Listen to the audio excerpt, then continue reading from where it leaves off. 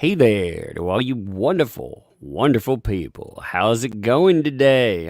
Welcome to a brand new edition of Gone Girl. Well, heard on the stand. I swear, yesterday was something to watch. It was something to watch indeed. What's been interesting is over the last day, people have been going through and they've been pulling all the movies that were quotable from yesterday, and there are a lot of quotable movies out there. Like a lot of quotable stuff. It's fascinating to see how many movies were blended in. I mean, we have everything from the talented Mr. Ripley, the speeches from that, to The Crucible. I mean, again, it's insane to look at some of it. April Faith, thanks for the two. Hope you have a wonderful morning. Hey, thank you for that. It'll be an interesting one. I'm actually looking forward to seeing things. So check this out. She used a quote from the talented Mr. Ripley, like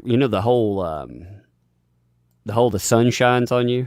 She was like, the sun shines on you and it's glorious. Yeah, that line, she used Marge Sherwood's line from the talented Mr. Ripley, which I thought was fascinating because the talented Mr. Ripley is about a sociopath that is very charming. Is very good at getting their way, and is also one of those people that will put you in a hole later on. And, well, it sounds just like the person that we saw there. But I thought it was very fascinating to see. Yeah, I thought, man, I recognize that line. I recognize the even the tea thing. Again, it's a bunch of, she gave a bunch of movie lines, and it was strange. She used movies and other TV quotes. Yeah, exactly. I mean, that's all there was. She was just a bunch of TV quotes.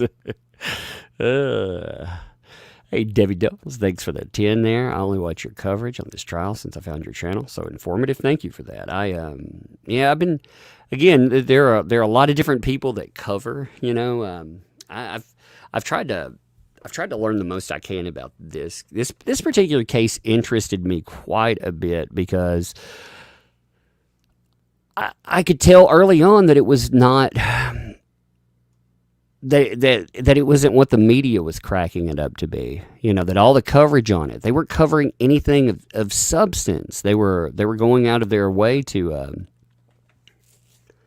basically frame it in one direction, and the evidence didn't follow.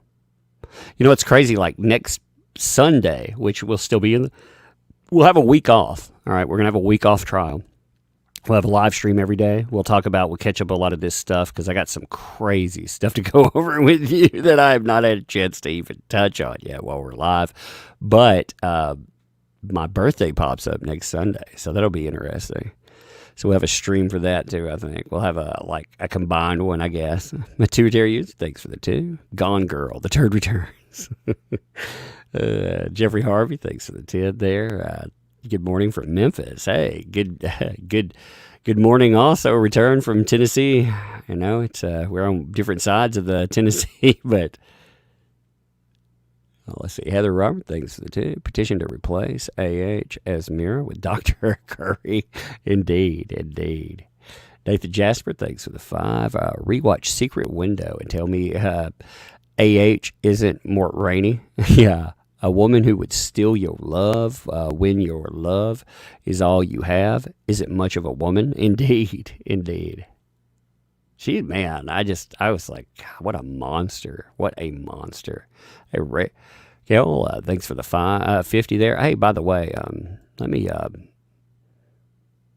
going to give you a wrench. I'm going to drop about 3 wrenches in the chat on some people off and on. You'll see stuff again.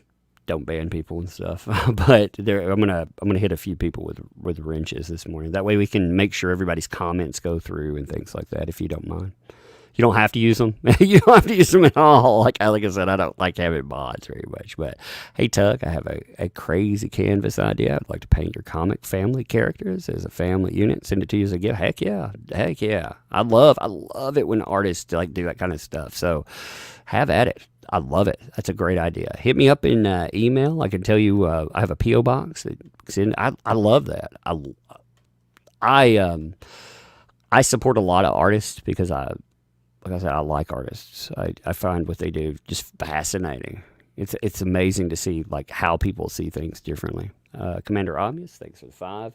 Today's testimony should be referred to as Turdsday Thursday. Let's get it trending in Turdsday Thursday. That's funny. Bailey Ann, thanks for the 10. Good morning. She is so freaking cringe to watch. Lie after lie after lie. Yeah, some people are like, I can't watch this. And the thing I would recommend for you, I realize you have to do what you need to do for your own mental health there. At the same time, I would say that a lot of you know this case and you know the lies. Like right off the bat. Okay, so there's a lie that I saw like right from go that she brought up. She said I'd never been hit like that before. I'd never had anything like, no violence. She told you there was no violence. Well, in her first testimony talking about violence, she said she had been hit by her father. So she, that whole violence thing about her dad, it's actually physical violence. She has referred to that in the past, but conveniently changed her story yesterday. I thought that was, I don't know, I just thought that was kind of interesting to see. Bree Watson, thanks for the 5 there. Your birthday's on the 15th? No way, might as well. Yep, indeed. Happy birthday to you, too. How about a birthday stream for all of us? Cooper Kendrick, thanks for the 5. Hey-yo, thank you for the stream. You're the best. Hey, thank you for showing up. You folks are the best because you show up and you make the stream work. Caroline Charm, Heisenberg Kennels, thanks for the 2 there. She is talking lines and scenes from movies. Yeah, I know, just straight up. She's like, yeah, I'm an actress. I can get away with that. Nobody will notice. Like, yeah, okay. Say, Becky, that's me. Thanks for the 20 there. Good morning, Tug. I appreciate all your hard work. Well, thank you. Like I said, it's been a lot of documents. I've probably read about 100,000 pages of documentation at least. And, it is fascinating, though, to be able to spend that much time and to look at something. And again, it's like a giant puzzle, like trying to figure out all the pieces. And again, a lot of other people, they add to that and they fill in blanks as well. It's fascinating when you see the lies yourself. Like you can bring them out. Her witness statements, again, we'll go over her witness statement in a live stream. I think that will actually, that'll help quite a bit because I think people will find it fascinating when you compare what she's claimed to the courts versus what she claimed on the stand. Because there's deviation. She's telling a new story. She's adding to it. She's adding factors that have never been there before. And it's fascinating. It's fascinating to see them change. Here, though, check this out. So, from her own witness statements, this is her own witness statement about her dad. This is about the wino thing that we heard. Her first, she says, "Oh, well, he smacked me there. I was stunned. I had never had a man other than my father hit me. Other than my father." So she didn't bust her dad in this trial. She didn't spend time. She made it sound like. And here's another thing too. I did a video last night. So she's actually got a secret arrest that no one knows about. She painted her entire history as being this angel, right?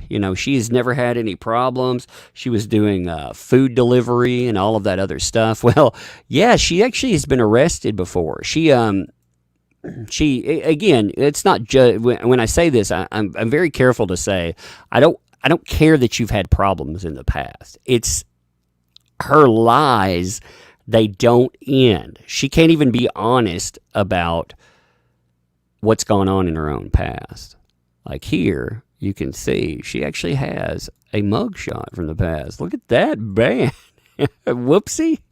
Whoopsie! Oh, I thought you were an angel working in soup kitchens. My bad. My bad.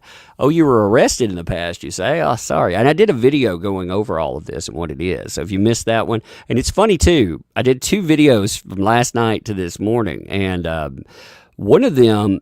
So I Stand with Amber has been trending, and if you go and look at it, the media is like, "Oh, look, she has all this support." No, she doesn't. It's full of people like laughing about it and saying this is ridiculous. I could only find one supporter, and there were top statements. They had about 600 likes on a post. They shut down their comments, and the other people making fun of that were getting like 8,000 or 9,000 likes comparatively. I mean, that tells you something. It says, yeah, people may be posting the I Stand With, but they aren't doing it in a way that's supportive of her. That's not meant as support. Yeah, I know she claims it as support, but it's just not at all. Like her media, those people she hired for media, I mean, they've been out there running hard. They've been running hard with it. Let's see. We'll have to pull up the bingo card this afternoon. I saw somebody mention it. We'll have to pull up our bingo card and see how our bingo's been going. Because it's been a good day for being INGO. I mean, there is a good bingo card out there, though. We'll have to pull it up, though. Good morning. Let's see. Bailey Ann, thanks for the 10. Good morning. She's so freaking cringe to watch. Lie after lie after lie. Yeah, I caught that one, but it's true. Cooper Hendrick, thanks for the 10 there. Hi-oh, thanks for the stream. You're the best. I appreciate all you folks. Like I say, I'm catching up where I was there. I know I've repeated a couple there. Warrior B, thanks for the 2. Happy birthday, Taurus. Mine's the 7th. Well, happy birthday with that. Mother's Day's right around too. I got my wife to celebrate with. Her birthday comes up. I mean, it's just like, wow, what a month. Tristan, thanks for the 2. AH raised by pigs and change story if the first one flops. That's true. Hey, maybe Babe would make a good story then. Raised by pigs, you say? Uriel Wright, thanks for the 2. Happy early birthday, man. Thank you for that. Dave Reaver, thanks for the 2. How'd you do with your bingo card? My bingo card was going pretty good. Like I guess I saw your comment. I'm gonna have to bring up the old bingo card, and we'll have to go through it all together. Freaking bingo. She God, some of the stuff that she did though. You know, it's gotta. I can laugh about it and make jokes, but man, it has got to suck to see this as your life. Here, check this out. Here's the bingo card. Yeah, I'm gonna pull it up and put it on the screen while we're getting ready here. So here's your bingo card. So let's see. Blames the dogs. We haven't gotten there yet. Hostage situation. We'll be there soon. Denies alcohol. You know, I like the denies cocaine. You know. Crocodile tears. I mean, again, we can see exactly like where we land with the bingo card. Oh my God, what a mess.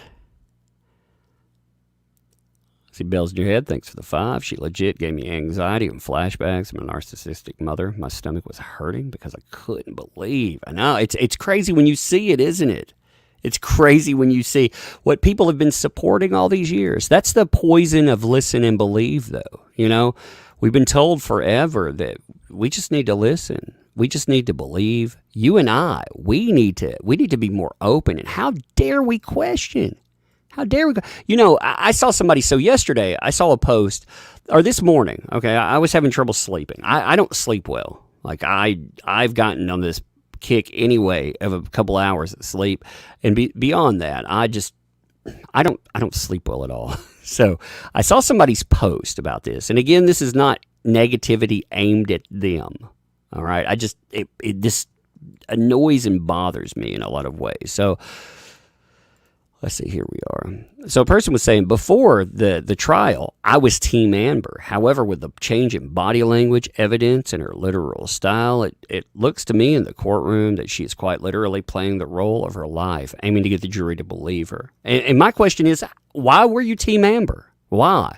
The evidence has been there for years. You didn't bother looking? Like, that's the problem with listen and believe. Believe all and listen. It's blind support, and it ruins lives. Beyond that, as I've been saying, the majority of us, many people have spent the majority of 2 years for sure, and years beyond that, but the last 2 years since UK 2020, being called every nasty thing under the sun. And that's just the start.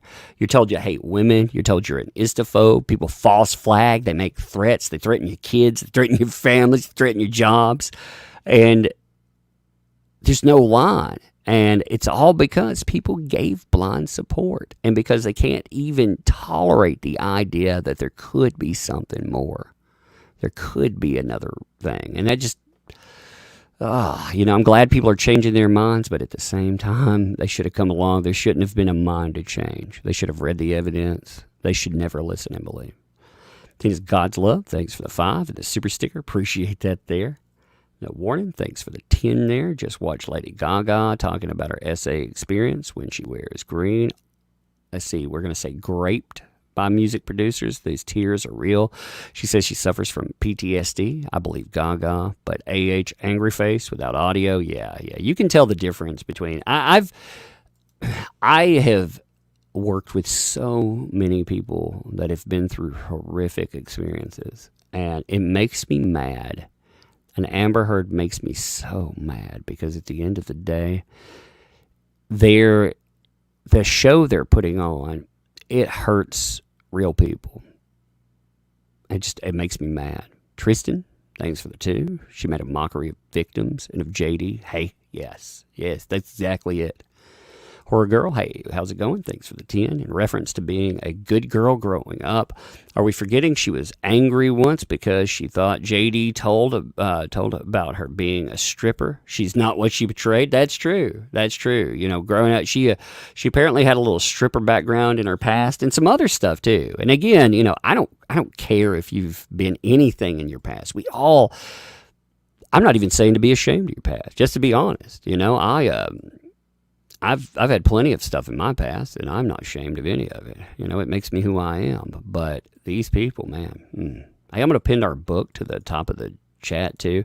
If you want change from industry, they won't ever give it to you, not without you taking it. And the way you do that is you support alternatives. So I'm going to pin an alternative. That's ours to the top there. And I hope you all will check it out if you haven't. Let's see. Everly Dixon, welcome. Thank you. Thank you for membership, too. And welcome to Tugs Thugs. One day we'll do a catch-up on memberships. If I miss a membership, it's because they don't show up in the same box where sometimes they'll show up, sometimes they won't, and sometimes they take a couple of days. YouTube's been behind by 2 days on some stuff. I didn't even know how, some of the numbers were going for a couple of days. So... I know I've missed memberships, and I'll give all of you a shout out there because all of you build this channel, you make it work, and I appreciate that. Sarah, thanks for the 5. She said she was shocked when she was supposedly hit. Then her voice changes completely, and she says, "Oh yeah, there was also this jar he had there." No, she's a terrible actress, and this is the acting role of her life. I mean, that's what you have to remember too. This is her acting role where she has to convince a jury of what's going on. And Lord, I hope these people are seeing through it. I really do. Because it's a mess. PJ, thanks for the 2. I wonder if her charity was community service. There you go. Yeah, somebody else said that too. Moontan, thanks for the 2. Soup Kitchen, right. Community service, exactly. That's what it sounds like for her. I mean, just the way she explained, I don't see her being, I don't see her being the community service type, and then for myself, I mean, I learned more community action and helping community as I got older. I'm not going to say that when I was young, I was young, I was being young. I thought as though I was young, and yeah. I mean, we all go through that, I think. Now some of us are better at it than others. But, hey, I'm going to go ahead and turn on. I saw 2 I saw 2 bots come through that were caught. So I'm going to go ahead. They put the prawn bots through, I like to call them, so I am going to go ahead and turn on subscriber mode. All you have to do is be subscribed to the channel for 1 minute to comment. So I just have to turn that on because otherwise the prawn bots make it through. And the bit bots, and they make a mess of everything. So it shouldn't make a big deal. It's just like I said, you have to hit the subscribe button. And if you hate the channel, then unsubscribe later. Yeah, it's up to you. Hopefully you stick around. But if not, I get it that you're good. Amanda, thanks for the 5. The super sticker, thank you for that. I appreciate it. Tarantula Ravenblood, thanks for the 5. I share a birthday with Lily Rose Depp, May 27th, which is the same day of Turds TROs. Yeah, I never thought about that. I never thought that the TRO was on the birthday of Depp's kid. I never thought about that. That's a fascinating thing I never thought about. Interesting. You're not Karen, thanks for the 5. I'm not watching Aquaman 2, especially at this line. I say boycott Warner. I'm just going to be brutal about it. Boycott the entire thing. Don't be part of Warner. Don't give them your money ever. You can be a pirate too. You know what I'm saying? But you don't ever give them your money. You don't need to. Take your money and put it elsewhere. Put it in something that respects you. Lilith, thanks for the 5 and that super sticker. That's cute. Thank you for that. Vicky Mills, thanks for the 3 there. Look at how she is acting now compared to the Depot. That's true too. This is, she has had 6 years to prepare her acting job too. 6 long years. And this is all that she could get done. Man, that's shameful. This is the role of her life, and she could get it done. Rafael, the Angel Dog, thanks for the $30.99. Thank you. The difference between JD and Turd is she was spinning a tale with a lot of filler words, but he pauses and stutters because he is getting lost in the flashback memory while struggling to stay in the present. Yeah, and also, he picks his words. Like, you'll hear, there are moments, especially like if I'm talking about mental health or something and I want to get it right, like I slow down and I will pick my, I do that. That's the way that I choose my words. Different people have different styles in that. And he's going through some stuff also, as a man going through stuff like that. Emotion is weakness for men. That's how society perceives it. Emotion is weakness for men. He had one moment where he was like he got a tissue and he covered his face somewhat, and he didn't want emotion to come through because emotion is weakness for men. That's how society has always perceived it. You cry on that stand, you ain't a man. And a lot of that is fighting back raw emotion. Yeah. Paul Cook, thanks for the 5. I'm not saying I agree with that at all. I think that's trash. That's why men don't ask for help, and it's okay if she cries. It's not okay for him to cry. Societally, Paul Cook, thanks for the 5. Working in soup kitchens was a community service by the looks of it. LOL, you can tell. She's lying. Her mouth is moving. That's very true, too. How do you know she's lying? Oh, because she was speaking. Alma, thanks for the 3 there. And the fierce bulb. Appreciate that.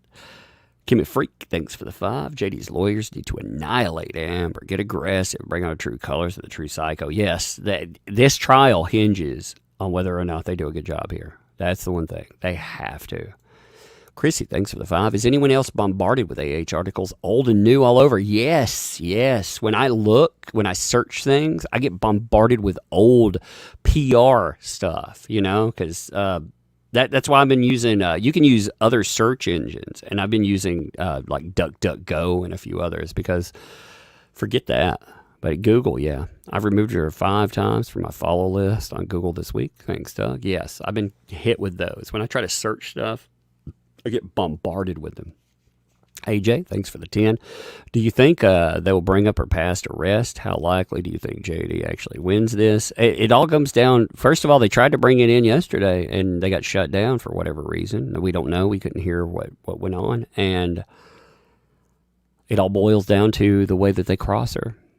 This case is won on cross or lost on cross. They have to win there. Or total, thanks for the 5. Was it a DV case? It took me 3 years to prove I was deployed overseas when the accusations were made. See, that's the trash there. Guilty until proven innocent is not justice. That's not justice at all. That's not how this system's supposed to work either. Now, Reaver, thanks for the 5. Happy pre-birthday. Birthday cake or birthday muffin? I'll go with birthday muffin as I get older, to be honest. I prefer Dr. Curry's partner. Had some good ones. Keep it away from the crazy cat lady, though. Yeah, indeed. Heather Robert, thanks to the tea. I hope they ask her to repeat this story. It's not the same. Yes, I'd like to hear her have to do all of that again. Try to work that in. Debbie Dawes, thanks for the 5. She totally set up the table with the lines and drinks. Yep. I've got a breakdown of that. There's more to that than people even realize. Like that picture on the table. I've got a video that I'm working on. I'll probably drop it tomorrow. It'll just tear that thing apart. There's more evidence on that table that it's hers than anything else. And that table actually causes her more damage than anything. Tony D, Dauntless Detours, thanks for the 5. And ThatUmbrellaGuy, sorry, I'm a few minutes late. Y'all, please hit the thumbs up for Tug to say thanks for the coverage.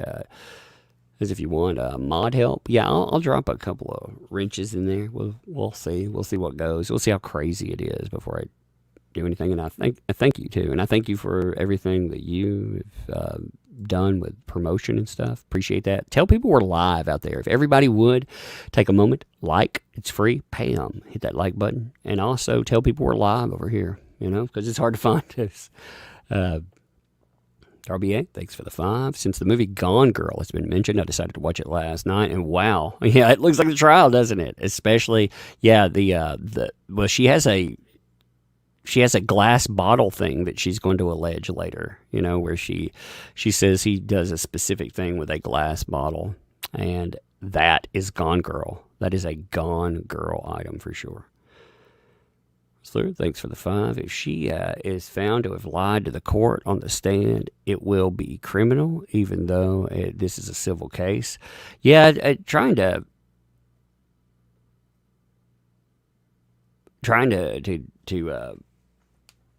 get somebody to do something about it is very difficult. That's one of the problems there. Jenny, thanks for the 2. I send tons of $2 super chats. Do they disappear later? No, I've got a list behind here. I go through the list, I mark it. So I hit them on recap a lot of times because when we're during the trial stuff, I make sure to hit everyone at least in the gaps and everything else. But while we're going, sometimes it we just have to go back and catch them. But no, they don't disappear. We have a list. Once they flow off the thing, there's still a list of them to go through. And I appreciate that too. Nathan, thanks for the 5. Before court starts, just wanted to quickly plug BetterHelp. If you need help, they're wonderful. $80 a week, unlimited talk, text to a real therapist. That's actually good. If you can get help for $80 a week, that's actually very good. That's very cheap, to be honest. I'm keeping an eye on the trial, too, while we're talking. Shabaka Wookie, thanks for $2.79. Can we get a snot today or just a quivering lip, Amica? Maybe she could rub some Amica below her lip. Maybe that would at least look like tears or something. You know what I mean? She could at least look sad that way. Savannah, thanks for the 5. Anyone catch quite a talented Mr. Ripley? That's what I was talking about at the very beginning. Yeah. I kept thinking, I couldn't place it when I first heard it. I was like, what is that from? What is that from? And then I found out, But yeah, at first, like I said, I couldn't place it at the very beginning. I kept wondering, I kept thinking, I know that quote. Like, where did I hear that from again? Where did I hear that from? And yeah. And it turns out I knew where we heard that from. Give me 1 second here. I'm watching 2 feeds here. This feed's behind. There's a couple of court feeds out there. Trying to decide if I need this court feed or not. A couple of court feeds have gone live, but none of them have sound on them. I've got them set up behind the scenes, though. There's one I specifically like to use, so I'm waiting on it to go live. But if the sound comes on the other one, I'll use it. Cat lady. That keeps getting... All right, I'm going to pull this one up.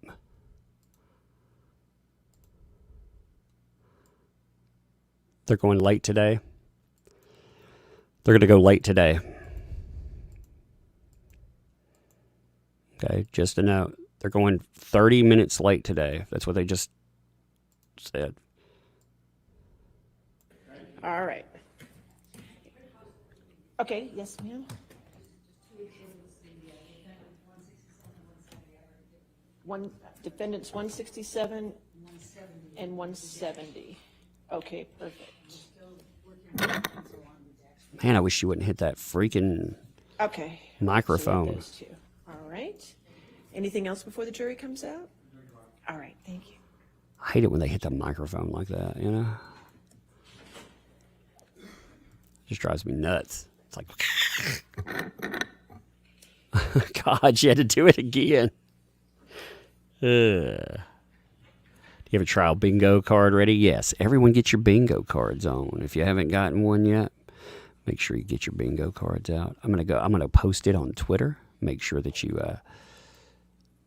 if you haven't picked up one, like I said, I'm gonna post one now on Twitter. Make sure that you have your bingo cards on. So just give me a second. I will post that over there.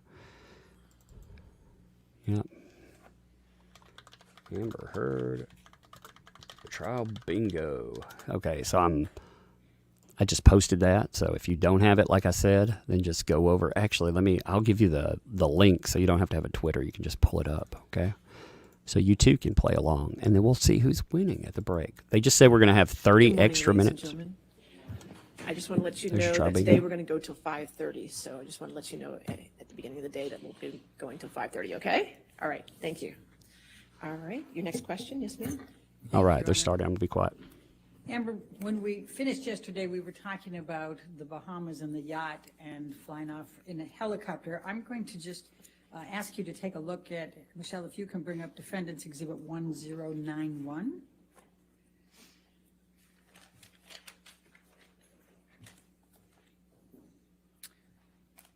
I think that's 1090.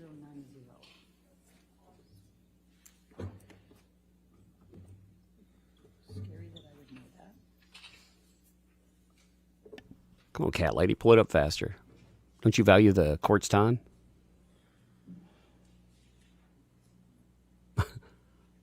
Isn't that what Rottenberg kept saying? You too may value the court's time.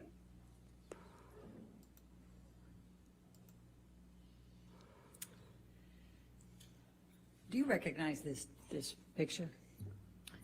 Yes, that looks like the picture I took of Johnny in July, around July 2013. Okay, and why did you take this picture? Because at the time, I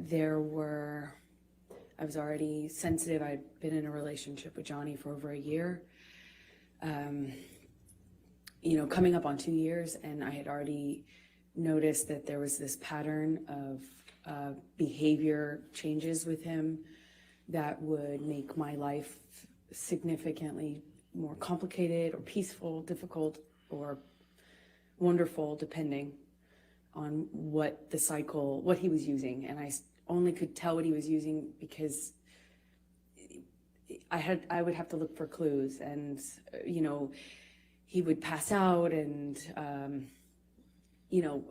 get sick and lose control of himself, and then people would pick him up and clean him up and fix it, and he wouldn't either remember, or he would deny it, or he would accuse me of saying that this had happened when it didn't, and there was no one to back me up. There was just his employees and everyone who had been taking care of him, versus my word. And so I started to take pictures to say, look, this is happening. This is, I understood enough about addiction to know that you have to hit rock bottom, like you have to have some consequence for your action or for your behavior if you ever change to get better. And it seemed to me like that was not happening. So I noticed a behavior pattern change, and he started to, instead of, fits of rage, he started to pass out a lot and fall asleep and kind of fall asleep mid-conversation. And it was just a pattern change. So I started to pick up on the clues so I could figure out what I was dealing with. Your Honor, I'd like to move the admission of Exhibit 1091. Any objection? No objection, Your All Honor. right, 1091 in evidence, you can publish. Thank you, Your Honor. And Ms. Heard, and what is depicted in this picture? Please tell the jury. Johnny passed out on the island where we were vacationing. He had had a bit of a stint of sobriety right before this, and it started to change with his friend Paul Bettany. And yeah. Okay. Now I'm going to ask you, Michelle, can you bring up Defendant's Exhibit 1095? We talked about March 2013 yesterday, and I just wanted to bring this up quickly.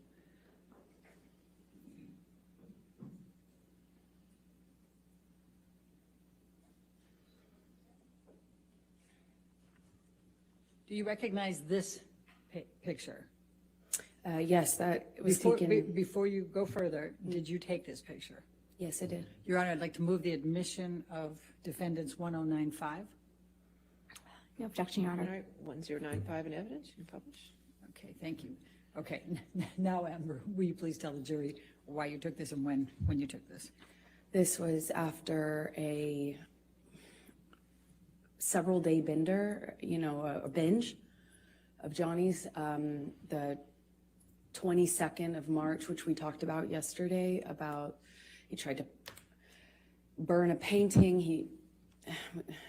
It was accusing me of having affairs with a musician, my ex-partner, and he was on these, a drug binge where I saw him no eating, little to no sleep, and he would just use cocaine and drink all day long. Okay. And that would go for a period of time, and then a major blowout, and then he'd get sick and pass out, and then feel really awful, and often, including this time, would start a period of sobriety after that. Okay. Now I'm going to take you to mid-July 2013, the Tokyo press tour for Lone Ranger. Can you please tell the jury about that particular trip and the events relating to Mr. Depp? Sure. He was promoting a Lone Ranger, and I had just met his kids at the premiere in Los Angeles shortly before this tour started. They found out about me. Amber, I'm going to just ask you not to go through that. Sure. Just take us to Tokyo, please. Okay. So I believe we went from that stop to Tokyo with the kids, and he had difficulty with drinking in front of them. He was trying to hide it, and yet he was dealing with some stress around his career. I didn't have a lot of details, but he was drinking at the restaurant, and the kids were kind of, noticing, but not really sure what to make of it. Objection calls for speculation and hearsay. She didn't say what they said. I'll sustain us to the last Okay. part of the answer. Okay, please continue, but don't say what they said. Okay, the kids said. Anyway, Johnny became upset with me for judging him. He was,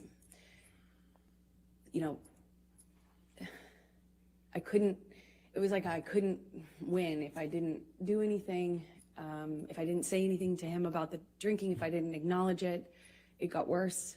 If I did acknowledge it, it was my fault and I was nagging. And I get it, I wouldn't like to be told what to do either, so. But it made him really angry, and the kids were in on this press tour, and I was just concerned about them. I was concerned about them hearing us. Johnny screamed at me in the hotel room, and all I could think were the kids were in an adjoining room. What if they could hear us? You know, I had just met them, and I didn't want them to think poorly of me and hate me, not knowing what was going on, you know, in our behind closed doors. I remember him, it was name calling, and he eventually passed out. Do you recall what names he called you? Do you recall what he said? I heard at this time, nagging bitch all the time, called me a cunt. He even said that he made a mistake with me, and that he didn't want to, that when we touched back down, he'd get rid of me and I'd go back to, he said some disgusting things to me. I don't know if I need to repeat it. Okay, let's go. Michelle, can you bring up Defendant's Exhibit 1090? You indicated, I think, that he passed out at the end of that. Did you take this picture? I did. Okay. Your Honor, I'd like to move the admission of Defendant's Exhibit 1090. No objection, Your Honor. Thank you. 1090 in evidence, you can publish. Thank you. And where was Mr. Depp when you took this picture? He was passed out with his head in a table in the hotel room, in our hotel room, not the kids' hotel room, in Tokyo, on that press tour. All right. Now I'm going to take you to August 2013. What, if any, discussions did you start having with Mr. Depp about moving in with him? Well, after this, I was getting close to his kids, and he had a stint of sobriety shortly after that, and it felt really good again. And shortly after that, he started suggesting that I let him rent my apartment for the vultures. That's what he called the press. And he said now that we were like a known couple, now that it was out in the press, that my apartment wasn't like safe effectively for me. And I had a modest apartment in Los Angeles. And so he started saying I needed to have security on me, or we'd rent out the neighboring houses because of the vultures. And it was a conversation, and then that conversation evolved into I should move in with him. Always wanted me to go with his security guards, wanted me to have his credit card. Obviously I wouldn't accept that, but the conversation about moving in became hard to resist, because I was increasingly becoming a part of his life, and also loving his family, and feeling like, more stability would mean more stability with him and his struggles with drug and alcohol use. And I thought I would minimize some of the jealousy and insecurity that he had. It was hard for me to justify working. Every audition, every meeting, every script I got was a negotiation or a fight. I had to justify it like as if I was saying, hey, let's have an open relationship. It was, and I thought that would be minimized if I could make him feel more secure. By, if we live together, certainly there would be more security, right? And that was my reasoning. So you talked about still reading scripts and things. What, if anything, did you do differently in terms of pursuing your acting career? Well, I've always been really independent, and I've never imagined not working. I've worked from the earliest time I can imagine. I come from, parents who worked until they literally couldn't anymore. I never imagined myself having to explain my job or justify my job, but I did, and I am independent, and I see myself as independent. and strong-willed, and I had to bargain. Every time I'd get a script, it would be, you know, I thought you weren't taking another job. I'd always say, are you kidding me? That's crazy. I have to work. I support my family. You know, when I moved out to LA, I'd get a check for, you know, a gig, $600 or something. I'd save half for me, send half to my family. You know, I kept having to justify taking work by saying, I'm supporting my parents, you know, I'm supporting my sister, I'm supporting my family, I have to work. And he would say, you don't have to work, kid, let me take care of you, my woman doesn't have to work. And that sounds really sweet and really romantic in some way, but it became a real fight. You know, every time I got a script, it was what kind of, you know, how I was dressing, what kind of behavior I'd have, how did I have a sex scene? And then I started saying, no, I won't take the sex scenes, or, you know, I'll take the part where I don't play, you know, that kind of character. Or then I started minimizing the kinds of kissing scenes that I had, and eventually I had to change the wardrobe that I could have in the movie. I couldn't have a sex scene, but that all, you know, it didn't happen all at once, of course. It was little thing after little thing after little thing, and eventually I found myself pushing as many scripts off my desk as I could, picking the ones that had minimal makeup, dress as conservative as possible, finding ways to minimize the scenes I had where I had a romantic involvement of any kind. It was a constant battle and negotiation. So let me take you back. Did you, as a result of your discussions with Mr. Depp about moving in, did there come a time that you did move in with him? Objection leading. Overruled. Thank you. Yes. Please, and let me ask you this. You've talked about penthouse, we've heard a little bit about penthouse appointments and suites. Could you just explain to the jury the different places that Mr. Depp had in Los Angeles and what they were called, just so we have some context here when we're going through all this? It's a little confusing, I imagine. He had about, I think, 4 or 5 mansions in this beautiful, like, you know, border of Beverly Hills and West Hollywood, and they were all on a cul-de-sac, and we called it Sweetser because that was the name of the street. And there 5 houses, I think 5 houses, it could be 4, all, you know, effectively he had the whole street. Then he had about 5 penthouses downtown on the same floor of the Eastern Columbia building, which you've heard about, the ECB. And Sweetser was, you know, Johnny's kingdom.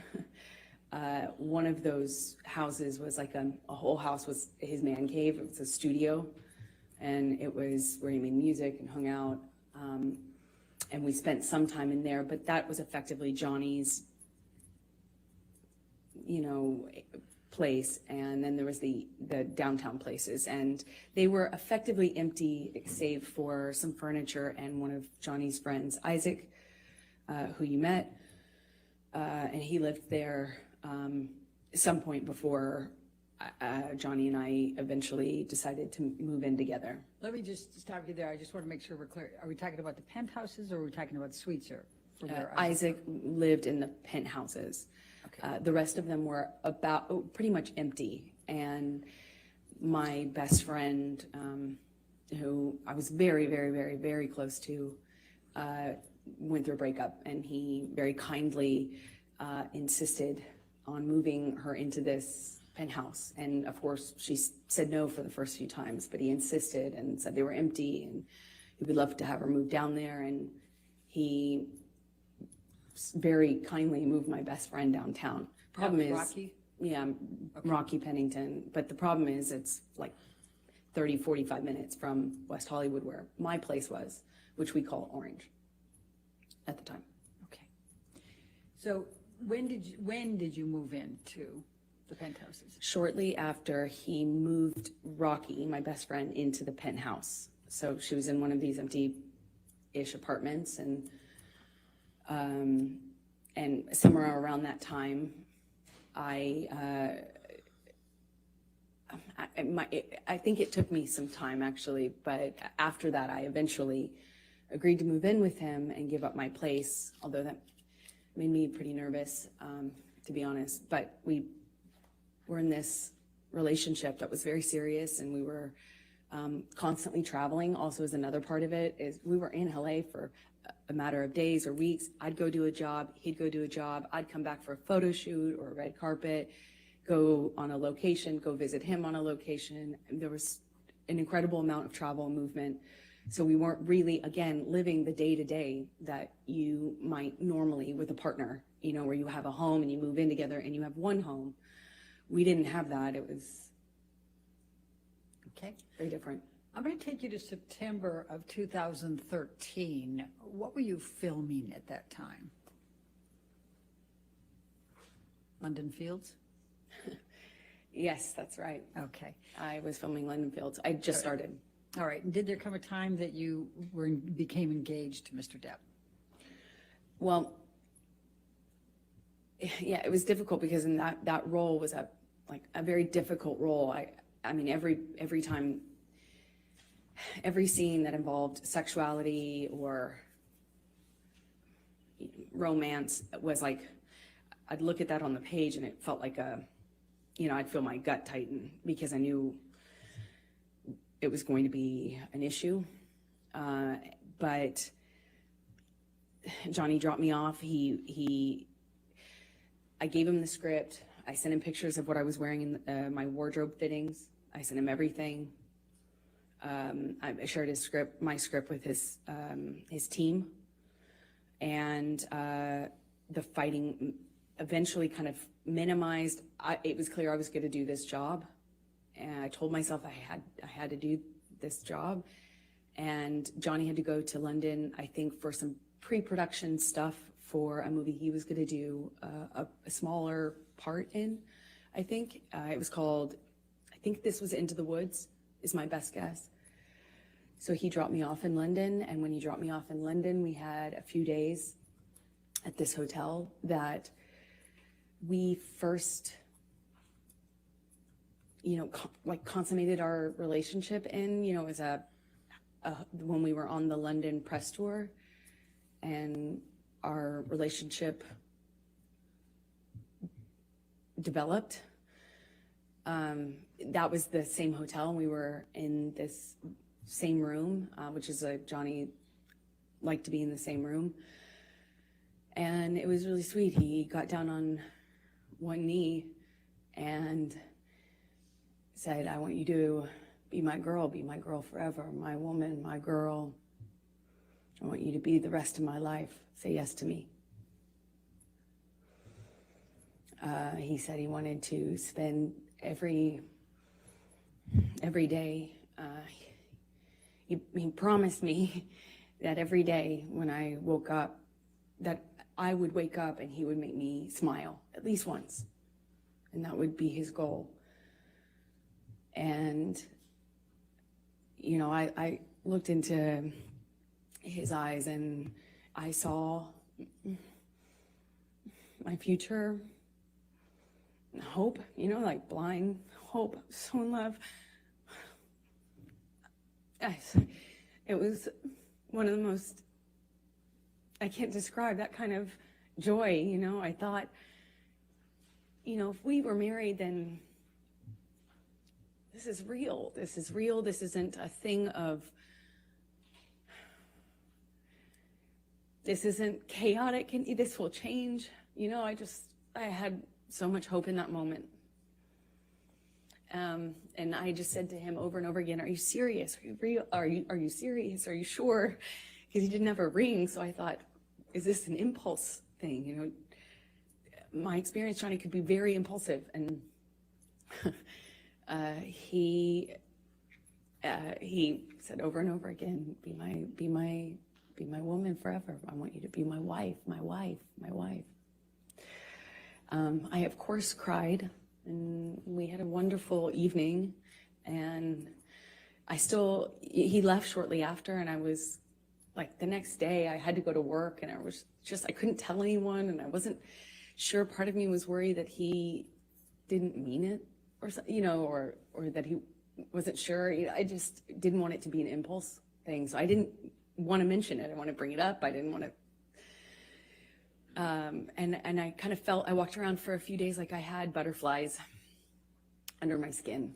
And then he brought my dad out to London with my best friends. And my dad told me,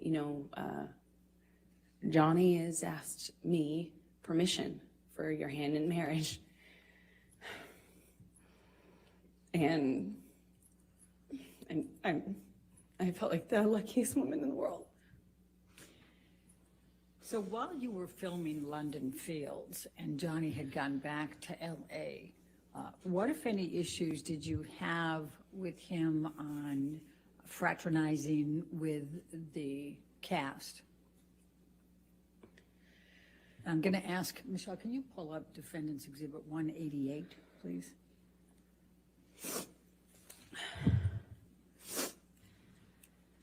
Your Honor, I'm going to object on hearsay. Your Honor, I'm going to, let's pull up 188A. I've redacted everything but what Mr. Depp says All right, let me on just take a look at 188A. 188A. That's admission against interest.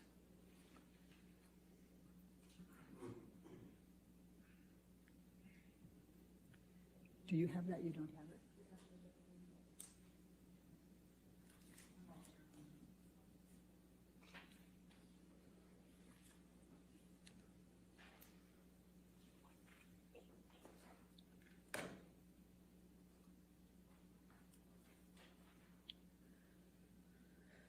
Give that a minute.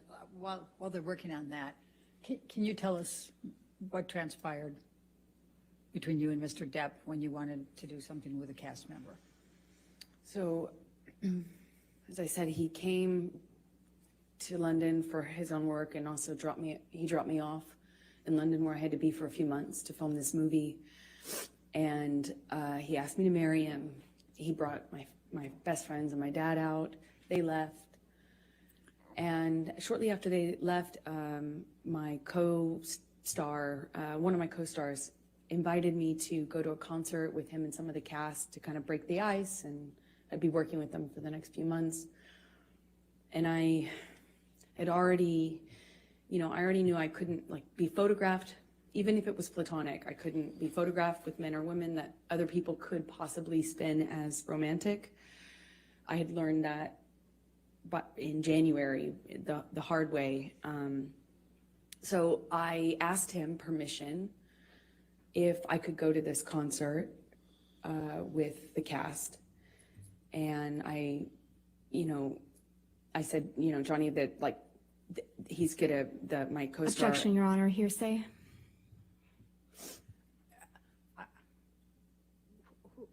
Don't tell us what the co-star said. Just tell us what your communication was with Mr. Depp.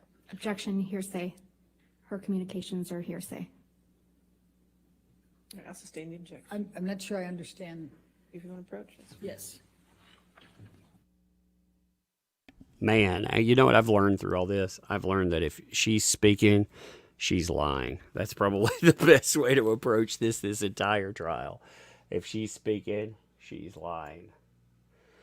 Good Lord, man. Like the stories that she just kicks out there. I hope the jury sees through. You notice that she's trying her makeup different and stuff, but at the same time, look how she's dressing. Like the attire for it. Man, it's like the robot turned off. Look at her face. She must recharge lies. Oh my gosh, man. She does. I mean, it's just like a robot shut down.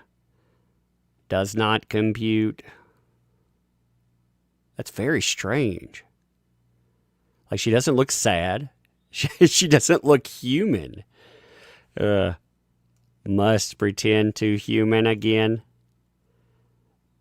I mean, seriously, it looks like I feel like my computer locked up because of her face like that.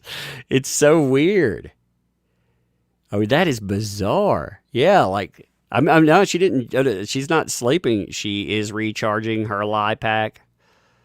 Maybe a tear came out. She's like, "Oh no, I am shorting out. Lie exe will not load. Help me, help me." It's so bizarre. It's so bizarre.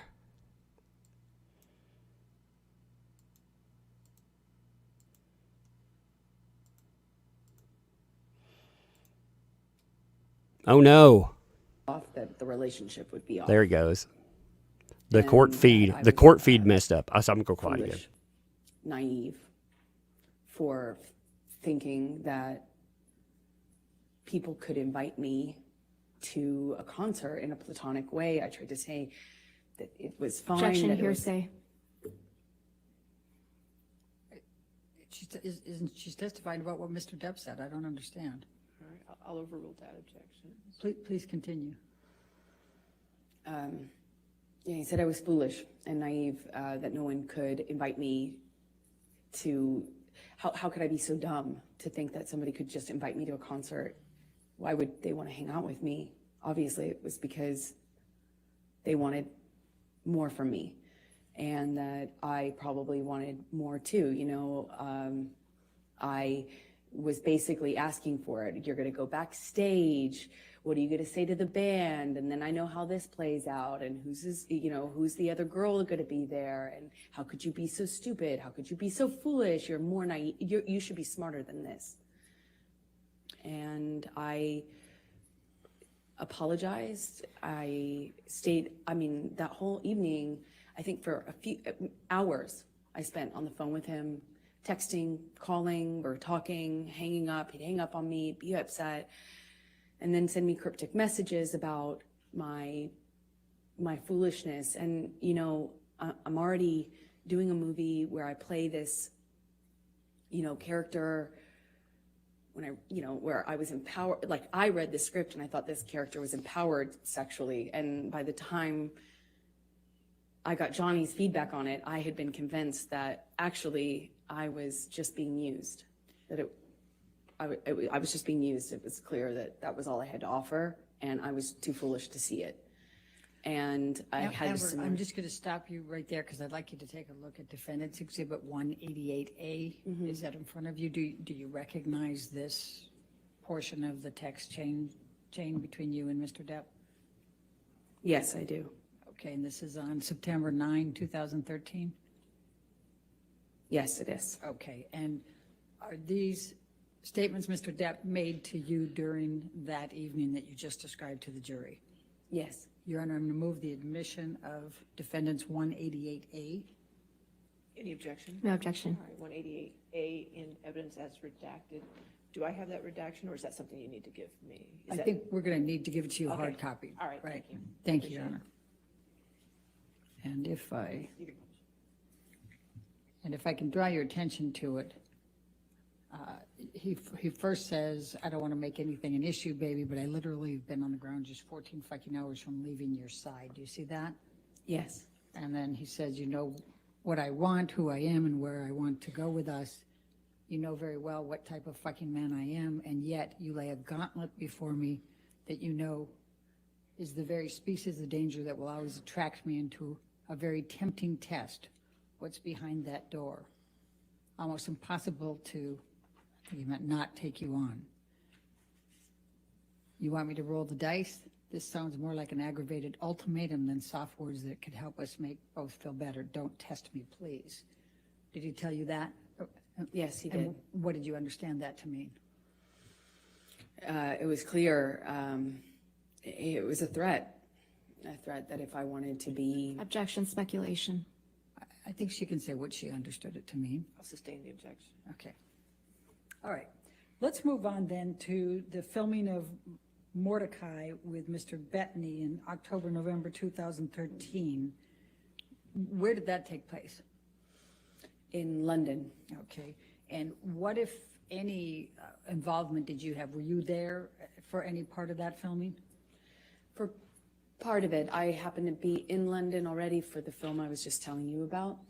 And Johnny came to London shortly after to film his own movies. He did the smaller, I think it was a smaller role in Into the Woods, and then he was filming Mordecai after that. So after I finished my movie, I moved in with him into his house in London, a rented house in London. Okay. And describe your experiences during that time period with Mr. Depp. It was really touch and go. He was filming with Paul Bettany, and there were days when he wouldn't come home, or they couldn't get him up out of on set. He'd be asleep in his trailer, sleeping whatever he'd done the night before off. I remember he missed a few days of work that way. It struck me because in my experience in our job, you don't miss work. It doesn't matter how sick you are, you go. It's millions of dollars every single day they're filming, and I had not experienced someone who could effectively just control the set like that, to that extent. And one day he didn't come home, and I was worried sick. I found out that he was in a hotel room with Paul Bettany. Objection, hearsay. Okay. Move forward, because. When he came home, they had to carry him home. Objection, hearsay. Did you see them I carry watched him? it. Okay. Go ahead. Okay, please continue. I watched. I was shocked that he could do it. One of the security guards carried Johnny like a baby into the house, and I looked at that, and his boots were hanging over the security guard's arm, who had to negotiate getting through the doorway, carrying Johnny like this. And I watched this, his assistants and the other security guards shaking their head, just shaking their head, acknowledging this is how bad it is. And I remember thinking, this has got to be it. Like, this has got to change. This is it. And he was understandably very, very sick for at least 2 days, is my recollection. And in that 2 days, I had a lot of conversations with his team. I won't say what they were, but I felt at that juncture very encouraged that everybody and myself were on the same page.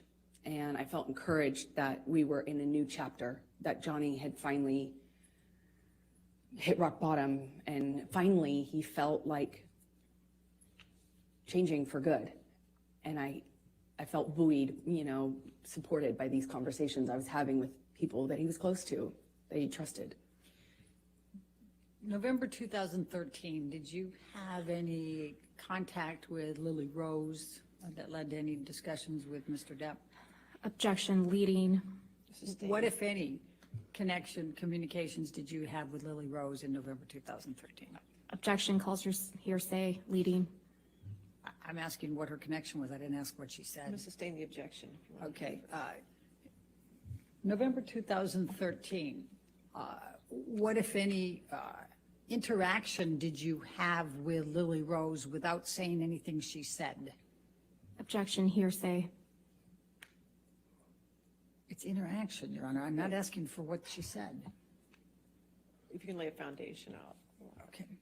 Did there come a time in November 2013 that you saw Lily Rose? Yes, they came to stay with us for some time in the winter. Yeah, around November, I believe, 2013. When you said they, who were you referring to? Johnny's kids, Jack and Lily Rose. All right.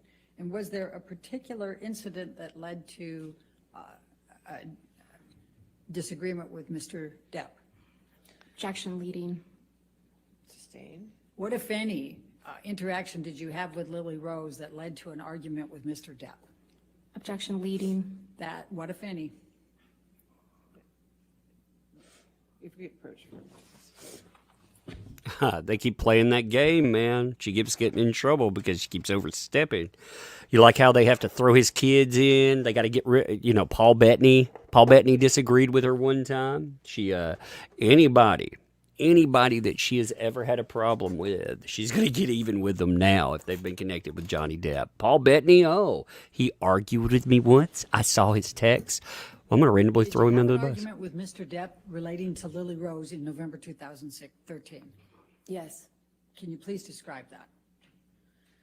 Well, I was, these kids were, I found them to be these beautiful, wildly intelligent little weirdos in the best way. They were, I was falling in love with them. And, they were in my life at that time, a short amount of time, but I loved it, and I started to feel very protective, and Johnny's sobriety meant that he was there and then he wasn't, and the nature of our lives with the travel and work meant he was there and then he wasn't. And Lily Rose at some point had a crush on a Objection, hearsay, and lack of foundation. I'll overrule for them. Thank you. Please continue. This argument happened because Johnny was, I didn't agree that this gentleman, it was a famous musician, over the age of 18, spent the night at the house, and I felt protective over Lily Rose and concerned.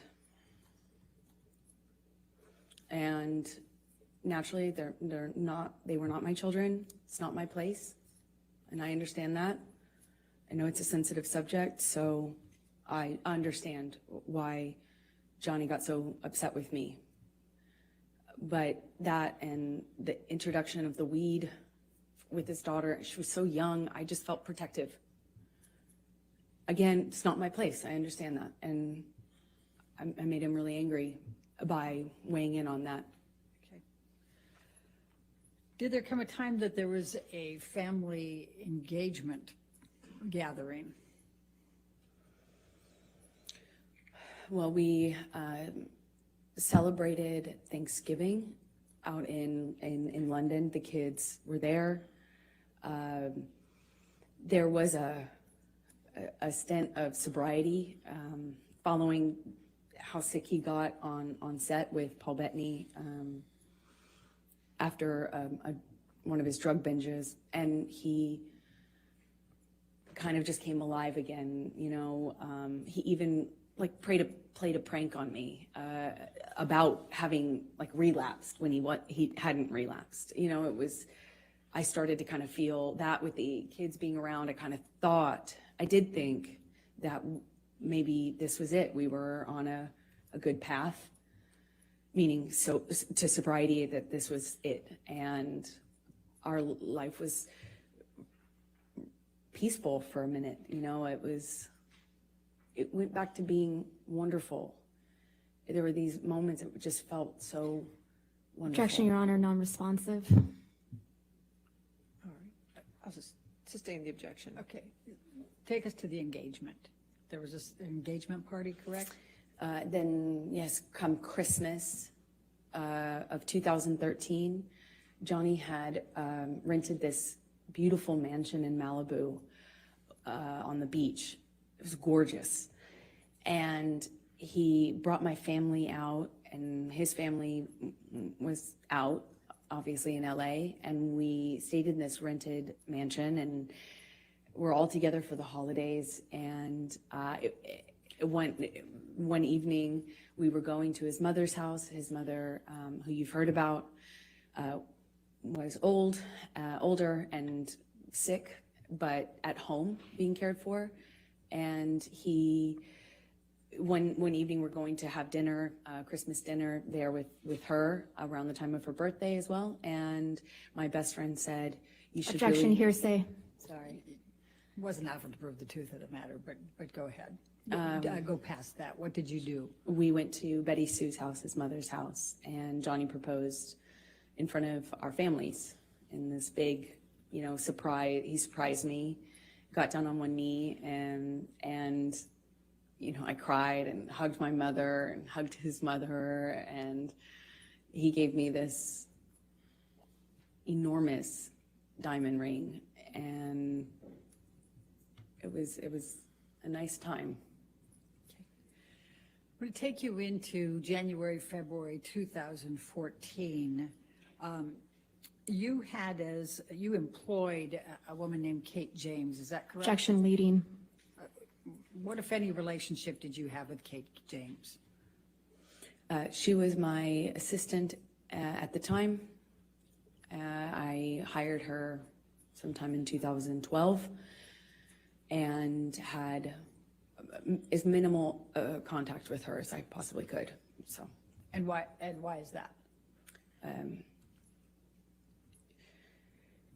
She was difficult, troubled, and inconsistent. She drank on the job and stuff like that, and her behavior was pretty Objection relevance. horrible. She's already testified. Kate James has testified, and I think bias. We can. All right, I'll allow that. Go ahead. Thank you. Okay. Please describe for the jury what job responsibilities Kate had and how you communicated with her and kind of how that worked. Objection compound. Overruled. Thank you. We had minimal person-to-person interaction because I was hardly ever in LA. If I was there for a few days at a time. And Johnny and I kind of lived in this insular bubble anyway when we were together. But we would send emails, texts, and a lot of voice memos, voice notes. And, you know, if I found that if I said, Kate, you know, you left the car running with your doors open and your kids in the car on the street, you need to Objection move it. hearsay. She's not testifying. She's testifying about context. Sustained objection. Next question. All right. I'm going to ask you to take a look at Defendant's Exhibit 209.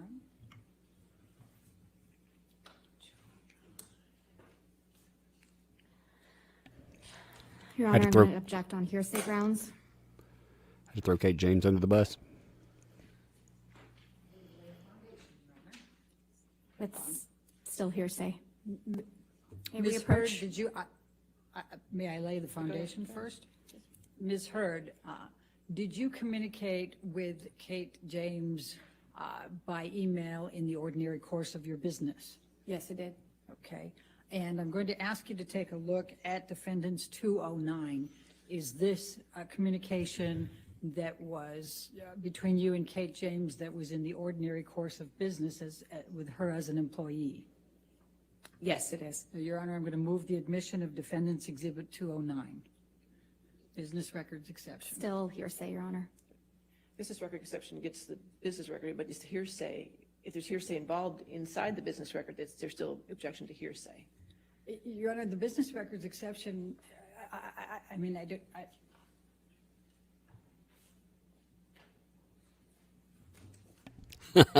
think that's the point that hearsay can. I love watching them get torn apart because it's throwing off her.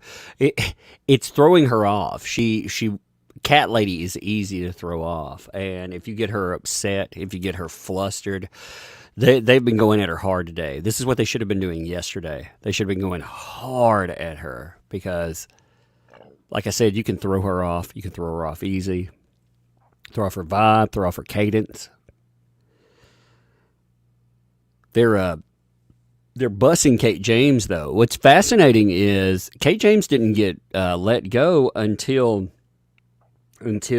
much later on. So to say that she was drinking on the job and that she was all of these terrible things, I don't see Amber Heard being I don't see her being that kind of employer that she's going to give you any kind of leeway.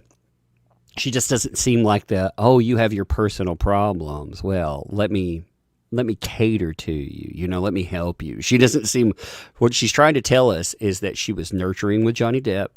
She was nurturing with Kate James. She's this nurturing and compassionate person. And again, I'd like to see some evidence of that somewhere, because we have not seen that from her normal actions. If you look at how the person testifying today looks different than the person that testified in 2016. She's had 6 years to practice this story. When she first came out and it was raw, though, when she was first learning what to say about this, I mean, that gives you the feel for who Amber Heard really is.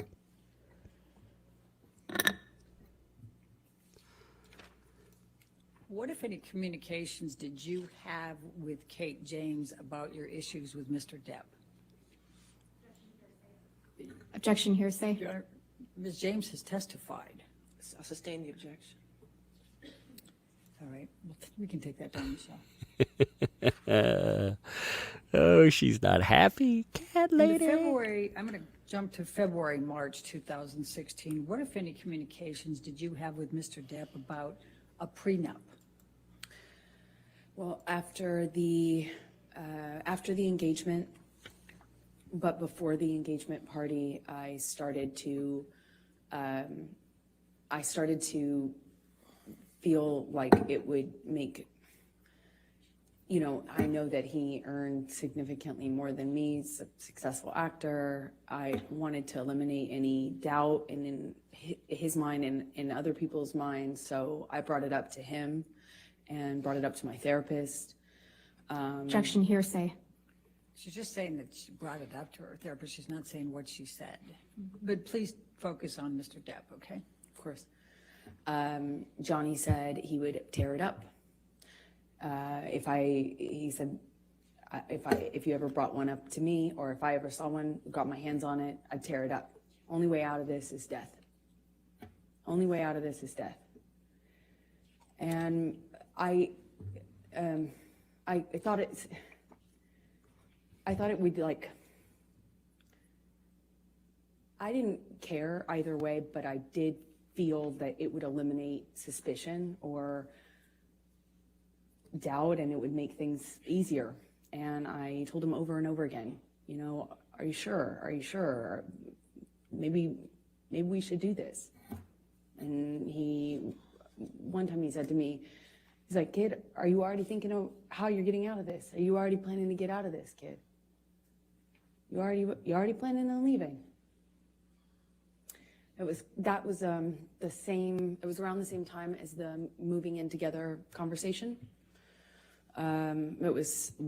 He accused me of having 1 foot out.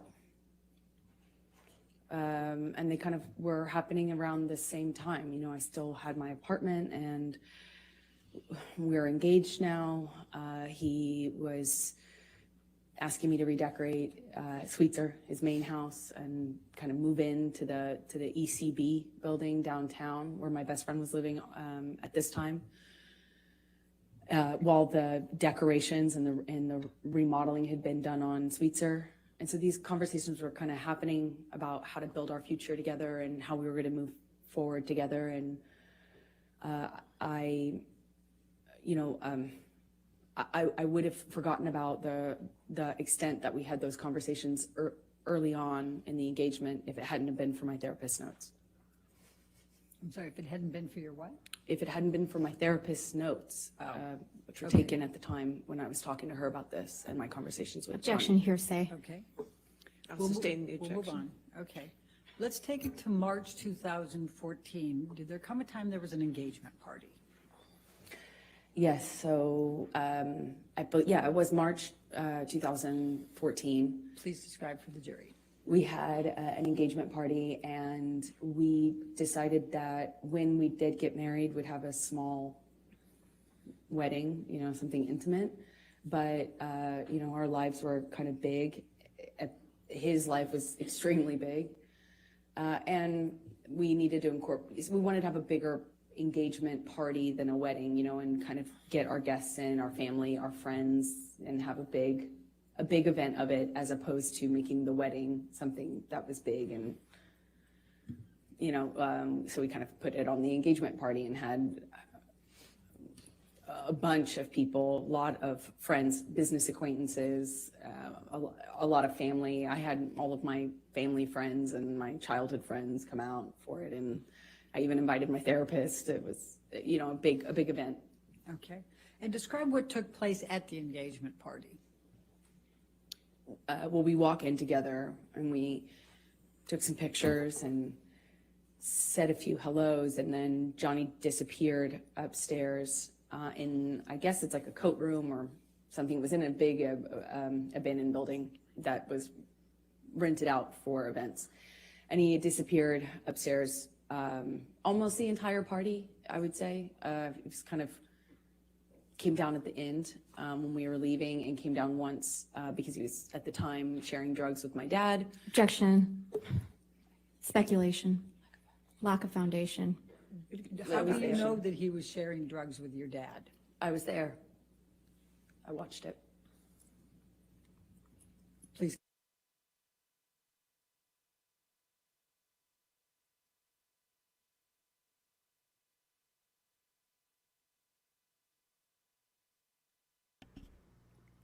The court feed's having some problems.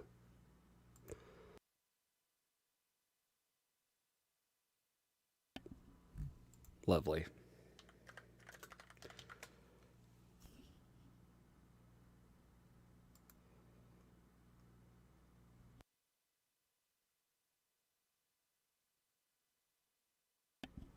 All the court feeds are having problems.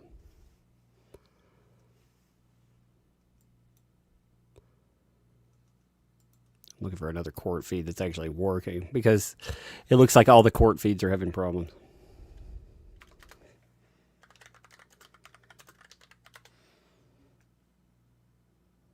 We're going to find another one that...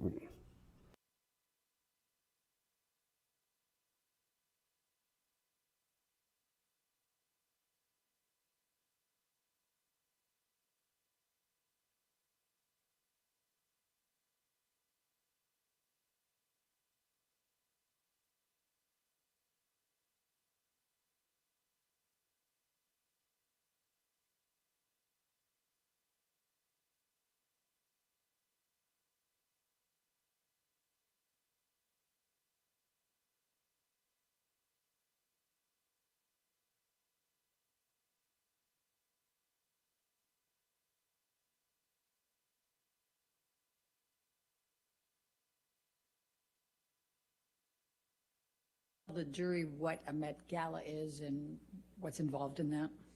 Objection. Compound. Overruled. Met Gala is a big event, annual event, celebrity event in New York. It's a fashion event, but it's just a major red carpet event. And you have to be invited, and it's kind of a thing, you know. And we were invited that year, and I had already gone for the previous year or two.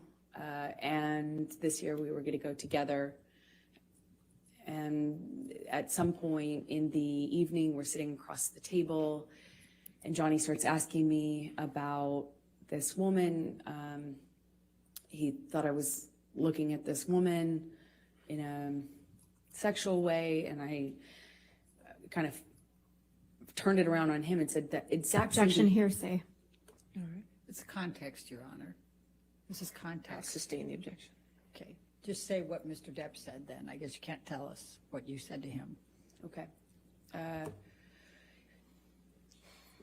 He was accusing me of flirting, and that's how the argument started. I don't recall what other accusations I was fielding at that moment, but typically in my experience with him, it wasn't just one. So you'd make a point, and then he would go on to a different accusation. But I remember that what started it is this accusation that I had been flirting at this event. We get back to the hotel room, and Johnny shoves me and kind of grabs me by the collarbone area, like not really my neck, but top of my neck,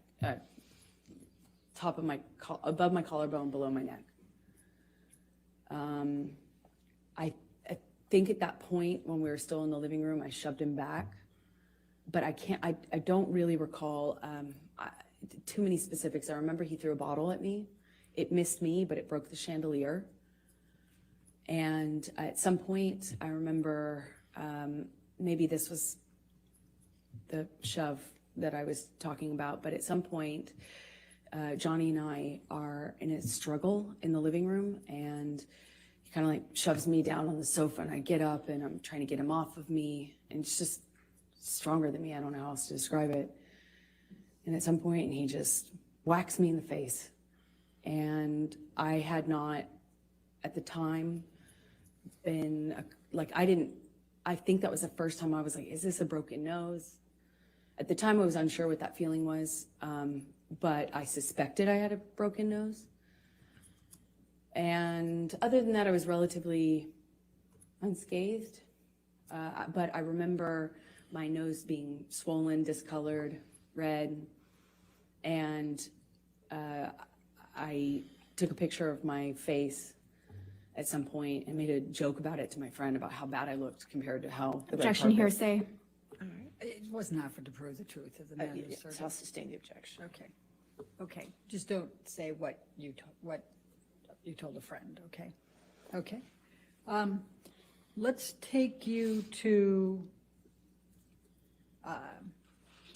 the Adderall Diaries. When did you start filming the Adderall Diaries? What? We get no picture of the broken nose? She Believe- said she took one. May. I filmed another movie in New York, March, April, May. I went straight from that movie to another movie, an independent film with James Franco. The one I had previously shot was with Christopher Walken. That's right. Okay, so I went from one to the other and saw Johnny in these, in between, like if I got a long weekend or, I'd fly home to be with him and then fly back. It was kind of like that. Fly back from where? Where were you filming those? In New York. Okay, and where was Mr. Depp at that time? Johnny was in LA at the time and then eventually went on location for his movie, Black Mass, in Boston. So you were in New York and Mr. Depp was in Boston at some point? in May? Eventually, by May 2014. That's it.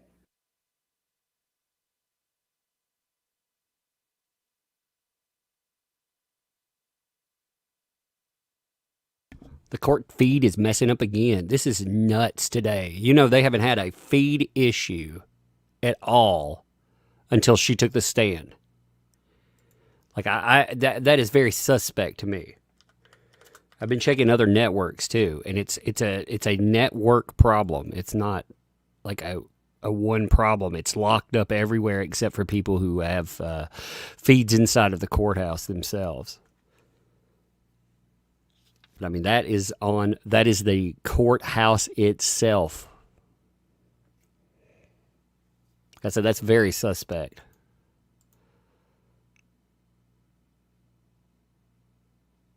Yep, it's everywhere. I'm looking at everywhere. It's everywhere. I'm looking at every feed because I'm looking for other feeds. I find that to be very convenient, I suppose.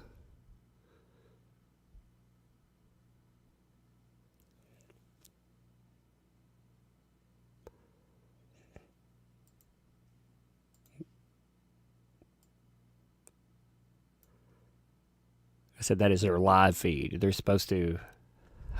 What a mess.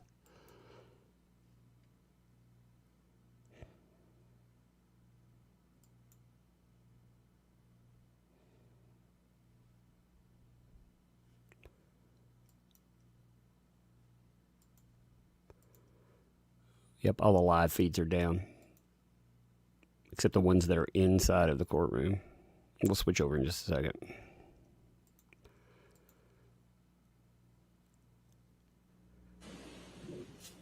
There they go. Again, don't you find it very suspect that... Tell the jury what Mr. Depp said.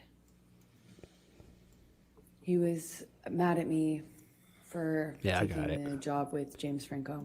He hated James Franco, and was already accusing me of kind of secretly having a thing with him in my past since we had done Pineapple Express together.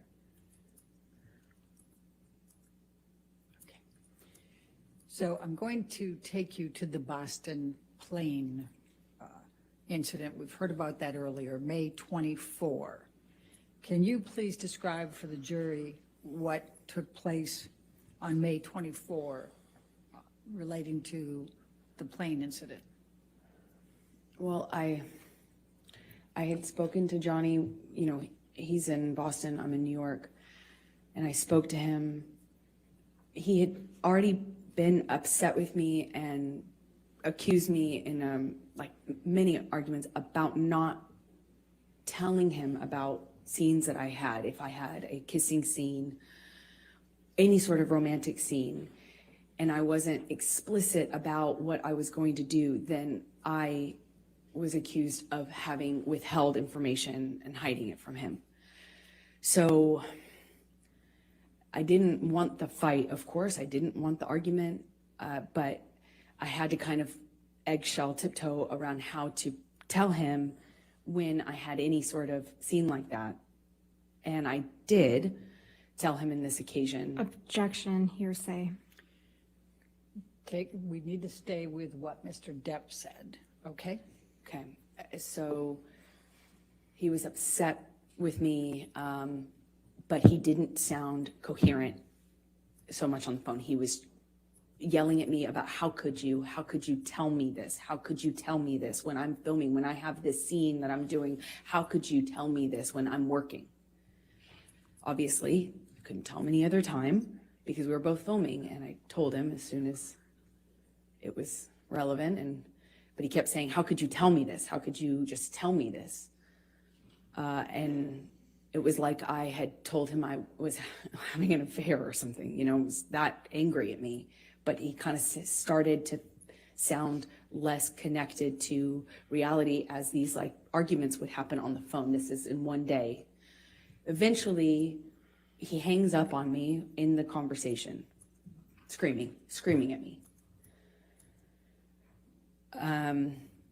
I talked to his assistants. I won't say what they said, but I had conversations and felt encouraged that I could continue on with the plan, which was for me to get on the plane, go to Boston, pick him up, and we would go back to LA for his daughter's birthday. I was nervous because the conversation I had had with him, and he was so upset with me on that conversation, but I figured I assumed he had passed out and that he would have been kind of sobered up the next day, assuming that the work would mean that he felt pressure to kind of pull it together. And I get on the plane. He sent the plane, so I assumed he's not that mad at me. He's over it. We're moving on. He's sobered up. There had been a lot of talk about a sober plan, like a full detox, a full recovery, a doctor, a whole plan. You know, there were talks of that following what had happened in London. So I was feeling like, okay, well, maybe we're here. And I get on the plane, it touches down and the SUV pulls up and it sits on the tarmac for a very long time. He knows I'm on the plane waiting for him.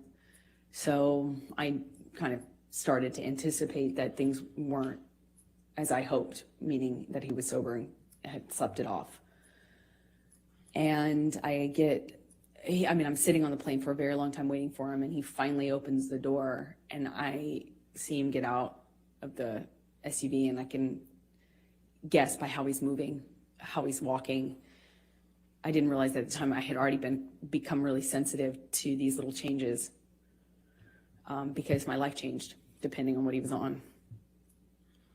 And he gets on the plane, and I just knew in every cell of my body something was wrong. And he comes straight up to me, doesn't say anything to me, but is looking at me. He's got these glasses on, and he takes them off in this kind of aggressive manner and sits down across from me, not in the usual spot.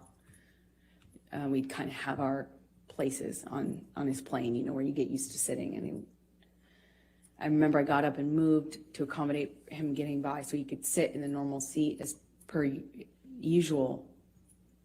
He didn't. He sat across from me. At some point, and I don't really remember the exact sequence of it, we take off, and at some point he's asking me what's wrong with me. What do I have? Do I have something to tell him? Do I have something to tell him? You want to talk to me about your day yesterday? And then it gets, I already know that he's drunk. I already know he's using, he reeks of weed and alcohol. I mean, his breath smelled so bad, and I could,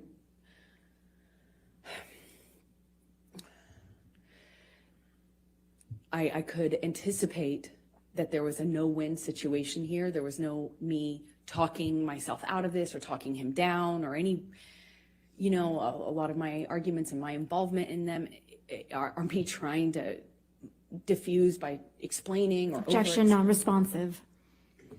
She's telling the story, Your Honor. I'll sustain an objection as part. Good. Okay. So he is asking me questions, and I know to not engage. I was polite. I made sure to answer minimal amount of, you know, the minimal amount that I could. I moved slowly. I was trying to be polite, but not engage because there was no win. And he kept going, kept asking me. Eventually went from, do you have something to tell me, to, you want to tell me how much you liked it? Tell me, did he slip a tongue? It got worse and worse, just more. It went from asking me about how my kissing scene went or how the sex scene went to asking me what James Franco had done in the scene, to being really explicit about my body. You know, he was talking about he was saying really disgusting things about my body, about how I liked it, how I responded. And then he started just straight up taunting me. I know you liked it. He called me a go-getter. He called me a slut in front. And also this is happening with security and his assistants on the plane. And I remember I felt, I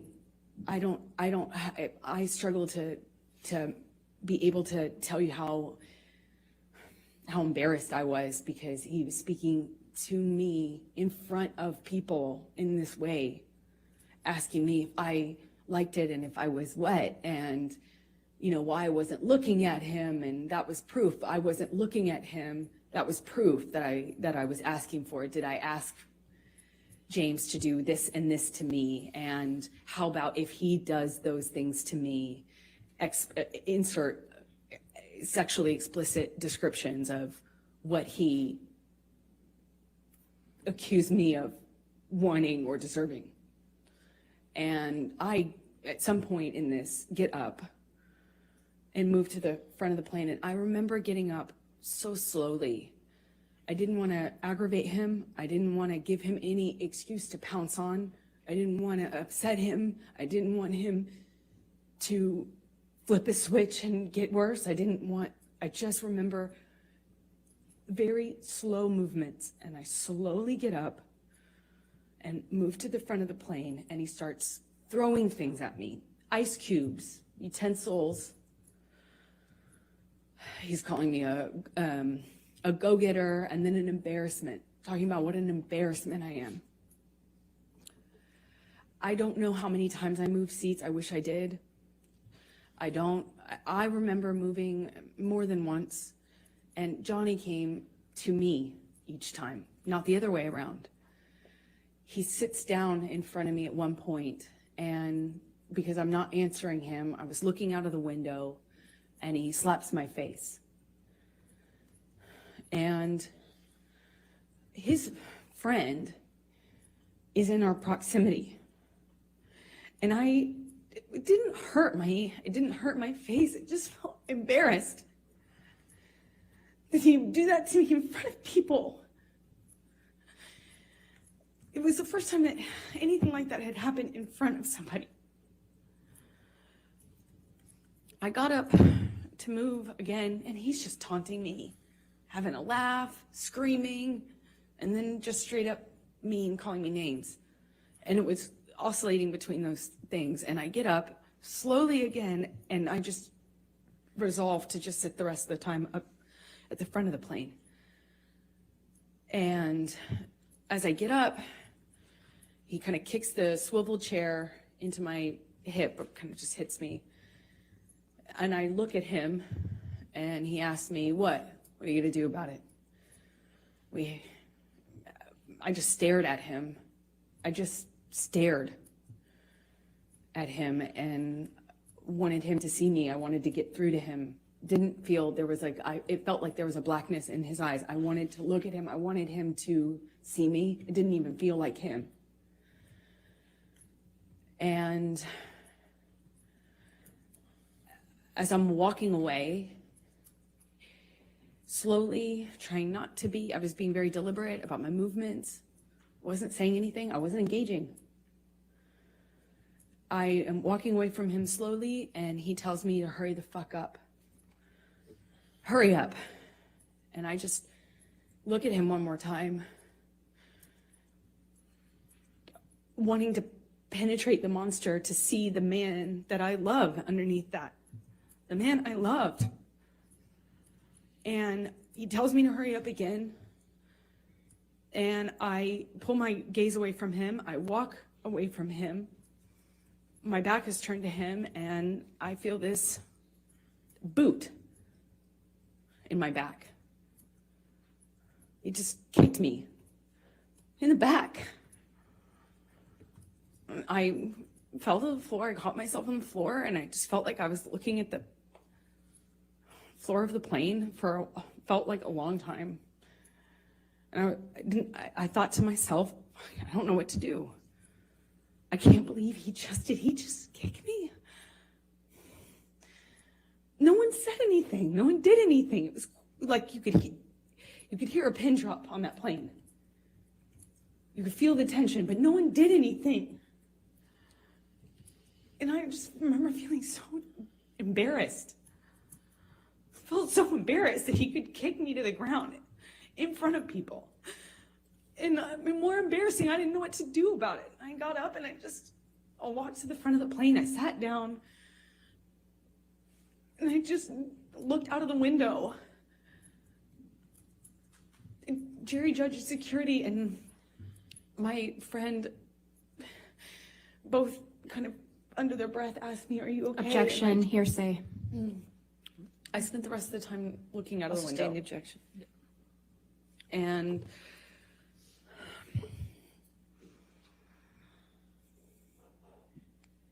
Did there come a time that you tape recorded Mr. Depp on this plane?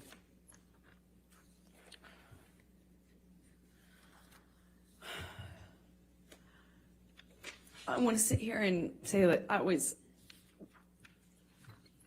like, I was telling myself I needed to leave him, but as he got worse, he demanded the oxygen tank from the flight attendant, excuse me, and he continued to drink, and then eventually started howling like an animal and passed out in the bathroom with the door open, and was howling. And I at some point pushed record on my phone because there was that 5% part of me. Objection, non-responsive. I don't think it's non-responsive. She's explaining what led up to her tape recording. I mean, why? I mean, I can ask her, Okay. will that solve it? Why did you tape record him?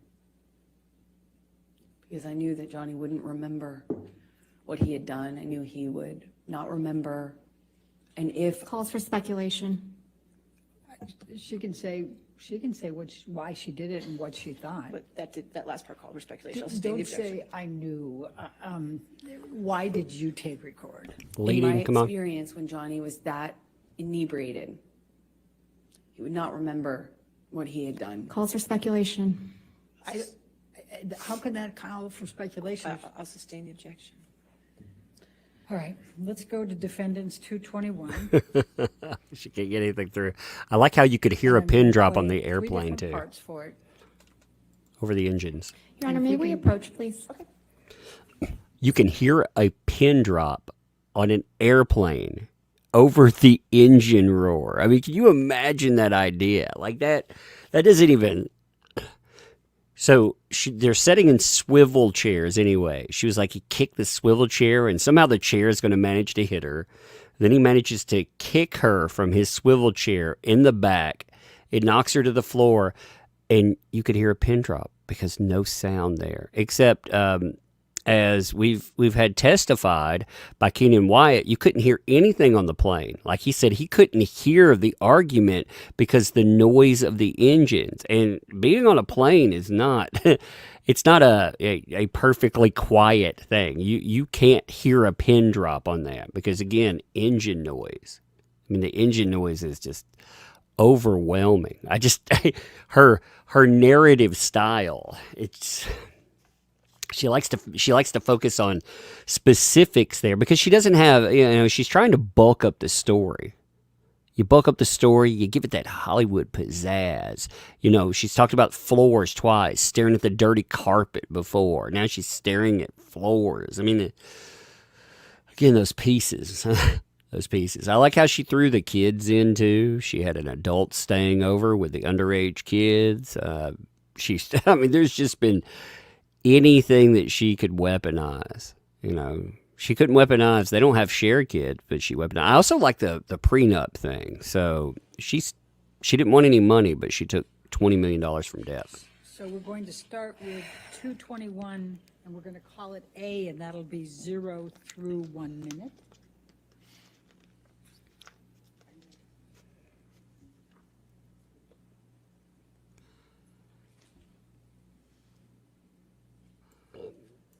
Back to our bad audio again. She's going to be playing some bad audio tapes. We're going to be like, what the heck did that say? Okay, sure. Did she forget how a microphone works? They had to go back and talk again. Yeah, she's going to play the audio from the plane. Again, they have to have a way to introduce the supposed audio from the plane. It's astounding to listen to when you hear their supposed audio from the plane. Think about, like, he says that the audio she's saying is from the plane is actually from somewhere else. It's actually from Detox, So it'll be interesting, to hear her claim. The first one with 0 to 1 minute. And can you turn up the volume just, there's part of it that the noise of the airplane is a little bit. Yeah, the noise of the airplane, but I thought you could hear a pin drop. To pick up the noise.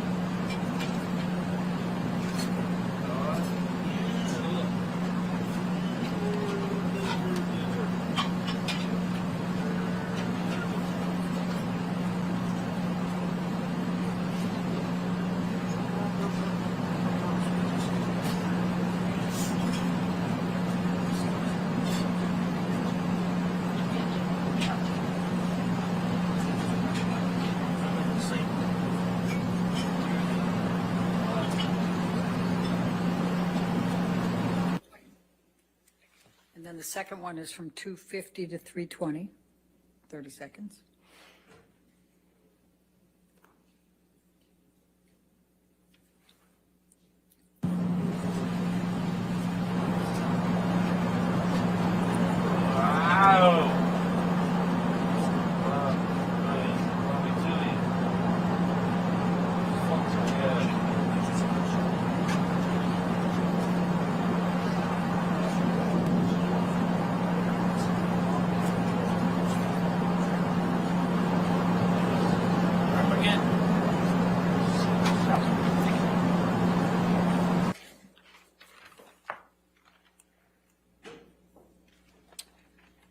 You, 221 is in evidence. all of 221 is already in evidence. So may I play the third one then, and then we Yes. can take the break? Yes. Thank can you. play- That would be at You can play 9. all of it if you'd like. That's fine, thank I you. think that'll torture the jury if I do that, Your Honor. 9:30 to 10, just 30 seconds more.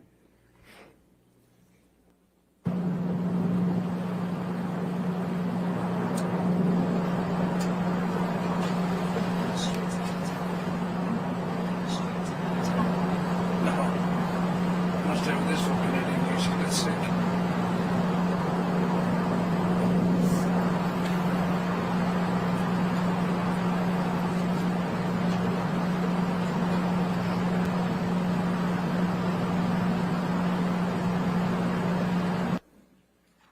All right, and you can be changing gears after that, or do you have any more questions for this issue? No, I think this would be fine Okay, for a break. all right, ladies and gentlemen, let's go ahead and take our morning break then. Just do not do any outside research and don't discuss the case So- with anybody. Could you hear that pin drop? Because I, I was missing out on a pin drop in there, over the roar of the plane. Although, again, there's, it's highly disputed where that audio comes from anyway, and you can't make anything out in it. The problem with the audio is you cannot hear what's going on there. I mean, it's astounding to listen to and to have them tell you, you obviously you can tell what's going on. Testifying. Don't discuss your testimony with anybody at this point, okay? All right, so let's just come back let's make it 11:42. All right, 11:42. Thank you, Your Honor. All right, so they got a few extra minutes. Now, today they're going to go long. They're going to actually add 30 minutes to the trial.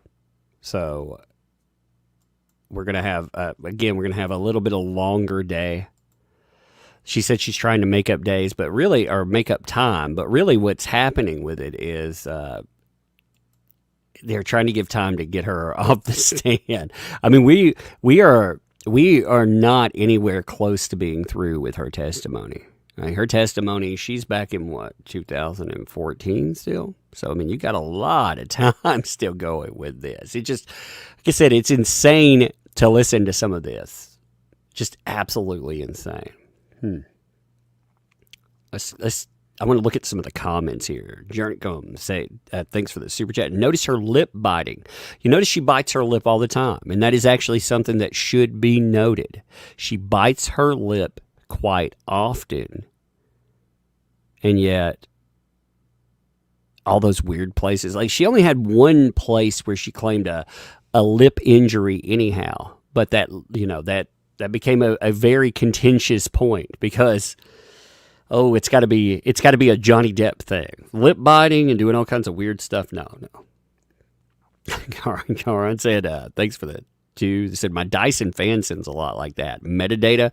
Well, there was a lot of argument over that audio clip. Like, again, where does it come from? Because he says, that's me when I'm going with rehab, or when I'm going through withdrawals. She's saying that that's a drunk. Now, you can't tell what the heck's going on in that because, I mean, really. I like how she said, by the way, she said that you could hear a pin drop. Her words were, let me pull it up because I actually wrote that down because I found it to be, she said, I feel the boot in my back. He kicked me. And then she goes into I was looking at the floor of the plane, just looking at the floor of the plane. And she said, the silence, you could hear a pin drop. Okay, so since you could hear those pin drops, why do we have to turn the audio up again? Because I couldn't hear anything but the roar of the plane myself, personally, and again, or the fan or whatever that's supposed to be. But yeah, you couldn't hear anything over that. Iris, thank you for the 50 there. Appreciate that. 50 Mexican. The Amber has been told that the hearsay concept, yet her lawyer has to explain it again, while Johnny understood the term. Yeah, she has to have that given to her over and over and over and over again. Ian, thanks for the vibe. The sound of 1,000 pins dropping, I suppose. Sound of an earthquake with pins dropping, Lord. Topher, thanks for the 5 there. Somehow she was able to play musical chairs in the plane, even with Johnny Depp's security there. Well, she's also, she just told us yesterday that Jerry Judge cared enough to point out blood on her lip because, she was bleeding from her lip. She's like, oh my God, here, you got a little bit of that, which that should have never been allowed, by the way, period. Because Jerry Judge, if you don't know, Jerry Judge is dead. And in that, she had Jerry Judge giving a crap and telling her she had blood on her lips. Well, now apparently Jerry Judge doesn't care that she's being abused. He's just going to sit there and serve his master like a dog. Which, again, that's... Tristan, thanks for the 2. Kids. His kids, Your Honor. Good, people. His kids. Again, can you comment on the body language from last year? The body language, well, you can just tell. Like, you can tell from her movement. And it not really from last year. If you look at the 2016 video, it's quite telling. Actually, let me pull incredibly averaged like while we're sitting here and waiting, I'm going to pull up an incredibly averaged video that he set up, and I'm going to mute it in the backdrop, all right? I'm just going to pull it up in the backdrop, and you can see how she carried herself. This was the first time that she testified about all of this stuff, and I want you to look at the differences in body language, because the body language change, I mean, it is very telling. So check this out here. So this is how, this was 2016, talking about the same stuff. And look at her body language. She's rehearsed this much more over time. But this is when she first was telling about it. Like, you could just see it comes through. It comes through very well. Hey, Jerry the Fairy, thanks for the 2. Definitely sounds like painful moans from Johnny. Yeah, it draws rough. It's a horrible time in your life. I've been there and it wasn't fun. Hey, Smooch Pooch, thanks for the 50 there, by the way. Thank you. The police wanted dates. My ex-husband abused or raped me. I had so much anxiety that I couldn't stop crying or communicate effectively and had to go to the hospital for sedatives. That's PTSD. That is indeed. That is a description very well PTSD. Breaking down, just trying to remember certain things. Yes, that's terrible that happened to you as well. Again, it makes me mad because she hijacks that from people. But I mean, look at her. This is when she first was telling her story. Like, look at her facial expressions and movements. Look how much she's tried to change this over time. Again, she's had 6 years to get this right. She still can't cry. But 6 years ago, when it was brand new and fresh, she didn't try to cry. She didn't ever have any tears or anything. This is her supposedly with PTSD too. Ed C, thanks for 20. Show this umbrella guy. Amber Heard stole her testimony from yesterday's word for word quoted from a movie. Talented Mr. Ripley. Yeah, I actually, I was talking about that this morning. I'm not going to pull up any Mr. Ripley clips though, because they'll flag my live stream for it when we're going through. We could. I don't want to lose our live feed for anything like that. But yes, we were going through the quotes from that, and there's a lot of other quotes out there, like a lot of other ones. Singer, thanks for the 5. Metadata from the file in question. It says date created 5/20. So that's interesting. I'll have to look at the. Well, it also assumes that the metadata is shifted correctly. Like when you went in, again, part of the metadata is assuming that you can't change the metadata. That's a big part of it, too. Cole Young, thanks for the 2. Why does all her evidence seem useless? Well, a lot of it is. Okay, so she claimed at the beginning, that Johnny Depp beat her, that she sent pictures to her friend and was talking about that in text, and yet she didn't supply it. Like they didn't supply a picture. So she was texting with her friends and talking about it and sending them pictures, but they didn't supply anything in the aftermath. That's interesting, right? Colossus 10, thanks for the 5. She was moving slowly around the plane because she was a little sore after working with James Franco. Maybe. She admitted more. There's some, I'm going to do a video for in the morning talking about her affair with James Franco. I believe she confirmed it. So, Susan Inlich, thanks for the 10 there. Thank you. No, thank you. Appreciate that. That freaking body language. I mean, it's insane looking at that body language there. I'm not sure how you pronounce the name. Thanks for the 5. I wonder if the jury notices how her face goes from sad to just brick wall after she stops talking. Also, tears. Yeah, I know. Where are the tears? They've been missing forever, right? Hey, Tamers, thank you for the $100 super chat. Thank you for that. Appreciate that. You know what's bothering me is that AH is starting the abuse too soon. An abuser, if they are going to be such, will stay nice until they get them in the marriage. JD makes more sense because he says that it started a year into it. Yeah, she starts it right away. Well, and it also doesn't make sense.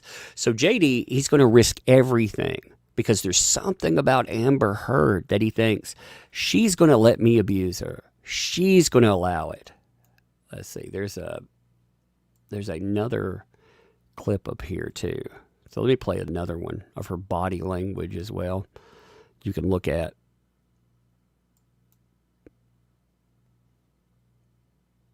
Her body language again.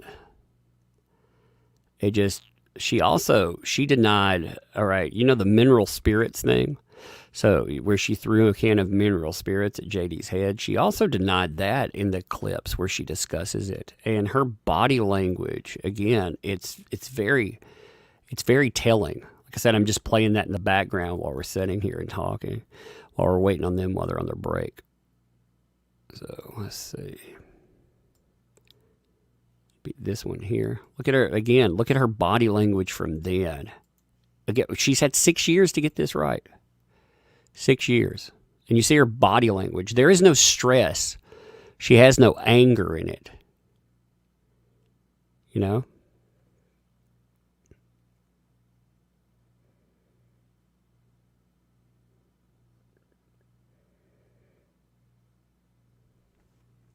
Debbie Dobles, thanks for the 5. I'm sorry, but she looks so high. The precious footage. Look at her twitching, her eyes. She eats snacks through it. Again, she does all this stuff. She seems like she doesn't know how to emote. Like you get this, it carries with her. Like now, it's so over exaggerated. That's why all of her main movies where she's the main person in something, they end up failing, because she has that Scooby-Doo, Phantasmagorical things with 5. Withdrawals are painful when your partner withholds your medication. That's true. They're painful by themselves. And then when your partner's withholding, yeah, it's even worse. It's much, much worse. Christopher Ellis, thanks for the super chat. No statement, mini statement. Thank you. Appreciate that. Vicky Mills, thanks for the 3. Can Lily Rose go on the stand? She could. They didn't call her for anything. He didn't want his kids involved. Like that was a big part of all of this too. He actually did not want his kids to be subjected to this, and I don't blame him. Just to be honest, I don't blame him at all. Chrissy B, thanks for the 2. Phil, when we get to Cross, we'll see the real Amber. Yeah, Cross better eat her alive, I'm telling you. Medusa, thanks 5. Keep missing Lola's lives because of kids. So this one's for her. Many thanks always for your coverage, Doug. Thank you for that. Yeah, it's been amazing to see how this stuff just rolls out. Like so just nutty. Susan A., welcome and thank you. Thank you for the membership too. Welcome to Tugs Thugs. I'll miss some of those as they go through, and I'll have to catch them all up. Like if they come through, sometimes the YouTube tab over the last 2 days has been behind on the memberships, but I will catch all of you up. Marie Watson, thanks for the 5. LOL, the New York Post posted a picture of a tear. We didn't see a single tear, and yet they conveniently have one photoshopped in.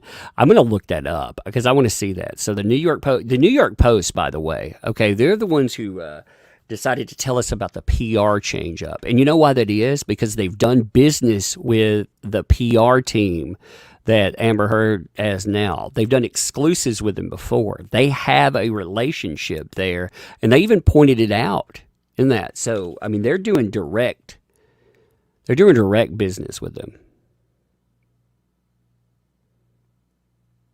2012, thanks for the 2. Did Monk show you arrested Llama? By the time I finished yesterday, I didn't see anything. The only thing I saw was me being tired in the back of my eyelids yesterday. So just a note. Hey, check this out. So if you haven't, I think this becomes more and more pertinent through this. So like I said, we made a captain versus the cat lady shirt. Look at her go. Run, get your muffins and mega pints on, son. All of those too, they go to one thing that Amber Heard can't do. We actually send our money to charity. Any profits that come from it, look at that. Oh, pointing out the picture, cat lady. You gotta love it. She looks like a Disney villain. She does look like a Disney villain. I'm gonna put the link for that in the description too. There you go. You ordered your cat lady shirt. That's hilarious. I love those. Her it's so triggering. Yeah, well, that's how this is going to be. She's going to be you're listening to someone fake testimony. I mean, they're faking abuse. So yeah, they're definitely going to.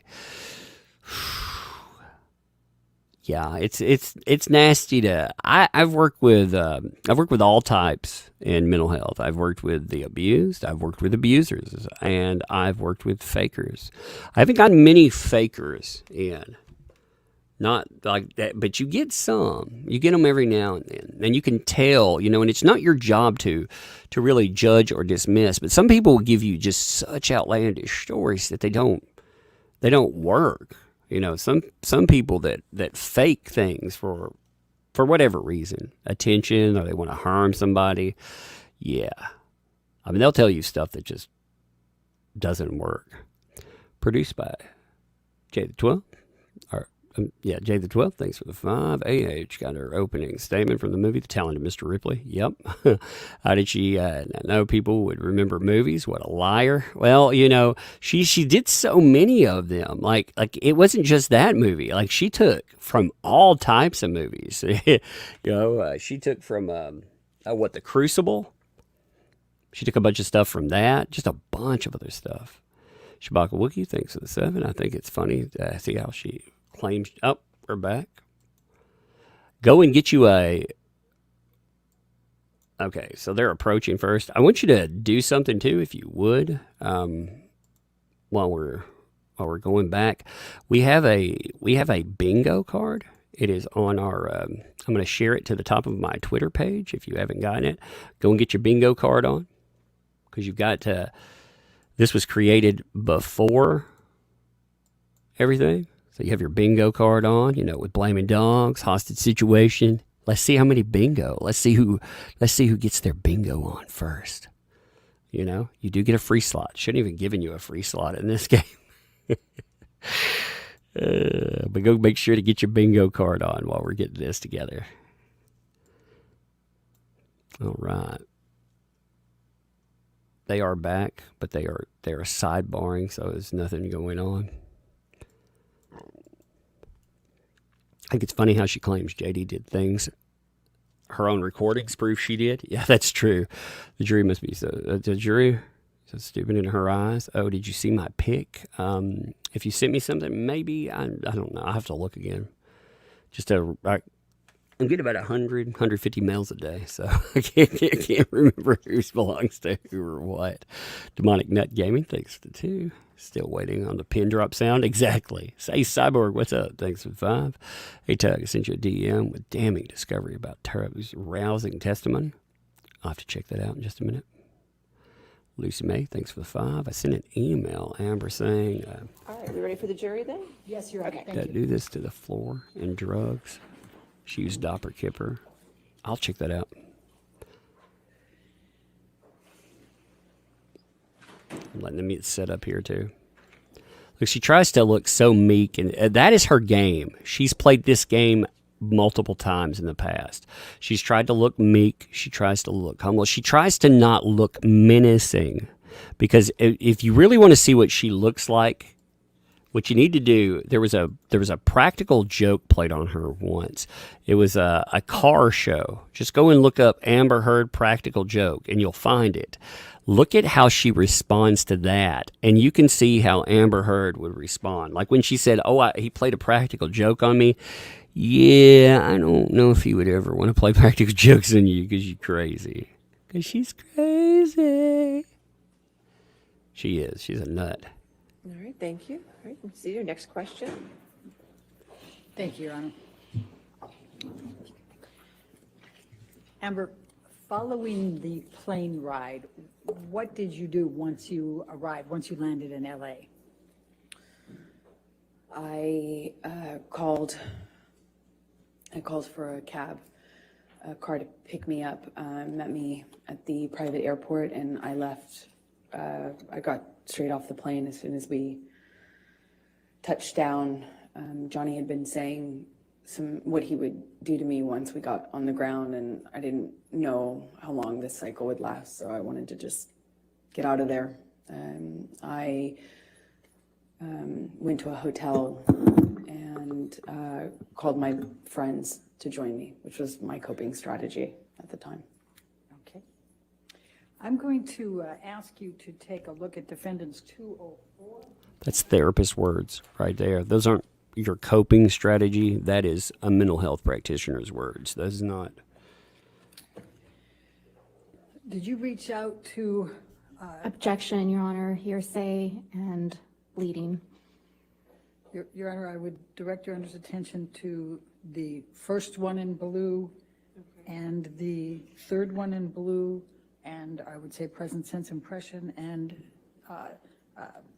the state of mind at that time. All right, your approach. Yes. Oh man, they're having problems. Like they're getting eat up about trying to admit stuff. This is the way Johnny's team needs to play everything as hardball. They need to throw them off their game, throw them off their narrative. They need to go up again, disrupt, because that's the same thing. That is the way that her team played the game, and that is the way that you need to be playing the game. You've got to break them up. You've got to make them. You got to make them lose a little bit of their calm, cool composure. She doesn't need to just sit up there and narrate about fake abuse for hours. Again, you need to break up her line. You need to break it all. They're doing a good job of it. Again, they've been breaking up the pace. You got to make her pay for it.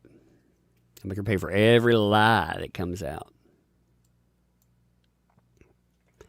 JD, it must suck, man, sitting there to knowing what this lady is. I mean, you see what she's doing. I mean, she's destroying his life there. There are people, typically, you would never come back from this. If she was better at this, if she would have taken, I'll just be blunt about it. If she would have taken a row of quarters and she would have bashed herself in the face a few times, we'd be having a different discussion. We would be, absolutely. Because the claims that she made, if she wouldn't exaggerate her claims, if she would have said, yeah, I had this, and she would have actually harmed herself, if she would have bashed herself in the ribs a few times, we'd be having a totally different discussion. All right, let's go to 205. Defendants 205.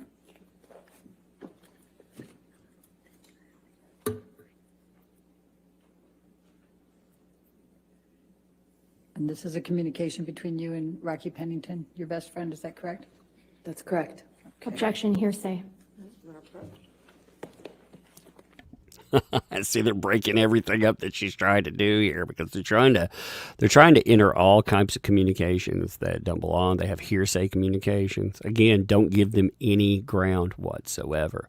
Like somebody said too, she didn't want real bruises, she wanted fake ones, and that's right. I mean, that's exactly who she is. Like if you look at what she calls, again, like she was saying in one of the other statements that she had a broken nose. She can't act with a broken nose. It wouldn't work in Hollywood. So she wouldn't want to have that. And she didn't. She has no proof that any of that ever transpired. The only thing that she will produce like a picture of the bruise on the arm. No pedigree with anything. When the police came. You know, the police described it as her as a woman with pink cheeks and pink puffy eyes. They said it looked like somebody that had been crying. And the police, they were asked, do you think that's a sign of a crime? And he said, well, you got to investigate further because for all I know, she's crying about her dog dying. You know, I mean, that's the way that the police themselves, they saw it when they were responding to all of this. So, you know, like I said, it's fascinating to see. They're trying to add in text messages. See, all of nothing in this that they've presented so far means anything. Like when you look at their evidence, was he a drug user? Oh my God, you know, a drug user in Hollywood? Whoa. You know, you just blew my mind with that one. We have drug users in Hollywood.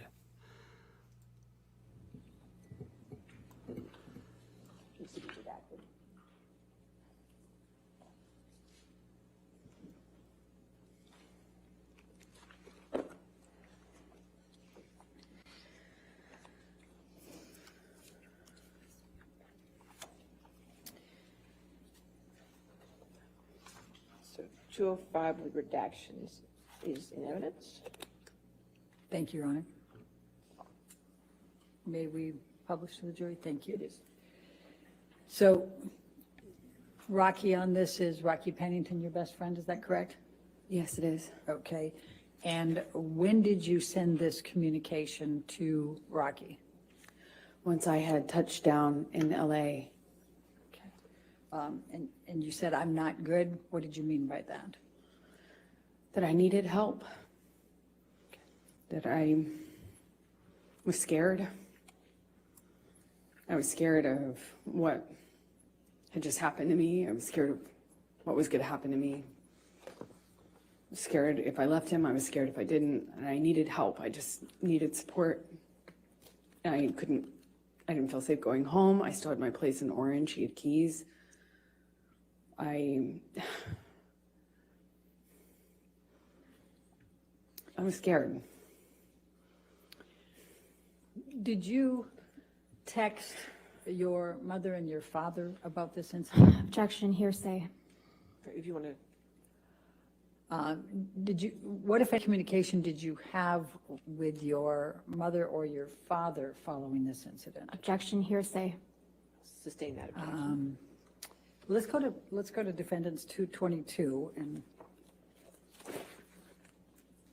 Your Honor, I suspect we're going to be back up. All right, you want to approach? That's fine. Thank you. 3 words in a text. So, I'm not good. That proves that Johnny Depp did this horrible thing to you. Oh, you texted somebody and randomly said, I'm not good. Holy crap, man. Hey, here, check this out. Like if you look in the chat right now, check this out. I'm not good. Oh God, I texted it right there, you know? Johnny Depp, you can't imagine what just happened. I was on an airplane. Oh, you thought I was live? No. I was on an airplane. You could have heard a pin drop. I mean, didn't you see my proof? It was in the chat. I'm not good. Oh, Lord, you have got to be kidding me. Like, how in the world? I'm not good. Oh. You're not good on that stand, that's for sure. Oh, my goodness. Yeah, you didn't hear my story. Someone said, are you okay? No. I was on a plane just now. Like, again, you may have thought you heard me live. That wasn't me. Again, I was sitting there. Amber Heard was sitting beside me. She kicked me in the back. I kept looking at the carpet. I'm not good. Oh, God.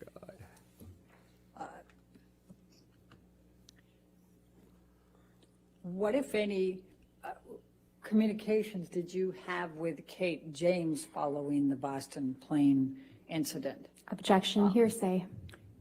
Your Honor, if we go to 224. Okay.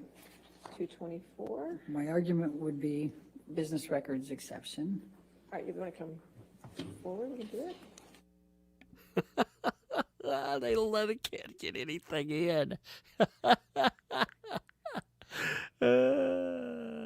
Amber's like, am I supposed to look sad on the stand? What am I really? She was starting to look bored. Uh-oh. Real emotion starting to leak in. She's like, uh-oh, getting bored with that. She can't keep herself out of it. Man, that fake emotion, it kills me. She has the beadiest eyes. Like, she's got those psycho eyes. She's trying to dress she's trying to dress like conservatively. You know, she's dressing down there, and she looks crazy. She looks crazy. Man, Depp, I feel bad for that man. She's got to be, again, she has got to have some sway. Like, I mean, she has to be a very effective manipulator. You know, people always bring up sexuality, and it's more than that, because people in the down hours, you know, they find a way to worm in and pretend they're that thing that you're missing in your life. And he's obviously missing something, you know, because he's a heavy substance user. He's got all the money that, you know, you can buy your small islands, and yet still, again, he's missing something in life. And she wanted to pretend to be that.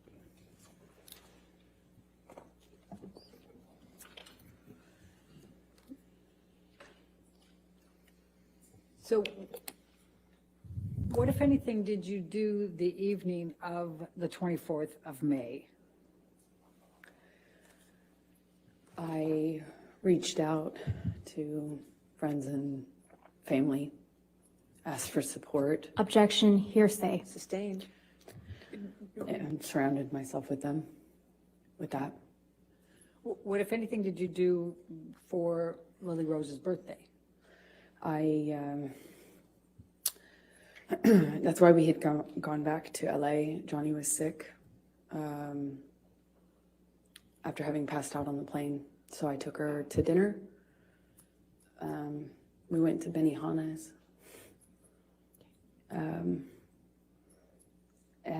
It was, you know, again, put on my smile, took her out, tried to make her feel loved, and celebrated for her birthday. And then I booked a flight out to New York, to go back to New York, obviously without Johnny. I'm going to ask you to now turn to 225.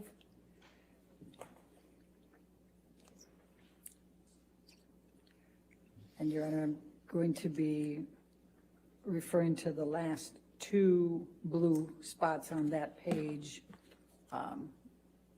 with the state of mind.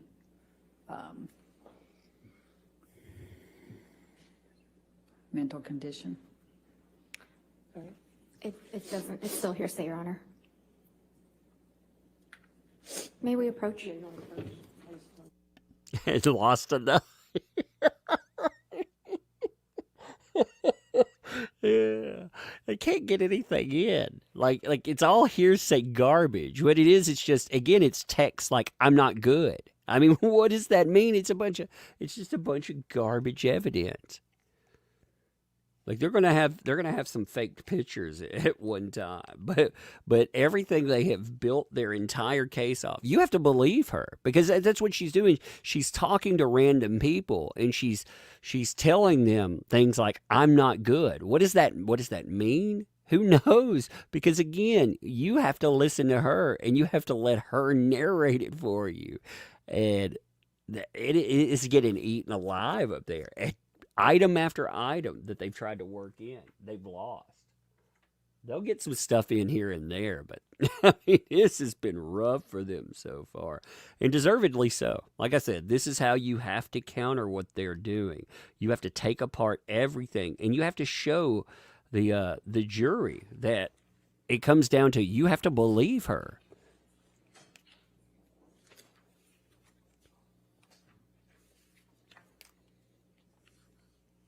I'm going to ask you to turn now to 228. They lost another one.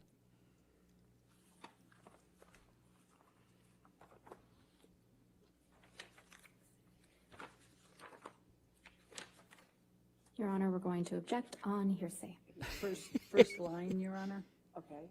is all I'm I understand in Your Honor's ruling, but I think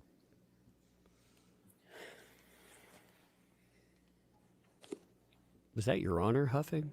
If you want to come forward, that's fine.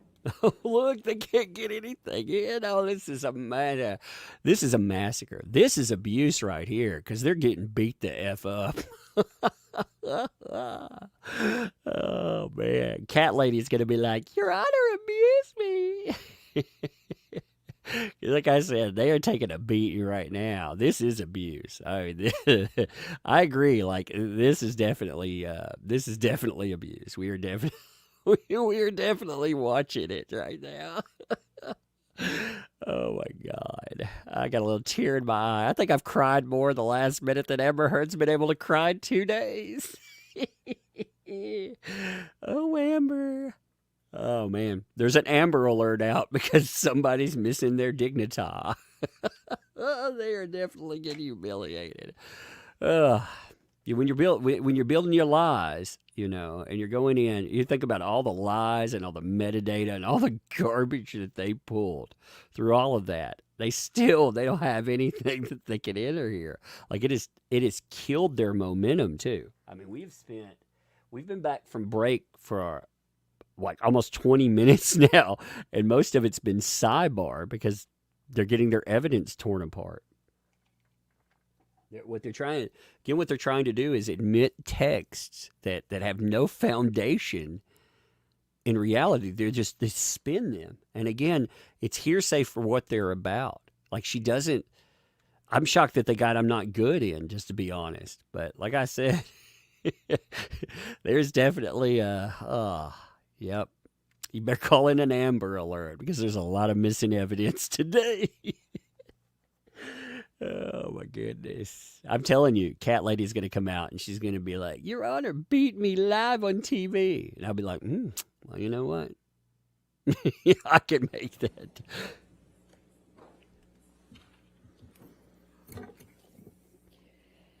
so. Tell us please tell the jury what you did then over that night, the next day, and at the hotel.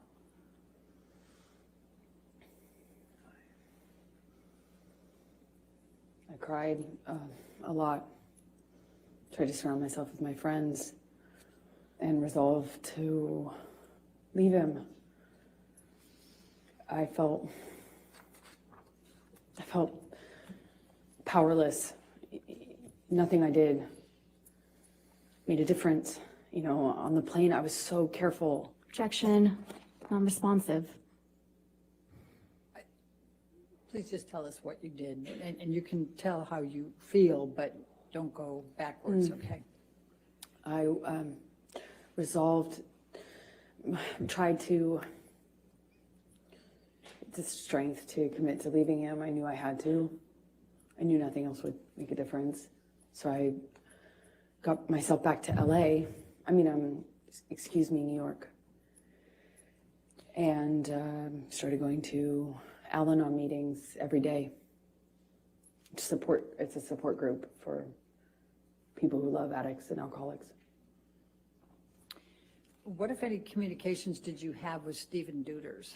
Objection, hearsay. Your Honor, let me ask it this way. What, if any, communications did you have with Mr. Duders communicating on behalf of Mr. Depp? Objection, hearsay. I would say agency on that, Your Honor. You have to lay a foundation for that. Okay. All right, let's go to 229A.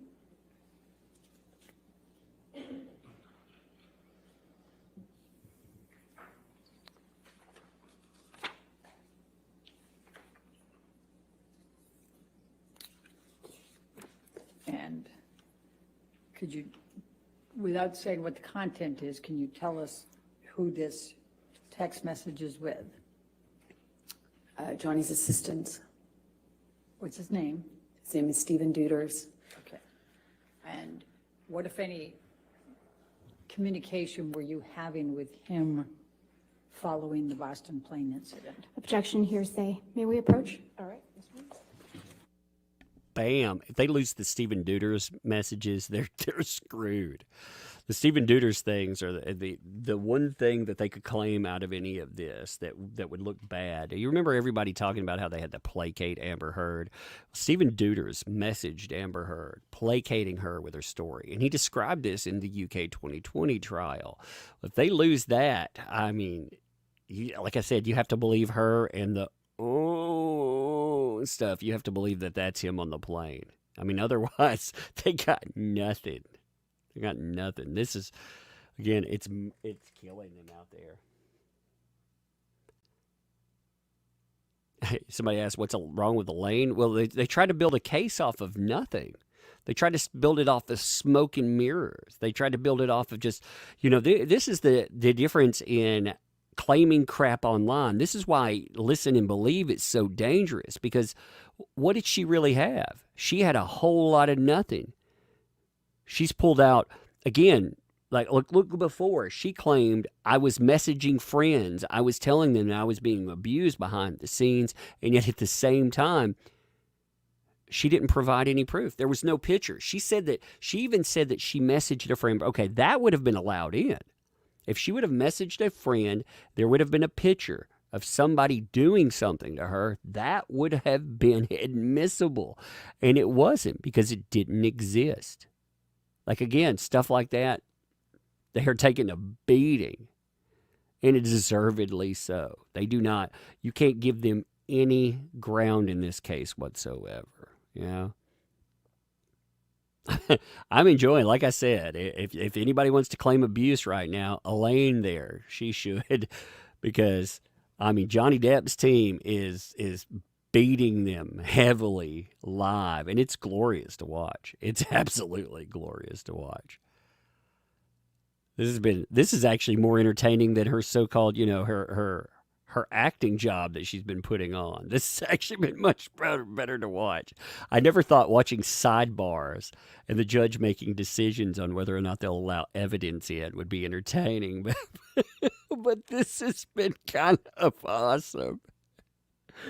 Oh, they are getting so frustrated. Look, they've got 3 lawyers working together trying to take down one lawyer from JD's team, because she's just been so quick on this is garbage, this is trash, this is this, you can't put that in. I mean, and she's been like, Heard, again, look at Heard. She's staring right at the jury. She's trying to influence them right now. She's trying to, you notice she's not staring at nothing. She's staring at the jury. She's trying to look so sad while looking at it. Look, she looked down. Just then you could see her actions. Like you could, oh.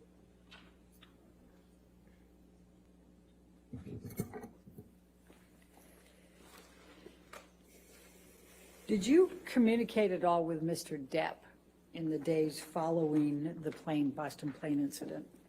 Yes, I did. Please tell the jury about those communications. I heard from him directly. I also heard from him through his assistants who were texting for him. Objection, Your Honor, hearsay. I'll sustain the objection. You're not allowed to testify about the text messages with his assistant, but can you tell the jury about your communications with Mr. Depp?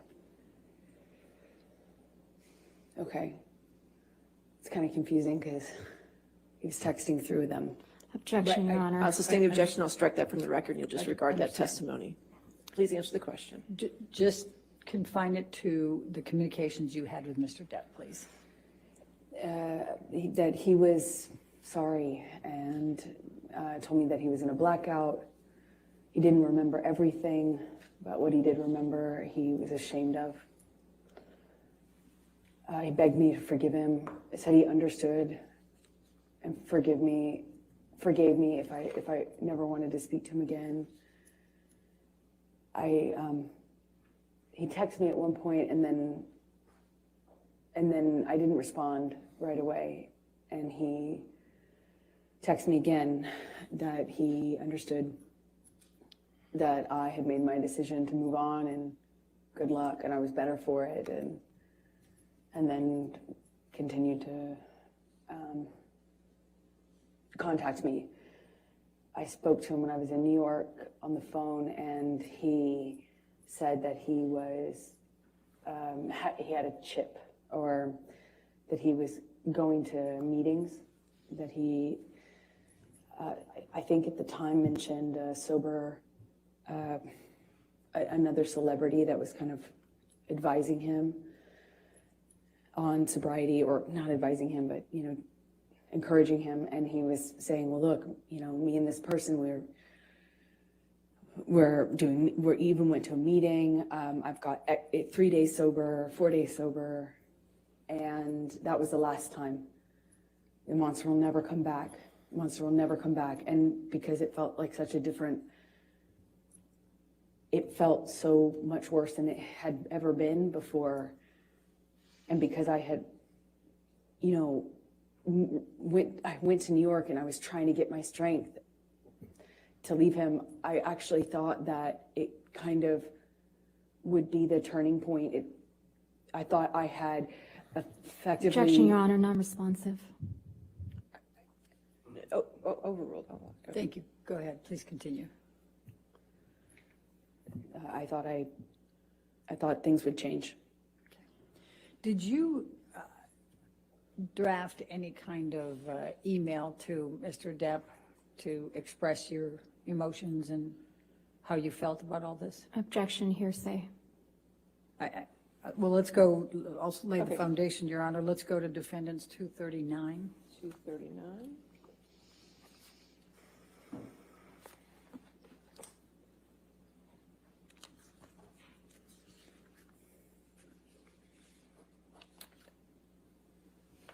Objection, hearsay, Your Honor. And I would say both present sense impression and definitely state of mind, Your Honor. I'll sustain the objection. All right.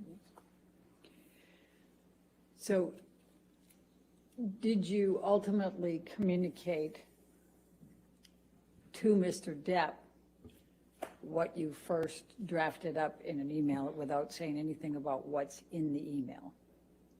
That calls for hearsay, Your Honor. I'm just asking if she did. No, what she said. Correct. Okay. Overruled. Did you communicate to Mr. Depp what you had drafted in the email? And you don't get to say what you said. Yes. Okay. And what, if any, response did Mr. Depp have to your sending that email to him?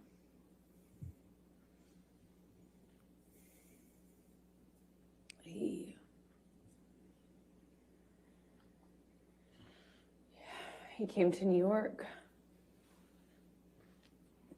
to fight for the relationship, for me, to prove that he was sober and he was committed to changing.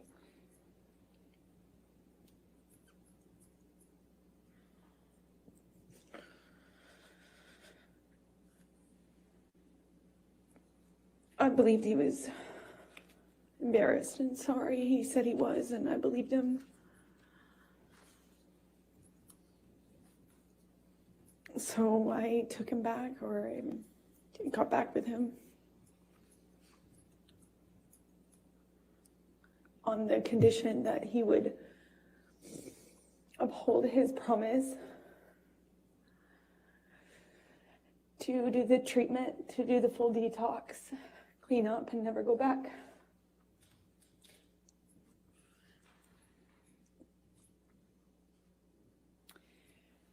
So I'm going to take you now up to the June through August 2014 time frame. And I think you testified earlier, and others have as well, that Mr. Depp brought in Dr. Kipper and his group, correct? Yes, I did. Could you please describe for the jury what those next few months were like?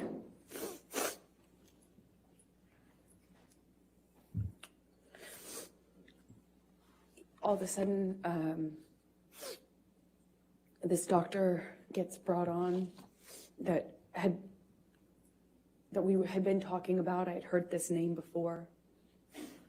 And all of a sudden, this doctor, Dr. Kipper, who apparently wrote a book on addiction and was this doctor was going to be the solution, the cure, and he got brought on board, and all of a sudden the plan was that this team would be involved in Johnny's recovery.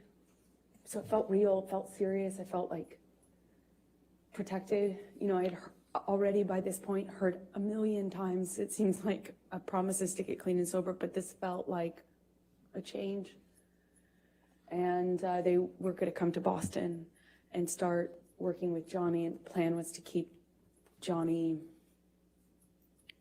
on the same level of drugs that he was on since he was filming. They needed him to finish filming the movie, so he was going to be maintained with his with prescription pills, including the painkillers.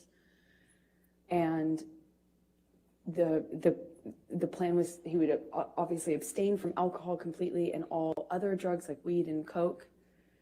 And then when he finished filming, the plan was to do Objection, the full Your Honor, detox. hearsay. And lack of foundation.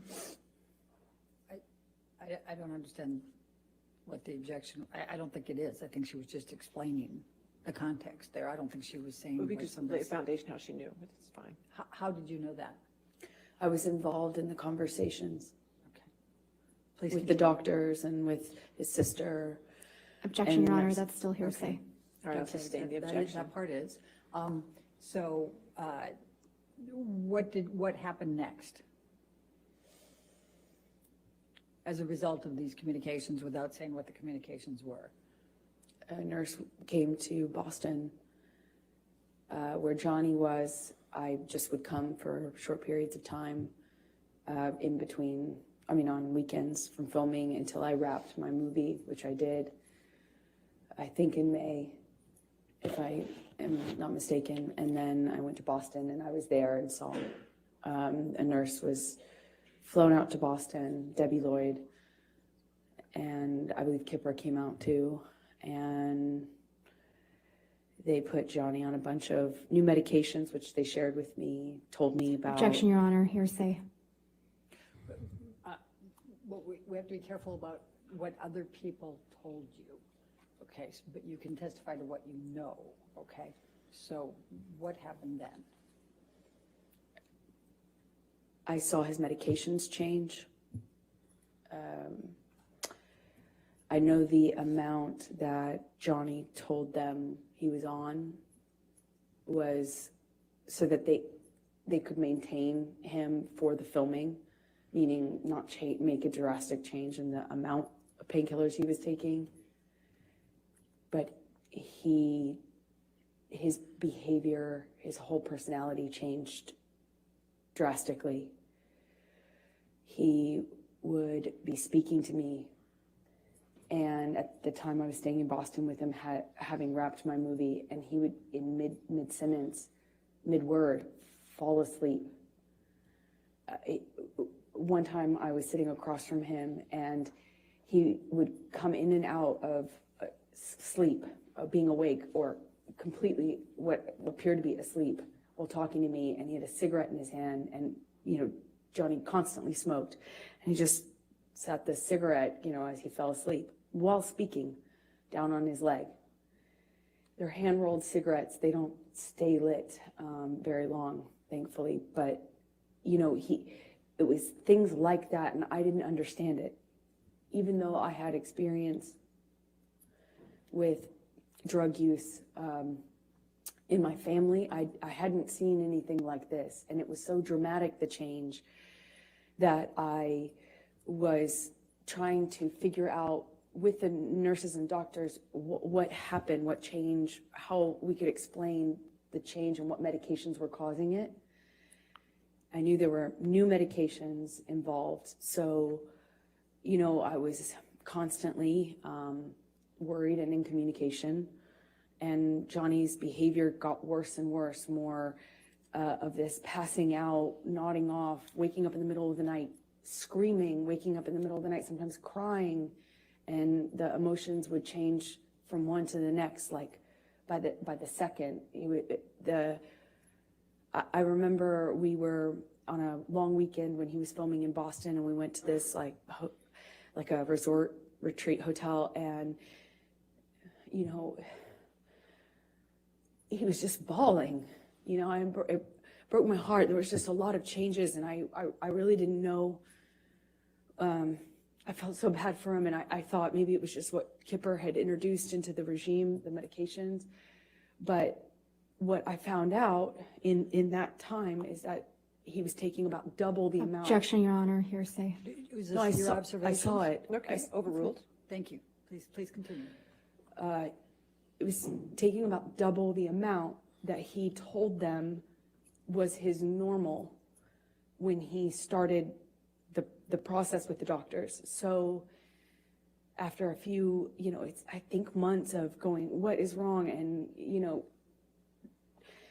turning him over when he vomited at night or checking his pulse, there were, all of a sudden when I realized the amount was about double, I realized then he had been lying to them and me about the amount so that he could get extra high before he had a detox. But that I can't that I was so, it was such an agonizing weeks, months. It was so agonizing. I don't know how long it lasted, but I was so concerned for this person, and he had just been doubling up his meds because he didn't. So, Michelle, can you pull up 1092, Defendant's Exhibit 1092?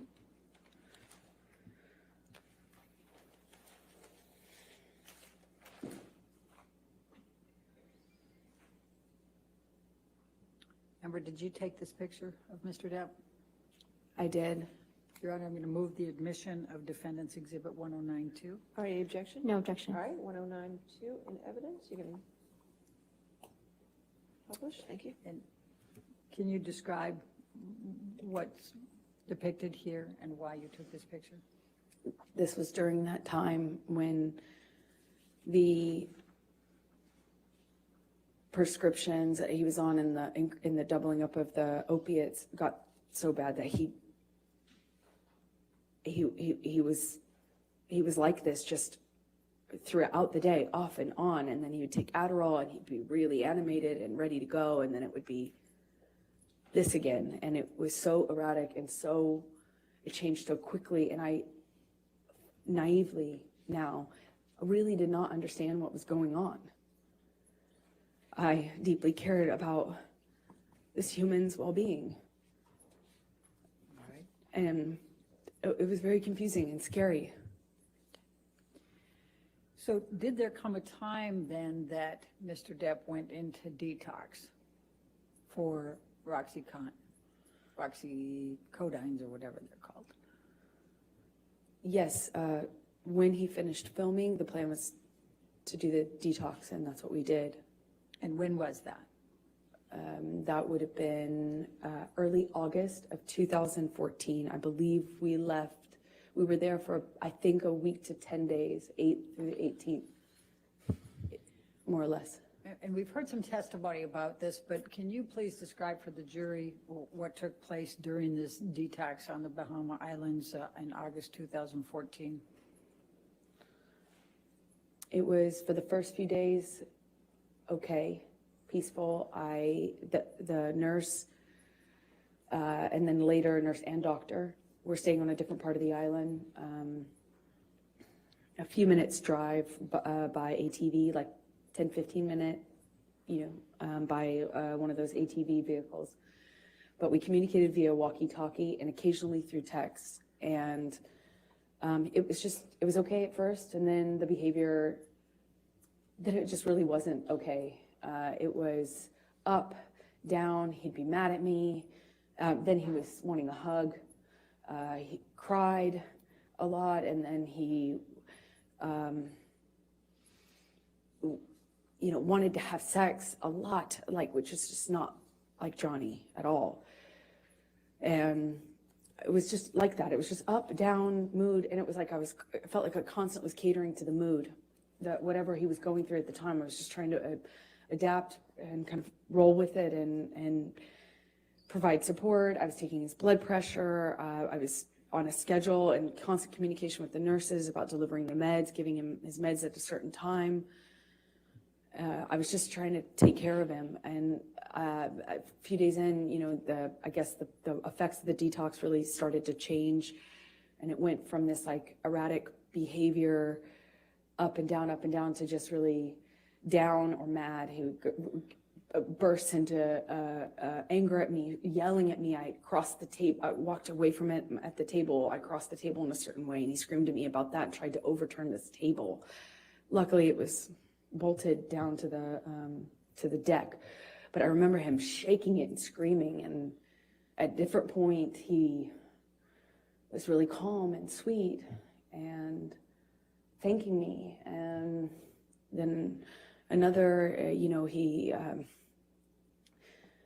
looked like he was balancing out, and we had a conversation, and he was saying he wanted to quit the detox, and he couldn't do it anymore. And I was trying to find the language to encourage him. I was trying to remind him how much he wanted that, how much he had told me he wanted that, how much I was reminding him, he told me all the time, I saved his life, and he wouldn't be doing this without me. And I was telling him these things, and at one point in our conversations, I told him about how... Objection, Your Honor, hearsay. Please try to continue without what you said, please. I said something to him, and he got so angry at me, he slapped me across the face. But he did it while crying. It was the weirdest thing. He was crying, saying no woman had ever embarrassed him like that. No woman had ever made him feel like that. I heard that for the rest of the trip too, just on repeat. And I felt bad. I feel bad. Still feel bad. But, I didn't want to make him feel embarrassed. That's not what I wanted to do. It just was in over my head. I don't know how to detox someone. I don't know how to help them through that. And I shouldn't have been there. I don't. Why were you there? Because he asked me to. And I didn't know that was a phenomenally dumb idea. I don't know why why the doctors and nurses didn't tell me not to. I had no idea what that was going to look like or be like. And it was hell. We're on an island. I'm trying to take care of him, and he was hallucinating and... Objection, Your Honor, non-responsive. Overruled. Screaming at me for things that I said when I didn't say I hadn't said anything. I would tell him, Johnny, Objection, Your Honor, hearsay. Well, I think in the context, Your Honor, it's not offered to prove the truth of the matter asserted. What's it for? It's just telling the context of... I'll sustain the objection. Thank you. Please continue and just say what he says and what he did and what your observations were. He was accusing me of having a man in the house with me. We were in a single, in a cabin. It's basically one room with a closet and a bathroom. There's nowhere to hide, really. There's a closet and a bathroom. And he, at one point, told me that I was hiding somebody in the house. Another point, he was communicating with someone not in the room. It would yell at me and then yell at someone else. It wasn't there. And I tried to ask for what I should do. I didn't know what to do. It was terrifying and strange. The whole week was... So after you left Bahamas and finished with the detox there, where did you go from there?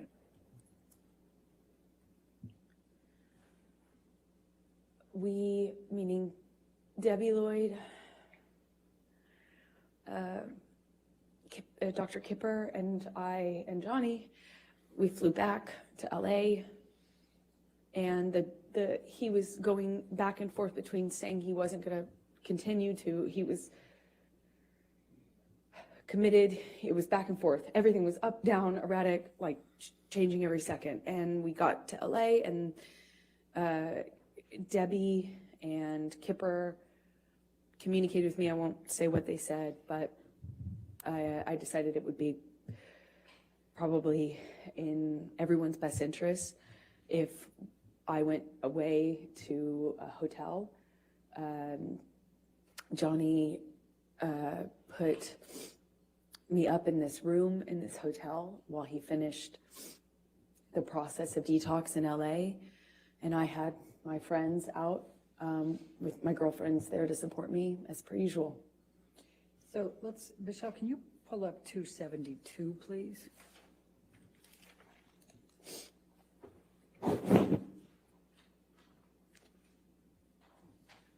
And after you both returned to LA, did Mr. Depp communicate with you by text while you were apart, while he was finishing the detox? Yes, he did.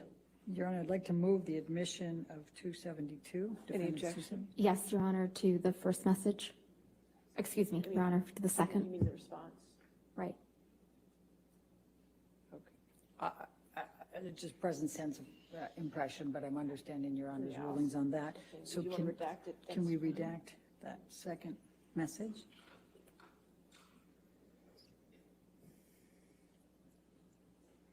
Trying to slide stuff in there. They have gutted her story. All right, Your Honor, All right. Any objection to 272 redacted? No, thank you, Your Honor. All right, 272 is in evidence, and we will publish. and Amber, I'm going to show you now what is Defendant's Exhibit 272, and this is on August 20, 2014. It's a text message from Mr. Depp to you. Do you see that? Yes, I do. Okay, and just so that we can highlight here, he's calling you, he says, just to let you know that I'm fine, my angel, I miss you, of course, but this was the right thing to do to speed up the process. I love you more. I do. So what, if any, expressions was Mr. Depp giving you at this point that he was angry with you ever having to help participate with the detox or to be on the island or anything along that line? Objection, form, compound. I'll allow it, but just trying to keep the record clear, 272 has already been entered into evidence without that redactions, and there wasn't any objection. So I would wish if I could have both sides to keep track of their evidence. It's not my job to keep this. Thank you, Your Honor. I just got a note to that effect, so. Okay, so 272 is in evidence without you can clear the redaction. She can't even keep up publish with it. what she has in record It's really anymore. the party's responsibility to take care of the record, not mine. My apologies on that one, Your Honor. Oh, whoopsie. Oh, Elaine. All right, and I overruled the objection, so she can answer the question. Thank you, Your Honor. I'm sorry, can you remind me what the question was? Yes, That's fair. that's fair. What, if anything, did Mr. Depp say about that you were torturing him on the island and he didn't want you there? Very confusing for me to hear that because even though he was hallucinating and angry at me at various moments when you would have these kind of episodes, I did nothing but try to take care of him. I'm not a nurse. I did my best to support him.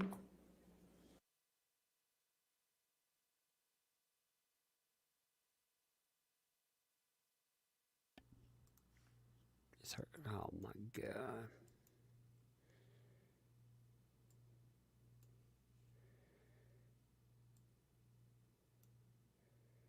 They're having problems with their feed again. Give me 1 second. I'm going to switch feeds. It'll take me 1 second. I got another feed. I found another one. I'm taking one out of the courtroom. Just take me 1 second. Their live view is going out again. Here. 2014. Do you remember filming Magic Mike 2 in that time frame? Yes, I do. And what, if any, connections did you have with Mr. Depp in that time frame? Well, I bargained with him about me doing the role. He told me he would call the actors. It was a mostly male cast. But I bargained with him. Objection, Your Honor, hearsay.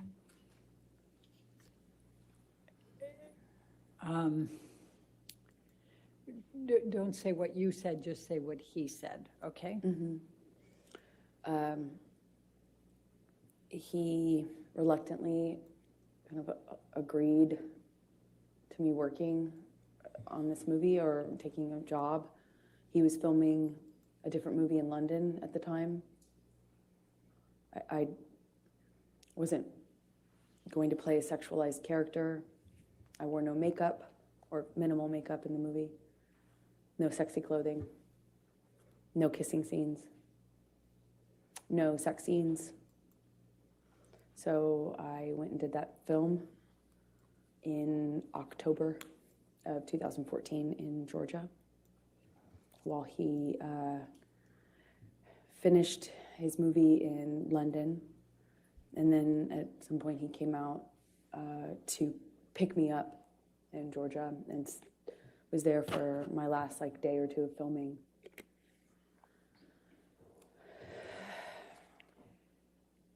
I'm going to ask you to turn to, Michelle, can you bring up 310, please? Defendants 310.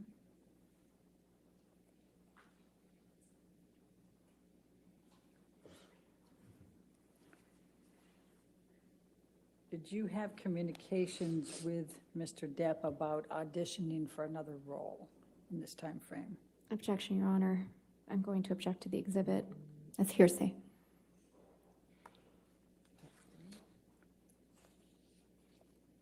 I'm not sure who's in the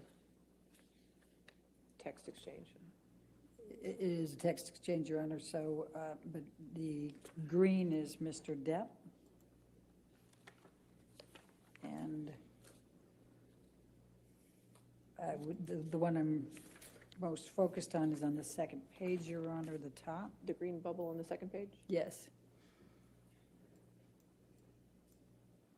All right, so just that text? Based on Your Honor's rulings, yes. Any objection to that text? No, thank you, Your Okay, Honor. if we can get that redacted. I've almost got a bingo on my bingo card, by the And way. while that's being redacted, Amber, let me ask you, what, if any, anything was Mr. Depp saying to you in this time frame, we're talking November 2014, about you not working anymore or not taking on any more work or auditioning? Objection, Your Honor. Compound. They're all the I'm same leading. subset. Overruled, I'll allow it. Thank you. Johnny was angry with me for working. I had finished my job and I needed to eventually find another job, meaning a movie, to work on, and he was furious at me for, he found, we call them sides, they're just pieces of an audition, pages.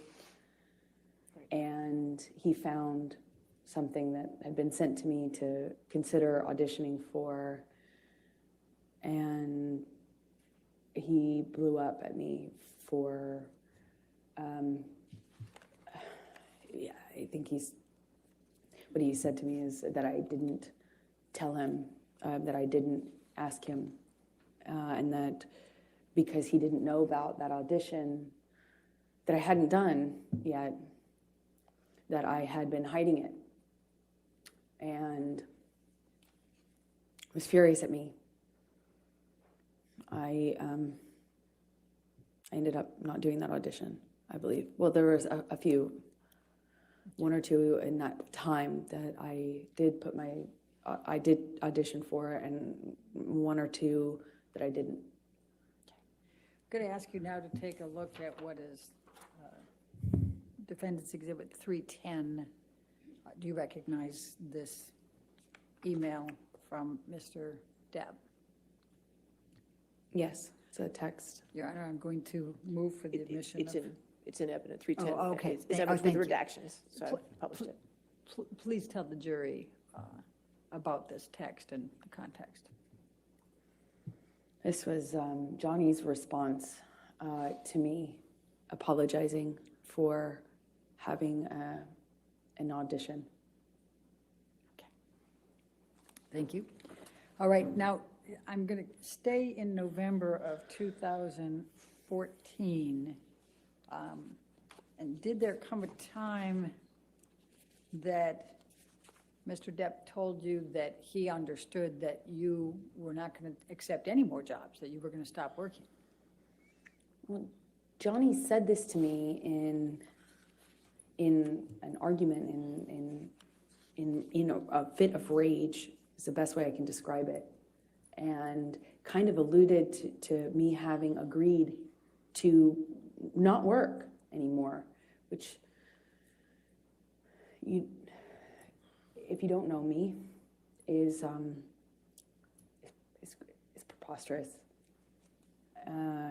There's no way I would agree to that. Although I did make concessions and gave up a lot of Objection, these Your Honor, fights. hearsay. That wasn't, Overruled. thank you. Please continue. So he reached out to other people and to me to that effect, furious at me for taking meetings. There was one in particular I wanted, one meeting I wanted to take because it was a project in development with a sci-fi writer. And I remember I wanted to take that. These things were just, they were just constant fights. But in between them, when things were good between Johnny and I, he would be, he would word it to me like, I'm trying to look out for you. You say that you don't want to be objectified.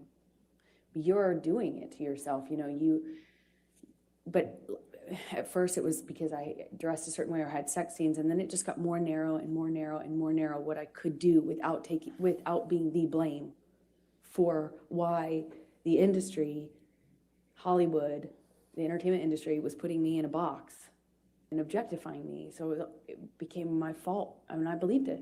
I believed it. I adopted a lot of these changes myself, not because Johnny, said you have to do it this way, but because of all the other things that he said and did, I eventually found myself making decisions about my own career, about how I dressed, about how I wore my hair, how I presented, where my eyes were cast when I walked into a room. And I believe those were my own decisions. Amber, did there come a time in November of 2014 that you engaged in some couples counseling with Dr. Cowan and you and Mr. Depp?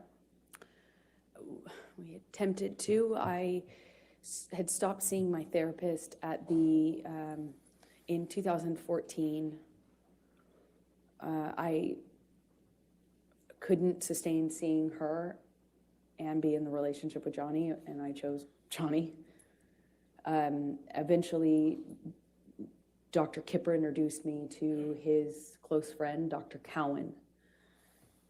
And I met with Dr. Cowan and agreed to let them share communication about my care, my treatment, both what I said to Cowan and what I said to Dr. Kipper, who had become my physician as well. He also put a nurse on me that would be my travel companion, and that travel companion would keep tabs on me and report to Dr. Kipper, who reported everything to Johnny. Objection, hearsay. Calls for speculation. I'll sustain the objection. Okay. So tell us about the couples therapy in November 2014. So Dr. Cowan, this man who is friends with Kipper, who's treating me, agreed to see Johnny and I together. And I don't know how many minutes of that went on before Johnny stormed out, knocked something off the table on his way out, and rolled a joint in the bathroom before storming out of the office, slamming the door. All right. So I'm going to take you up to December of 2014, and specifically December 17, 2014. And I'm going to ask you to take what, if anything, do you recall of an incident with Mr. Depp relating to Clive Barker? He was the sci-fi writer that I liked. Well, fantasy sci-fi writer. I kind of had a dream project based on a book that I loved of this author. He's just a weirdo genius, artist, writer. And I had a meeting with him through another director about a piece of property he wanted to make into a movie. And I just remember I believe we were at the ECB. It was in December of 2014 when Johnny found out that I had this meeting scheduled, and was furious at me. Accused me of having this plan to sleep with this. He was mad that I was taking the meeting at this man's house, but the man was very ill, like terminally ill, and not able to leave his bed or his home. He was under home care and very ill. And the person who was introducing us explained to me how we had to meet, and I did. And that was a big problem for Johnny. At first, it was that he was concerned about my safety, and I thought that was sweet. And there is something that I thought was sweet and romantic about that, but combined with the drinking, it was not very long before I was being accused of full on having this other plan to sleep with the writer in order to get this part that I was already being, basically offered to develop. And it was just this, he switched from he was accusing me of having this ulterior motive with this director, the director having it with me, then with this writer. And the important thing that I can try to get across in this moment is that nothing I said, no amount of explaining, apologizing, accepting, not accepting, agreeing to not go, nothing worked. Nothing changed. How mad he was at me and constantly telling me I had done something wrong to deserve what was happening. Until, of course, he takes it too far, hits me too hard, breaks too many things in the house, and then leaves, which was the pattern. And he would leave and not have to deal with the cleanup. He never had to deal with the cleanup. He never had to deal with the destruction or see me or the house that he had destroyed. He never had to deal with my face the next day. He would just go. I called it splitting. He just split. And eventually I'd get an apology of some kind, or I would get an offer to have him come over. He would offer to come over and talk or give me my peace or give me my goodbye.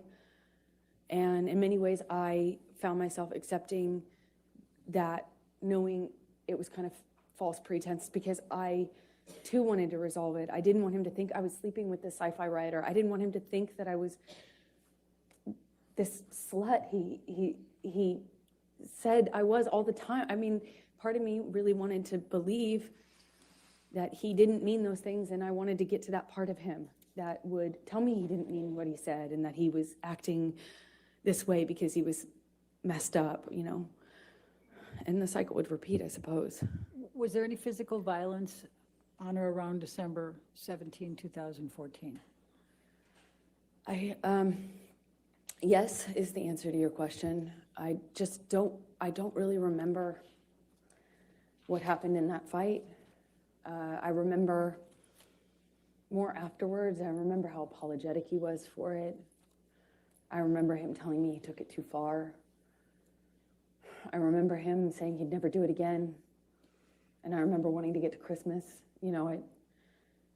Christmases are hard, probably for everyone. And I remember it was close enough to Christmas that I was tired And I wanted to be in a not forgiving, I wanted to be in a kind, gentle, peaceful state for Christmas. I didn't want to go through a breakup at this time. I didn't want to,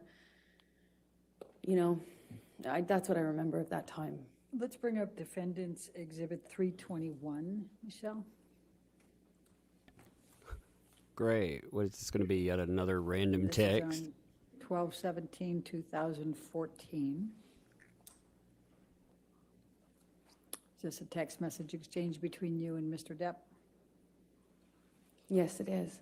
Your Honor, I'd like to move the admission of Defendants 321. Any objection? Sorry, Your Honor, just a quick minute. Are they sidebarring then? The text Your we've Honor, had no so objection. far. All right, Okay. 321 in evidence. You can publish it, please. Oh, let's see what's here.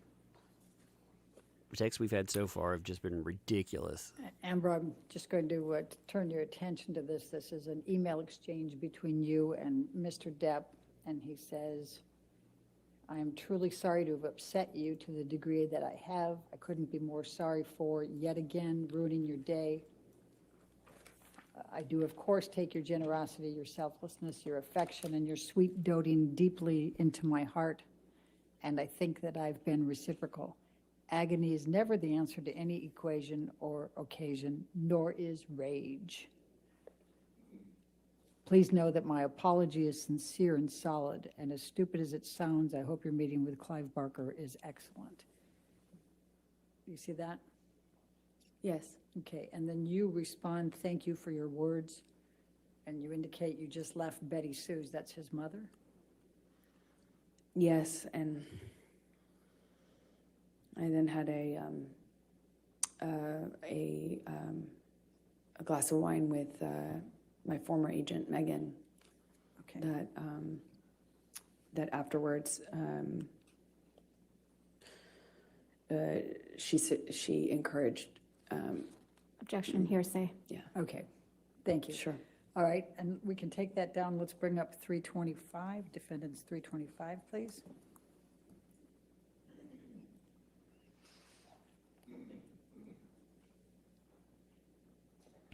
God, he said sorry, and I hope I wish you luck. So obviously that's a sign of abuse, right?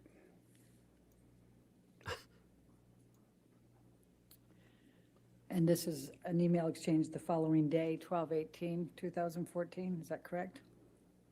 Yes. Okay, Your Honor, I'd move the admission of Defendants 325. It's already in, oh, it's already in, Your Honor. My apologies. Yell We'll at get her. that figured out at lunch. With what redaction? It's already in, It's so. been in evidence. Does anybody over there have the list of evidence that's already in evidence? Okay, we're making sure. Ours indicates it is. It's in. It's in evidence. Without redactions, Your Honor? It was redacted. I don't know what it Well, was redacted The to. redactions don't, That's how it is in evidence, Mr. Murphy? All right, we can check, we'll check our copy. thank you.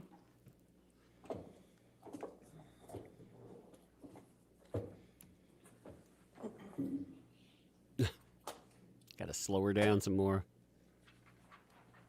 It's fine, Your Honor, we've confirmed. Yes. Thank you.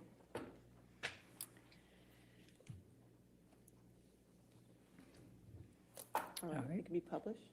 Thank you. That's-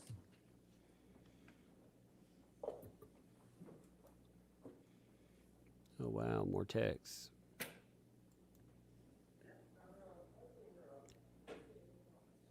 You can't see it on your screen? All right, we'll take care of that during the break. If you could just share it there. Oh, get it? Okay, thank you. All right, good. Okay, thank you. Do we get the So this is attachment? from Mr. Depp, right? Says, it's a way, I've let it go too far, went too far. Do you see that? Yes, I do. I always regret it when I jump, or worse, when you jump. I don't want to be conditioned to continue that behavior. Therefore, I'll put in heavy work with shrink. What is your understanding of what he's referring to with shrink? Psychologist. Objection calls for speculation. Did you have an understanding of what he meant? Yes, I knew exactly what he meant. And what did he mean? Shrank is shrink. What did he call shrink? Johnny called shrinks, meaning of psychologists, therapists, shrink. Okay. I'm sorry for being less for your disappointment in me. For my behavior, I'm a fucking savage. You see that? Yes. All right. Gonna lose that, gonna lose that. The devil is all around, right? Now, you respond to this. And of course, before you go there, and he says, I am well aware I should have been bigger at the moment and that it will never again manifest in negative experiences. It can be done. What a killer concept to visualize. Do you see that? Yes, I do. And you respond, I love you, I miss you already, correct? That's right. Right. And what, if anything, is that consistent with the cycle that you have described? Well, the language he used after particularly violent episodes was savage, monster, devil. And so we ended up both calling his other side, the side of Johnny that would do and say unbelievably horrible things. It was very different from the other Johnny. That was, in my opinion, the exact opposite. And this is typical of the apologies that I would get when he took it too far physically. I was encouraged because I thought it meant he understood that he could really hurt me. Sometimes I didn't think he understood how much he could hurt me physically, I mean. So after this, I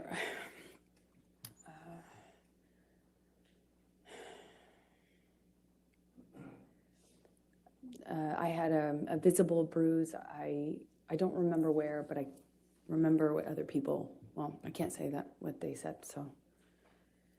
Anyway. That should be stricken. And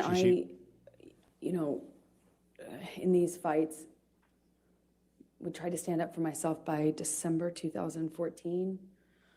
I was pushing back. I'd push him off of me. I'd try to hit his hands away. I tried to always get back up, which sometimes, not sometimes, almost always made it worse. Always seemed to provoke him. But I tried. And worse, I would yell at him. I'd scream at him. I'd call him ugly names. So ashamed of the names we'd call each other. It was awful. It was awful. We both got into that pattern. It was so,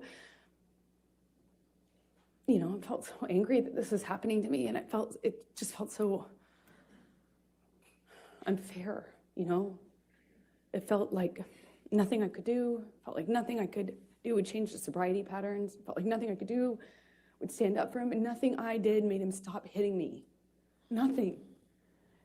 So, I tried for over a year, maybe two, of just not responding physically, not responding verbally, just staring at him. I tried to freeze. I tried to go to a different place. I would try then lashing out verbally. I would try to threaten that if he hit me again, that I would call the police. The police were called several times, but I tried to do everything. I even threatened to leave him, and tried to leave him, and nothing was working. And I think by this point in our relationship, we're both saying awful things to each other, screaming at each other, and unfortunately, when Johnny would start hitting me, he'd just win. I don't know how else to describe it. This might be a good Okay, that's time for good. the lunch break. All right, ladies and gentlemen, we'll go ahead and take our lunch break at this time until 2:00. Please do not discuss the case or do any outside research, okay? Thank you. She just said that the police were called several times, and yet there is no record of police involvement other than at the very end on May 21st. But she just said that there were police called several times. Again, just throw in whatever you feel like throwing in because, hey, it's convenient. It's astounding to see some of the the accusations that get thrown in there, Okay, the ma'am, stuff that don't is discuss just your testimony with anybody this time, okay? All right, just thank you. matter-of-factly added. Thank you, Your Honor. All right. Now, the text messages, let's pull a couple of those up real quick. Let's actually look at what she's using for proof, because the proof, Lord, the proof. I mean, it's, you have to believe that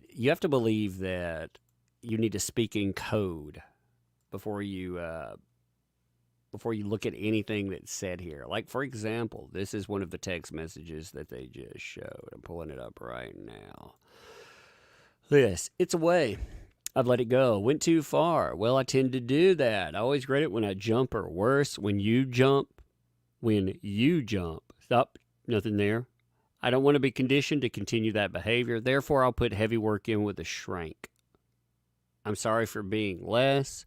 For your disappointment in me, for my behavior. I'm a fucking savage. Gotta lose that. Gotta lose that. The devil is all around, right? I wish I were able to bring even a glimmer of a smile to that pretty face, the most gorgeous of dreams, the darkest of nightmares. She says that the devil, savage, you have to believe that that's code for abuse. That is, her case rests on, he won't say it clearly. Nope. It's all code word.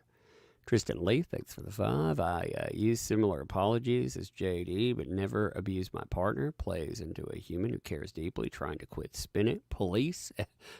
Where's the proof? Exactly. Where's the proof of any of that? Yeah, we've all apologized because we've been a jackass in a conversation. I mean, I've apologized many times because, you had a bad day. You're rude to somebody. You're a jerk. I mean, my God, we are not always our better selves. In the world we live in now, though, we are hearing that having arguments is domestic abuse. I thought, man, I don't know anybody, I think, that has not been in a relationship that you have people that are around each other all the time, and that is a sign of domestic abuse. Again, you know what I'm hearing here? I'm hearing someone describe abuse that has never been abused, because mean words that she focuses on. I do think that JD told her that he was embarrassed by her. I very much believe that. I very much do believe that. I believe that some of this stuff, if I look at what I'm seeing now, it's embarrassing. I'd be embarrassed too. Shabaka Wookie, thanks for the 279. Gotta love. I wanted to be forgiving. Yeah. Amica, indeed. Thanks for the 2. I'm betting she has menthol spray in that tissue. Even then. So the one positive, though, that has come out of all of this is my bingo card is actually doing pretty good. Let's tune into our bingo cards really quick. Let's see how it's going. I forgot to strike one bingo in there, but I'm very close to getting my bingo. I don't know if you've been keeping score, but if you I have a blank bingo card on my Twitter account if you did not pick up one, but here we go. Let me pull this up here. All right. So far, I actually, I'm very close to my bingo. Look at that. If I could get a blame therapist. Now, she could have blamed, I could possibly take the therapist, with stuff. She didn't blame Dr. Cowan. She blamed Dr. Kipper. She actually alleged that Dr. Kipper was there to keep tabs on her, and so was the nurse, but she didn't blame the therapist in that. Now, I do think that I'm not a gold digger. I actually think I qualify for that from 2 statements. First of all, for the prenup. I thought that was a big one. And also, I would have never quit working. I think both of those qualify for I'm not a gold digger. So I think I could count that one in. Screams. She's acting crazy, but she hasn't gone there yet. Denies mirroring anyone. I don't think I've gotten that one yet. Hey, Smooch Pooch, thanks for the 5 there. Someone said that in the lighting age looks like Skeletor with her cheekbones. There's a cream for that. Yeah, thankfully, there is a cream for that. Skeletor. Nerys, thanks for the 2 there. I said similar when told his rage was my fault.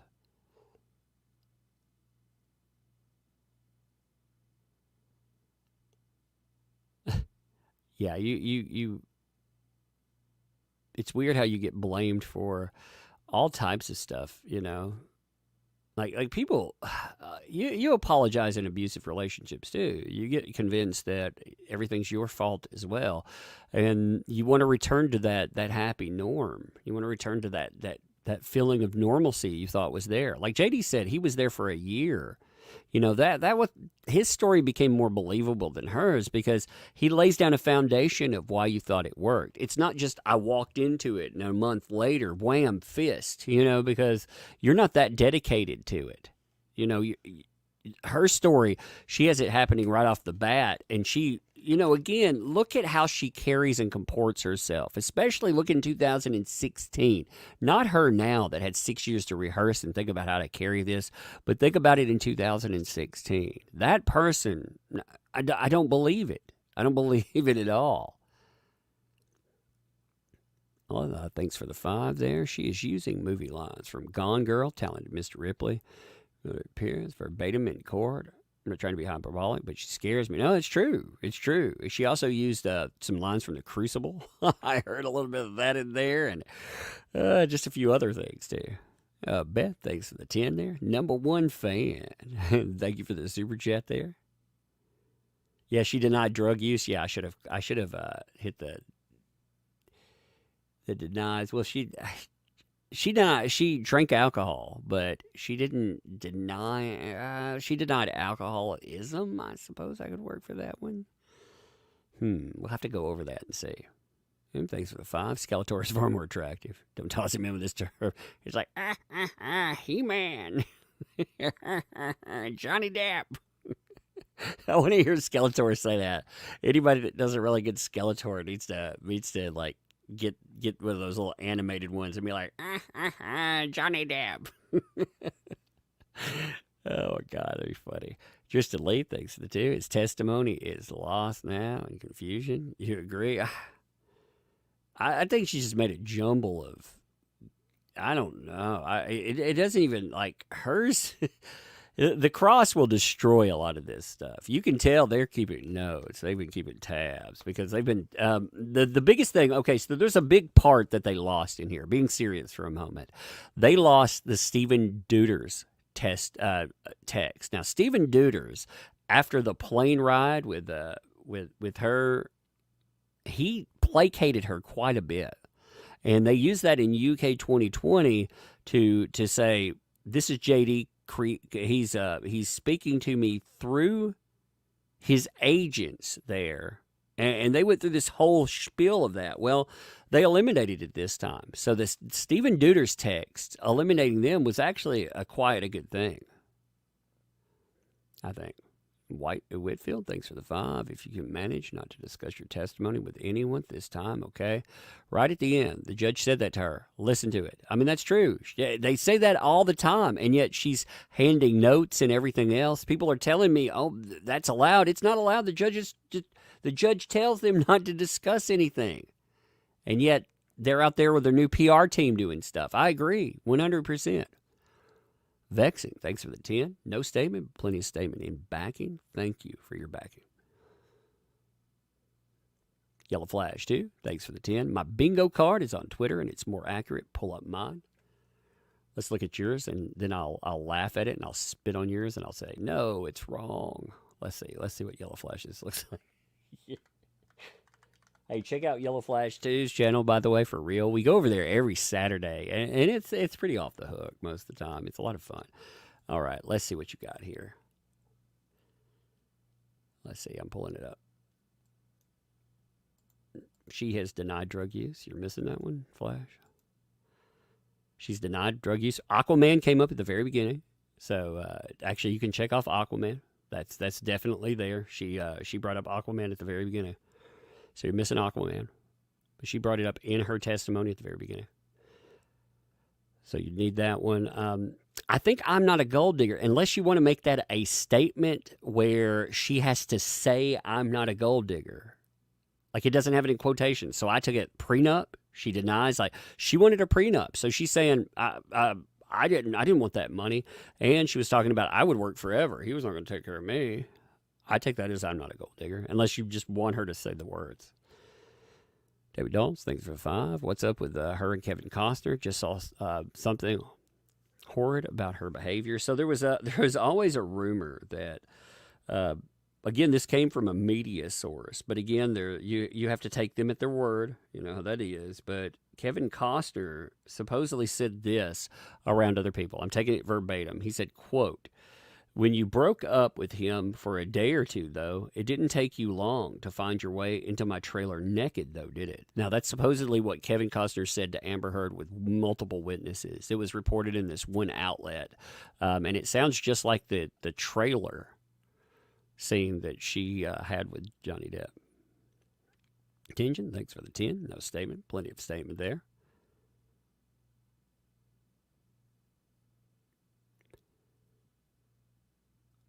Oh, the last day or so. Actually, it's my stream itself is not quieter. My voice may be quieter because I turned down my mic during the thing. I forget to turn it up sometimes, but the stream itself it's running at the same volume as far as output and everything. I've been checking the outputs. We have to turn up their output to 600% on the court itself.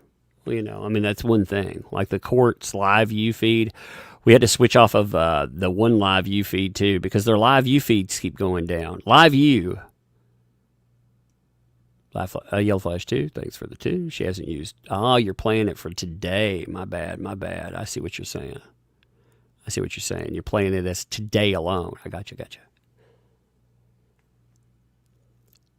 Thanks for the 5. I'm surprised she didn't mention how dirty the plain carpet was. Also, Worf, were implants better? That's true. Worf. Let's see who wins there here. Let's check. Worf. Let's look them up. Let's see who wears their implants better. So you tell me, when you're checking out Amber Heard there, you've seen her and her implants now. Who do you think's wearing them better? Do you think her or Lieutenant Worf? I think Lieutenant Worf wears his implants better too. Oh, that's mean. Attention, thanks for the 10. AH probably read the negative reviews about she can't cry. So now she has the sniffles, but her nose, cheeks, and eyes are red and puffy. Yeah, she can't. I mean, it's gross because she's got a little bit of liquid in her nose somewhere, but vexing, thanks for the 10. Sorry, I meant to tag you in a message. I was thinking of becoming a therapist when I was younger. May pursue it. Any tips I need to know? Thanks for the content. Yeah, you need to look into, I mean, it's not degree specific in certain states. Actually, master's degree requirement in a specific type of field, but not in specific field. And you don't even have to have licensure when you start out, because you work toward licensure. You just have to have a person that you're working under have licensure. So, but yes, read what's there. Make sure you get the exact thing that you want, like the exact degree specific stuff. That's very important with any type of college stuff. Oh, thanks for the super chat. She posted for a picture with a tissue. It's all over Twitter with the flash and everything. Oh, I've got to look for that. Actually, you want to? So I found proof that she was a drug user, and that you know, by her own rules with Johnny Depp. Look, since all of those pictures of Johnny Depp are out there, you know, where he's falling asleep and having issues. Here she is. Look at that. Oh my gosh, look, she's on a bender. She's crashed out. Look at her, man. Put some ice cream in her lap. Oh my God. Heather Wash, thanks for 2. Will Johnny get a chance to go back on stage? He's not going to go back. No way. April Faith, thanks for the 2. Says of detail can equal lying, right? Oh yeah. Well, especially it's not just the excessive details, it's how the excessive details are utilized. Yes, very much so. Jasmine, thanks for the bar. Did you get my first super chat? And my YouTube crashed. I had to resubscribe to your channel. I never unfollowed you. That's YouTube will unfollow. Thanks.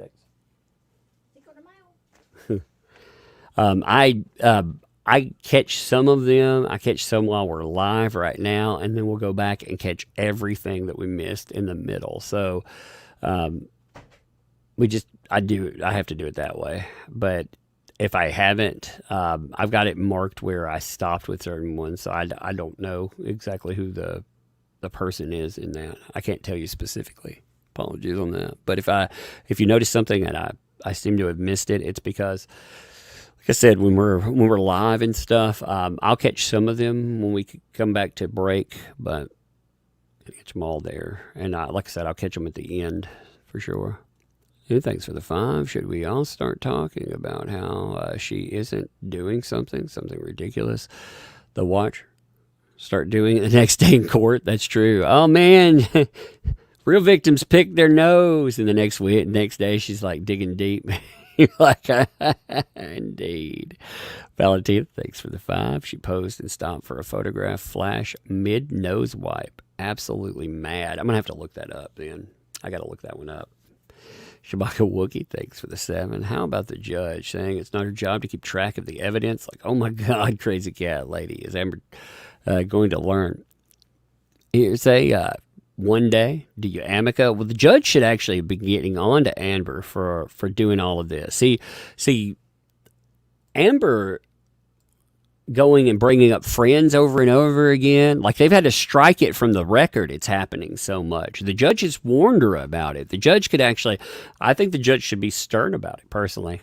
Because, I mean, Depp didn't have this problem. He didn't keep bringing up things that he's not supposed to over and over again, Chicken Permission, thanks for the 2 there. Hearing Amber Heard lie has been hard to hear as an abuse victim. Yeah, it's rough it's rough for a lot of people in that situation. I know that sucks. One of the things I can say though is I think you do a service for people who've been through that yourself, and everyone included, because many of you know what the evidence is, the narrative and what she's presented, and you know how to counter lies. So I think that's important. Caroline Starr, thanks for the super chat. Is that 14, I believe? You're doing a great job. Thank you. Appreciate that. It's been a crazy day. Like the live view, like I said, keeps going out and other issues. It's been like, oh, God. Don't cry, baby. Thanks for the 5. If he hits you again, turd, you cut off his finger. I know. And put it. Okay, here's the thing, too. JD gave her an out with the finger chop, right? But the cigarette burn, like we never get back to the cigarette burn. Like they want to claim, you've got this back and forth about that. Again, I want her asked directly about burning his face with a cigarette. She'll blame it on him, of course, but still, I want that in there. Because again, he brought it up. He said she stamped a cigarette out on my face. And you can see it when he's sitting on the gurney. For the longest time, if I would bring that up, you would have, especially media people, the media people, they're so nasty about this. That's why I can't stand people, talk about law and crime. Law and crime is just as bad as everyone else. They were terrible. Until JD became useful, they didn't have anything for him there. But I wish they'd bring up that burn on his face. Steph, thank you. Welcome. Thank you for the membership, too. Welcome to Tugs Thugs. Thank you for that. But you can see, right there in his face, bam. Wally. So too. Can you say hi to my tattooist, Jamie, new to your channel? First of all, appreciate you being there. Hey there, Jamie. How is it going? There you go. Saying hi there. I hope all of you are having a good day as well and enjoying the absolute show that she's putting on. She understands how to put on one of those shows too, because, well, she's done it before in real life. My God. Amber Heard is such a mess. Thank you. Thank you, like I said, Wally. And again, hey there to Jamie. Generalized memory, thanks for the 10. So, has she married him twice yet? Are we up to the wedding? No, we haven't even gotten near that, because JD has flowery language, doesn't mean he hits anyone. Savage. She shows him without the sadness. Twitter, same handle. For me, it's at that umbrella. That Umbrella Guy, apparently there was a cook or a food channel that had claimed the thing. And I'm sure, what's really funny is, well, it's not funny, but I think it's kind of ironically funny. Like, you get to really crazy people sometimes, that just want to be harassing and mean. They'll go after the guy with that handle. I have to ask people sometimes to stop harassing the food channel guy. I'm like, dude, it's not my fault. I'm not the one who did this to you. But I'm sure he gets some nasty messages and stuff. Poor guy. He's like, I just want to talk about food. And they keep talking about me being a monster. And they want to take away my kids. Oh, my God, man. No telling what they messaged that poor guy. Raquel, thanks for the 5. Did you notice she was trying to cry without tears? It's off emotion for a victim. Yeah, she can't make herself cry. I mean, it's so bad. So bad. Smooch Pooch, thanks for the 5. AH is likely to say that JD did it to himself to make him look bad. Yeah, she did that in the UK. She did that in the UK. She actually said that he burned his own face with a cigarette in the UK trial. I was like, really? He's going to take a cigarette and he's going to stamp it out on his own face because that's drug psychosis. That doesn't happen. That's not how drug psychosis usually works there. But hey, okay. Shabaka Wookie thinks the 279. Where are the kids involved? They hated each other. She keeps dragging in anyone she can. You notice she's weaponized everyone. She's gone after Kate James, her former assistant, because Kate James said, amongst other things, that she stole her, I'm going to say, ARP story.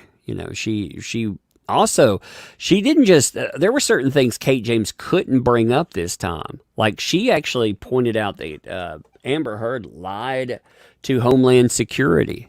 See, they had no reason, they didn't try to impeach her character that way because they went after her with, they had all the charity lies. So they could talk about how she was a liar because of that kind of stuff.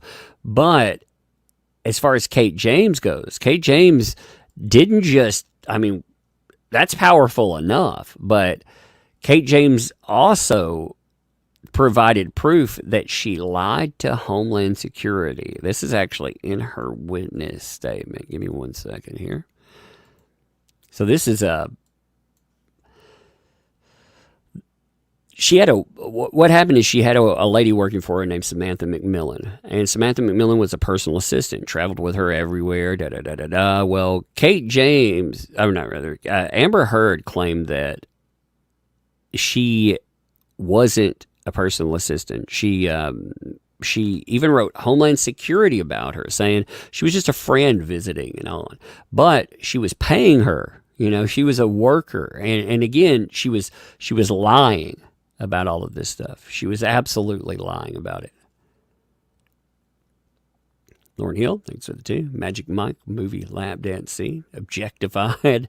It was funny to hear her bring up Magic Mike, and she's like, he had such a problem with me doing all of this. I'm like, there are a million pictures of you out there, dressed in skimpy clothes.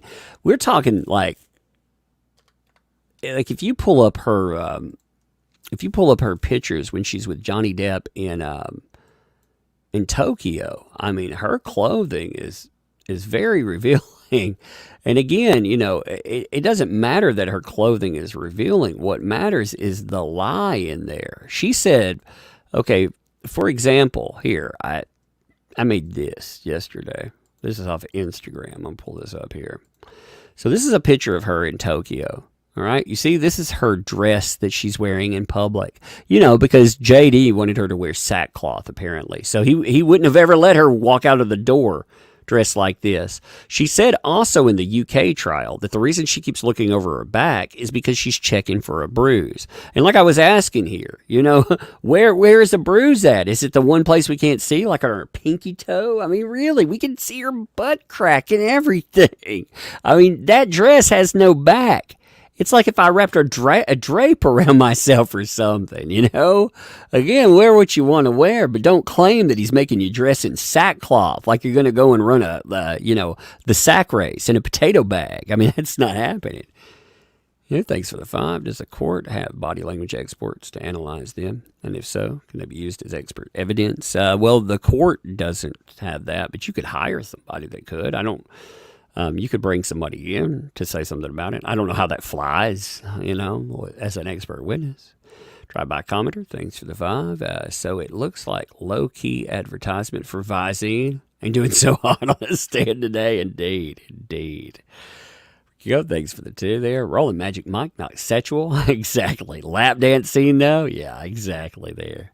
Hey, Raquel, thanks for the 5. Have to go, Tug, and chat. See you next time. Have a good one. Have a great one there.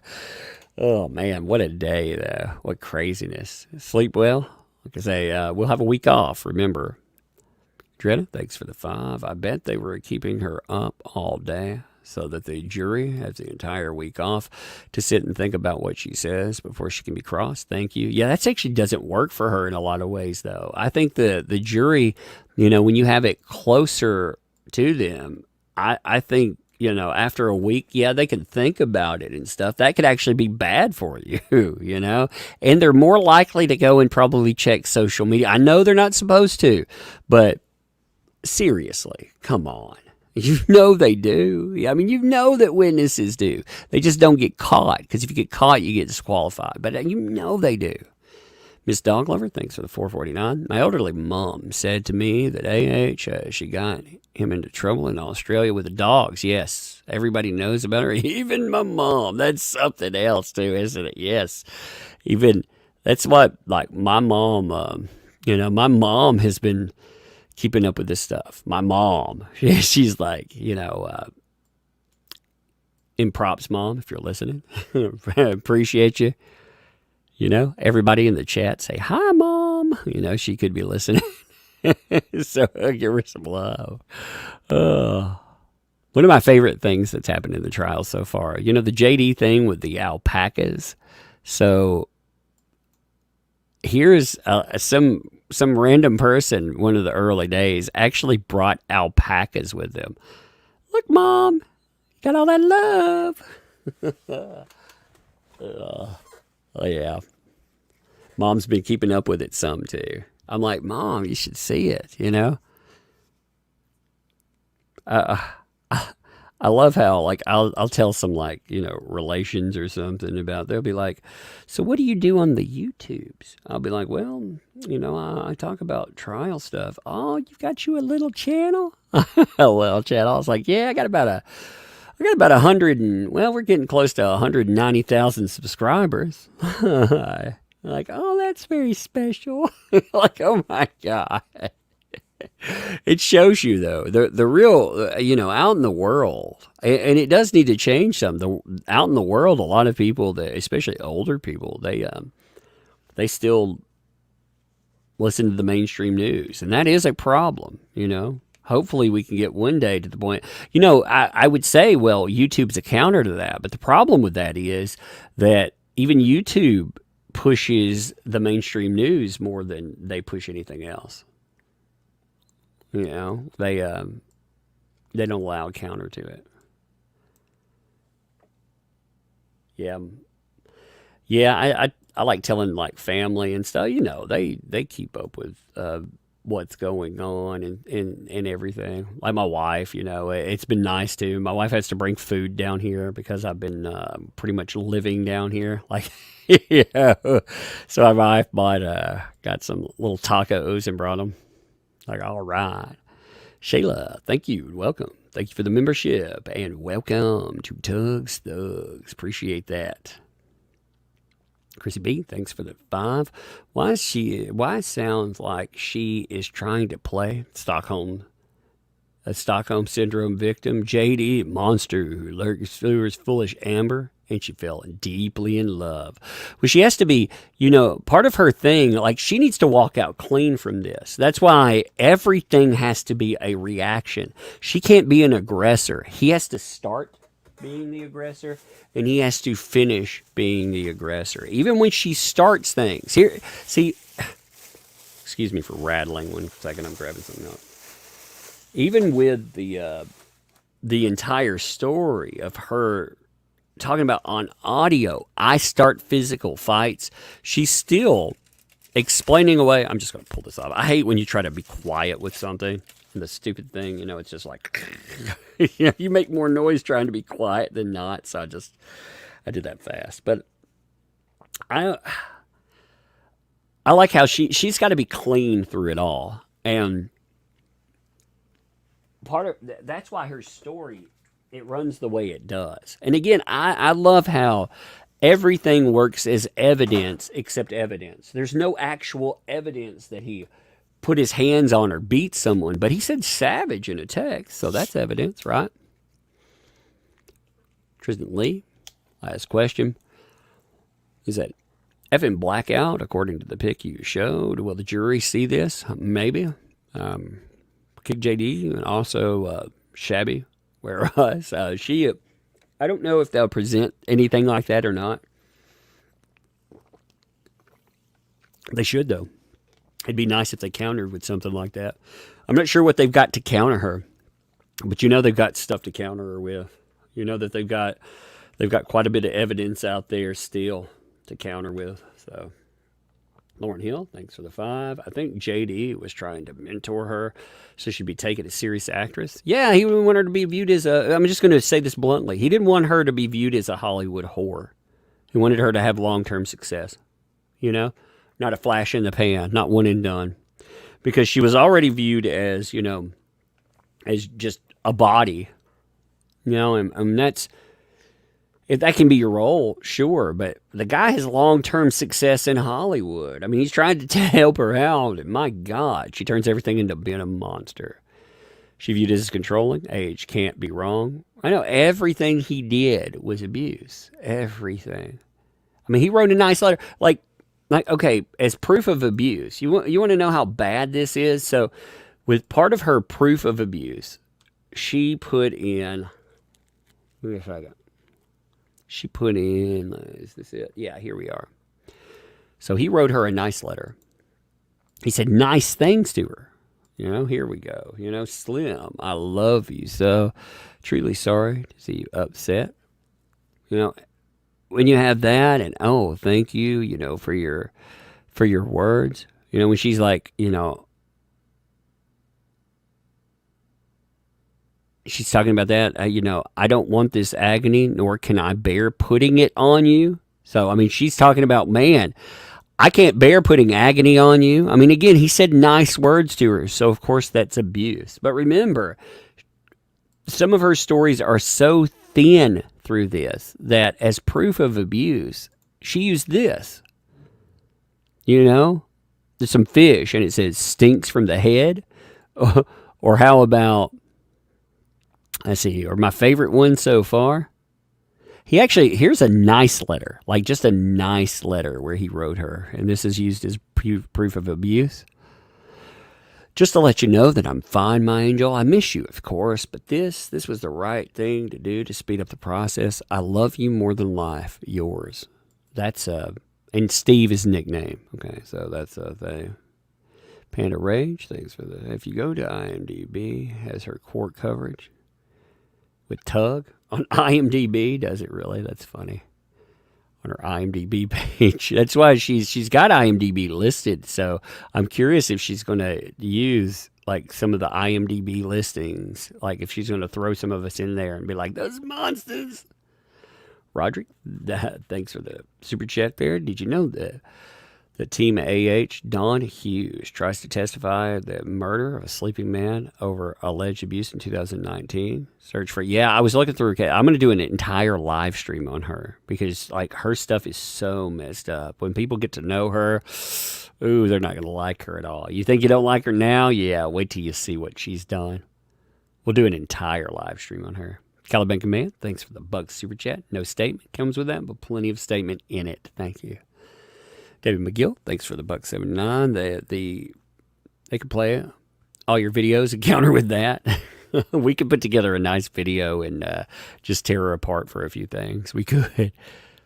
Hairdresser to the Stars, thanks for the 5. I don't know if you've talked about this, but it's really using quotes from movies in her testimony. Yes, like she's done that. I saw somebody saying, "Oh, where's the proof of that?" Well, you want me to rewind like 7 hours of footage, to show you if you watch the trial live. If you don't, people that watch the trial, not for you. I'm not saying like if you've got busy days. I'm just saying like people who are rebuking it, saying that never happened. Well, you didn't watch the trial. That's what I mean. But were you asking? Yes, that very much did happen. Just Czar, thanks for the 20. It's funny to compare how Amber checks in with the jury and tells them a story, just like the bicep guy from the Rittenhouse trial. Also to compare her reaction to Rittenhouse to retelling a traumatic incident. Yes, yeah. Actually, when you look at, when JD, when he was on the stand, he faced forward, down, or he faced the person he was speaking to. She reminds me, she has been coached for sure. She's been prepped, and you should be prepped, but she has been coached to face the jury when you're telling your stories because she's talking to them quite a bit, Jenny, thanks for the 2. Lola Meets agree completely about narcs. Worst. Anita Taylor, thanks for the 2. Each tear wipe was on side away from jury. Yeah, you got to let them you got to let them buy into all of it. It's a show for them, Tristan, thanks for the 2. Isn't his damn perfume called Sauvage? Yeah, Savage, Sauvage. It's Sauvage. It's SAUV. So, swag brains, but he uses savage a lot. Anyway, part of that was a play on Native American ancestry. That's why he said that he used wording like that. Again, because people would use that in such a negative way, and he wanted to own his Native American ancestry. David Lloyd, thanks for the 2. No statement in that, but plenty of statement in that. Thank you. Spoocha Pooch, thanks for the 20 there. If she was abused that bad, she'd have physical scars, not just mental. I have a scar on my lip, scars around my eyes and other areas, and I had to have major surgery for my broken spine and other stuff. Abuse leaves plenty of scars. You are very right in that. Well, and her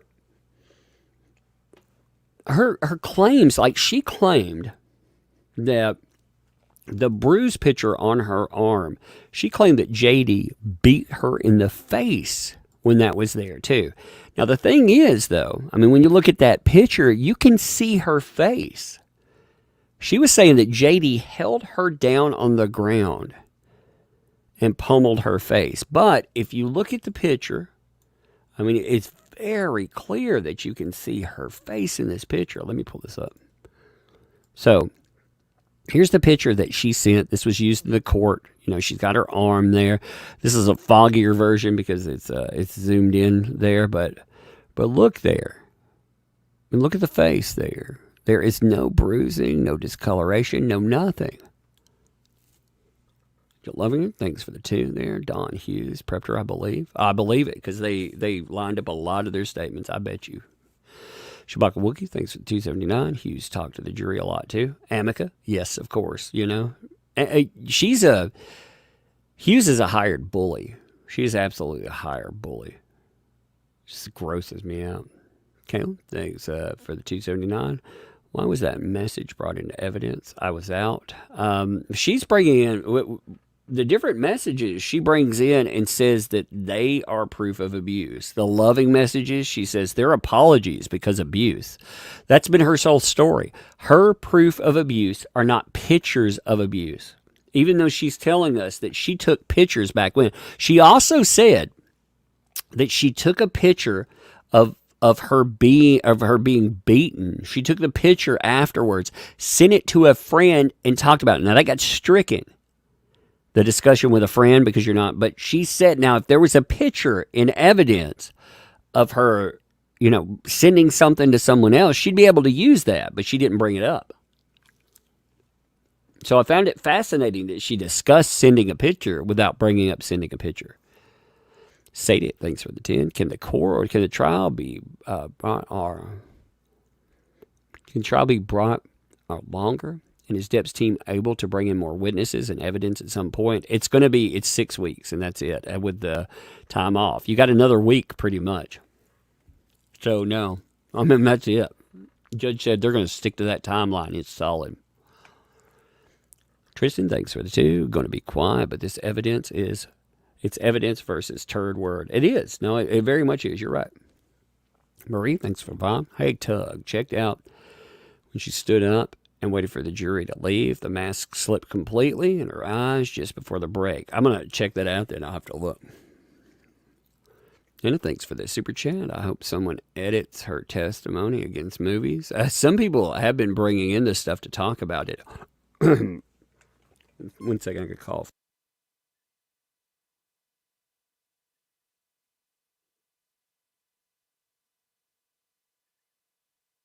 Excuse me, I had to cough.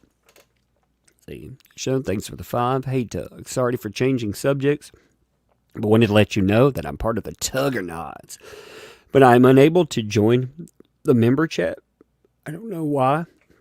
That's weird. Hold on 1 second.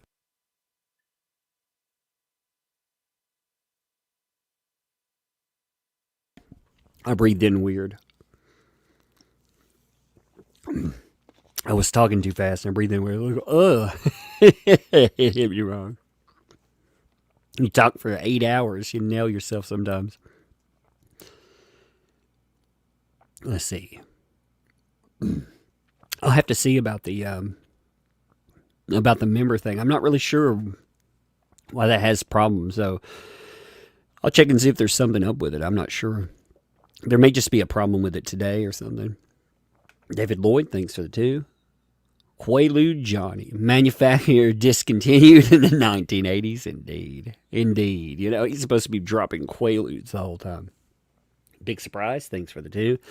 Could Johnny's lawyer strike her entire testimony? No, not everything. Where she's brought in certain things, if she keeps going and bringing in stuff that she's not supposed to, though, they could actually cause her problems there. Yeah, tug lug gone wrong. Yeah, exactly. It's always at the wrong time, too. Let's see. Sit, thanks for the super chat there. In the beginning of abuse, often they hit other places on the body where it doesn't show.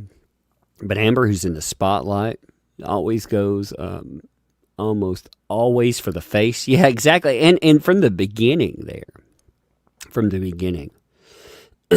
Lost Angel, thanks for the 5 there. Who's the best lawyer they could use to cross AH? They should use their best lawyer for it. They need their star. They need the female. The female has to be the one to do it. Has to be.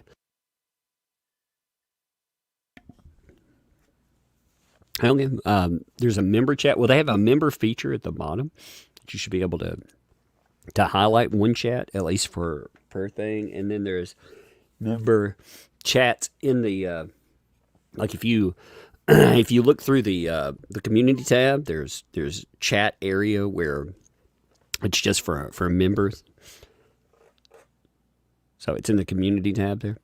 Greg Blue, thanks for the 5. When does the 10-day break start? Next week we're off. So we're gonna be off for a week. And will she be sequestered for the whole time? Yeah, she's supposed to be. She's not supposed to be talking to anybody while she's a witness on the stand. Smooch Pooch, thanks for the 10. Abuse doesn't. She won't be sequestered, no. But she's not supposed to be talking to anyone. Abuse doesn't always leave physical scars. But if physical scars were as bad as she claimed, she'd have scars, yes.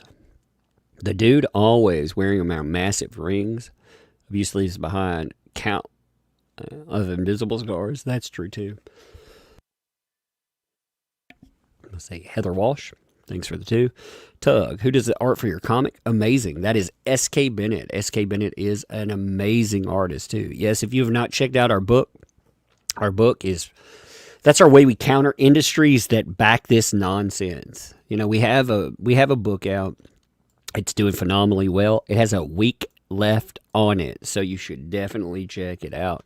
But yeah, I mean, that's the way. It's pinned at the top of the chat. Like I say, you should check it out. That is the only way that we combat industry nonsense. We go out, we provide something different that they aren't. I say, Christine, thanks for the 21-month membership. Tug, that photo looks like Whitney, not Amber. It does, doesn't it? It does. It's so early on. Even if we concede and say that it's her, like, okay, you got a random bruise on your arm. That's the entire proof that you have for 2 years of claims. 2 years of claims. Like, we're not talking about like 1 or 2 claims here. We're talking about years worth of claims. I mean, that's what gets me with all of that. Again, it's not like, a claim that she had. It's years of claims that she provided. Tanya, thanks for the 5. If we played a drinking game, how many times she accused we would all be drunk. We'd all be freaking at the hospital getting our stomachs pumped. That's what we'd be. We'd be like, oh, Lord, alcohol coma. Thanks for the 10 there. Several times she said JD hit her while someone was right there. Where all these supposed people who saw JD hitting her make her so embarrassed then? Did I miss something? Actually, okay, she brought in a dead man. That would be Jerry Judge. Here's the... If you want to know the layout to that, okay, like the plane, for example. She said she was kicked with the plane. We do know what certain people would say. Stephen Deuters, like I said, they wanted to bring in his testimony. They wanted to bring in his stuff and say that JD was communicating through him. Well, Stephen Deuters was on the plane. He testified in the UK trial, and we actually have a layout of the plane from then. Let me pull this up for you. In 1 minute. So this is the layout. This is who she's saying. So Keenan Wyatt testified. Here's her problem. Okay, so this is in the testimony of Deuters. You see it set up here. He drew a graph. This is Jerry Judge. He's dead now, so he cannot... I can't believe they allowed him to be brought in at all. That should be hearsay straight off the top. They've already allowed him into one story where he supposedly gave her a handkerchief to wipe blood off. He's dead. Like I said, he can't, you're not supposed to be able to bring that in. And the judge allowed it. You have Stephen Deuters and you have Keenan Wyatt. Keenan Wyatt testified before, and he said, he couldn't hear anything on the plane at all. Well, she's saying, okay, they're both sitting here. They have the swivel chairs, they were discussing. Apparently, JD managed, when she's in the aisle way out here, he managed to reach out and somehow kick her in the back all the way over here. She falls out here, and you could hear a pin drop, even though, again, you heard the noise roaring through the plane. James Hampton, thanks for the 5. AH's lawyers trying to slip this hearsay in. Looks like idiots. Also, vet with PTSD. She is disgusting and offensive to anyone with legit PTSD. Yes, when you hear someone faking issues that people have legit issues with, it makes me so mad. Yes, Roe, thanks for the 2. Will Elon testify? No, he will not. He will not. I'm wondering if she was trying to game and shame him into doing that. I wouldn't testify anyway. I did a video where she doxed Elon. She doxed James Franco. She doxed J.K. Rowling. I wouldn't give them anything. Elizabeth Stafford, thanks for 5. Behavior panel dropped new video. Shreds her. Says she has she has a concealed grin every time. Johnny's humiliated. She enjoys ruining him. Their words. I very much believe it. I mean, I think that's her intent. I think this is meant to continue humiliation. I think it's meant to continue abuse. An abuser that doesn't have to stop abusing. Again, they could have walked their separate ways. What's doxed? That's where you take somebody's private information and you make it public for the means of wanting to harass, intimidate, whatever. She took the personal information of Depp's witnesses. They did not redact them. They're supposed to redact them. They did not redact them. They turned in all of that as one of their evidentiary. There was a so JD had to turn in a list of all of his witnesses, and he had to put everybody in there. Well, when he did that, they used that. He turned in a redacted version. They black out part of it so you don't have names and addresses. Well, they took that list and they published it without redactions. They put it in one of their documents, but they put it in as a compendium piece. You know how you have your main stuff and then afterwards you'll put in things, and they didn't redact it. They put the addresses and everything else out. And they did it on purpose because there was a freaking redacted version of it out there already. They absolutely did it on purpose. And they know they did it on purpose, too. They meant to. But that's the kind of people they are. I said I did a video on that, just, showing where James Franco, I mentioned that's one of the reasons I think that James Franco turned on them, because he wasn't happy. Yeah, here it is. Like, let me show you this. So this is all redacted. I redacted this myself, just to show you what they doxed or released. But here's that document. Again, I redacted all the addresses and stuff. But here was a document that it was a third supplemental response. And it has all these names of people that are attached to it. Well, you see this contact information and stuff? All of those boxes, they have, all of this is filled out. Like, I took it out, but like Paul Bettany dumped his address. Isaac Baruch dumped his address. Christian Carino dumped his address. Even people, she caught a few of her people incidentally, but doxed Johnny Depp's sister. Again, I mean, it's a huge listing. But I mean, again, she got some of her incidentals in there, but this was primarily his list of people because it was the list he provided. She didn't redact anything off of it. It didn't matter if she got a few incidentals. Oops, we accidentally doxed a few of our friends. That probably gave them some deniability. But it put all of that information forward. Australia thinks of the 5. I care for you, human, dangerous, reptile, sociopath, zero empathy. Would you refer to your ex as a human or instead by their first name? You can see the hate and the animosity there, and through it's just so.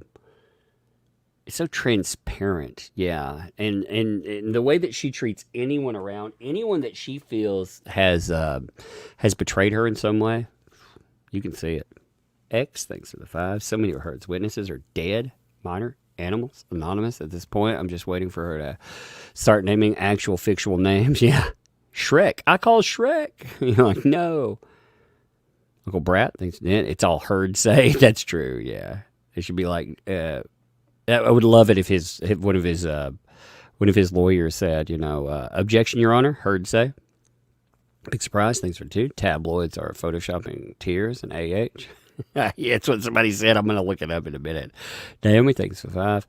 I might have been one of those people, one of those box people. She blocked me on Twitter. But anyways, she's got me blocked there too. Do you think they'll try to get it dismissed yet again? You talking about the trial? No, they're done. They had their dismissal attempt. They can't get it dismissed again. They tried.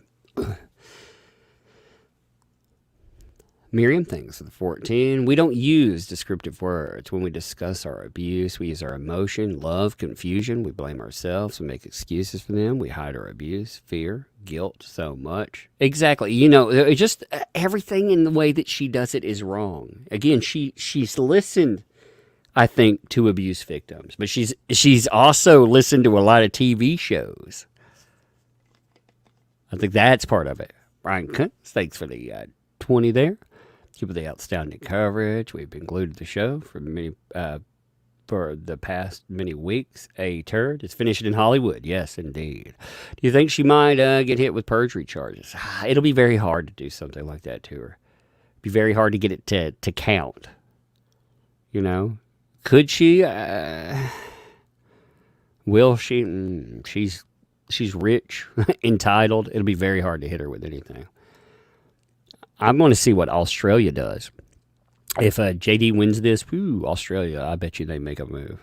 Anything's for the 5 there. Is she wearing the very outfit that JD has always wanted her to wear? No, she didn't wear a potato bag. If she came in sackcloth, that's what she said she wanted her to wear. Yeah, pig cats and band-aids, things like Camille, tear up across. Yes, that's who it needs to be. Tristan Lee, thanks for the 5. Mark on arm for real. A shadow. Photoshop, yes. Looks such as this has popped up in many a family pic every day. It could be anything. Did the jury have eyes? No bruise. Her arm could be anything. You know. Again, I could take. I have marks on my legs. Like I had burns on my legs. You know, like lower leg from some stuff from when I was younger, and I could say that somebody did that to me. It's not true, but I could say that, you know, just like anything else. I could take a bruise, like if I fell down. My little girl was sliding the other day. She decided to go, she's 2, and she decided she wanted to go down the big kid slide, and she slid down and hit her butt, and it bruised her bottom because, you know, she went flying off. It wasn't too fat, like to hurt her or anything, but she didn't know how to catch herself. So it hit her butt, and she was unhappy, and it could put a little bruise on her bottom. You get bruises all the time. You know, we do stupid things as humans. We fall down, we bump into stuff. If you just take random photographs, you could set up any kind of abuse narrative. That's what this is telling you. Just random crap. You could use everyday anything and turn that into an abuse narrative. It's horrible. Ian Hart, thanks for the 9 there. The sci-fi author Clive Barker, who wrote Hellraiser, supposedly made JD jealous when meeting guy. Yeah, it's gay. Yes, I know exactly. That's what I was thinking when you said that. Thank you. Yes, Clive Barker is like just outwardly gay. Very much so. He is everybody knows that or should know that. So I thought that was, surely JD knows that. He should. He's well read. You know, James Franco is one thing, but an old gay guy, none of this adds up. Yeah, I mean, apparently he's mad because any man that talks to him, even a gay man. Michelle, it's just so dumb. Thanks for the 5. Amber is getting her movie's worth for a new PR team. Look at the online news. They all have articles sections devoted to the trial. Oh, they're working it hard, you know. Yeah, it was Baby Umbrella, not Little Umbrella Girl. It was the baby one. Yeah, she decided she would slide down the big slide, you know, and she bumped her bottom on the ground, you know. Let me pull up Clive Barker. Yeah, this is I'm gonna show you Clive Barker. Now I like Clive Barker. Clive Barker, he does good work, but come on, you know. Now again, I mean, he's not like an ugly man or anything, but he's very gay, and this is what he looks like. Now you compare okay, like James Franco. Okay, but here's Clive Barker. Now again, you know, age-wise, we'd have to go and match him up for a few years ago, but still, I mean, like you said, Clive Barker is very outwardly gay, and JD takes every man, regardless of who he is, and is terribly jealous of them. You know, when it's Channing Tatum. Yeah.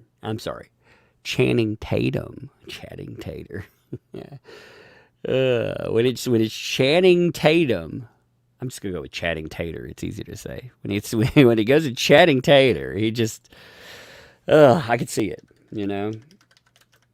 But when it's Clive Barker, it's harder to buy, you know. I mean, again, I'm not saying I buy into that, but I mean, again, you know, when you pull up Channing Tatum, see, I mean, look at the difference here. I mean, really, let's look at the difference here. So here's Channing Tatum. Oh, wait. That's not Channing Tatum. My bad. That's Mr. David. I can't help myself some days. My bad. Everybody knows what Channing Tatum looks like. Grown bald with Python Patrol, things survive when all they when all they documented she did, if there was real abuse, she would have a ton of pics. She would, because she's taking pictures of everything. You're right. You're absolutely right. And Jeff, thanks for the 5. Kind of ironic. AH was in The Stepfather, and then she became the stepmother. The Hand That Rocks the Cradle. Anyone? Yeah, that's what I knew her from when at first was The Stepfather, just to be honest. As girlfriend extra. As she said, she would get bit roles in bigger movies, or she would get bigger roles in movies no one knew. I was like, that's fair. Martin, thanks for the super chat. If Amber wins. No hope for male victims. Actually, I think there's a lot of hope for male victims. I think societally, a lot of people are seeing what's going on. JD won outside the court. It's just what happens in the court. That's your question. And I think we have a huge uphill battle with all of this. I mean, we have a huge uphill battle getting anything done there. The Vegan Moon Cat, thanks for the 5. How many hours of testimony did they plan for the hearsay? They didn't get in today, do you think? They planned a lot. I mean, they had a lot of stuff that they had to fix with that. They had Channing Tatum. I see where everybody hit that at the chat there. Oh, she's back in. All right, let me pull this up. I got a couple minutes. So I got to get everything in. So we got a minute or so to get situated. The judge does not look happy today. Poor judge. She's like, I can't believe I got to sit through this crap. I don't blame her. Because Amber is she is so full of garbage. There we go. Failed Angel Dog, thanks for the 15. I've taken pictures of bruises on my arms and hands. The one who does it, though, is one of my other bars. Well, like I said, we get bruises, I mean, it happens. There's just like some people do document abuse too. Like she's documenting his downfall. She wanted to take JD out. Elizabeth Stafford, thanks 5. Amber used quotes from Mildred Pierce, Reservoir Dogs, telling to Mr. Ripley yesterday. The Crucible, I know for sure too. 2 more I'm forgetting. Thank you. Still in material. Your next question. All Thank right. you, Your Honor. Michelle, can you bring up Defendant's Exhibit 236, which has already been admitted? Thank you.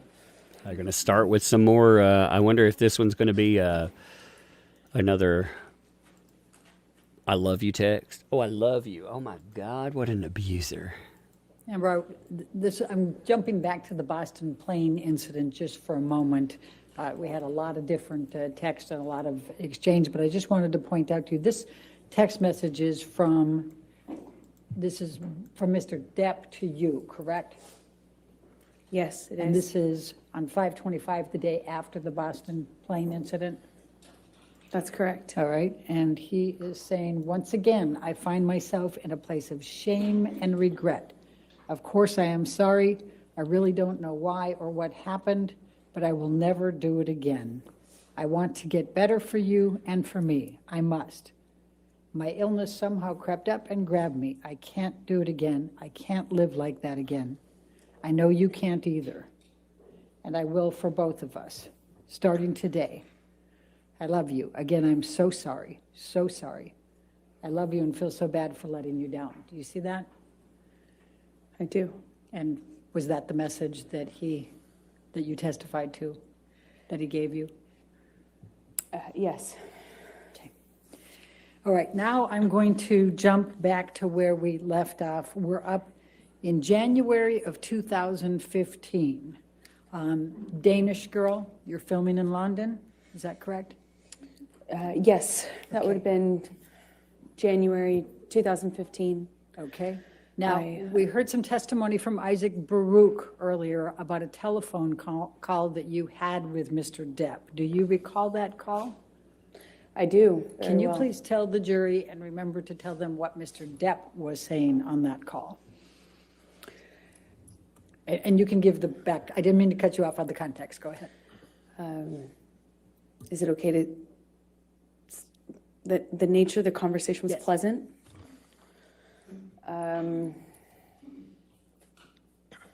Friendly, fine, normal. And then Johnny stopped making sense with this. Like, you know, he'd start a sentence and then trail off and act confused when I would be confused. And that pattern kind of increased pretty dramatically in a short amount of time. And I was in a hotel room in London speaking to him in Los Angeles. And the phone, what I assumed, cut off. I thought it was a connection issue. And I remember getting out of bed and walking into the bathroom to get something, and I was redialing him. And in the span of that short amount of time we had been disconnected, it was minutes, not even minutes. I called him back thinking the phone had been disconnected, and he answered and he said, how could you tell me that? How could you say that to me? Who the fuck is he? Who the fuck is he? And he asked me that a few times, and I was so confused. I didn't understand what he was talking about. I expressed that to him. He says, who is the guy, the one in New York that you're fucking? And it was such a bizarre conversation, because it had already started to feel like he was not making, it was almost as if he was confused by what sentence he had started by the time he got to the end of it. And then all of a sudden he tells me that I have just told him that I had a boyfriend or a lover in New York, and he's accusing me of having just told him about it, which was crazy to me. Not only was that not accurate, I would never have communicated with him like that. More or less called him on the phone to do it and then call him back and wonder what the connection issue was. It was just the most bizarre thing. But he was so worked up, incoherent, and accusing me of having had this conversation with him. Eventually the line drops out, and I spoke to the person who picked up the phone. Okay. And how did that end? I no longer spoke to Johnny. I probably can't say what the person told me. Are we talking about Isaac Baruch? Yes. Okay. So without saying what he said, you had a brief conversation with Mr. Baruch, and that was the end of the call? I did. It was my understanding Johnny was passed Objection, out. hearsay. Okay. Sustain. All right, January 25, 2015, Tokyo. Please tell, it's the premiere of Mordecai, correct? Did you accompany Mr. Depp to Tokyo for the premiere of Mordecai? I did. When I was, Please tell the jury about that trip. well, I had just started to pick out the wedding dress right before that trip, and plans were moving for us to get married shortly after this trip. So we took this trip to promote his movie. I went with him. We got in an argument in the hotel room, and I said, I don't remember what I said to him, but I said something snotty to him that provoked him. It provoked him, and when I walked into the hallway, he grabbed me by the arm and slammed me up against the the hallway wall, and I kind of struggled with him, tried to push him off of me, and I managed to get out of his grasp enough to take a few steps, and I kind of curved around and went into the closet. And by the time I made it into the closet, he had me by the hair, and what felt like he was just wailing on me, but in a really sloppy way, like hitting the back of my head, and kind of wrestled me down to the floor. I mean, it felt to me like I didn't even have a fair shot, because I wasn't facing him or looking at him. I was walking away from him. Or else, you know, I would have at this point even like I would have tried to defend myself more, but I didn't. I kind of felt like it didn't see it coming, and he just wrestled me down to the ground. And I remember he was screaming at me. I mean, like really screaming loud. And what I remember of that is trying to get up and him kind of wrestling me back down, and at one point put his knee on my back. It was kind of like kneeling on my back. And I just had this like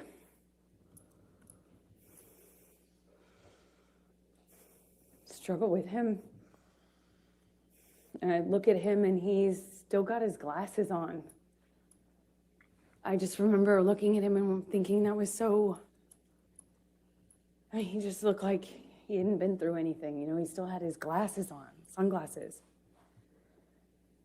And he was screaming at me that he hated me, that it was over, he didn't want to marry me. He was disgusted. He was disgusted. He made this mistake. It was a big mistake, and everyone hated me.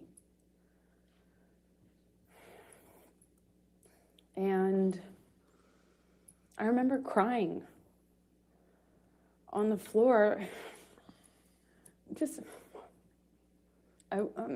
more than anything, I was heartbroken. I thought maybe he was serious. I thought maybe, God, he doesn't love me. Maybe he really feels this way. It broke my heart. Broke my heart. I wanted to marry him so bad. This is the man I loved, you know. Yes, it was awful at times, but I loved him and what he was saying. Objection, Your Honor, non-responsive. Overruled. What he was saying to me hurt just as bad as anything else. I just remember that he left me on the closet floor, and as embarrassing as it is to say, I went up to him at some point. I don't know how much time had passed. He was sitting at the piano in the living room of the hotel room that we had.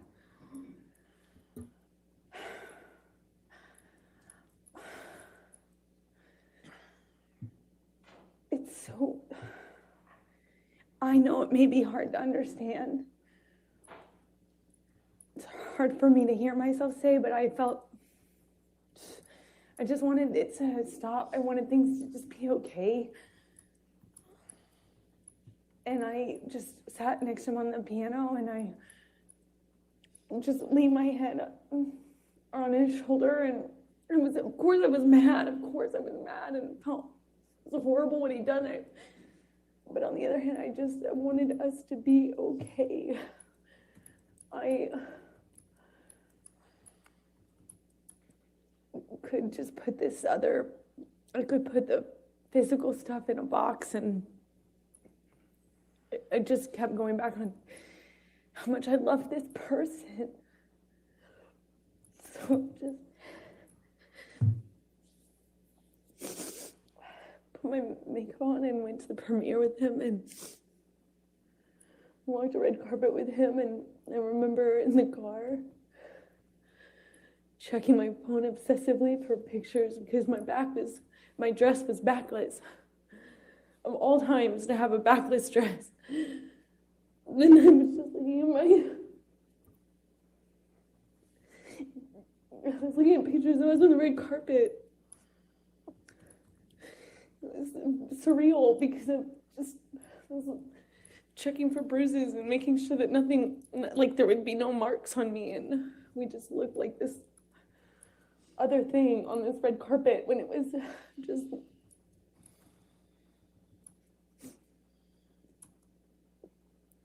It was not like that. It's embarrassing. You know, it's hard to, I'm sure it's hard to. Objection, Your Honor, non-responsive. All right, I'll sustain the objection. Next question. I'm going to take you to February, the next month, 2015, to your wedding. Can you please tell the jury about your wedding? So we get married in Los Angeles. I get a sense that we were just, it was wedding, running around Los Angeles. I was getting married that day, and I remember running around I went to therapy and, got ready, and Johnny and I met at the Penthouses downtown, and I wore a white dress and a veil, and bobby pinned in my hair. And I walked out of that penthouse. I met with Johnny in the hallway, and I thought he looked so handsome, and he seemed happy, and I felt we were making the right decision. I was so looking forward to having this. I thought we'd get married and we'd have stability, safety. So we get in the car, we get into actually Johnny's car, and for the second time since I've known Johnny, he drove drove us in his truck. It was weird being in the car with him alone. We didn't have that. And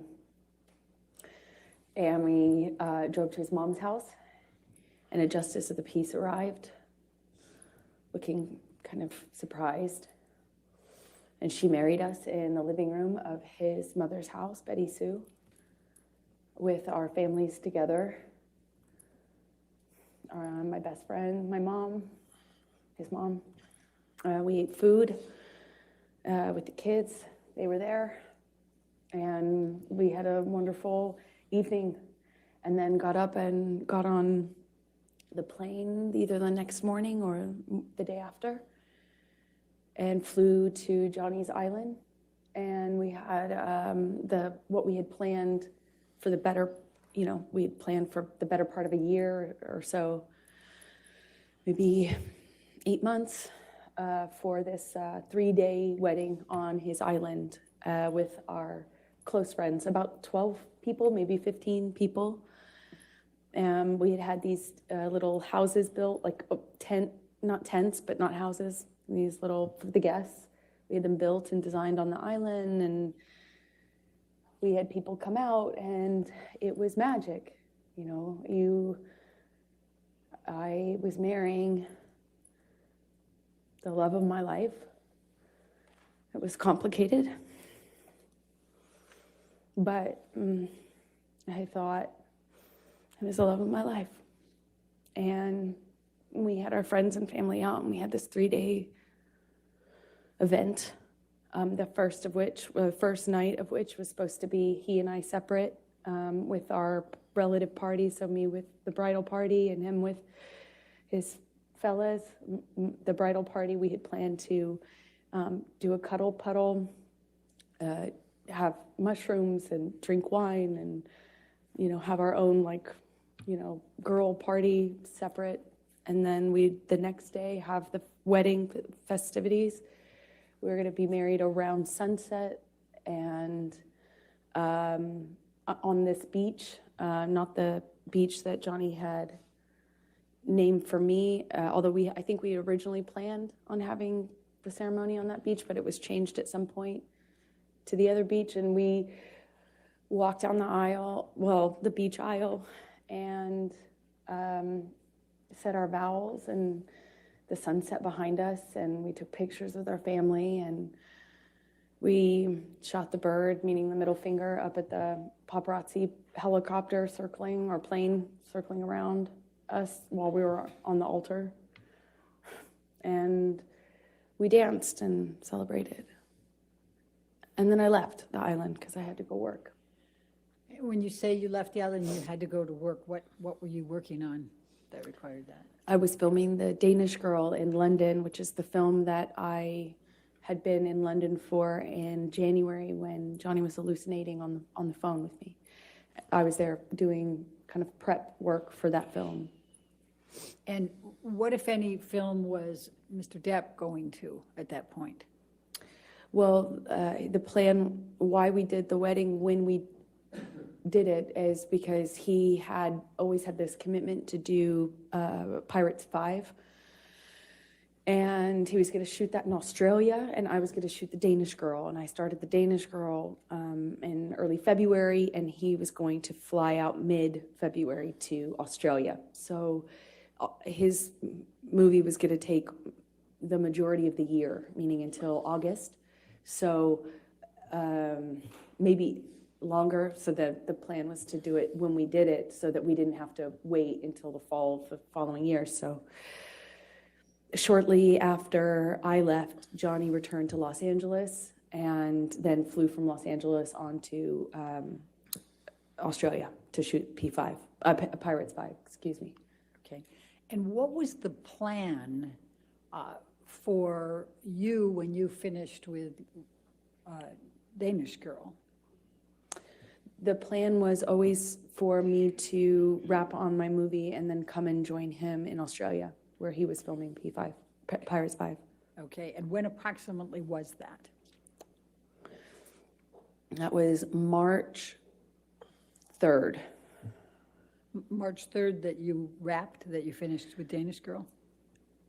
I believe, I can't recall the exact date, but I believe it was around that time, yes. Okay, and then tell the jury, where did you fly to get to Australia? How long of a turnaround was it for you to get to Australia? It was about 24-hour, I think it's about 24 hours. I could be mistaken on the exact amount of time, but I remember it's quite a distance from London. I was filming in London, he was filming in Australia. Effectively, you have to fly 12 hours, stop, get on a different plane and fly, I think, around the same amount of time, if I'm not mistaken. Okay. So when you arrived, before you finished wrapping with Danish Girl and were heading out shortly before, what, if any, communications did you and Mr. Depp have? Well, at first it was great. Even though we were separated, it was so hard to, leave leave right after you get married, especially considering that in Johnny and I's relationship, it was always so much worse when I went away to work. That's when problems started. So that was hard, but we communicated pretty consistently, and it was positive until it started to change. And I got the sense that he thought I was sleeping with the director, and then it was with the actor I was filming with. Who was the actor you were filming with? Eddie Redmayne. Okay. I was not that it mattered, but I could do my best to field the accusations, and then they would kind of subside, and I thought things were okay. And one day, right before I'm supposed to fly to Australia, he, I think it was the night before I was supposed to leave to go to Australia, he calls my hotel room, apparently. I had a sense that the phone was ringing. I think it was in the shower at the time, But not much time had passed, and I get a knock on the door, and it was someone from the hotel that I was staying at. The hotel staff had been sent up to the room because Johnny... Objection calls for hearsay and speculation. I'll sustain the objection. So don't tell what the staff said, what Okay. happened next. Then I start communicating with Johnny. And when you say started, I mean, was he on the phone? Did you call him? What happened here? He called the room and then my cell phone, and then once I was on the cell phone, he was accusing me of not being in my room, so he called the room, and I had to prove that I was in the room because, by answering the phone. And we had a lengthy kind of circular conversation about where I was and why I didn't answer the phone, why I didn't answer the phone immediately. He didn't sound like he was connected to reality. It just didn't seem like, to me, it seemed like a previous pattern. I was unsure what to make of it because he wasn't right in front of me, but he was accusing me of what it seemed like is having, I guess, an affair or a reason to not be in the room that I got a sense from him was, cheating or, that I was hiding something and why I wasn't answering the phone, and hence why I got the knock on the door. That was right before I left. So before you headed to Australia, what, if any, requests did you make of Mr. Depp for him to get you MDMA? That's ridiculous. Why is that ridiculous? Because I would never, since that time I learned my lesson the hard way on the plane to Russia, I would never do MDMA with him. I'm asking for a problem in that case. Like that, I would never do that. Okay. So you flew to Australia and met with Mr. Depp, right? And I'm going to, can we pull up defendants 1809? And Your Honor, these are some of the pictures that Mr. King, you may recall, was testifying earlier, said he had on his phone. Okay. And then those were given, so. So I don't have these, is what you're saying. Okay, that's fine. 1809. Correct. I'm just going to show you a few pictures. Amber, do you recognize, and I realize you didn't take this photo. I'm going to move the admission of it, though, Your Honor. Any objection to 1809? No, thank you, Your Honor. All right, 1809 in evidence, you can publish. And let me pass one up and give one to the other side. We tried to, given the strangeness of this. May I approach, Your Honor? Yes. Thank you. Oh my gosh, look, there's rain. Man, no wonder. No wonder they needed this one turned over. Photo, I do. and could you tell the jury what this is? That is the driveway leading up to the house that Johnny was renting while shooting Pirates 5. Okay. And then I'm going to try to make this a little faster, and I'm going to go 1810. I'm going to, Ms. Bretterhoff, if you have a series of photos, if you want to Yes. show council what they are, maybe we can get them entered all together, and then you could just yes, go on with your questions. yes, in fact. And these are all, I will represent, ones that we got from Mr. King. All right, if you want to take a look at them. And Your Honor, if I may just approach, I'll give you the whole stack. Okay, that's That might fine. look like- This will be interesting. These are photos we've never seen before. These are from Ben King. Turn the volume down just a little bit for that. But they, yeah, when Ben King took the stand, he said that there were photographs that he had on his phone that he hadn't turned over because no one asked him to. So I guess they asked him to. By the way, Amber, do you see those kangaroos in there? When I was pulling up to the house, I saw kangaroos as well. And this was a pretty big driveway. It was a I pretty don't have isolated. any objection, sorry. No objection to any of them? I don't believe so, Your But Honor. make sure you look through them all, too. I just want to make sure, because Thank I'll you, go ahead Your and read them into the record once you have looked through them all. And then,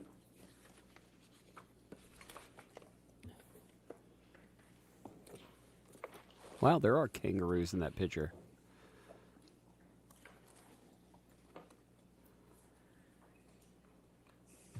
Huh. They're kangaroos. That means, kangaroos kick. Therefore, Johnny Depp abused her.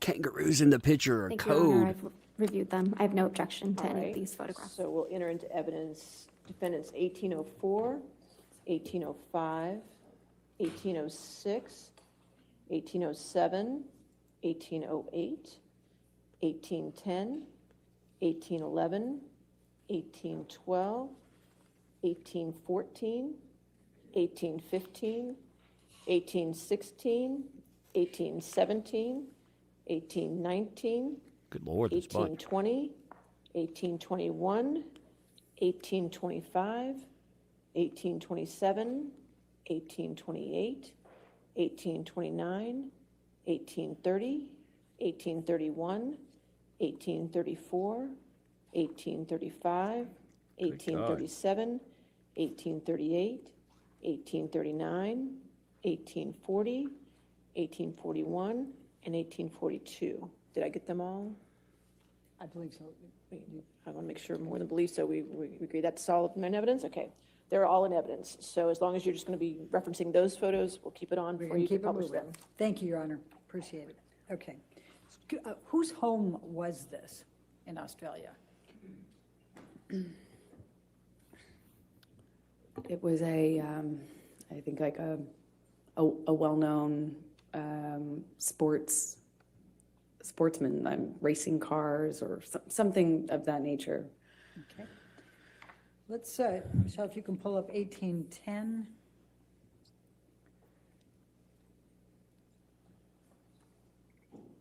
Is this another picture from that home? Yes, that looks like it's the view from the bathroom. Okay. And then let's go, Michelle, if you can pull up 1811. It's a nice house, man.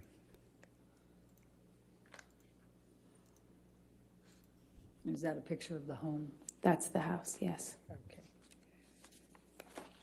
And let's go to 1812.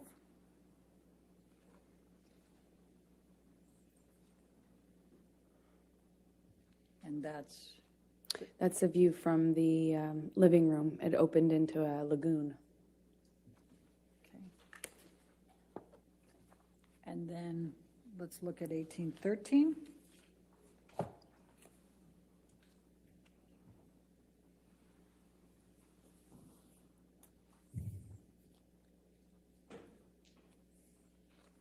I guess that's just another view, little over of the swimming pool, correct? Good Yes. God. Okay, and then let's do one more, 1814.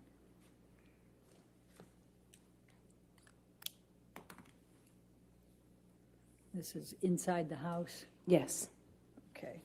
And if you can look to the back here where I've got I'm making some, what if anything is that back there? That's the kitchen. Okay, and this is the dining room, and this is on the main level? What we're looking at is the dining room table on the main level with the kitchen in the background. Okay, thank you. Sunflowers and not roses. Now, I'm going to violets. ask you to take this jury through your experience, what happened in Australia once you arrived there.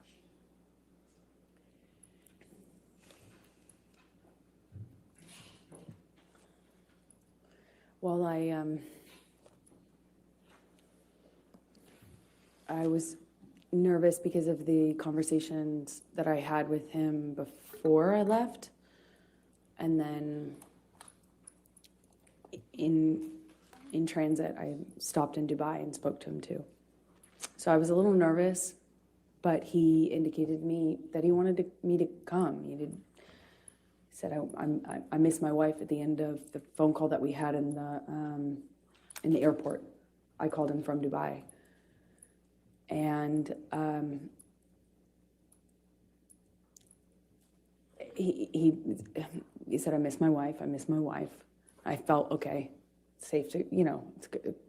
And I missed him so much, that's all I wanted to do is see my new husband. I flew in, I arrived early. I walked into the bedroom. I was so excited to see him. And he was so, like, he had lost a ton of weight.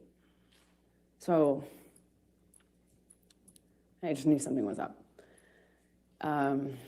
And he kind of quickly, kissed me and kind of, we had some interaction. It was brief. He was leaving to go work. He had to work that day. But then after the plan was he would come back, which he did in the evening, and then he was supposed to have a 3-day weekend, a long weekend. So he comes back that evening, and the chef had kind of prepared some things for the fridge, mashed potatoes, I think spinach as well. There were some steaks in the fridge, but he had kind of prepped some of the sides. And I was looking forward to having this kind of, our style at-home date. We'd just been, we're a new married couple. We hadn't seen each other for basically a month after getting married. And I start dinner and am happy to see him. And at some point early in that evening, he pulls out a bag of MDMA. I asked him what it was, and he told me it was MDMA. And I was surprised because at the time, that was, there was no question mark as to how I would respond to that, or so I thought. It's like, why would you even think that that's okay? He had already gotten clean and sober. I was, touch and go, but for the wedding, he was drinking Beck's. I think at some point he did have wine on the island, but it wasn't an issue, right? Just moved ahead. So I was surprised that he would even pull out this bag and, well, frankly, not hide it from me. And he kind of seemed to suggest that we should do it together. And I was like, absolutely not. Like, I just got here. I want to see you. I want to spend time with you. It was the exact opposite of what I expected and what I wanted. And it just seemed delusional at the time to me that he would even suggest this to be something that I could participate in with him. If you had been through what I had been through at that point, it's crazy. And at some point, he drinks in front of me. At first, I think it was like a Malbec or a wine or something. And I remember we hadn't, it kind of started an argument. And that was upstairs in that room that we just looked at a picture of, by the sunflowers. That's more or less where we were standing, just closer to the kitchen. And we get in an argument, and I shove past him, just stomp off. And he grabs me. We have an argument about me walking away, and am I walking out of this? And in my head, I was like, I actually wasn't thinking of leaving yet, but that would later be going through my mind. We had a brief interaction, and I don't remember the exact sequence of things. I wish I did. I have a lot of flashes. It gets a little bit more confusing from my ability to recall everything in a linear way a little later on as things got crazier. But for this part, the first night, what I distinctly remember is at one point, I don't think I had gotten very far, or maybe I came back into the room, but when he shoved me, I went flying across these parakeet floors. I mean, just skidding across these floors. And I remember thinking it just looked so easy for him to throw me around like that, I just slid, screeching my skin against this beautiful wooden floor.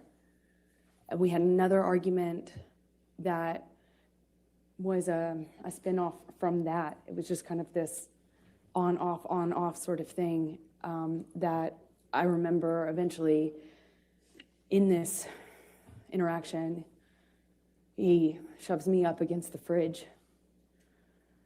He has me by the throat, and he just was holding me there by my throat. And I wondered if it was the drugs. I wondered if it was him. It hadn't, in my recollection, hadn't been that long. He has me up against the throat, just kind of bashing me against the wall next to the fridge. We're kind of moving in that area. And at some point, I'm in his face. And I don't know if he had let go of my neck or loosened my grip, but I remember slapping him across the face, screaming at him. He's screaming at me. I got my hand free when he tried to grab me when I walked off. I stormed off. I slammed the door upstairs. I don't know if it was in that instance or if it was in a later one that I eventually barricaded the door.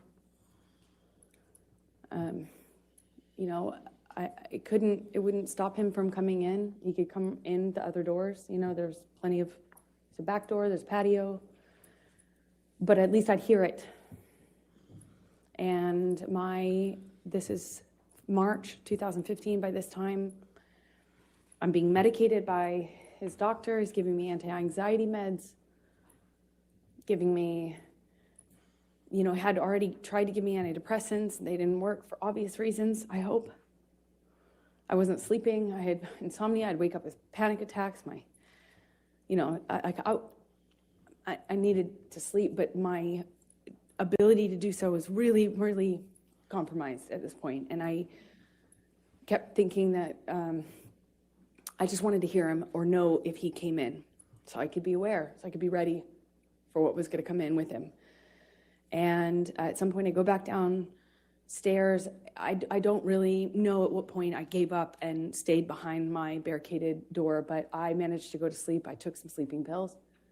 I woke up, and when I came downstairs, he was still up. He confirmed when I asked him that he had not slept. He had not eaten, so I tried to get him to eat. We get in an argument. He was accusing me of Eddie Redmayne, and by this point, he thought I was working with Billy Bob Thornton on the movie I had just shot, but I had already worked with him a year earlier. But he was very upset about him and the gentleman that invited me to a concert in London. My co-star, he was upset about these people, even though I had done that movie a year prior. Who was that? It was Billy Bob Thornton, Jim Sturgis, and Eddie Redmayne that he was upset about. And let me just stop you for a moment. Have you seen Mr. Depp take any drugs by this point?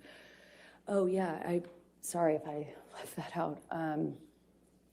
That when we had the argument about the MDMA, he suggested to me that it wasn't on the no-fly list, like it wasn't on the no list. That was his argument. That was his defense. Like, this isn't the. You didn't say I couldn't have this, and over and over again, Johnny told me I wasn't the reason he was getting sober, but I was the reason he was staying sober. I had saved his life and all this stuff. It wasn't like it wasn't my job to police him, but I kind of ended up being in that situation, it seemed like, in his mind, when he would express that to me. So he took a handful of pills, and I didn't count how many, but when I came back downstairs, I did the math on the amount that was left, and I think it was either 8 or 10, I can't recall as I sit here now, either 8 or 10 pills of MDMA. That he had taken or that were left? I remember we had a conversation about the amount that he took. So I remember saying, you took Objection, all hearsay. Okay, I'll sustain the objection. There were only a few left in the bag, so I think it was what he took. And I said, Johnny, or Objection, hearsay. he confirmed that he took that amount and that he could take that amount. And what amount? At this point, there were 10, he had taken 10, 8 or 10, I can't recall. And when you say at this point, is that the first night? Is that the second day? This is the second day. This is after I've already fallen asleep for the night in the room upstairs. Come back downstairs, he was still awake. Okay, please continue with that second day. That would kill you. He was accusing me of being mean to his sister. He was accusing me of not liking his sister. Something about the wedding. I was trying to put out that fire, as you will. I was trying to say, no, no, no. First of all, I'm not filming with Billy Bob. No, I wasn't filming with Jim Sturgis. Yes, I filmed with Eddie Redmayne, but he was a lovely gentleman. Objection, Your Honor, hearsay. Let's not offer to prove the truth of the matter. Overruled. Thank you. And then when it came up with his sister, he was accusing me of kind of having this animosity with Christy. I tried to defend myself, explaining why her and I had kind of become cold to one another. I don't know how else to describe it, because we never had any sort of direct interaction that was negative. We never had any sort of confrontation or anything, but I did my best to explain to him what I could answer to that accusation. And at one point he, I mentioned that, well, I can't say what I mentioned. He, as a result of that phone call, picks up the phone and calls his agent. I don't know why, still to this day. He calls a few people. I don't know who was on the other line. I just heard his side of it, and he's screaming at them. I got a sense that it was money, that he felt people had been stealing money from him, and that the studio had been ripping him off, and that he was calling himself like a whore, or he had been whored out. He seemed like he was upset, but I did not, at this point, this is maybe early evening, it was before the sun went down on the second day. I remember he took the phone at one point and called my divorce attorney. I had at some point prior to this got a divorce attorney, or not a divorce attorney, a domestic relations attorney to do a post-nup, because we got married in February, and there was never any mention or talk from Johnny about a prenup, but I had had interactions with his sister, and so I thought, okay, I'll get a lawyer and let's do a post-nup. When Johnny found out about that, or when I reminded him of that in Australia, he went outside and called my divorce attorney and fired her and said the only way out of this was death. Again. And I heard that already at this point, March 2015, probably 25 times. So he's screaming at her. He calls his agents. I hear him talking incoherently, screaming incoherently at my lawyer and his agent. He comes back inside, and I genuinely didn't know if he was still mad at me or if it was about me at all. I didn't know. It didn't seem like it was connected to reality at all. At some point shortly after that, I have been saying to Johnny, you need to sleep. Let's eat some dinner, baby. Let's relax. Please, like, calm down. In my head, I was thinking that it would genuinely change if he just got some sleep. He needed to sleep it off. He needed to come down off the drugs. Clearly, the combination of what he had taken pill-wise with whatever else he was hiding from me was not good. I had recognized that sort of delusion. I had recognized that sort of unattached to reality rage. I had recognized the patterns of those kind of loops where he's yelling about things that aren't even being discussed or talked about. I knew already that he just needed to sleep it off, clean up, sober up. And I thought we could. I remember I went to the fridge, I got out the steaks so that they would be ready to cook. And I got out some of the food I was going to put together for dinner. I went upstairs. I I don't know if I came back down in my nightgown at that point or if that was shortly after, but the next thing I remember is coming downstairs and looking for him. We had an interaction that I can't really describe. It didn't make a lot of sense to me. He was just belligerent, throwing things, screaming at me.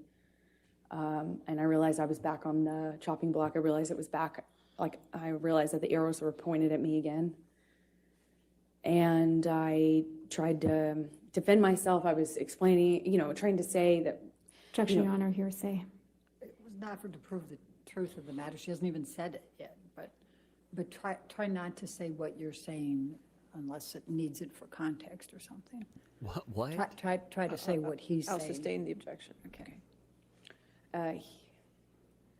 He was just belligerent. I don't know how to describe to you because it wasn't making sense. It wasn't making sense. I don't know how. I don't know how the immediate next string of the next part of the violence actually even initiated, but again, he has me up against the wall, and I remember this time he slams me up against the wall hard. I mean, I hit my head hard. And this is a wall next to the, I say kitchenette, but it's more of a bar. I remember there were these cooling fridges, and I remember kind of being slammed up against those. I remember pushing him off of me. I remember the name calling, the whore, the slut, the fat ass. I remember a lot of name calling.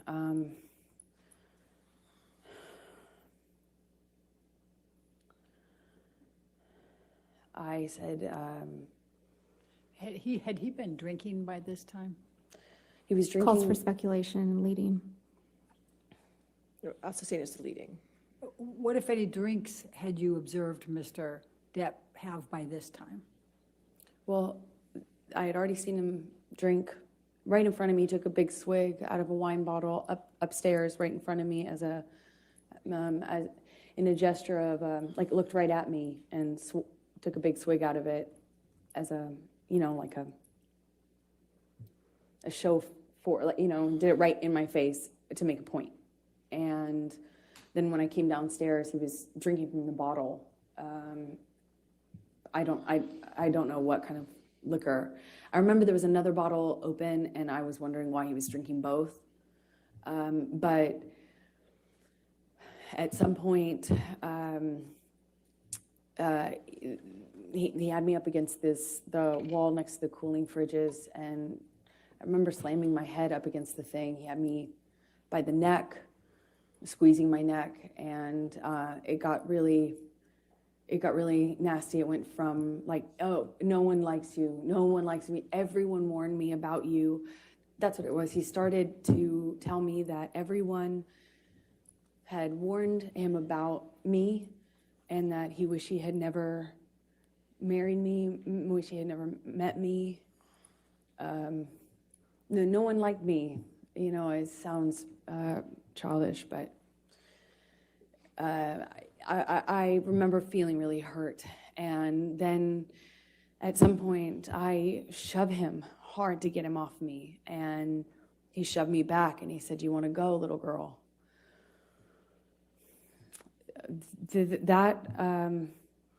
I couldn't, as I sit here today, tell you if that happened before he choked me up against the wall, but at some point, I am in a struggle with him where I'm holding his shirt lapel, and he kind of just flings me, for lack of a better way to describe it, throws me across the room. I land on a games table. It's like a ping pong table. And I don't know if I was holding on to him or if he pursued me separate, but he gets on top of me on the games table and is just whacking me in the face, repetitive. We struggle on the games table. I don't know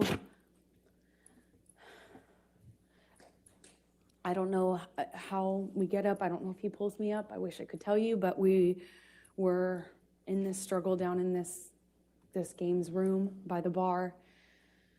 And we had this conversation about the drinking, or argument about the drinking, and he holds up this bottle to me, and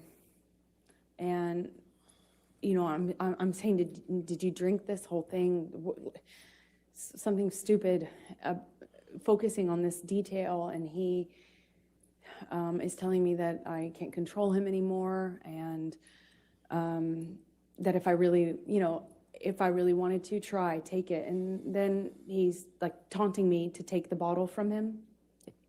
If I really want him to stop, why don't I take it from him? Go on.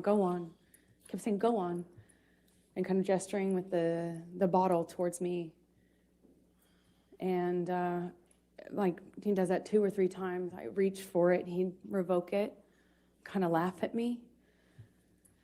And he's holding out the bottle. I think like maybe the 3rd time or so I get a hold of it.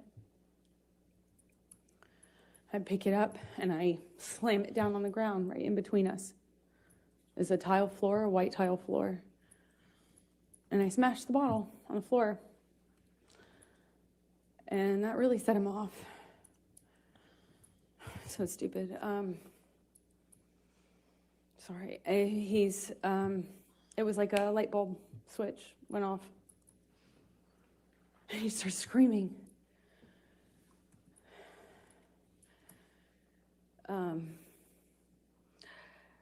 I don't know if he backhanded me or hit me normally. I don't really recall, but I remember it sent me down to the ground. I remember by the time I picked myself off the floor, I stand up. He's got a bottle in his hand, and he threw it at me. It missed, thankfully, but I kind of pulled myself back into the bar area. I don't know how much time passed, but at some point he had a broken bottle up against my face, neck area by my jawline, and he told me he'd carve up my face. I don't know at what point in the evening. I couldn't tell you what sequence-wise when that happened, but it was terrifying. It wasn't the first time he said that to me. He said that to me on the plane as well. But this time he was holding a broken bottle to me. I honestly don't remember if I threw anything in his direction. I don't think I did. I just remember him having me by the nightgown. I remember him flailing me, throwing me around. I'm flailing. This is after there were some bottles broken on the floor. I think this is actually after, again, forgive me, I wish I could remember the sequence, but it's flashes. He's throwing these bottles at me. I remember retreating. There were also cans, like soda cans, beer or soda cans, and they're coming at me one after the other, and I keep pulling myself into the bar area. There's a bar behind me in like like an L shape.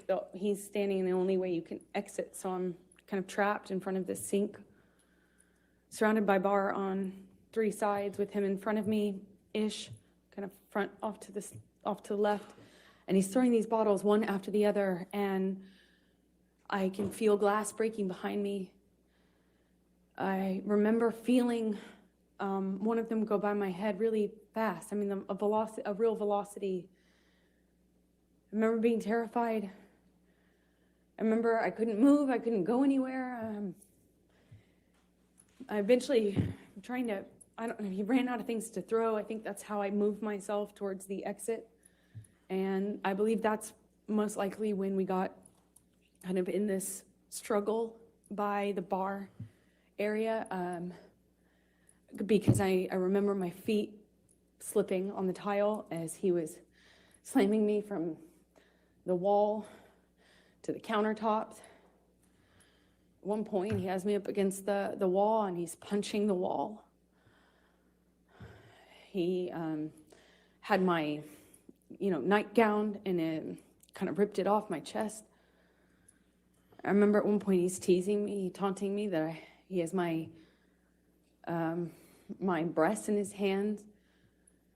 My nightgown came completely off. It was ripped off of me. So I was naked, and I'm slipping around on this tile and trying to get my footing. And I remember slipping on this tile. Glass was underneath me, and I remember just trying to get my footing. I felt really destabilized and felt really vulnerable. I'm naked, and he's flinging me around, and at some point, I'm up against the wall, and he's screaming at me that he fucking hates me, that I ruined his life. I remember I ruined his life over and over. And he starts punching the wall next to my head, holding me by the neck. I get free from him. I kind of step back from him, and it's like his energy shifted to the phone. There's a wall-mounted phone on the wall next to where my head was, and he went from punching the wall to like realizing there was a phone there, and he picked up the phone and he's screaming. He's like at the top of his lungs, screaming, "I fucking hate you! I fucking hate you! You ruined my fucking life!" And screaming at the top of his lungs, he picks up the phone and starts bashing the phone against the wall where I was just being held. And I remember kind of having some distance on what was happening and watching him do this. And it was like his energy had shifted, and I was that phone all of a sudden. And he was just over and over again smashing this phone into the wall, over and over again, screaming at me. And I was watching the phone every single time he pulled his hand back. It was just breaking into pieces. I remember thinking this phone is disappearing. He was smashing it to smithereens, just going into the wall. And at some point, he's on top of me, no phone, but screaming the same thing. "I fucking hate you. You ruined my fucking life." I'm on the countertop. It had me by the neck, and he felt like he was on top of me, and I'm looking at it in his eyes, and I don't see him anymore. I don't see him anymore. It wasn't him. It was black. I've never been so scared in my life. It was black. I couldn't see him, and he was looking at me, and I was trying to get through to him. I was trying to say to him in some way that it was me. I was trying to get through to Johnny, and I couldn't see him. I couldn't see him at all. And my head was bashing against the back of the bar, and I couldn't breathe. And I remember trying to get up, and I was slipping on the glass. My feet were slipping, my arms were slipping on the countertops, and I remember just trying to get up so I could breathe, so I could tell him that he was really hurting me. I didn't think he knew what he was doing. I don't know how.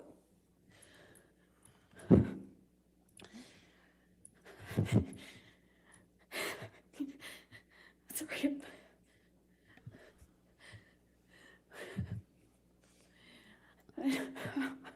I'm sorry. I couldn't breathe. You got to get it. You got to get a tear out. No tears. No tears. I don't know. I don't want to do this. I don't want to do this.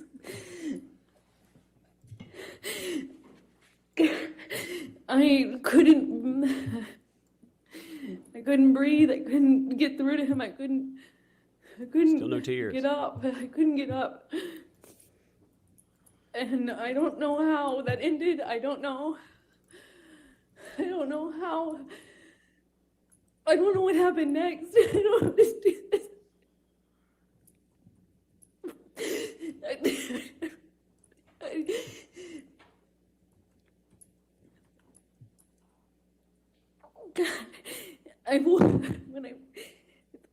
The next thing I remember, I was bent over backwards on the bar, meaning my chest was up. I was staring at the blue lights, and my chest was on this, my back was on the countertops, and I thought he was punching me. I thought he was, I'm sorry.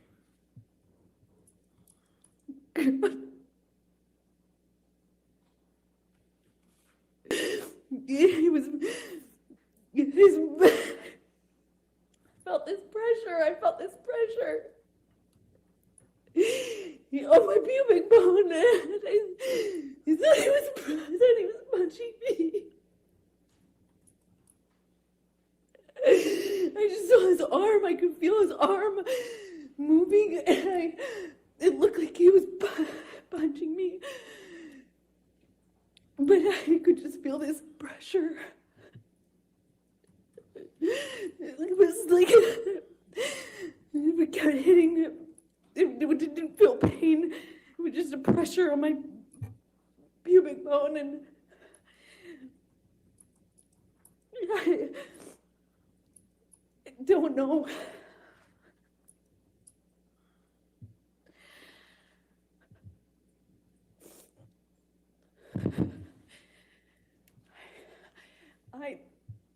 I don't remember what I said.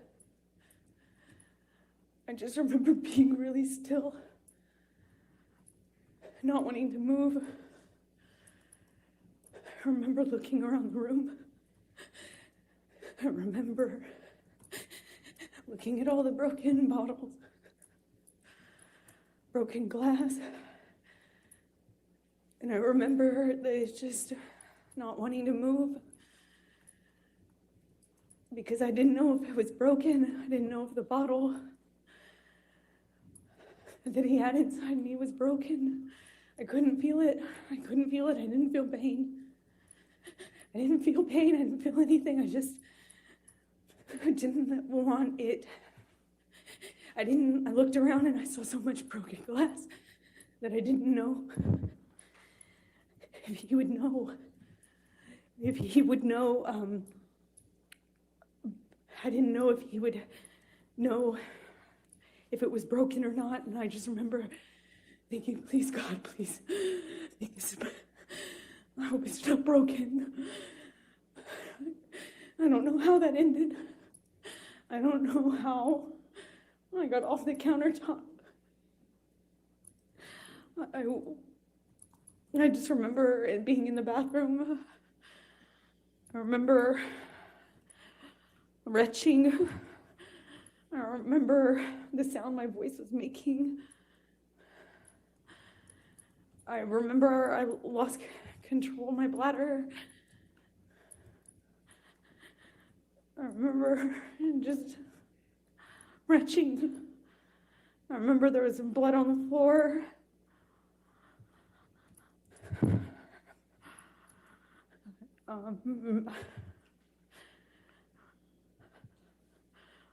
I got up at some point.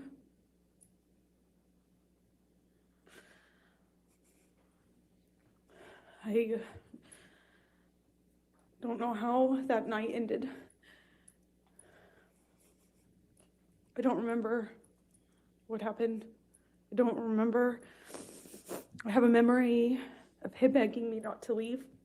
I remember going outside the front door.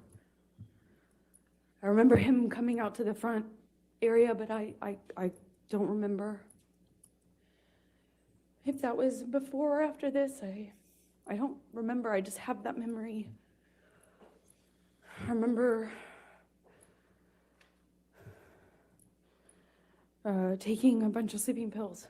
Not a bunch, like 2, which is a lot for me. I remember falling asleep, or I don't remember falling asleep, but I know I fell asleep because I woke up the next day. I assume it was late morning.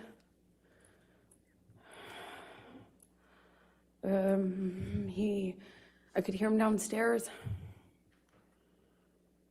I could hear Marilyn Manson music, not in person. I could hear the music. Maybe he said it was Marilyn, or maybe I could recognize it. I don't remember, but I became aware of it. That's what I was hearing. It was blaring.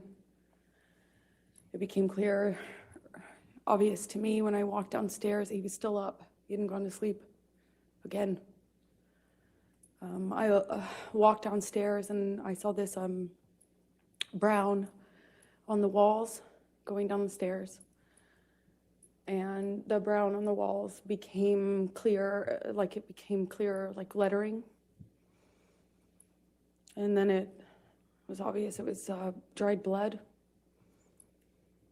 He had written down this, that we had a spiral staircase, like white cream walls. There was blood on the carpet. I could see blood drips.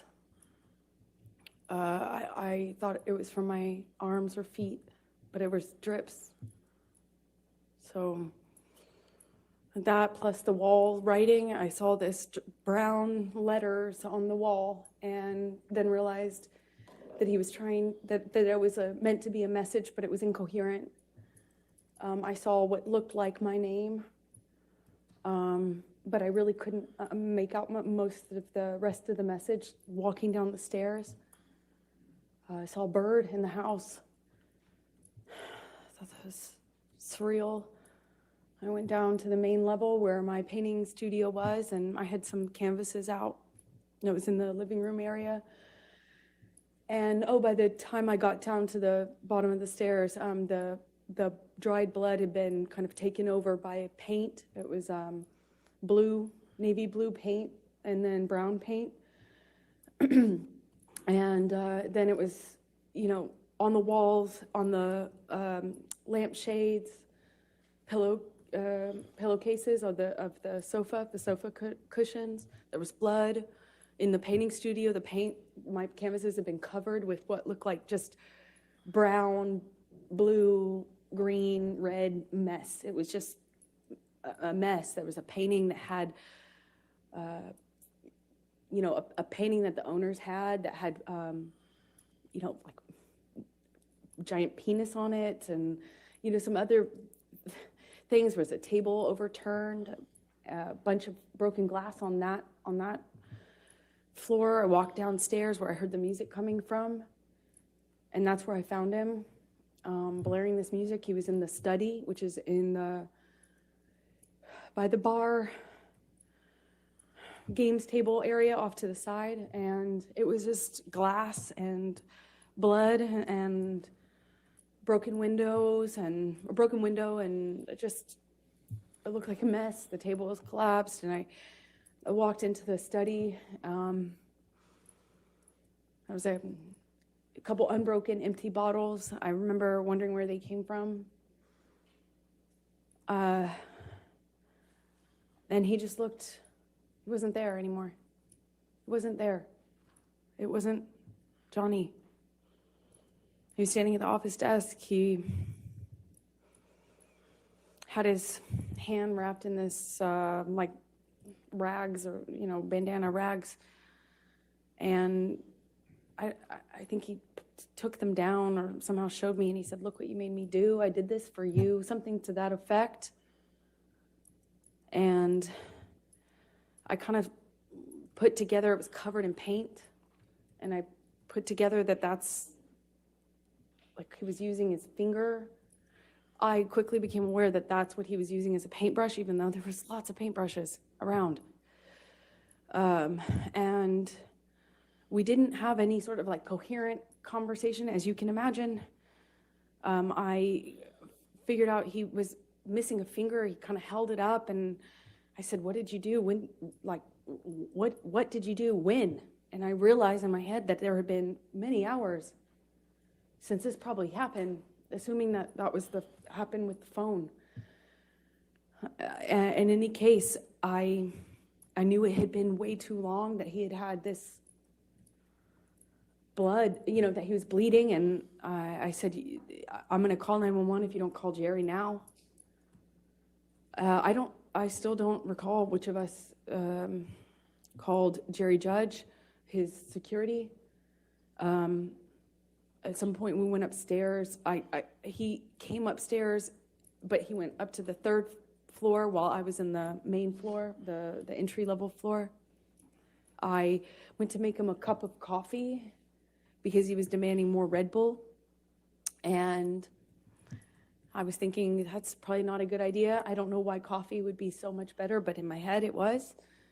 I thought maybe, I don't know, sober him up, or I don't know. Help was coming though. And I remember I made him coffee. As soon as I handed it to him, he threw it at the TV and started screaming again. It was like back to square one. Shortly after that, security arrives. I don't know how long, maybe a few seconds or minutes went by, not long, but they kind of find Johnny, or Johnny finds them walking out of the front door. And they were trying to figure out what was going on. And as they were kind of looking at him and trying to figure out what the heck was going on, Johnny took his penis out of his pants and started trying to pee or peeing outside of the house, saying that he had more messages for me. And this is in front of security. And they kind of just like looked at each other and looked at him and kind of not laughed, but kind of half, played it off and corralled him. It was how it looked. It looked like corralling a wild animal back into the house with his penis still out of his pants, peeing or trying to pee. That's what he was indicating. And he went to the wall of the house. And I remember him standing at the wall trying to leave me more, saying he had more information for me. He was going to leave me more messages, more information for me. It made no sense. And Jerry Judge, his security, and one of the nurses, shortly after, I think they put me in the theater room, but shortly after I remember talking to one of the nurses, and she was trying to give me drugs to sedate Objection, me. Your Honor. Hearsay. Trying to give her drugs, she Or didn't say overruled anything. it. Thank Okay. you. Keep going. And I just remember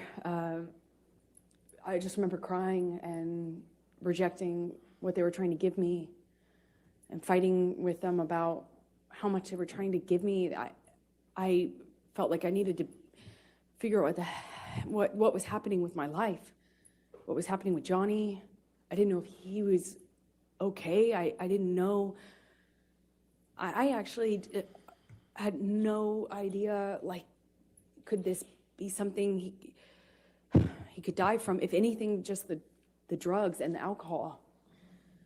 I mean, that alone, I didn't, I just remember being scared and being in this theater room, this dark theater room, and not knowing what the heck was going on. I eventually was taken up to my room by one of the nurses, and I'm sorry, Debbie, and or suggesting I go up to my room. I went up to my room, and I took a quarter of what she was trying to get me to take, and I eventually fell asleep. I came back downstairs to look for my phone, which Johnny had picked up before security came in. He picked up my phone and said, "We're going to get to the bottom of this." He wasn't making any sense at the time. Understandably, just different. Nothing made sense. But he picked up my phone and was saying, I'm going to prove this. We're going to get to this. We're going to get to the proof of this. Something to that effect. I don't remember his exact words. And he pushed record on my phone. I didn't actually at the time think that he had done that. I had no idea, but I did know that I didn't have my phone when I woke up and went downstairs to get it. It was dead. It was sitting out on the dining room table by where Jerry Judge was sitting. Jerry Judge was on the phone and talked to me, and I went back up to bed took more of this sedative and fell asleep. And then I think the next day went to the closet and took out the clothes that he hadn't painted on. I guess when he went back upstairs, he had just like, it looked like what he had done is dip his hand in a bucket of paint and just wiped it on my clothes. Just went, and he had picked up another portion of my clothes and put them in the bathtub. And I don't know if he added paint or if he just had touched them with paint, but it was this ugly navy blue brown paint. I packed what was packable, what hadn't been destroyed, and eventually left Australia with Ben King, who you met on the way there. Let me stop you there because I want to ask you some more questions about those 3 days, and then we can talk about Ben King and going home. So, do you recall what bottle Mr. Depp was drinking from and then had that back and forth with you and you threw on the ground? Objection, Your Honor, compound leading. Sustained. Do you recall what the bottle was? No, I don't. Do you recall whether it was wine or liquor? It was liquor. The wine was upstairs. Do you recall what color Excuse me. it was? Well, I believe it was white, or I mean clear, but I can't be certain. I think it was clear. Do you remember whether it had a handle on it or not? No, it was a normal bottle. I remember because he was holding it like this and gestured to me to take it, and I did try to reach for the bottle. It was a normal size, but for life of me, I can't remember like what brand. Okay. When you woke up that third morning and came out of your room, what, if any, food did you see? Oh yeah, I forgot about that. Objection, Your Honor, leading. Overruled. There was mashed potatoes smeared all over the bedroom door, on the wall, and various places. But I remember opening the door and being really confused at first as to what it was. It had little like specks of green in it, I assumed to be spinach. And throughout the house, there was food rubbed in places, just countertops, walls, doors, as I mentioned. And later that evening, I found the raw meat that I had left out, the steak, all over the house. There were pieces of it. It was cut up. And he had ripped my nightgown into pieces, into shreds, and wrapped the meat up, like wrapped the steak pieces up with my nightgown. It was this really beautiful burgundy silk nightgown that had this black lace trim. I ironically got it from Dr. Kipper for a wedding gift. And it was wrapped, I found it, I continued to find it throughout the rest of the time that I was in the house in Australia. There's pieces of it in the microwave, pieces of it in the produce drawer, in the closet drawer. I mean, just raw meat wrapped up in my nightgown, as well as the smeared food on the walls. It was bizarre. What, if anything, do you recall seeing on any mirrors? Oh, he had written on the bathroom mirrors in the bedroom, and I believe he had, there was another mirror. I just don't recall which bathroom it was in. I suppose it was the one that I went to, which is on the very bottom level, where I was retching, for lack of a better way to describe it. I think it was in that bathroom that he also wrote on that mirror as well. What, if anything, do you recall? In blood and paint, sorry. I'm sorry. What, if anything, do you recall of any lampshades being written on? Well, he wrote on messages to me, things to the effect of go-getter, horror sort of thing, that sort of language. but calling me easy, calling me a slut, calling me, you know, like just things about ego and what a whore I was. But it was hard to make sense of it because it was clear he was just out of his mind. It was, I mean, he wrote on a back of a pillow in blood. And you can tell because it dries like in this ugly brown color. He wrote on the walls going downstairs. Like it took in fact, you could see where it looked like he had run out of blood because the messages became, the markings became clearly letters. And the letters kind of became, like I could see where he had clearly run out of blood or it wasn't bleeding enough and went and got paint. And then it became paint and blood. You could see both. You could see where he went back with it. Same with the mirrors. I could see where all the dried blood was. And then I could see a different set of markings with paint and some other material. So I'm going to go back to the time in the bar, and I know this is very painful. Do you recall what Mr. Depp was saying to you when he had the bottle and was pushing it against your pubic bone? He said that he would fucking kill me. He said, I'll fucking kill you. He said it to me over and over again. He said, I'll fucking kill you. Did you bleed from the vagina as well? I did. And did you experience any pain later? I wasn't thinking about that. I was heartbroken. Eventually, I realized that I could be hurt because I was bleeding. But I convinced myself it wasn't broken and that the bottle wasn't broken or else it would be a lot worse. And the discomfort I was feeling afterwards just paled in comparison to how scared, shocked I was. I'm scared. I just married this man. I just married him.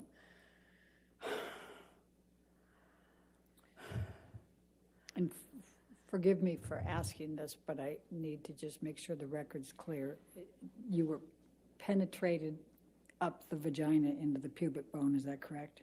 Objection, Your Honor. Leading. Sustained. What, if any, penetration was there in your vagina with the bottle? I'm so sorry. Do this. I am so sorry.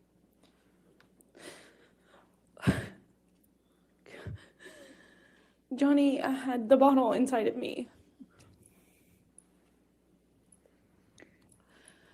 and was shoving it inside of me over and over again.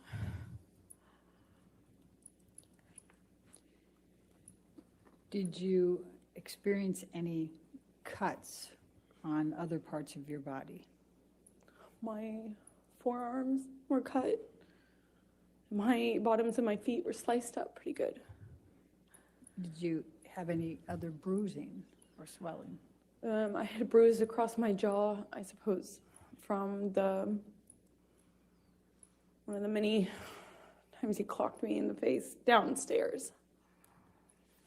I think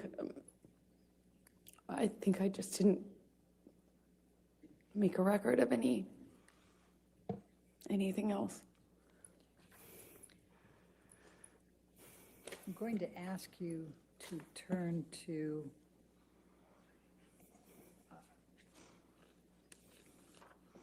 let's go to 1810. Well, actually, let's go to 1815. Michelle, if you can bring that up, defendants 1815. And I think these are all in, Your Honor, so if we Yes, could publish. yes, they can all be published.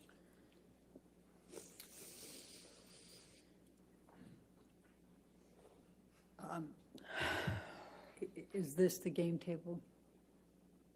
Yes, it is. Okay, and is this, based on your testimony, is this where you were you on top of this table?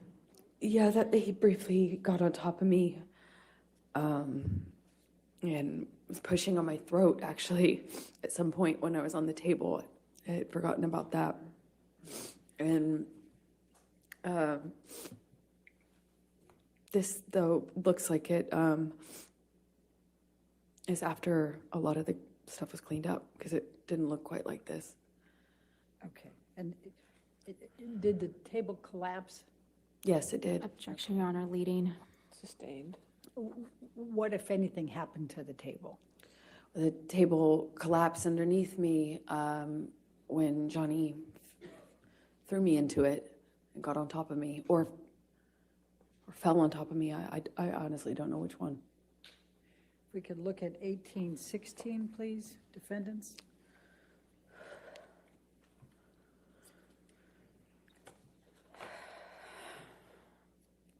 Do you recognize this, what's depicted in this picture?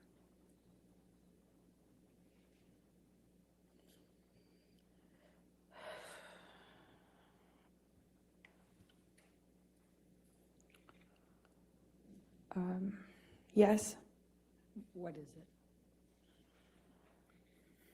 it looks like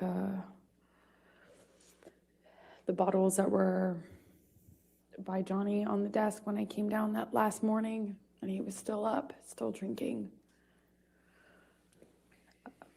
If we could go to defendants 1817.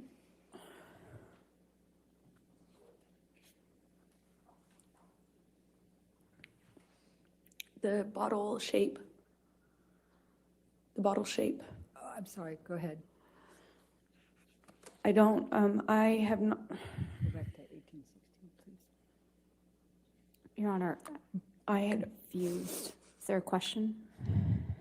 I've Yeah, got you to, want to ask a question? What more do you recall?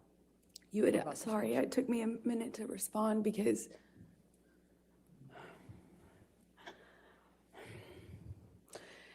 it's hard. It took me a minute to respond because I had not remembered seeing the bottle that Johnny was using on me. I didn't have a memory of seeing it. And this picture, I wasn't aware of until just the other day, yesterday, the day before. And I felt my stomach tighten up, like I was going to be sick when I saw it.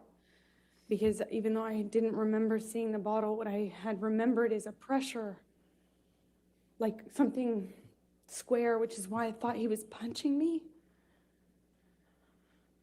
I was feeling the square, something firm hitting me, like butting up against my pubic bone. Over and over again, I felt that pressure against my bone. It felt like a flat surface. But when I realized it was an object or bottle and not his fist, which is what I thought, because his arm, I could see his arm while he was holding me down, saying he was going to kill me, but I thought he was, his arm looked like he was punching me. And I hadn't seen this bottle. I didn't know. And then this came out in Ben's evidence because he didn't share it until this date. Objection, Your Honor. Sustained. And so I recognize it. That's the bottle. All right, now let's go to defendants 1817. So now that's random bottle picture has become the bottle at question. It's ridiculous. Do you recognize this area or this picture? Yes, it looks like one area of the bar.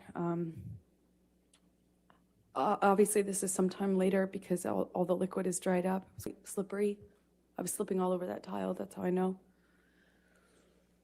Okay. Looks like a lot of the glass has been cleaned up almost. Okay. And then let's go to 1818. Actually, I think I'm that's. sorry, which? Yeah, which- I don't that's- have that That's noted. not in evidence. Yeah, that's a duplicate. Let's go to 1819. My apologies. Okay.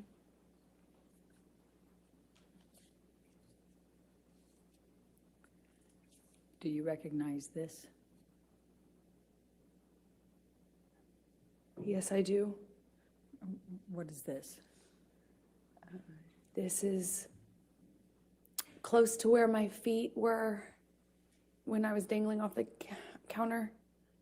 When he had me on the countertop by my neck, my feet were slipping on the tile, and I just remember my feet. I remember feeling glass underneath my feet and slipping. I couldn't get up. I couldn't alleviate the pressure on my neck as he was crushing me. That's around that, not around, that's next to that. All the way at the end of the picture is the bar where I was standing when he was throwing bottles at me.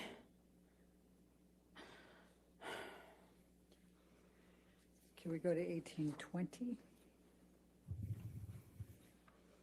They just got these pictures, by the way. So these are brand new. Ben King just turned these over last week. Recognize what's depicted here. So now, repressed memory, I remember all these pictures. Yes, that's to the left would be where the wall-mounted phone was. Right to the left of that. To the right of that is the little L-shaped bar that I was telling you about, where I was trapped. And when you say to the left of the wall, I'm what do you sorry. mean? Is it off the picture or on the picture? so if you're looking at this picture, imagine up and to the left at person height, at site height, was I don't know if it was antique, but it kind of looked old-fashioned, like an old-fashioned heavy. It looked heavy. I didn't pick up the receiver, but it looked heavy when I was watching it break. You know, it looked like these like really heavy excuse me, it's really thick, heavy, not plastic, but like a Bakelite or something heavy material in it. That's my best guess. So that would have been to the left, and then to the right would have been the very end of the bar that you just saw a picture of. All right, let's go to 1821, defendants.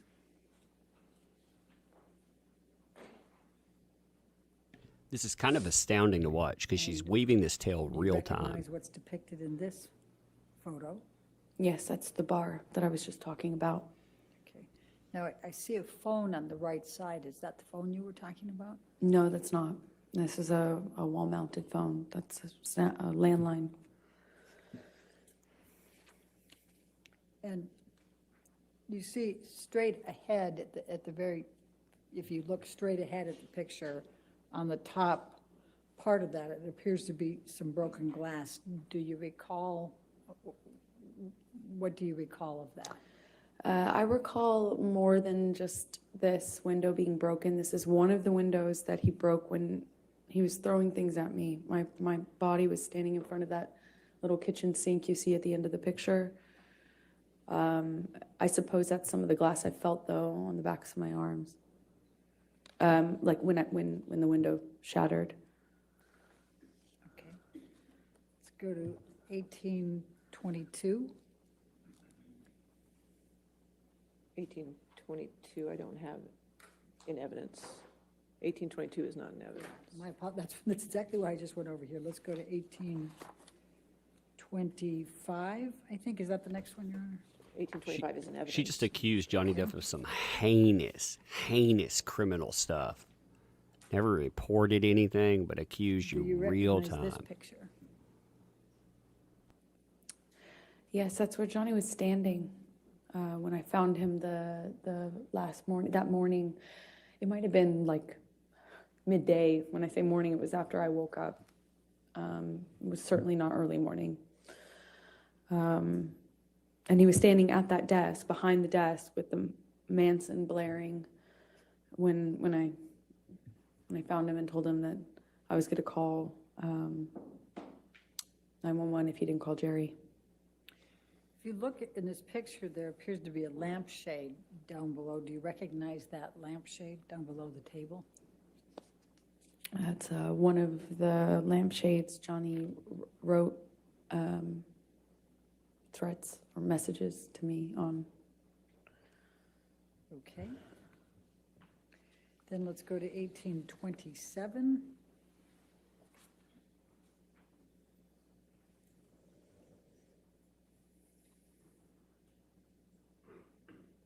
Do you recognize this?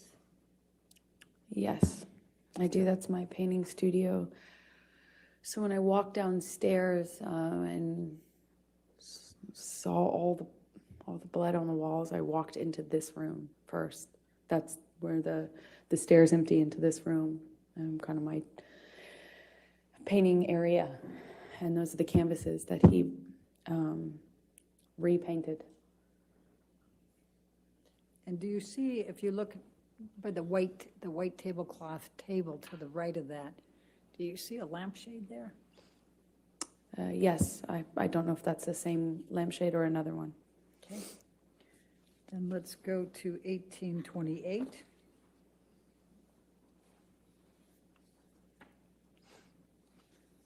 And do you recognize what's in that one? I do. Those are were my paintings. That I don't know when he did that, if it was before or after the writing on the walls, but he just ruined them. So I just want to make sure, so the painting canvas that's dark colored, there's two of them there. Well, there's 2 or 3, and then there's a smaller one in the center, and that was his daughter. I was trying to paint a portrait of, and that was untouched. Okay, and then, but just so we're clear, the one directly in front of you that looks like it's just a lot of dark colors, was that dark colors before, or? Objection, Your Honor, leading. I said, was that dark colors before? I'll sustain the objection. What, if any, change was there on that canvas? Oh, I'm a terrible painter, but I'm not that bad. That was not my painting. It was the start of a portrait, and he changed it dramatically. And then to the right side, on the other side of, more to the right than the one you already testified to, is that what that picture looked like before, or is that? Objection, leading. What, if any, changes were there to that picture? Well, the 3 canvases were portraits, so they looked similar to the one that's in the center that I was doing of his daughter. Okay. And the white that's below, what, if any, changes were there to that, the white canvas that you see there? It just looks like the painting was, it looks like once he destroyed. Objection calls for speculation. Sorry. Sustain. Was there anyone else in the house besides Mr. Depp and you? Not that I know of, no, and no one was around. Okay. Do you have any reason to believe somebody other than Mr. Depp did this? Objection, leading. Sustain. What, if any reason do you believe that Mr. Depp did this? Objection, That was not, what, if any? What's the objection? leading. No, I'll overrule that objection. Thank you. It was just Johnny and I in that house over the course of those 3 days, roughly. There might have been somebody, his assistant or something, come on the first day or second day, I can't recall, but for the majority of for the entirety of what I've been describing to you, it was Johnny and I in that house. And did you do any of this? Did you No. create any of this damage? No. I'm also going to take a look at the white tablecloth to the right there. And also, Johnny was covered in paint, so. To answer your question fully, that's also how I know. All right. So I'm also just going to draw your attention to that white tablecloth over there. Does it appear to have some paint on that as well? Yes, there was paint all over the place, to say it plainly. Now, the painting that you indicated, there was a large penis, I believe. Where was that? I believe it was just, like, if you're looking at this, I believe it was on the wall, almost right next to the painting directly center that we're looking at. That's my best recollection, but I can't be entirely sure. Okay. Let's go to 1828. I think that was 1828. Oh, 1829, my apologies.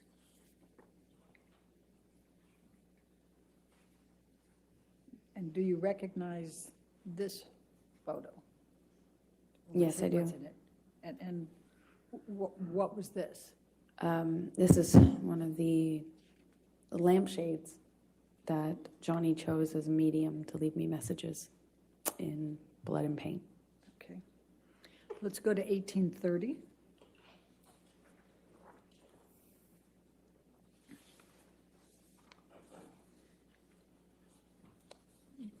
Do you recognize this? Yes, that's one of the bathroom mirrors. Okay. And if you could just look to the left, and I'm going to go ahead and circle it over here. You see red and black there. Would you agree? Yes. Okay. And there were some questions that were asked earlier about that red. What, if anything, did you write on this mirror? I didn't write anything on the mirrors. I was as confused as anyone in hearing that testimony.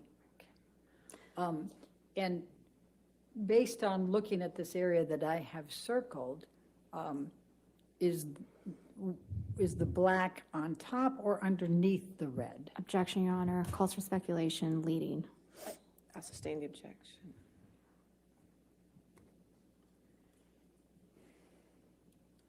All right, this might be a good time to take a break. Why don't we go ahead Okay. and take our afternoon She's break? screwed Lisa? up Let's go ahead big in that have one right our there. break. Do not discuss the testimony with anybody, and don't do any outside research. We'll come back here. That was a huge screw up 15 because minutes. she's denying that the writing at the bottom of the mirror now is writing by her. You can actually see the differences in the writing on the mirror in Australia.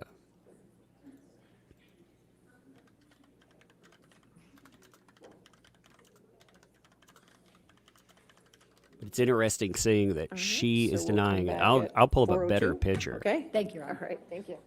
All right, I'm going to pull that up because I want to show you a better picture of that because, yeah, you can tell it's her writing.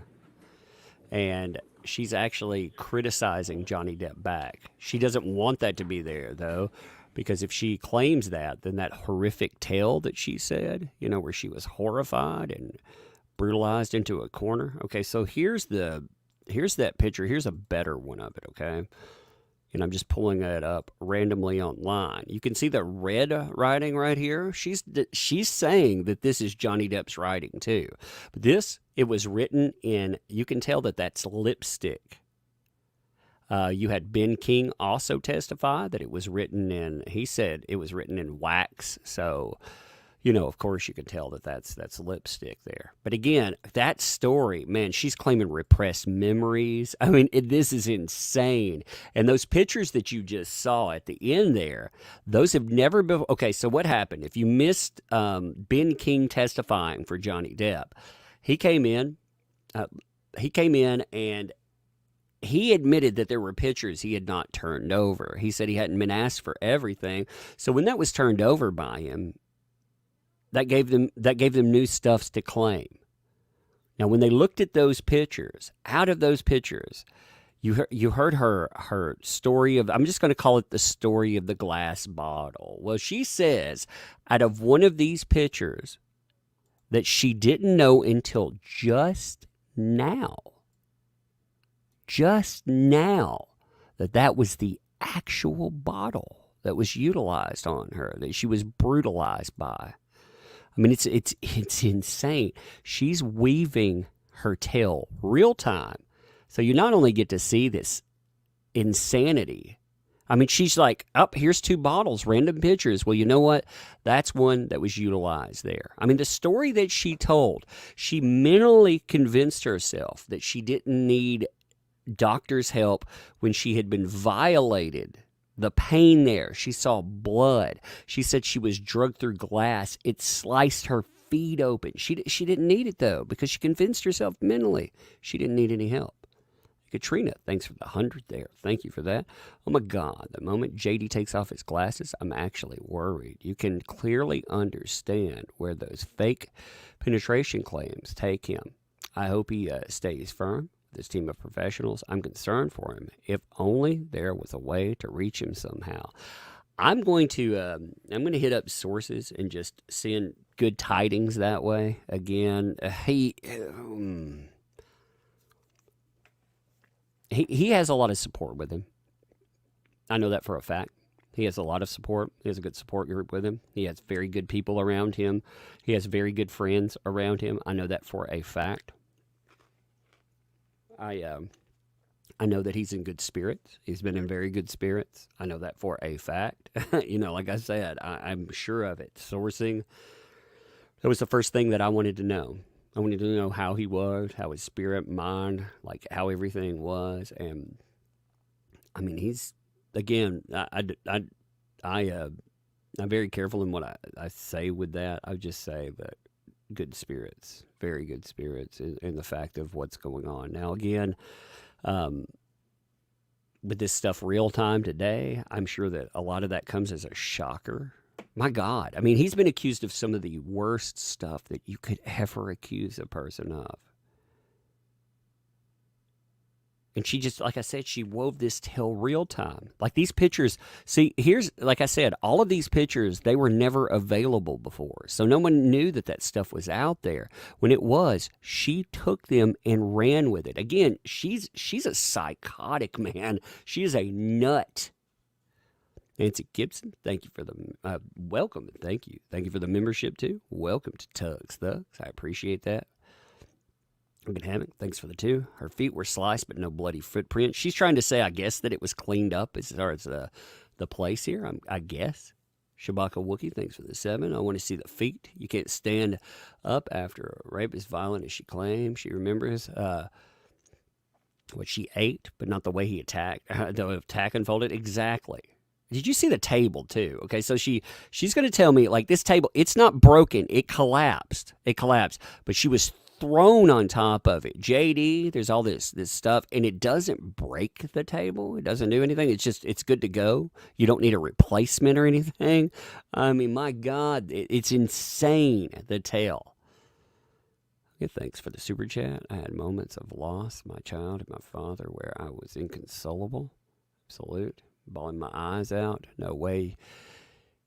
Change your tempo like that? No. Her tempo changes and stuff are just, it's fake. She's lying. She's just lying. This is, I mean, it's, I don't know what people, any more of the people, this is her evidence of a scene gone awry. She has some pictures with some spotted blood on the floor. You know, we know Johnny Depp lost his finger in that. You know, she claimed that he took 8 to 10 MDMA. 8 to 10. That'll kill you. Like MDMA ecstasy. She's saying he's popping X tablets. He's popped 10 of them. He's drinking. He's taking other drugs on top of that. And he's coherent enough to argue with her that he's going to sit down and have food. They're going to cook steaks. That doesn't even make sense. I can tell you, as somebody that is had quite a bit of fun in their life, you know. And again, I don't encourage people that because it has a dark side. It eats your life up. It eats your money. Addiction is no fun. It sucks, but in that, man, I've taken my fair share of stuff, and I cannot imagine trying to take that much. You know, part of part of that rush. You're the mood too with ecstasy. You're not in the mood to try to cut people and hurt people and choke and beat them.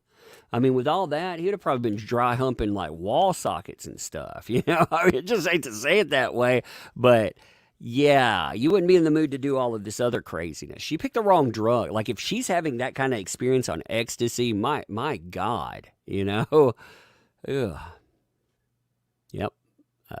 Thanks for the 2 there. Feet sliced, but no footprints. Again, a lot of people are pointing out, again, seen, she'll claim cleaned is what the idea will be there. Legal Watch. Welcome. Thank you. Thank you for the membership too. Welcome to Thugs. Yeah, Lauren Hill. Remembering but not remembering. Exactly. Hey, yeah, I remember everything. I remember every detail. I remember the nightgown that I had. He was wrapping meat and potatoes. He was pulling out his pee-wee. He's pulling out Little Captain Jack, and they were taking wee-wee-wees all the way home. He was like, I'm going to leave you my information. That was kind of funny. It's absurd. Okay, for her whole trip, too, I want you to remember something. So she's provided evidence before that is supposed to be proof of damages that happened in Australia. This is that evidence right here. You see the arm scratches? Like, this is supposed to be the evidence that proves that all of that happened. Like, she submitted that before. That is self-inflicted.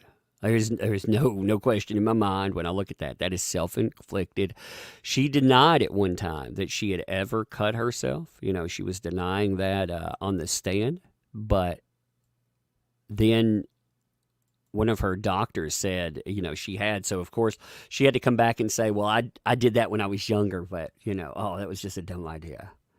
True Blue, thanks for the 5. All that happened, she thought no medical treatment. Right. Maybe that amber cream is better than we thought. I guess. Maybe that Jaws picture really does mean something, I'm thinking actually that Jaws picture, when we look at that one, let's see, where is that one at? Give me 1 second, I'll find it. I'm thinking that this picture right here is actually a little more true to life than we thought.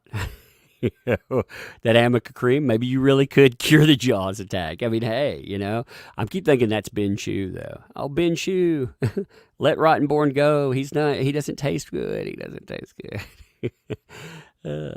Or Kelly, thanks for the 2. Where are the bloody footprints? Yeah, well, like I said, they'll say, well, it's cleaned up scene. Even though the glass is still there, and everything else. Tristan, thanks for the 2. Vic said, don't go from hysterical to calm, 100 to 0. You know what's messed up? You want me to show you something like weird? So the Daily Mail is trying to claim that they brought in a body language expert. And the body language expert says that Amber Heard is truthful. And I was looking at that, and I was like, are you kidding? Now, it's from the first day, okay? But they were trying to, everything she did, they would say is truthful. In 1 minute, I'll pull it up for you. I was just like, are you kidding me? I mean, no matter what she does on the stand, like the media is desperate. You know why they're desperate too? Because the media has thrown in with Amber Heard. They've thrown in directly with her, and they're definitely afraid of Me Too. They don't know how to read this case. They don't know what to think about it. But if you look at this, they're saying, okay, she's truthful because, well, let's look here. Okay, look, she's talking to the jury. That's somehow truthful. Okay. Oh, look at her here. She's tearless sobs. Tearless sobs are somehow that's somehow there. Oh, wait, look here. The chin crumple in animation. That's somehow more. Okay. Oh, look, she's hunching your back down. That makes you more truthful. Oh, look, she has her right arm gesture. Right arm gestures are more truthful. She's making eye contact. Johnny Depp said he would never look her in the eye again. He said he was terrible. Oh, look, she's smiling, but it's only a half smile. She doesn't know she wants to project calm, but she's not comfortable. That's truthful. Oh, wait, look at her there. A nose crinkle. That means you're truthful. I was just like, are you kidding me? Oh, kill me. Elizabeth Stafford thinks with two. This is a sick, insane woman. Poor JD. My heart breaks for him. Yes. I keep thinking, like I said, I know the guy has plenty of support around him. But, even with that, I feel bad for him because, my God, man, can you imagine? This is your life. Yeah. Thanks for the super chat. I feel sick after that. Indeed. Sprout's mom, thanks for the 10. Her testimony needs to be used in psychologists, psychiatric books in the future for reference or whatever, because AH literally covers everything. Yeah, she's an incredibly sick person. Yeah, her mind is, whew. Ellen, thanks for the $1.79. Where's the solid abuse? Did AH have time to paint? That's true, too. She painted afterwards, too. Actually, you know what she did right after this? She flees Australia. You know why she flees Australia? Because she's afraid that JD, he lost his finger, and she did it. That's why she flees Australia. Like, no matter what she tells you, we haven't even gotten, like, we're only part of the way through the tale. There's more. Like, we still haven't gotten to the claims, where she claims he broke her face, basically, when she goes on the Late Late Show with James Corden. We haven't gotten there. We haven't gotten to the poop incident, which that'll be interesting. We haven't gotten to, there's a bunch of them. We haven't got the last one, obviously. Hey, Chris, thanks for the 5. Been a while, Tuck. Glad to be back. Just remember, a professional actress couldn't even pretend to cry. I know. It's amazing, isn't it? Glad to have you back, Ray. A Step Beyond Healing, thanks for the 5. Depraved as she is, I'm so appalled by this gross of victimization and how cruel it is to victims of real violence. It hurts my heart. It makes me sad to think, like, real people. You know what's sad about this is that people will not believe others that have been truly victimized. Like, it is going to be so difficult for other people to get justice because of her. It does. This makes it so much worse for people out there, and it's actually not fair. It's not fair at all. When you look at that, it is not fair at all. But the reality of this is that that a person can go out and claim anything that they want. Apparently, her tale. By the way, when she said that she took out Lily Depp after she had been beaten, all that tale where she had to take out Johnny Depp's daughter. Well, here's a picture of her, by the way, at that dinner, after he had supposedly beaten her and bruised her, battered her face. And just like every other incident she ever claims, there's nothing there. There is nothing there. Laura, thanks for the $1 there. No statement, plenty of statement backing. Thank you for that. But look at that. 7 Collective Emeralds, thanks for the 5. She described WWE in that moment, slamming on the long, long table. And it's fine to put back up. No bloody footprints. Oh, brother. I know. No, just like that. When she was going through the bottle. Jamie, thanks for the 2. Amber was posing for a crying pic on the stand. Well, you here, I caught part of her description. It's like the way she went into it was so Hollywood. It was just so Hollywood. She said my dress was up. Again, there's not a lot of descript in this. It's just listen to the way she's describing this. My dress was up. I was staring at the blue lights. My back was on the countertop. I thought he was punching me. I'm skipping some sentences because she's added probably 15 more sentences in here at least. I thought he was punching me. I felt this pressure. They're back. I could feel his arms. It looked like he was punching me. I could feel this pressure. There was a pressure on my pelvic or my pubic bone. That's how she described it. Actually, I heard them sound, but they are not back. Somebody turned the mic on for a minute. Jennifer, thanks for the 2. Her lawyer points out items and pics, leading questions. Yes. That is very much leading what she was doing. Lucy May, thanks for the 5. The video I sent you tells of the drugs she took in Australia. It's an email. Dr. Kibber was there as well. Okay, she's back. Give me a second.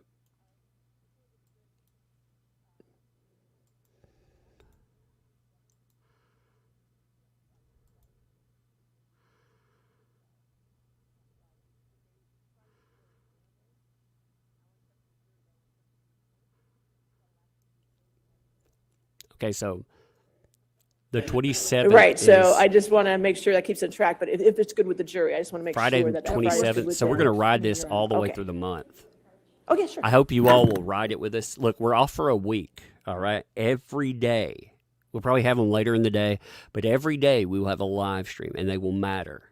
I'm not just going to burn time and tell you garbage. I need time to go through everything and to process some of the newest stuff and see how it fits with old stuff. I want to go through witness statements with you. There is a lot we can cover. So we have a week off, all right? That week, like I said, I'm hoping we start Friday. We're going to go all the way through. My birthday is next Sunday, by the way, so I hope you all tune in that day as well. But that's the 15th, by the way. But there's a lot of stuff in this, again, to process, to go through. I found so much stuff on that. I was going to do a video on that lawyer lady. You know, the crazy, not lawyer, but the psychiatrist lady, rather. I found so much stuff on her that I can't fit it into a video. It's just too much. I'll probably make a video, but I can't fit it all in. It's too much. So I hope y'all will be there. 25, yeah, right. I'm older than that. I'm much older than that. No. I'm not a young spring chicken anymore.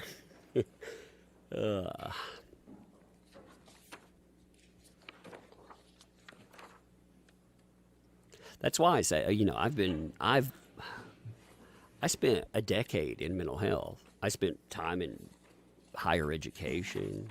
I've plus going to school as well. But I mean, and I worked real jobs too before that. I don't want to say that's not a real job. But when I say like getting your hands dirty and doing stuff, I've been out there. Mental health, though, it prepares you somewhat for this stuff. Like I look at her, I look at her as almost like a case study, because I have no emotional attachment to what she's doing. It does pain me sometimes because I remember, again, I worked with a lot of abused kids and stuff until. Thank you, Your Honor. Michelle, if you just can bring couldn't. back up Oh. 1830 for a I guess they're moment. jumping in. All right. They're going to bring up, they're bringing pictures back up. 1830, I'm sorry. Remember, they're going late today. They're actually going 30 minutes late from what they said earlier. So. Amber, we were talking about this right before the break. It still has my highlight. Which color is underneath the other? Objection. Calls for speculation. Chicken, based on your perception, which I'll- color is I'll underneath? sustain the objection. All right, let's do this. Let's bring up defendants 375, which is already into evidence.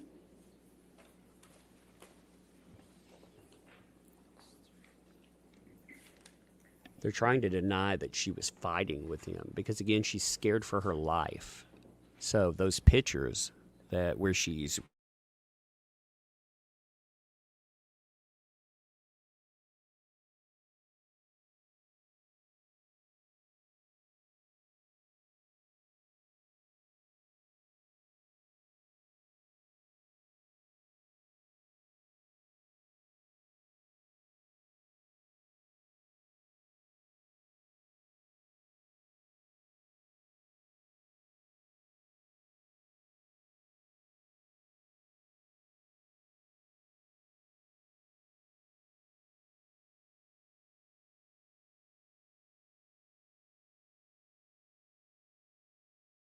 And do you see the area that's written in red here?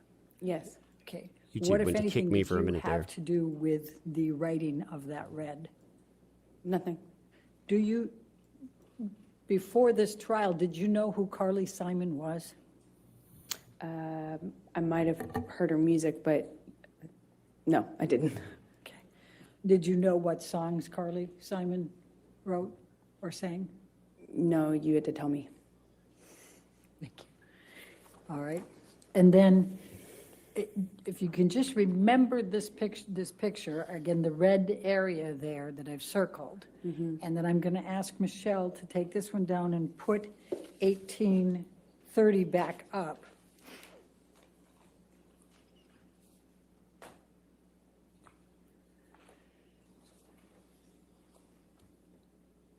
And I'm going to ask you to take a look at this. What, if anything, did you do to this mirror with respect to the black or the red? I didn't touch it. Okay. And what, if any, pictures did you take? I took a picture of it was the picture we had right before this, is the one I took because it was in the bathroom where I found my clothes in the tub and stuff like that. And let's go to 374, please.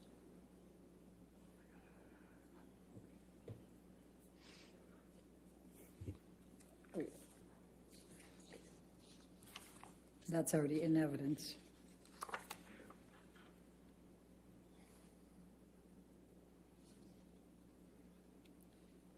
Is that the picture you're referring to? Yes, it is. Okay, and I'm sorry, I just want to make sure that I understand. What else was in this bathroom where this mirror was? The bathtub and another mirror, which also had writing on it. The bathtub had a few of my clothes in it and paint. And both of the two mirrors were painted. I believe I took a picture of both mirrors. Okay. And then I'm going to ask you, Michelle, if you can bring us back to 1831.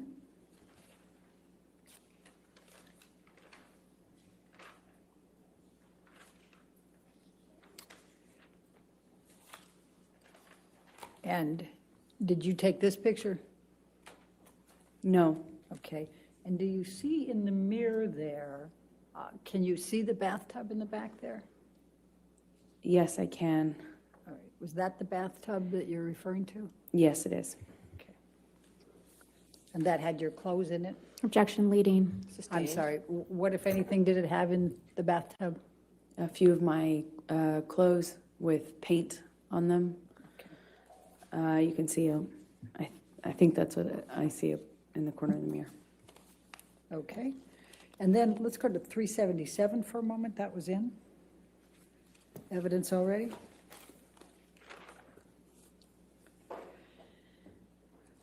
And do you recall seeing this picture earlier? I do. Okay. And now let's go to 1829, please.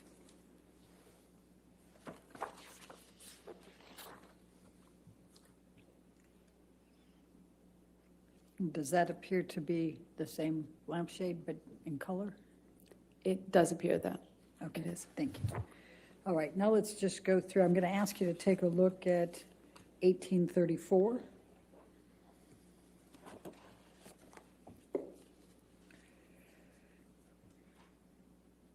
And what does this depict that you can recall? That is the TV that Johnny threw the cup of coffee at. Okay.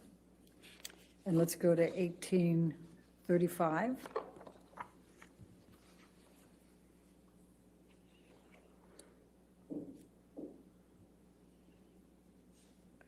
And what does this depict? One of the sofas in the living room next to the kitchen with blood on it. Okay. And then let's go to 1837.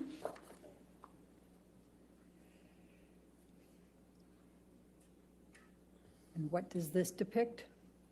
It's one of the guest bedrooms with Johnny's iPad on the bed and blood and or paint on the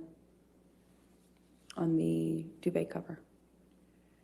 All right, thank you. Now let's do 1838.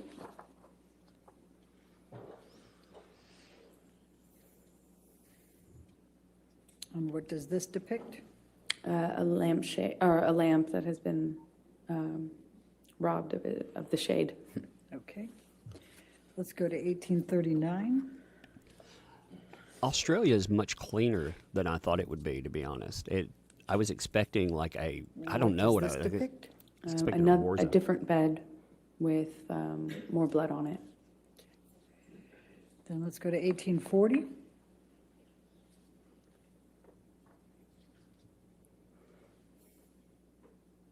And what does this depict? Blood on one of the guitars that Johnny was apparently trying to play. Okay. Then you didn't try to play the guitar. Objection, Your Honor. What Calls if for any- speculation.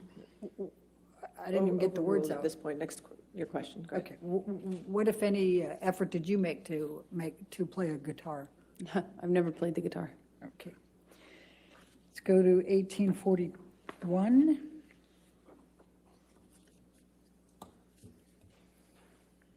What does this depict? I thought there would be more blood. It is where Johnny slammed the end of a bottle into the wall while holding me up against it. Is this in the bar area? This happened in 2 rooms, so it's hard to tell. Okay. The bottle into the wall, the best of my recollection, happened in the kitchenette bar area downstairs, but I can't be 100% certain. Okay. And let's go to 1842.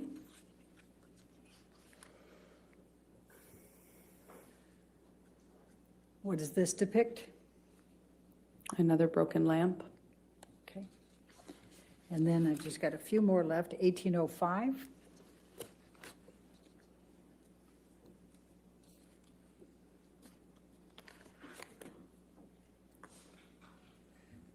And what does this depict? Wine spill. It looks like the remnants of a wine glass being thrown.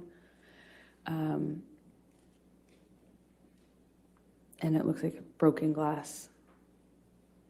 Do you recognize where this was in the house? Well, it looks like a bedside table, but I can't be certain. Okay. Let's go to 1806.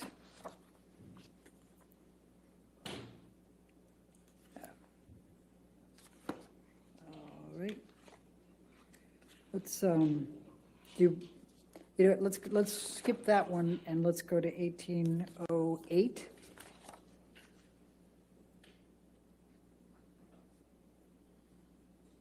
Do you know what this depicts?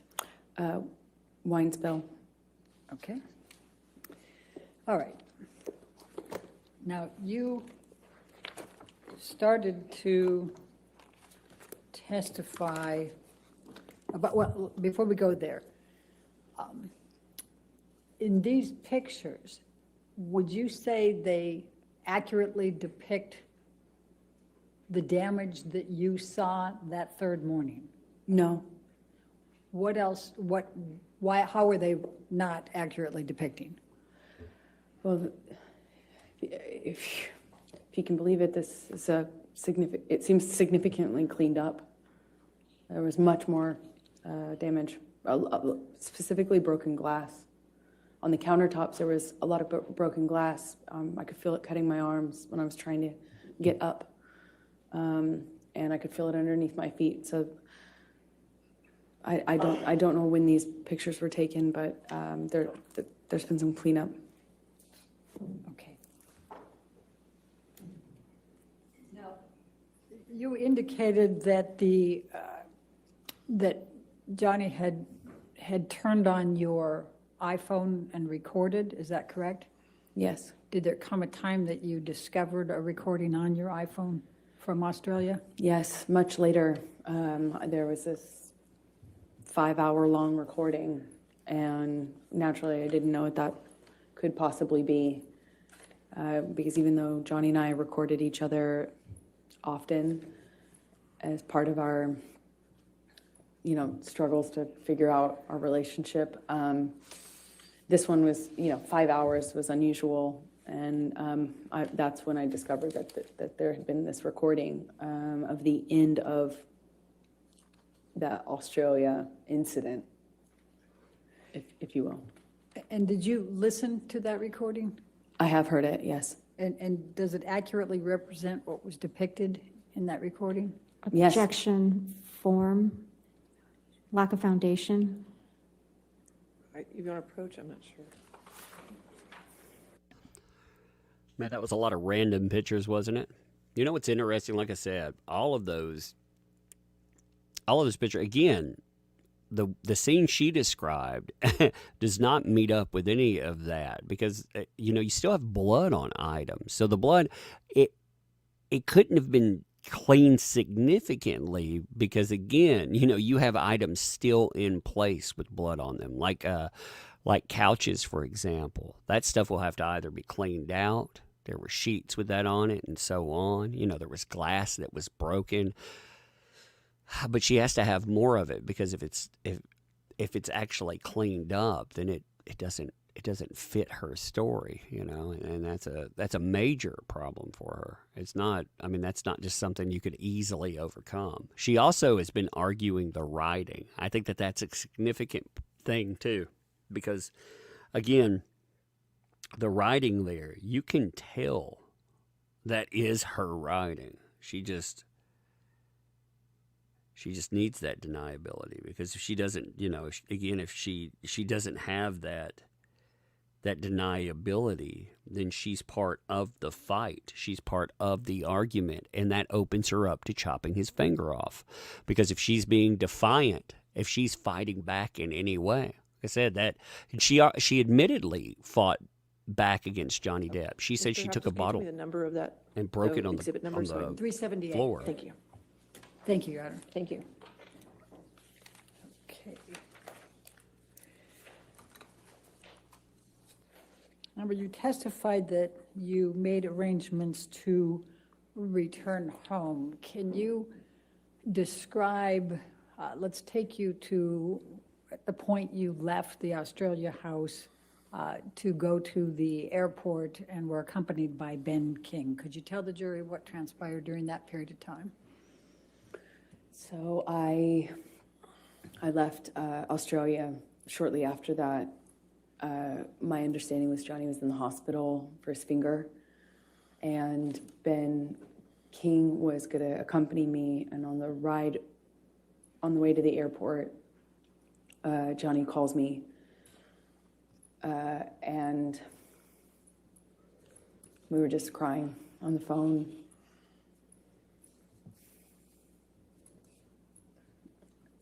He was crying.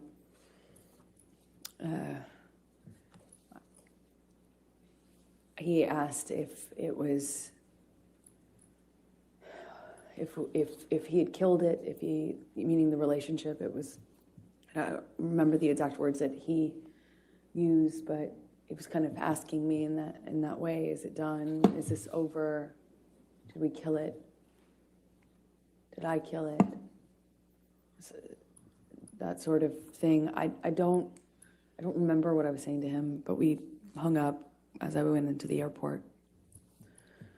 I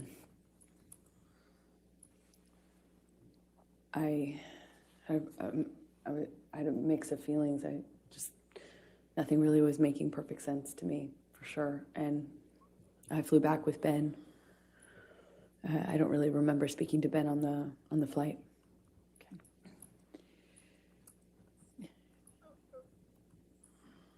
Do you, when Mr. Depp was, what you testified on what Mr. Depp said to you on the phone ride, were you on the phone with anyone else, or was it just Mr. Depp you were on the phone with?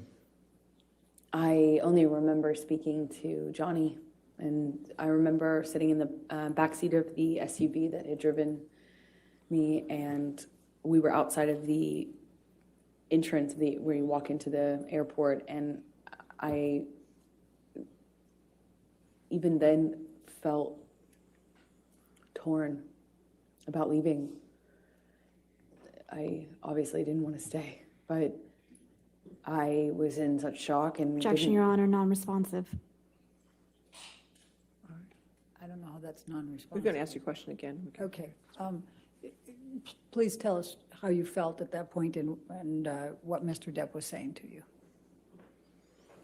I remember. Objection, Your Honor, asked and answered. She was in the middle of responding to it, Your Honor, and Your Honor said It was ask a different question. question, but I'll sustain that objection if you want to ask a question. Okay. How did you feel at that time? I felt destroyed. Like my heart was broken. I didn't know what to do. I thought maybe if I left him in Australia, I thought maybe something would happen to him. I thought he might die or kill himself, because that certainly seems like the trajectory he was on.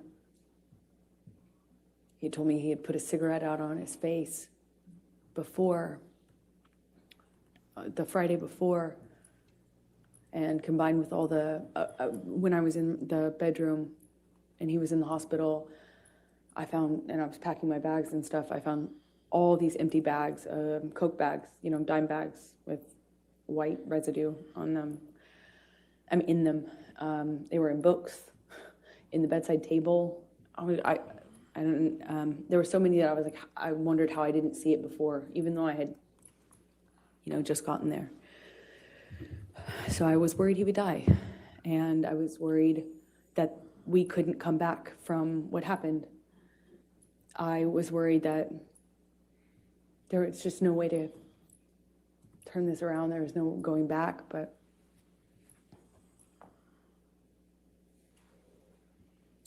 shock. Shock. So you flew out of that airport. Did you have a stop anywhere before you went back to LA? Objection and relevance? In a minute, I'll show Overruled. Yes, we did. We stopped in an airport. I think it was, we stopped at the Sydney airport from Brisbane, I believe. And did you have to change gates there? Yes,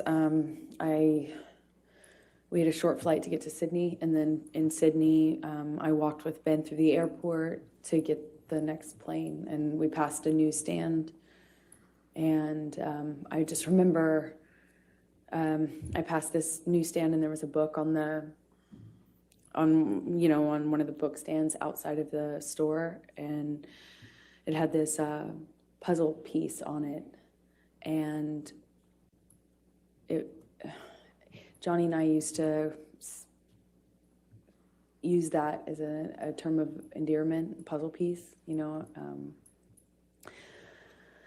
And I saw this puzzle piece on the cover of the book. It got my attention. It said 4 ways to click, a relationship guide. So I bought it, and I... Who was the author? Dr. Amy Banks. Okay. Go ahead, please continue.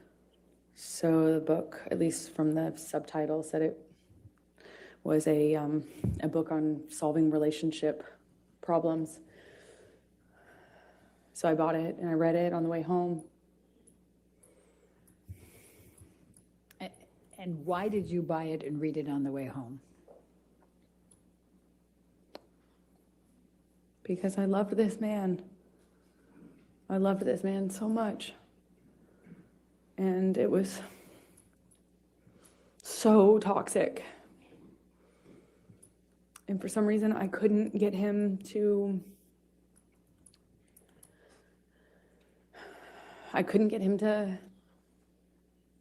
not hurt me. I could. And it seemed like I was hurting him. But we loved each other so much. At least I loved him so much. And I didn't know what to do. I didn't know what to do with this relationship. It was awful and toxic, but it was so important to me, and I loved him so much. I would have read 1,000,000 books. So when you got back to LA, how long before Mr. Depp came back? A few days. Johnny came back within a few days.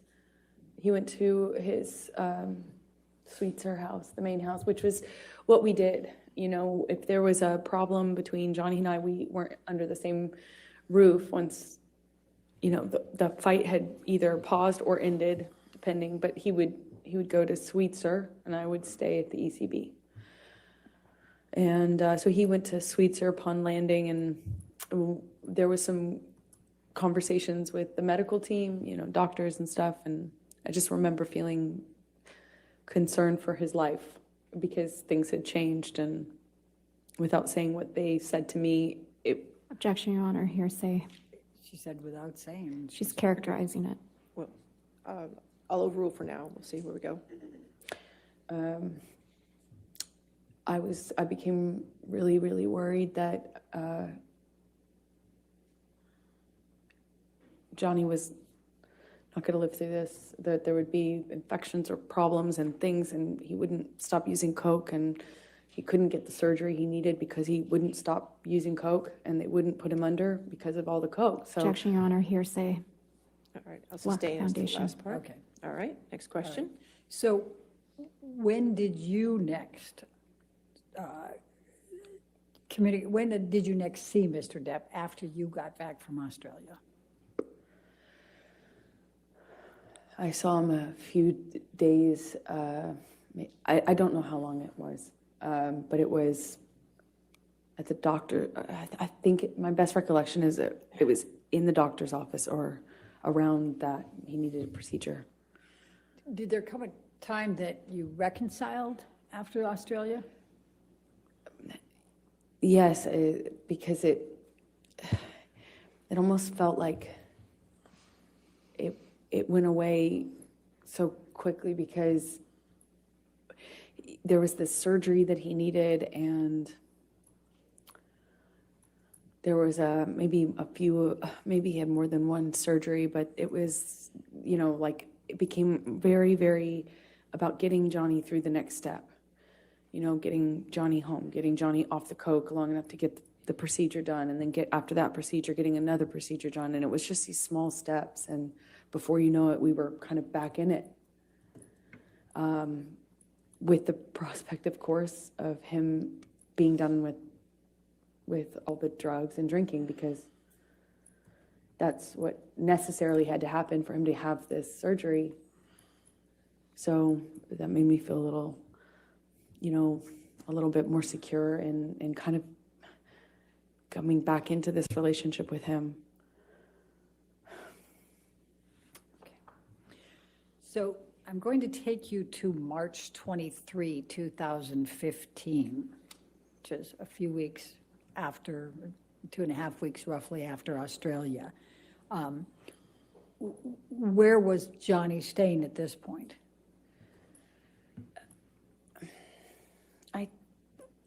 I think he was staying at the Eastern Columbia, at the ECB. Yeah, he was staying at the ECB at the time because we were kind of in the bedroom together the night of the 22nd, which is when he passed out, how I found his iPad. I'm sorry, when you... I found his iPad open. He was texting someone with it open. He passed out, and I saw what he was texting. Please tell the jury about that. He was texting this woman that he had had a relationship with on and off, kind of at the beginning of our relationship. So I recognized the name, but the date was right after the wedding. I saw it. He had gone to her house after we got married, like upon touching down in Los Angeles. I think it was the next day he went to this woman's house that he has this sexual relationship with. And What did you do as a result of seeing that on the iPad? I freaked out. I immediately confronted him about it. I was, I didn't care in that moment if he did kill me, which was likely in confronting him at that stage of our lives. I didn't even care anymore. At this moment, he had already ripped my heart out. It's like I've just been through after having been through what I went through in Australia. just weeks prior, I see this. It was like,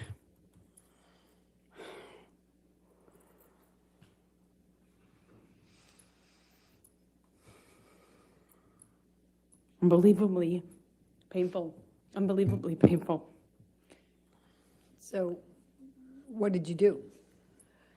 I'm yelling at him. So just yelling. I was calling him all these ugly names. I was screaming at him. Told him to get the fuck out of the house. That's what I said. Excuse my language, but we were screaming at each other. At some point, we were upstairs in penthouse 3, and we kind of get into a how do you describe it? Pushing each other, you know. And I just remember being so mad at him for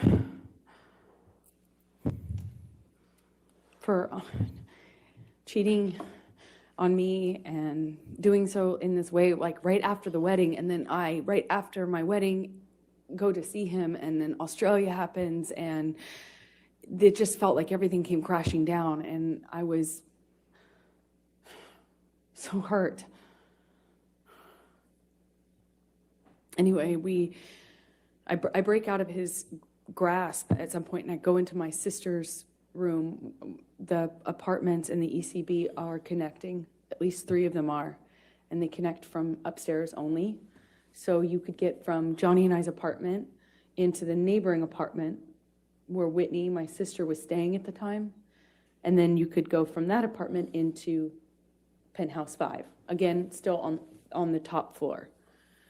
So I went through Johnny's office, which is how you access the door that gets you into Whitney, the neighboring apartment where Whitney was, my sister. And I went in there and woke her up crying, screaming, saying, what am I going to do? Can you Objection, Your believe Honor, this? Sorry. Sorry. All right, I'll sustain. I know that was Dafford to prove the truth of the matter. I'll Certainly, sustain. In any event. All right. Sustain the objection. Okay, so you went to Whitney's. Don't tell the jury what you said to her, but what happened next?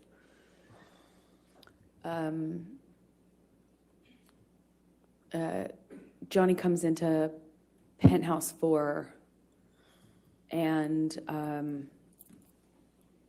grabs me. I don't know why. I don't know what he was doing, but at one moment I'm aware that my sister's somewhere nearby, and I thought about that. I just remember thinking about that, and he,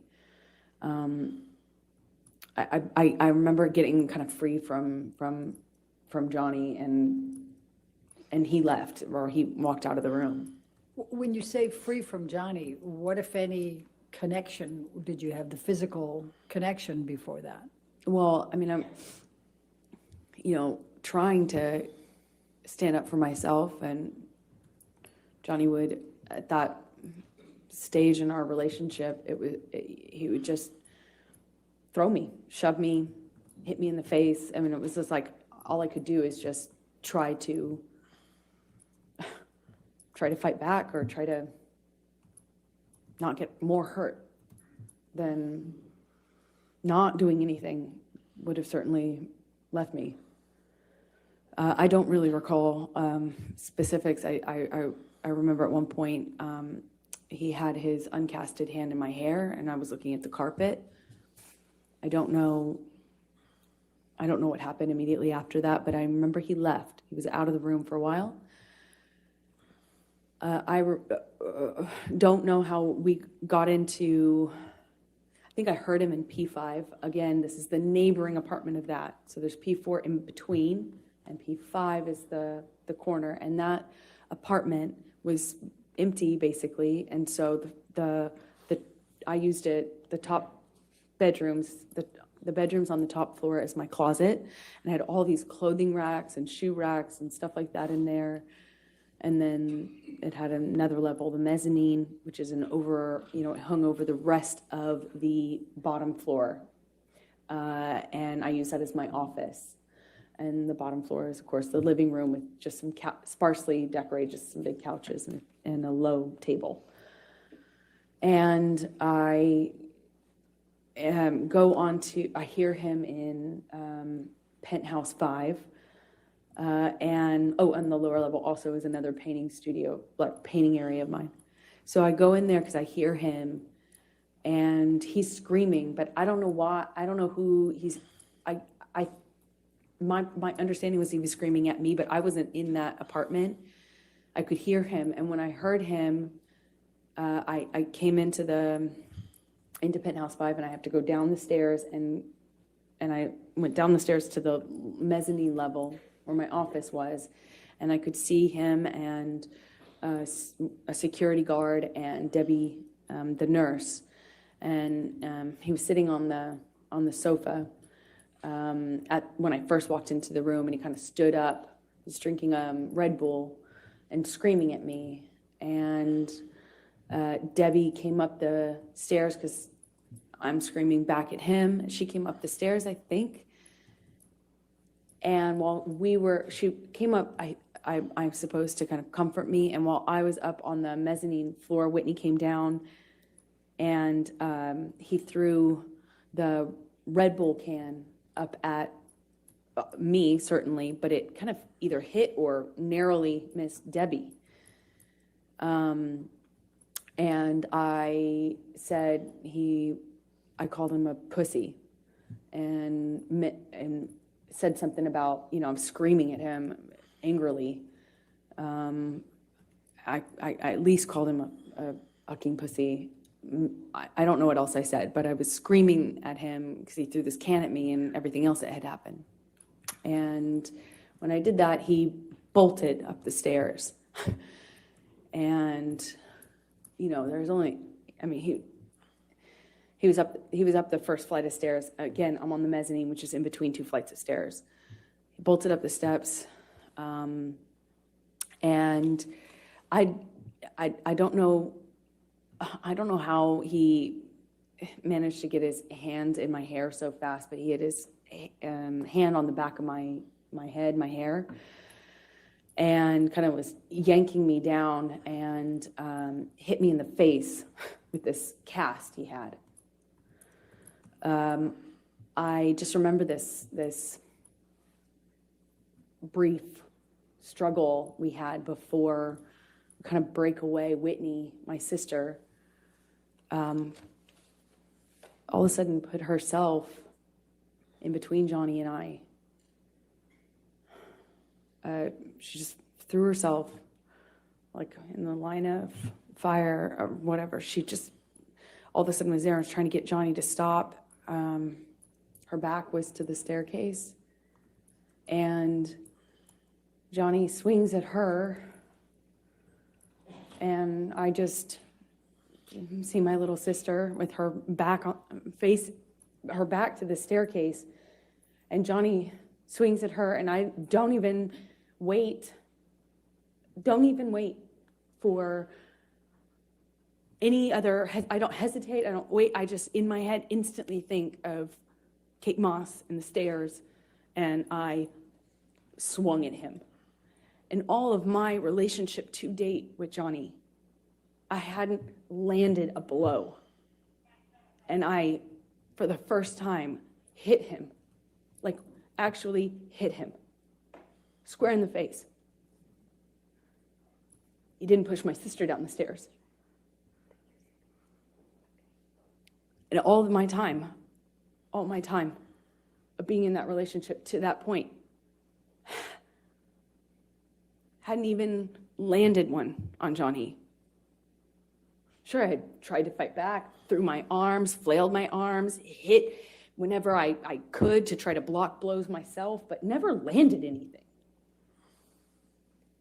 And Johnny kind of looked stunned and then laughed at me, and then lunged at me again. And before I know it, security stepped in between us and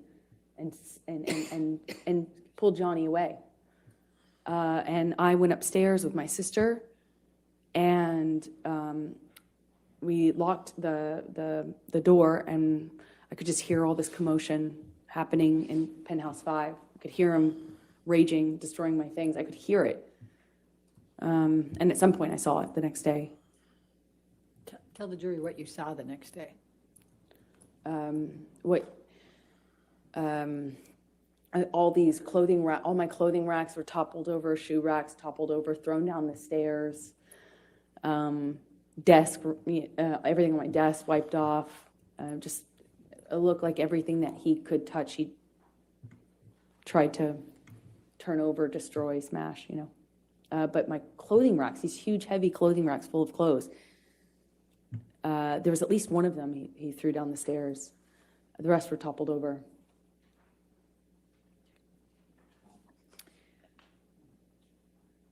Amber, I'm going to fast forward to December 15, 2015. Were you and Mr. Depp together at that time? Yes, we were. Did you have a fight that night? December 15th, yes, we did, but I don't recall. I don't recall what started the argument. We had periods leading up to that were really beautiful and really good, and then periods that weren't. Well, let's talk about the December 15, 2015. What do you recall of your fight that night with Mr. Depp? I remember him chasing me in the kitchen. I remember throwing something in his direction to slow down his momentum. I remember him screaming. I remember him getting on top of me at some point, toppling me. Mostly at that moment downstairs, he was hitting me in my face. Again, this is another example of when I wish so much I could tell you an exact sequence, but I can't.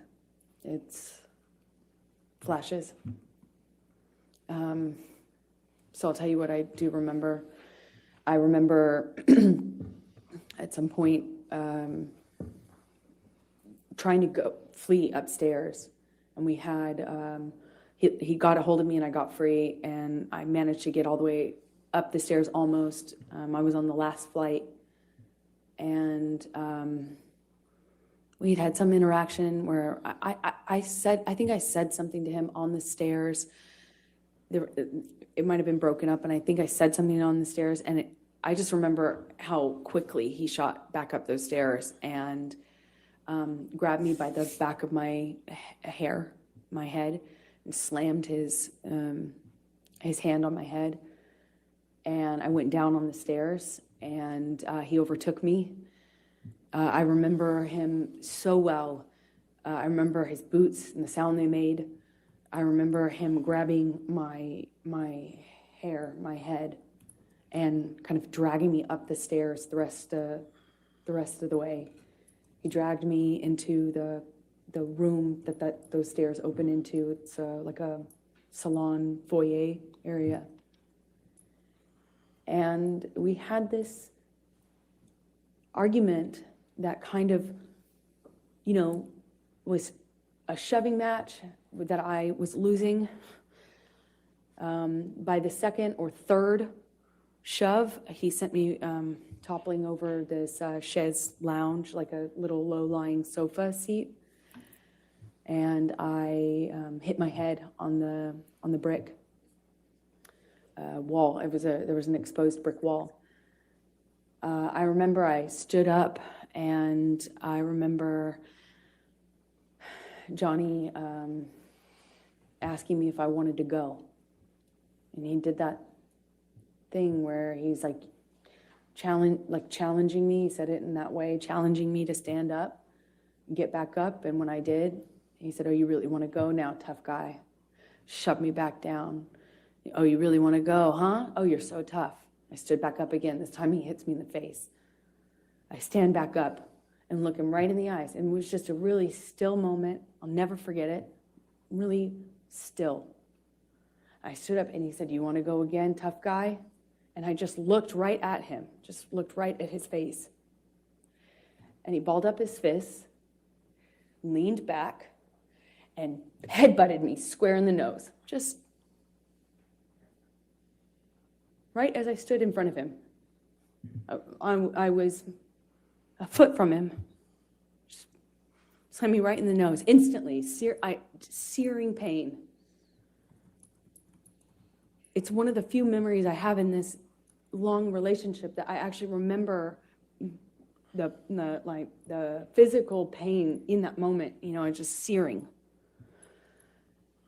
And I remember thinking, you have your hands free. I had time to think. You have your hands free. You could have hit me with your hands. Why did you headbutt me?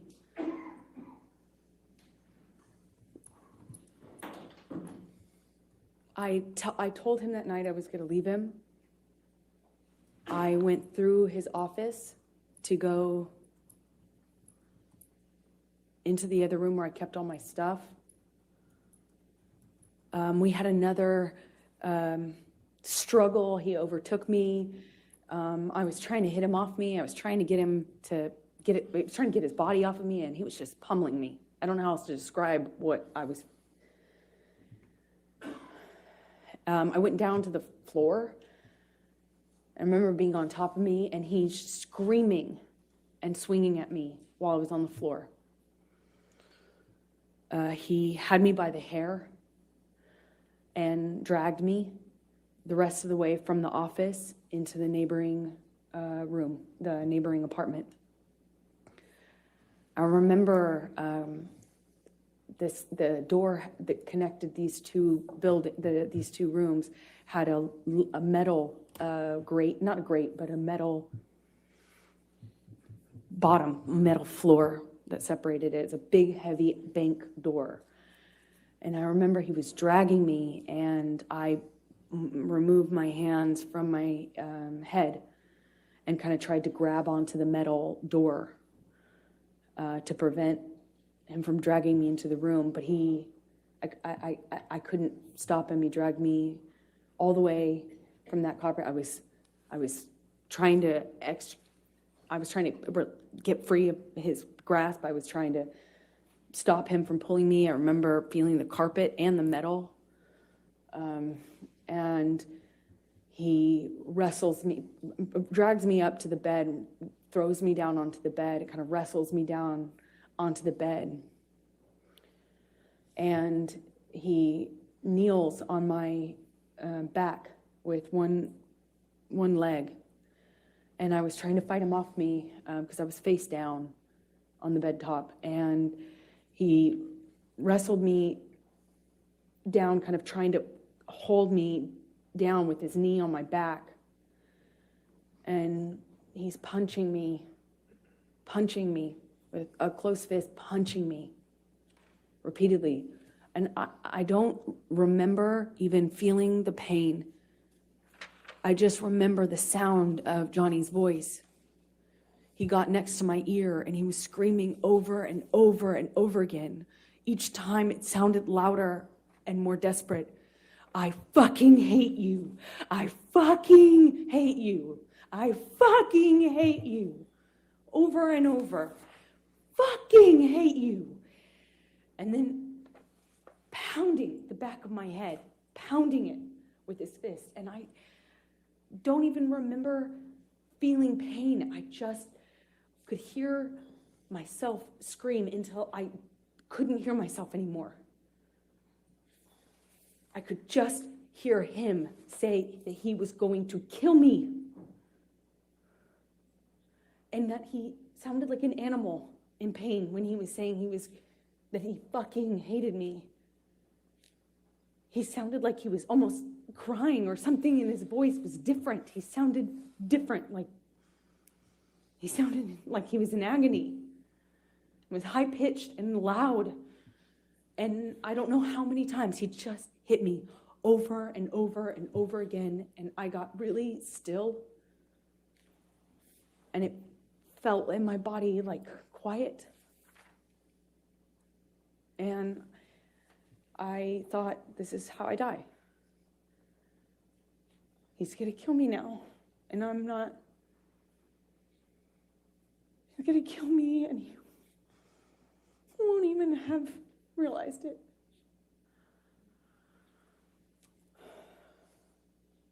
I couldn't breathe.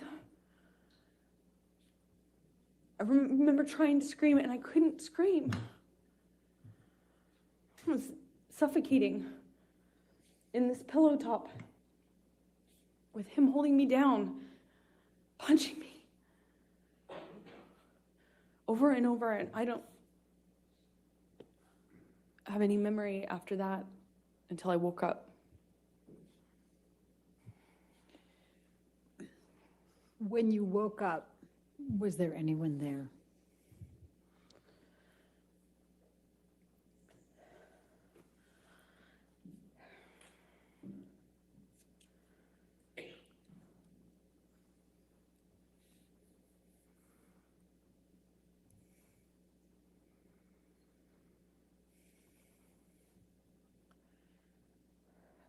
I remember hearing my best friend's voice. I felt like it came, felt like it was like on a speakerphone, like it came from everywhere. I just heard her voice in a weird way. It felt like it was coming from two directions. And I realized that I was sitting on the edge of the bed, on the carpet of the floor against the broken frame of the bed. And there was a low-lying bed with a really thick wooden frame. And it was broken from his boot trying to get a purchase on it while he was... Objection, Your Honor, calls for speculation. I could feel it. Overruled. Thank you. Please continue. I was there for it. And while he was on top of me, I could feel that. I could feel him trying to get balance. I could feel him slipping. I could hear it. I don't know how I got off the bed. I don't know what happened to me from the time I stopped hearing myself scream. I don't know what happened to me. It's a really weird feeling because next thing I remember is leaning against the broken part of the bed and on the carpet, and my friend saying, "Oh my God, oh my God." Objection, Your Honor. Hearsay. Sustained. Okay. Go ahead. And without And then hearing what Rocky said. I eventually, she called the nurse Erin. She got something out of the freezer for my face. She did a concussion check with Erin on the phone.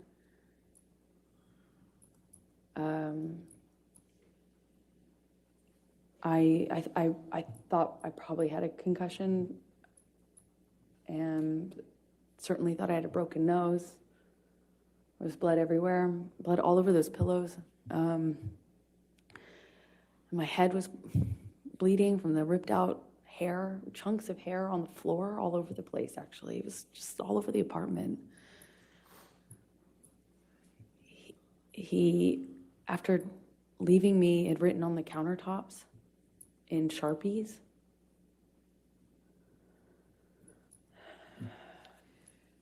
Michelle, I'm going to ask you to bring up Defendant's Exhibit 510.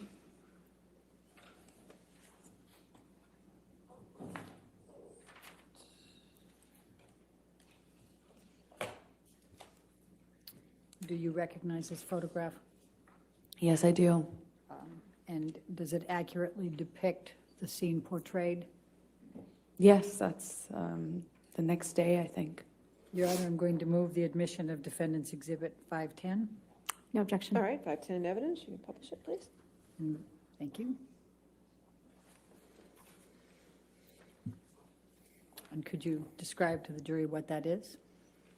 It was chunks of my hair, Johnny ripped out while dragging me and punching me. Thank you. Michelle, could you bring up 513, please? Defendants 513.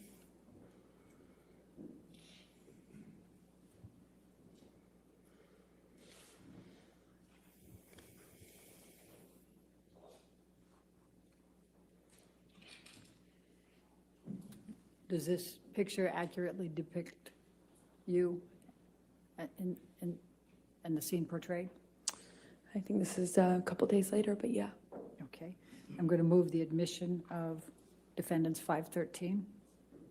No objection. All right, 513 in evidence. And could you tell the jury what this is and what it depicts?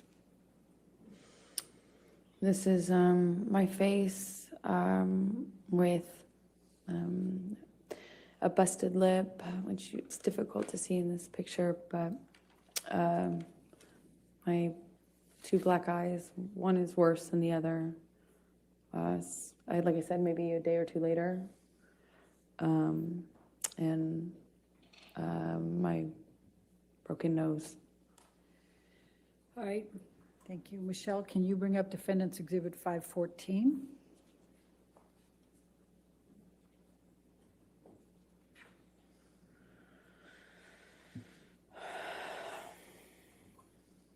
Does this accurately portray the scene depicted? Yes, that's my face sometime after. Your Honor, I'm going to move the admission of Defendants 514. No objection. 514 in evidence, you can publish. All right, if you could just briefly describe for the jury what this one is. That's my face. Some time after, and Johnny beat me up. Thank you. Michelle, if you could bring up Defendants 515.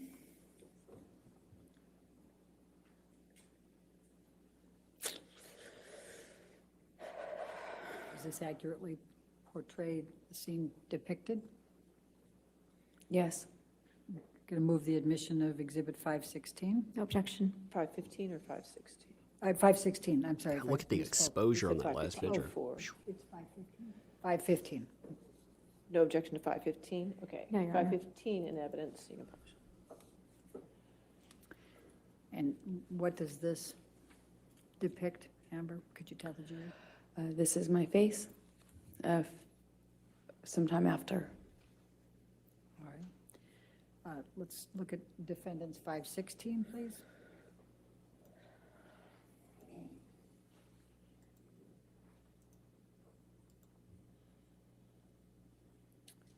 Does this accurately portray the scene depicted? Amber? Yes, it does. This I'd like- is maybe, Wait, let me move it first. May I move the Sure. admission of Defendants Exhibit 516, No objection. 516 in evidence? published to the jury, please? Okay, Amber, go ahead and explain what it is. I think this is maybe that night after Johnny left me on the bed. Let's go to 517.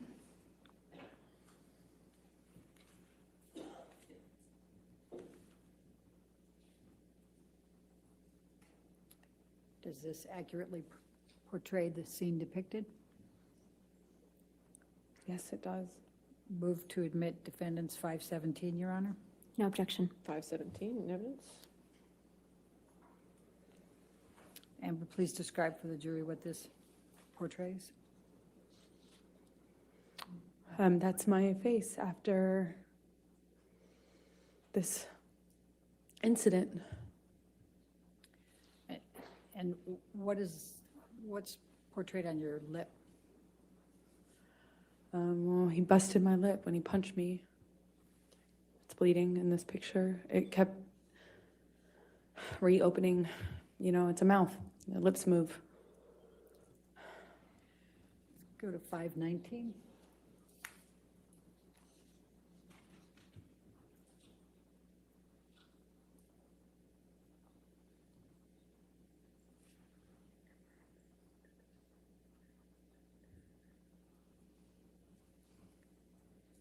Does this accurately portray the scene depicted?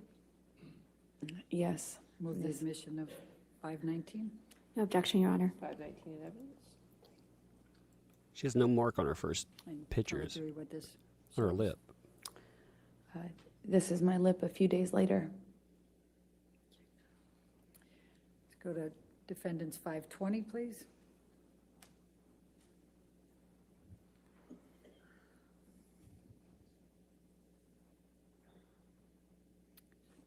Does this accurately depict the scene portrayed? Yes. Move the admission of defendants 520, was it 521 or 520? 520. No objection. 520 in evidence. Published. Can you please tell the jury what's depicted here? That's my scalp with a chunk of it missing from when.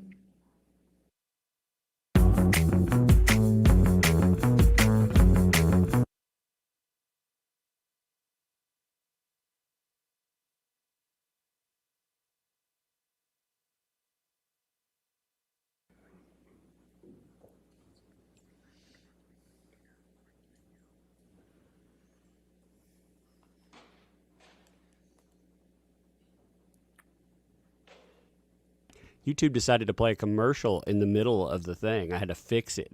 I was like, what in the world? It scared the crap out of me. I swear this has been Does the... this accurately portray the scene depicted?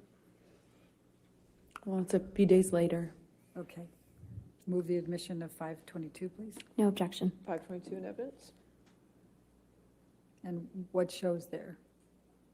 My face is healing. Okay. Let's go to 523.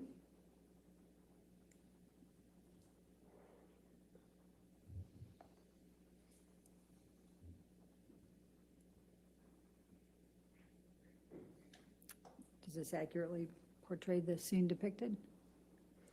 Yes, I think this is day or so after, maybe longer. I can't tell, but yes, it does.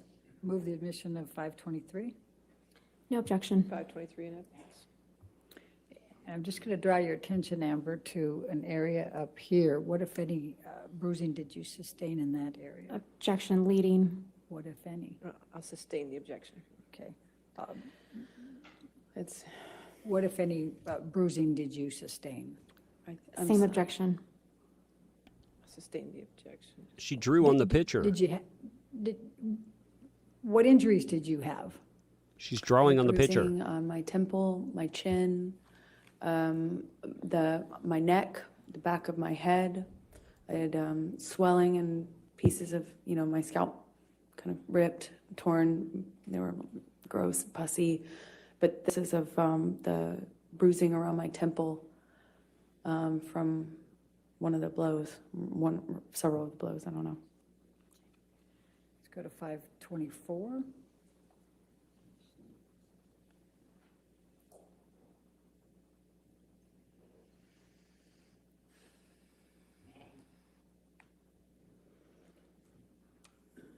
Does this accurately portray the scene shown? Yes. Okay. Move the admission of 524. No objection. 524 in evidence. And what does this show? It's, I had a pretty, can I touch the screen? Yes, Yes. yes, ma'am, you can. Yes. And I had a pretty gross bruise right there in my head, on my temple. It's difficult to see it in this light, but I remember it was pretty ugly. Now let's go to defendants 509.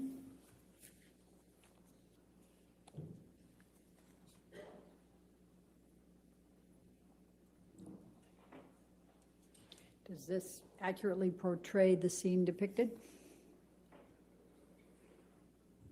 Yes, it does.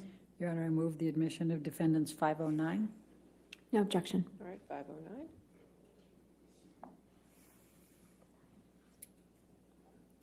Will you please tell the jury what this is? That's the bed that Johnny broke while on top of me. How do you break a solid wood bed like that? You notice there's a knife on the bed sheet, by the way? I always thought that was interesting. Defendants 511, please.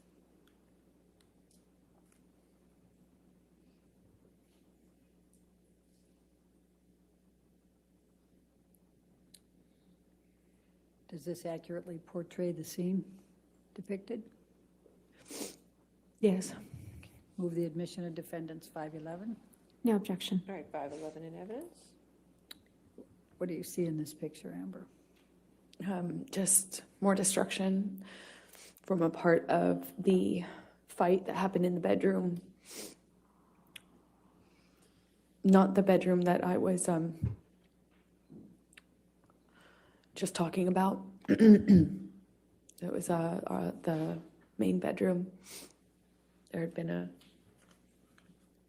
part of the fight that happened in there too. Let's go to defendants 512, please.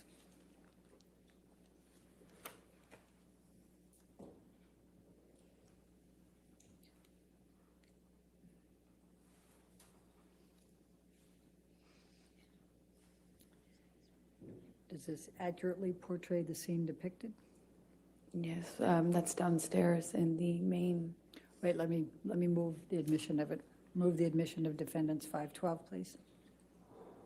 No objection. 512 in evidence. Okay, now please tell the jury about it. It's downstairs in the main apartment. Okay. Let's go to defendants 525.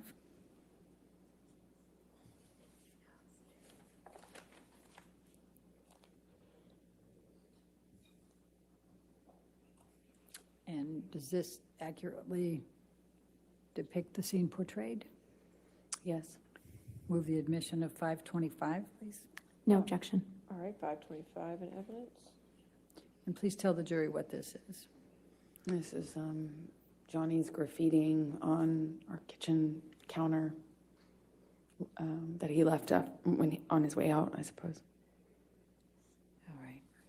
And I think defendants 526 is already into evidence. Could you just bring that up? Yes, 526 is in evidence. Right.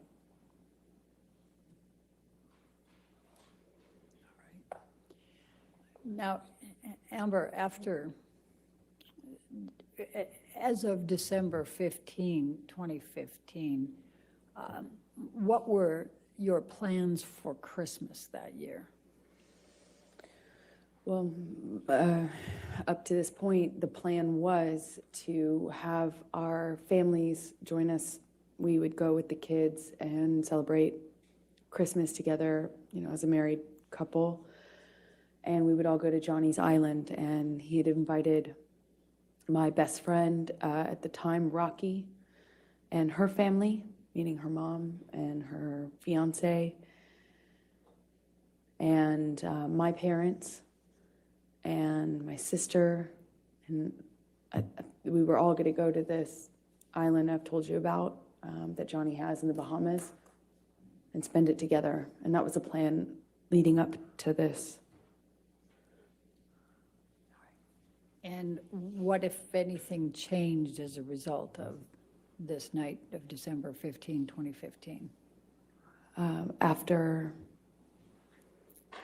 After they saw my face, no one wanted to go to the island anymore with Johnny.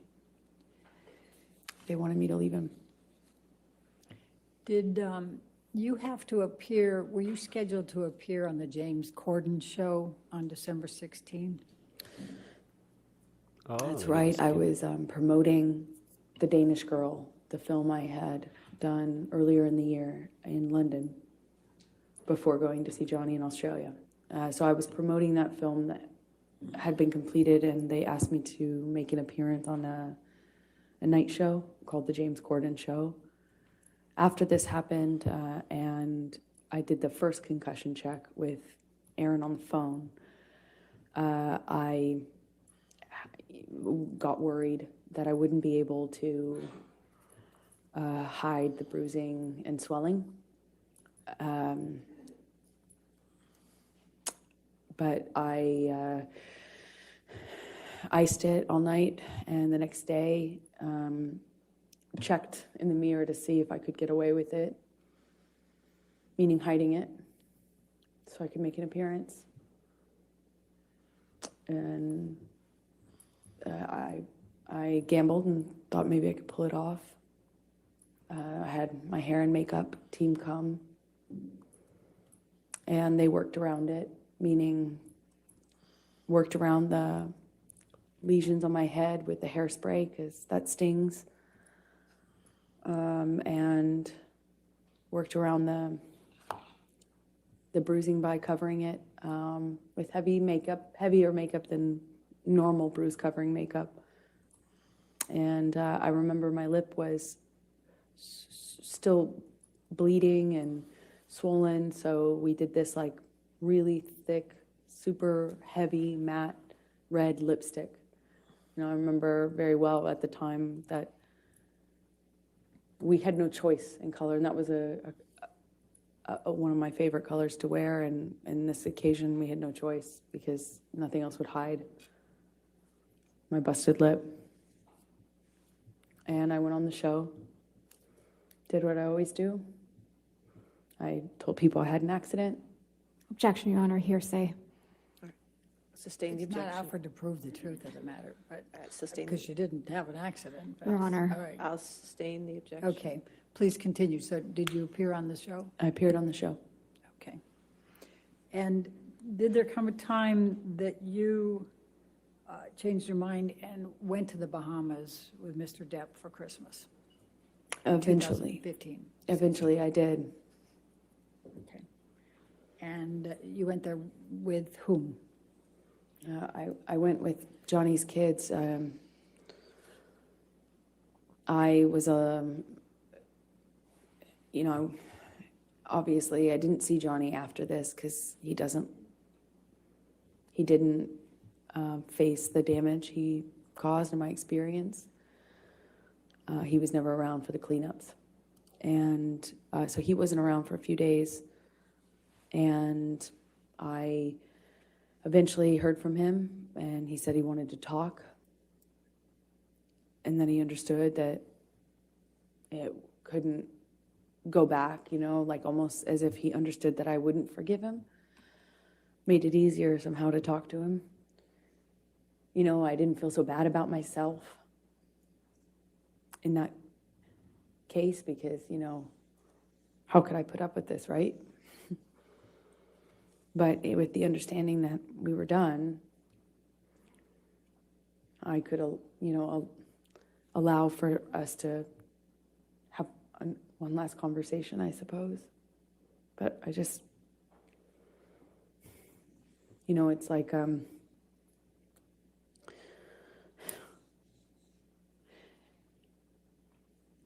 I was heartbroken by the idea that I would spend my first Christmas as a married couple with his kids and everything on the island. I was heartbroken at the idea of missing that. And, it's the best I can describe it is it's like for every hit, every instance of violence, every time I was choked, every single one of these instances was like a heavy coin put into a piggy bank. And you think, okay, well, each single one of these is like. Objection, Your Honor, non-responsive. I think it's responsive, Your Honor. The question was, What she's with doing, whom did you why? go? If we could ask the question. All right. Tell us how you felt and what you were thinking in this process of whether to go to have Christmas with Mr. Depp and his children. I guess I was trying to explain. Go ahead. Go ahead. That, just after you think each one of these is, it's almost like for each one of these things that happens, you lose the will or resolve to leave. It's like every single heavy coin you put in this piggy bank is like an investment into the future you're going to get to, and then before you know it, you're just carrying around this weighted ball. This piggy bank's too heavy, you can't leave. for every single time I went back or allowed him back after this sort of thing would happen, I lost a piece of myself, a piece of my self-confidence, my trust in myself to leave and move on. I lost fortifications, I lost myself, and it was somehow easier to stay. I didn't want to stay in the violence or in this. I wanted to stay with Johnny, the good Johnny that I loved.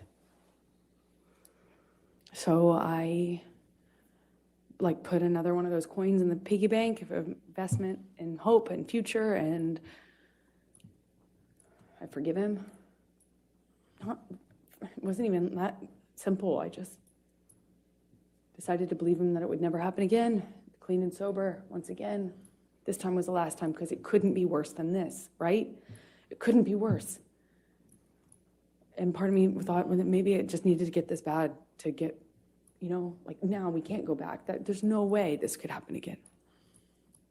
So I went to the island after a few days of talking with Johnny, arguing with Johnny, talking with Johnny, negotiating that it's going to be clean and sober. I wasn't going to drink anymore. He wasn't going to use anymore. He'd never lay a hand on me again. He'd rather die than do that, is what he was saying. And I was scared. My friends were scared, but I decided to go. After a few days of having the plane and the kids waiting, not knowing what was going on, they were at Sweetser, the main house, kind of just waiting to go on this Christmas vacation. And eventually, I got in the car with Johnny, and we picked his kids up and left for the island. So let's go to the island for the Christmas holidays, and what, if any, arguments did you have with Mr. Depp at the island over the Christmas holiday? Towards the end of the trip, the trip itself was pretty nice, but towards the end, he started drinking again, started with wine, and we were on the couch in the main house, a cabin. It's like a one-room kind of cabin. And we were sitting on the couch, and Johnny, what I perceived as nodding off, I don't still know what it was, but he was kind of passing out or nodding off or something like that. And I'm sensitive at this point to the clues that I can pick up on to know what pattern of behavior I'm dealing with, because they made a huge difference in my life. So if I knew what he was on and what he was doing, I could react accordingly. So I'm picking up clues. I'm sitting next to him, and he's nodding off, and every single time he kind of nods off, he dumps this glass of wine on my lap. And I say every single time because it happened 3 times. First time, whatever. Second time, I'm like, Johnny, are you all right? And I probably say it a little weighted. And in my head, I'm just wondering what he's on. Does this mean he's on the Roxy's again? Is it nodding off? What's going on? What am I going to deal with? He just had promised that it was clean and sober. We had this horrible thing happen in December. I thought we were moving forward. And the third time this happens, I jump up. I already changed my pants twice. And I jumped up and I shout at Johnny, what are you doing? Or, Johnny, you spilled on me again, something to that effect. And I get up, get up off the couch, and Johnny's son says, Objection, Your Honor, hearsay. Your Honor, not offered to prove the truth of the matter. It explains what's coming. Give you a good approach. I just don't know. Man, so there's some interesting stuff in there. Like, one of those pictures clearly does not have a lip injury on it. Very clearly. I'll pull it up. This This won't last too much longer, so I'll actually pull that up and show you. This has been a crazy day of streaming, though. We've had problems with the court feed. We've had just insanity, and then in the middle of it all, you have just some of the most insane claims. I'm putting those pictures side by side, so we'll actually be able to compare and contrast them when we look at them. And yeah, I mean, it's very clear in some. You're not missing a lip injury. It's not there. Like, you're not just not seeing it. Like, it's so strange.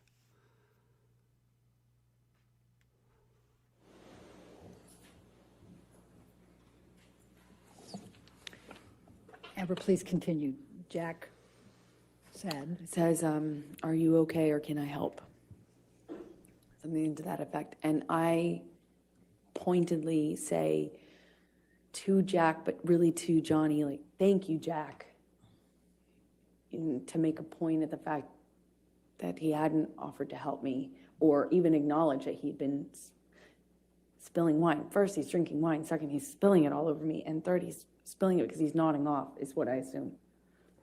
So I kind of say this in a pointed way at Jack, thanking him for offering.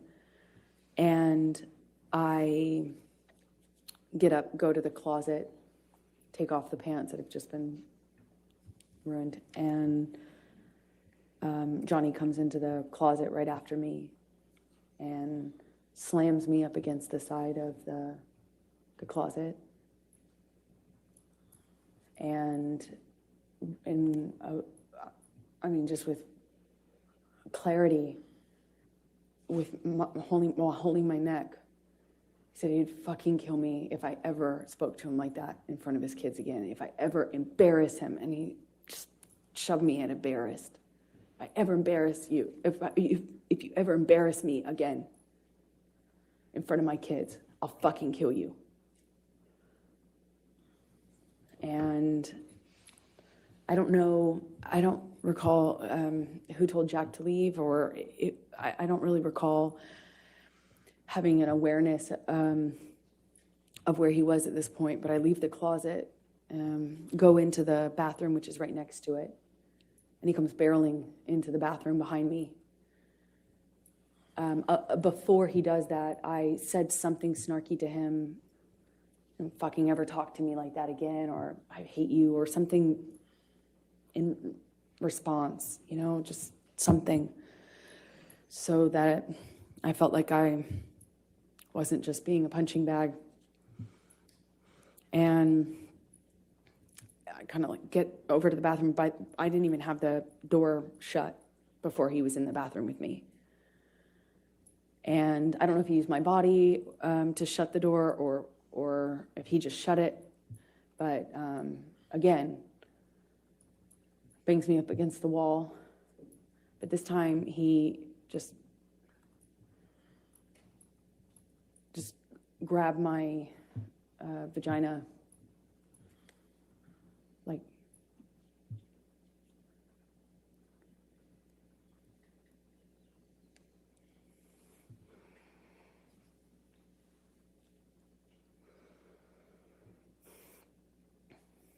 I was wearing this peach, kind of like netted kind of style swimming suit underneath. That's what I had on from the waist down, and he just grabbed me. Best I can explain it with his shoved his fingers inside me, but through my bathing suit. He didn't like move my bathing suit out of the way, and just kind of held me there and asked me if I was so fucking tough. If I thought I was so fucking tough. Said, "Oh, you tough like a man now? You some man now?" Just kind of taunting me while jerking me around. And he kind of seemed to do this thing where he was smiling, just like teasing me. Like, "Oh yeah, you think you're so fucking tough, now what? Now what?"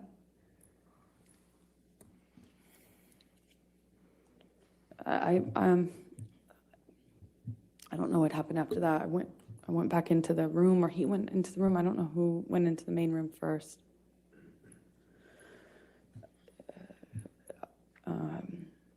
I just remember his hand landing on the back of my shoulder neck area. I remember trying to get him off of me.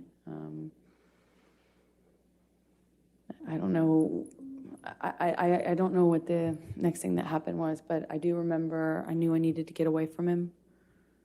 At some point, I ran. I ran out of the back door, ran out onto the patio. At some point before I ran, he swung at me, but I don't even remember how much of an impact it made, but I remember running. I threw something in his direction when I was getting away from him. I ran down the deck, ran out into the kind of like parking lot area, this gravel parking lot area outside of the house. And that's my estimation of when Johnny reached me, grabbed me by the hair, swung me around. I remember he hit my face at least once, but I'm not quite sure in what sequence. Was it before I broke away or after? I don't remember. I just remember the lights of the ATV coming up. The island, two of the people who worked on the island for Johnny, CJ and Tara, they pulled up in the ATV. I remember the headlights. I remember separating from him, or them kind of running up and saying something and separating us. And I didn't see Johnny for the rest of the evening, is my recollection. I just found him the next day, passed out in the cafe that was close to the house. Is that the end of? Yeah, this is a good breaking point, yes. All right. So that's how she Ladies gets around the and mineral gentlemen, you can spirits stay there for a story. moment. You know, there's All a right, photo ladies shoot and right after gentlemen, that. we're going to be breaking, again, this is the time that we break for a week, okay? So I won't be seeing you until May 16th. Yes, But I there's wanted an to talk entire to you a week little break. bit about how the remainder of the case will progress, okay? All right, so we promised to get you the case to you by Memorial Day. So in order to keep that promise, there's going to be a few things I need from you, okay? One thing is, starting on May 16th, we're going to start having court at 9 a.m. So we'll be going 9 a.m. to 5 p.m. Some days we might have to go to 5:30, so I want to let you know ahead of time so you can So they're plan gonna go accordingly, okay? Earlier. The other thing I need from you is Friday, May 27th, which is the Friday before Memorial Day, is going to be a court day. On that day, we're going to go ahead and have closing arguments, and the case is going to be turned over to you for deliberations on that day, okay? So again, I wanted to let you know ahead of time so you can plan accordingly so we can get this taken care of for you, okay? All right, so those are the announcements I want to make for you and make sure you had time to schedule what you needed to do. Now, I also want to go over, as we always do on Thursdays, our responsibilities, the responsibilities you have as jurors, okay, in this case? All right, so you're not to read anything about this case. You're not to watch anything about this case. You're not to listen to anything about this case. This applies to television, newspapers, magazines, the internet, and any online sites. Further, you're not to read, watch, or listen to anything about this case on any social networking sites such as Twitter, Facebook, Instagram, Snapchat, et cetera, or any similar sites. In addition, you must not communicate with anyone about the case, whether in person, over the phone, by email, text, or instant messaging, or by any other electronic or non-electronic means. This includes friends, family, coworkers, acquaintances, and strangers. I also instruct you that you cannot do any research or make any inquiries about this case, whether online or by any other means. What you learn about this case is limited to what you learn in the four walls of this courtroom when proceedings are underway, okay? So please enjoy your week off, get plenty of fresh air and rest, all right? And then I'll see you at 9 a.m. on Monday, May 16th, okay? All right, thank you.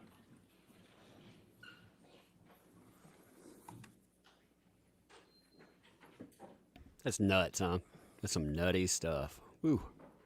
They'll talk a little bit about housekeeping probably, so we'll see what they have to say there. And then I want to show you some stuff, okay? Because it's definitely worth it, so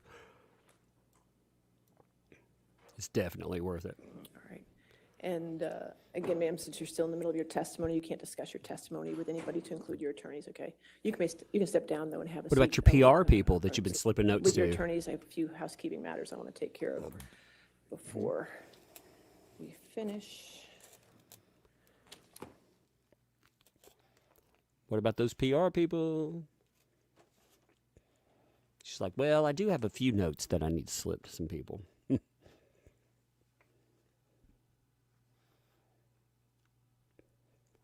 Okay, so we don't really need to see. Please, I won't see you tomorrow for Friday depositions because we finished all the depositions. I want to thank all of you for last Friday and staying here until, I think it was 9 o'clock at night.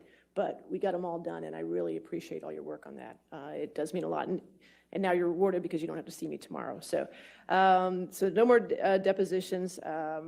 What I'd also, for planning purposes though, since we're going to be going 9 to 5, the day is going to be a little different. So we'll start at 9. We'll probably break for our morning break between 10:30 and 10:45.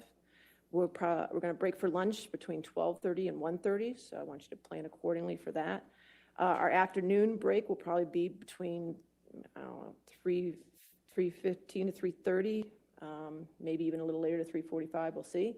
And then we'll try to break at 5. There may be times when we might go to 5:30, as I told the jury. So I just want to make sure you know that. Since I won't see you tomorrow, I wanted to go ahead and give you your times as of this very minute of what you have used and what you have left, okay? Are you ready? This is important right here. Mr. Chu's going to try to use it with a highlighter. Let's wait. That's There why we we're go. here. There we go. That's right. That's okay. There we go. All right. So plaintiff has used 35 hours and 6 minutes. Defendants have used 36 hours and 31 minutes, which means the plaintiff has 26 hours and 9 minutes left, and the defendant has 24 hours and 44 minutes left, okay? And just to Hello, hello, hello.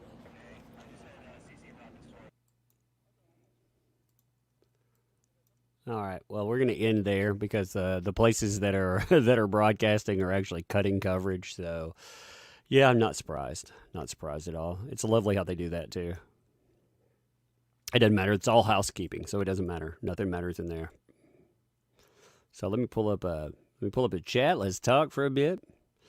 The chat pulled up, but I got to reload it real fast. So, okay, that was an important note at the very end. Did you catch that? Hello, hello, hello. Yeah, they were cutting coverage. You know, here's the problem today. All right, this was a big issue, and usually our feeds come from Live View. Live View is where they broadcast kind of remotely out of the courthouse. The problem right now is that all of the live views kept going down.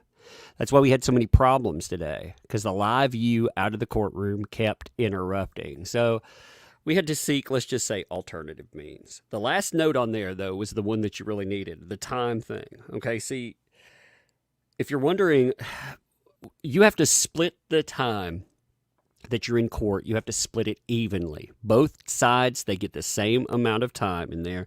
And interestingly, Amber Heard's side has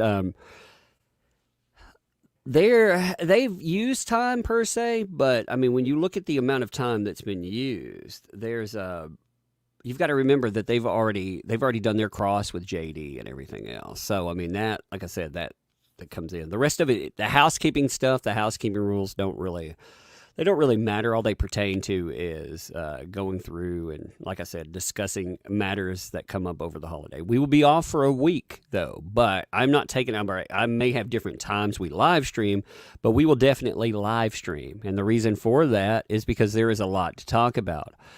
There are a lot of things in there. Now, I do want to show you a couple of things before we do anything, and these are actually very important. All right, now the injuries she was talking about, for example, there's some real problems in that. If you look, okay, if you take some of these pictures, these are all her pictures that she took. I made sure to grab them as they come up, the way that they showed them. One of the things that you notice is there will be, reload this so it grabs all of them. There will be pictures of her face. Look, now you can see this perfectly. Her lips are clear in that picture. And you'll notice something. There is no lip injury whatsoever. This becomes that, though. Now, there's two answers for that. Either, now there was a story that JD told the other day where he talked about her using nail polish, so her basically planning something. That's a possibility. It's also a possibility of picking it or doing something like that. What is interesting, too, is if you compare the lip site, it actually seems to move between places. Like in this grossness right here, that looks like the herpes.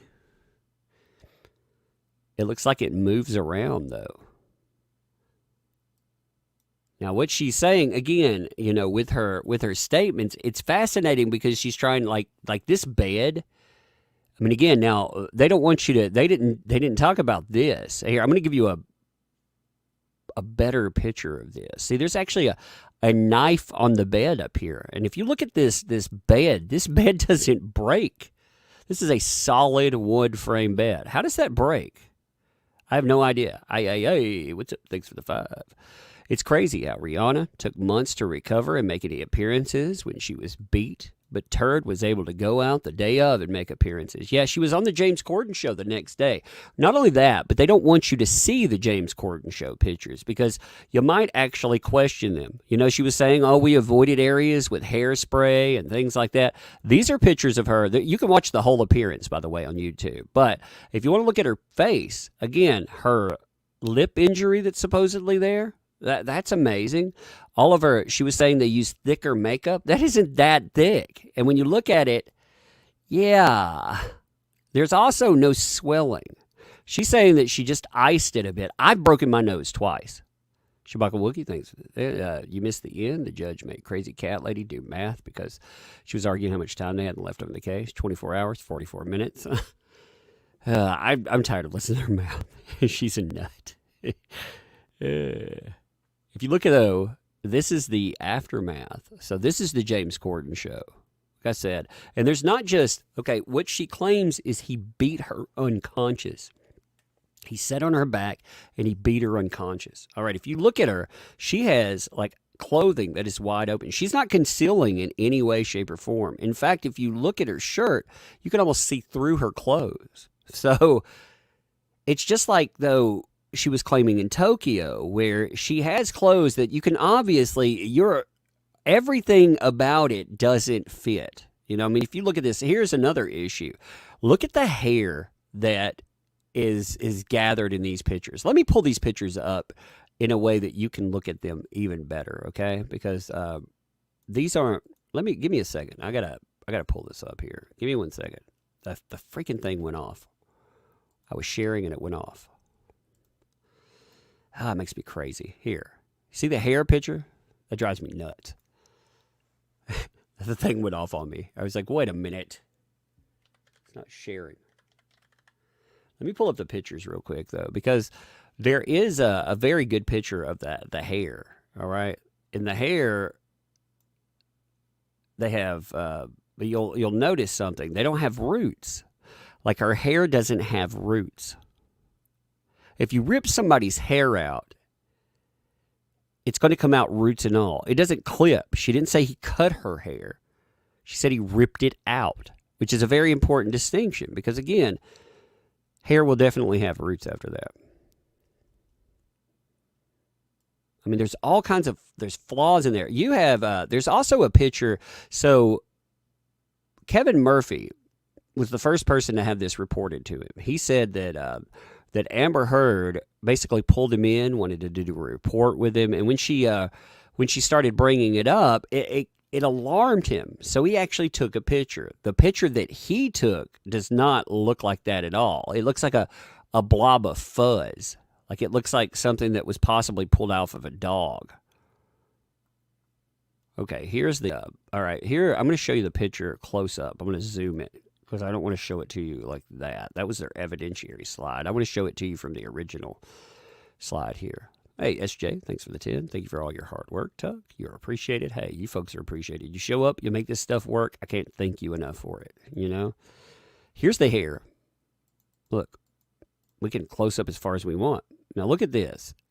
it has a knot in it, but it does not have roots. There are no roots whatsoever that are visible in any of this. Like I said, there's a little knotting, it looks like, where it's tangly, but there is no rooting in the hair. I also, like I said, I found this interesting. So if you look at the bed picture, look, I think it answers itself. You look at this looks like there's striation marks on it. And if you look right there, you'll notice that's probably the implement that did it. That is a knife. That is in their evidence picture. There's a knife sitting on the bed. So a knife made its way in to the bed. Interesting, isn't it? Dun, dun, dun. I wish I may, I wish I might, but you won't pull that fake tonight. It's very interesting that that's just sitting there, isn't it? Yeah, I mean, if you look at the bed, like I say, you can see, like, there's no way that you're putting your foot on there and this happens because this is solid wood. You know, that just doesn't work. It just does not work. It doesn't happen that way.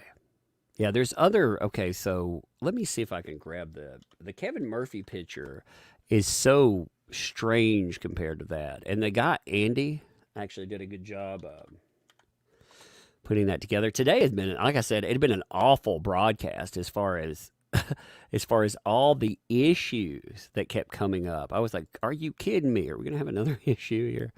The writing, too. I want to bring that up. I'm going to bring up an actual picture. I'm downloading it right now because I want to show you the bathroom picture that they say is not her writing. She couldn't have done. And you can tell, like I say, it's two people. You can tell that there were two people that did it. So I'm grabbing a few things here because, again, the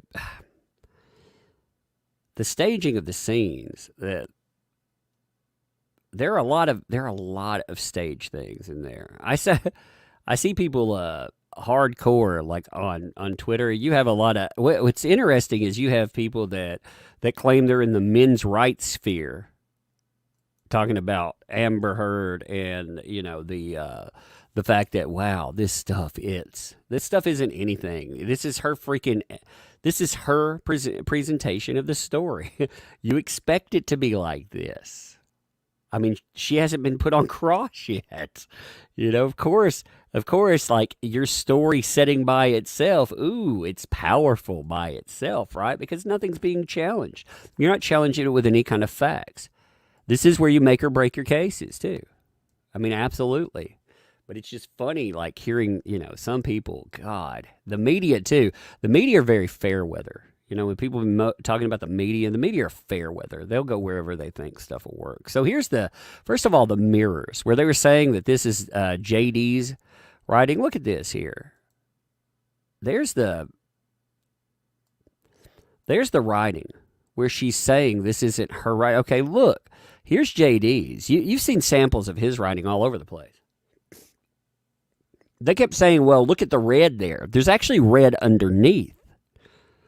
There is blood on that, for sure. But her, okay, see, why does this matter, by the way? Because her narrative is that she was violated with a bottle, drugged through glass, all this stuff done to her, and yet she finds the ability to fight back on the mirror. That seems kind of strange, right?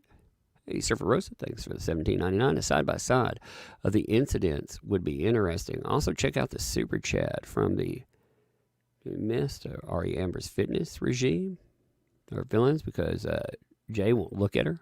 The neighbor at pool door gave her that bruise. Yeah, I've got to go through all of them. I'm just catching some while we're talking, I'll go through everybody. Like I said, that's part of, that's part of respecting your audience, I think. That's how I personally look at it. Sprouts Mom, thanks for the 5. It's she never remembers anything, but then the next sentence, she remembers the smallest detail and doesn't even matter. Yeah, that's how it works, though. That's how it works because you don't have medical evidence. You actually had a medical provider that came in and said, as far as this stuff, she accused them of being, Johnny Depp supporters for hire. Here's the Kevin Murphy pictures of the hair, by the way, because Kevin Murphy snapshot it from Go. He said, this is what she showed me. He said there weren't clumps, by the way, like she's trying to claim, clumps of hair. There was this one random clump here. Now, he was trying to take it on the sly, so he had his device hidden a little bit, but this is what he ended up with. And you can look at that, and even if you twist it around and turn it, that is not the same thing. It is a different thing on the floor. He said that that's what that's definitely what she showed him. It wasn't that. And he also said, when he photographed it, he did photograph and turn over. And if there would have been many tufts, he would have noticed that and he would have photographed it. So, I mean, that's an important distinction through there. Another distinction that you actually have through this is here's their photographs that were all entered as evidence. As far as property destruction. Interestingly, I didn't see them show this one. They did show, but again, so this is their property damage, or maybe they did show that one. They only show, it's kind of fascinating again to see what they claim as property damage. Let me show you another problem with so the pictures that she takes, again, they've started changing up their narrative because the metadata doesn't fit with what they were claiming. There's a big issue with metadata, and I think they know that. They've run into. The issue is that they claimed everything happened on the 15th. They claimed all of their pictures came from the 15th. They didn't claim extra days on that. It was Rocky Pennington said that she came over and took all the pictures on the 15th. But JD's team pointed out a very huge inconsistency. When you look at all of the date slides here, nothing comes from the 15th. They all come from the 16th, 17th, and 18th, according to the metadata. Now, when they presented this, here's a real problem that I hope somebody brings up, because I would love to hear how this presents. So she was talking about, the facial injuries and how they all come up and how they line up. All right, well, you have all of your photographs that are taken here, and you have this. This is the 16th. All right, this is very important here. Here is the 18th picture. Now, you notice something about the 16th and the 18th pictures. They look a lot alike, don't they? Like, in fact, this picture from the 16th and this picture from the 18th are the same picture. Only one of them has been landscaped. So why does one have metadata for the 16th and one have metadata for the 18th? Now, if you're sitting there and you're saying, well, maybe it's because they changed format, that doesn't matter. You keep your original metadata. It attaches to it, so you're not going to have any change up. This is the exact same picture, too. If you grid it, which Andy, who put this together, did, look, it's the exact same picture. It's not a comparable picture. It's the exact same picture. But again, it has different metadata on it. One from the 16th, one from the 18th. What I believe that they did is they were trying to change up. It was supposed to be right here in the middle of their pictures. They went 1, 2, 3, and they messed up and they put the wrong metadata stamp on it. Because it's easy to hit the wrong button. Strange Penguin, thanks for the 5. Sam McMillan even said that she didn't have no black eye or anything during the James Corden show. She was her makeup artist for the show. Yep, that is very true. They will be bringing out, I wonder what will happen with the Samantha McMillan stuff, because Samantha McMillan wasn't presented yet. So it'll be interesting to see how that works. Now, the Samantha McMillan, let me see. Do we have Samantha McMillan here, or do I have to pull it somewhere else? Yeah, the Samantha McMillan testimony, I think it's actually very important stuff. She didn't want to, Samantha McMillan got a lot of crap after she came out in support of Johnny Depp. Samantha McMillan, let's see, witness statement. I'm seeing if I can pull it just fast without having to work for it. There it is. Samantha McMillan. So if you want to see something, this is the makeup artist from that night, the one that worked with her. This is her witness declaration. Bam. I'm a freelance stylist representing blah, blah, blah, blah, blah. On December the 16th, I spent much of the day and evening with Amber Heard preparing her for the James Corden show. I saw her throughout the day. Good light, close range, no makeup. Throughout that day, she did not have any visible marks, bruises, cuts, injuries. She appeared as a guest on the James Corden show. After the show, she said, "Can you believe I just did that show with 2 black eyes?" She didn't have any black eyes or even any visible injuries throughout the day in the morning.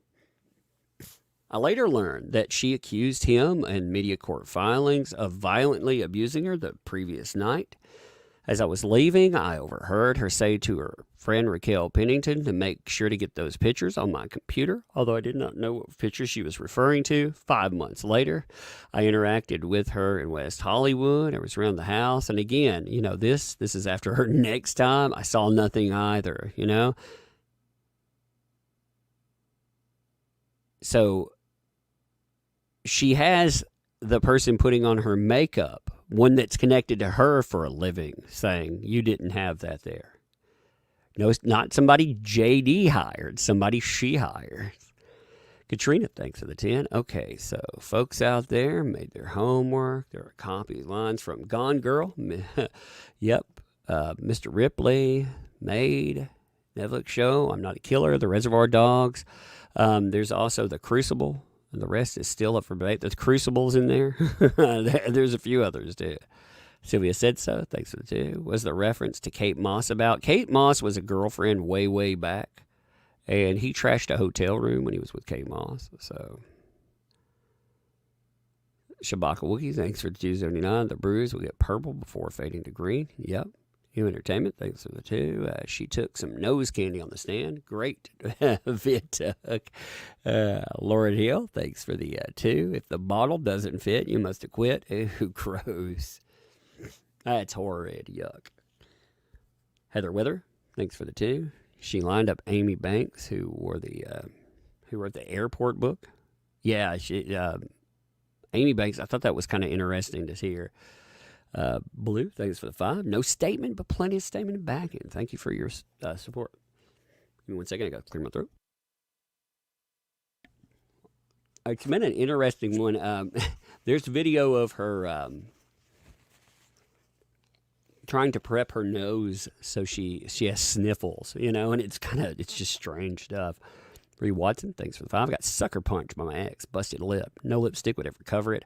And why would you even put lipstick over it? Risks infection.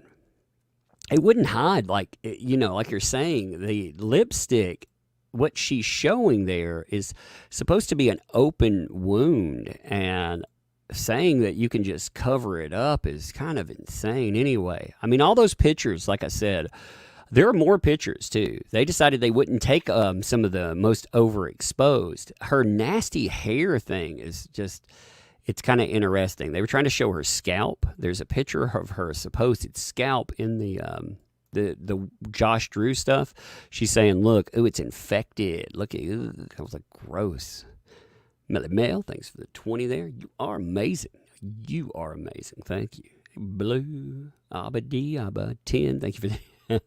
Notice how angry she was getting when they would call speculation on her, and she burst out. I saw it. I was there.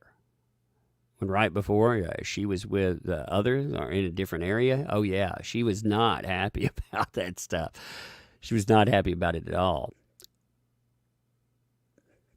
Elizabeth Oates, thanks for the 10 there. I was hoping that any real DV victim who may have confided their story to AH to the high-profile ACLU affiliation comes forward to JD's team. AH has formed AG Kate James. Yeah, Kate James testified, but Kate James, she didn't bring in some, like, her rape story and stuff. And what sucks about that is if you bring that up, they get to drag you through the mud for it. Marie Watson, thanks for the 2. Maybe Amica really does help. Maybe it is the miracle drug they said it was. Nick, 76, thanks for the 5. Do you know why Kevin Murphy didn't testify? I have no idea. That's a good question. Angela, 007 Angela, my bad. Things for the two. She destroyed her career in Hollywood today. It's interesting. Like, it'll be fascinating to see. You know, one thing they didn't point out too. Let me show you this, okay? But it'll be interesting to see how Hollywood, the reaction to it. Okay, for her pictures, one of the things that they don't point out at all is the like if you look at her shirt and stuff. Look at this. The coloration, the overexposure, the saturation. Look, she got a white shirt on. Her shirt looks almost black. So to get some of that coloration, she's going for it. You got to almost turn the shirt black. Mary B. Awkward, thanks for the 5. We need a YouTube compilation of her testimony juxtaposed with the movie quotes. Yeah, actually, there's some of that put. I think some people on TikTok have been working on it. The problem on YouTube is the fact that when you put that there, they'll end up blocking it worldwide. You know, it's not that they'll just demonetize. They block it worldwide. So somebody will claim the movies. So good luck with that. Suffer Jim, thanks for the 15. Oh my God. There was this moment where it appears the photographer took a pic of her crying on the stand. Stream Amber Heard gets caught posing for a crying photo. Please verify, Tug. Stream titled Amber Heard gets caught posing for crying photo. Let me look that up. I'll check it real quick. All right. Give me 1 second. I'll look. Take me a second there. Have to open a window behind everything. All right. Let's see what we got here. Amber Heard gets caught. All right. Oh, I saw somebody pull that stuff up. Oh yeah.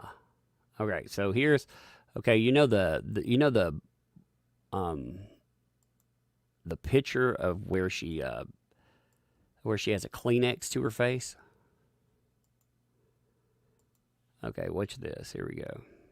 I'm gonna pull this up here. Give me 1 second. It's another YouTube channel, so check them out. I don't even know who that is. Has been gold clips. So. And after you both returned to LA.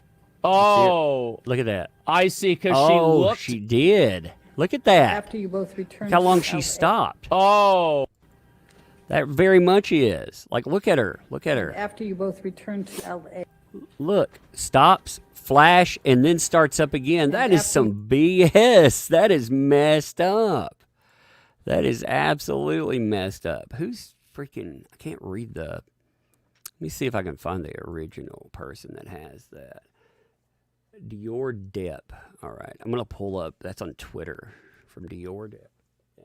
Oh, hey, thank you. Did you see the picture of her posing for her photograph? Huh? All right, I'm pulling that up real quick. Second, I gotta grab it real quick.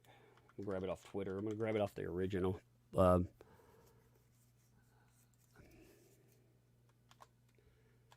if I can find the person there. Is that them?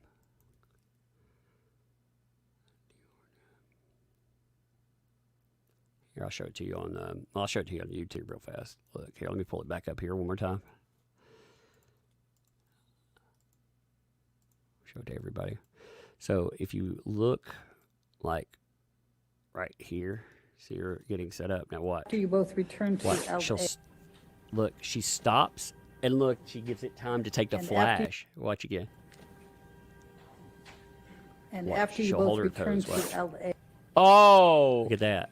I see, because she looked, you see. She looks over, she holds her pose, and then that's so messed up. That is totally, she totally did that. Oh, she totally did that. There is no denying that was posing. Ugh. Yep, she looks over, you can see the flash on her face. And then she continues. She holds the pose, though. It's for the tabloids. It is. That's part of her PR team sitting there with the camera dude. You know. I mean, that is jacked up. Cara, thanks for the 20 there. Bad acting and lies. Indeed. Sharon Lynn, thanks for the 14. If you need a mod, I would love to. We'll be back for, when we go back, I'll probably put 3 more mods in. We'll see. But, Elisa Gas, thanks for the 5. What did the fridge say? January on her schedule? I can't follow her timeline. Well, that's actually a good question because the timeline on her fridge does not match up with the timeline that she's saying.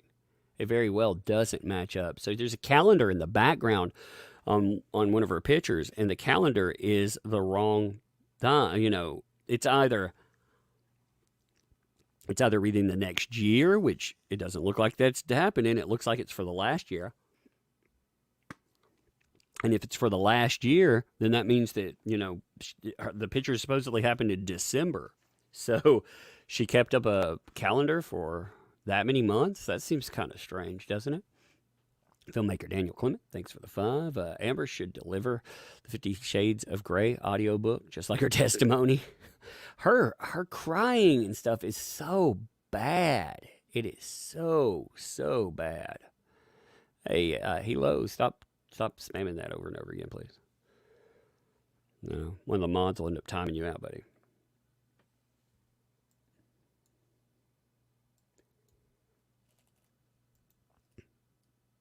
Because you can't tell, like with that, you can't tell between enthusiastic posting and that's what a bot will do. I'm not saying you're a bot. I'm just saying that's what they do when they come in. So a mod will end up timing you out for it. You got to be careful. Yeah, I don't want you getting timed out for it.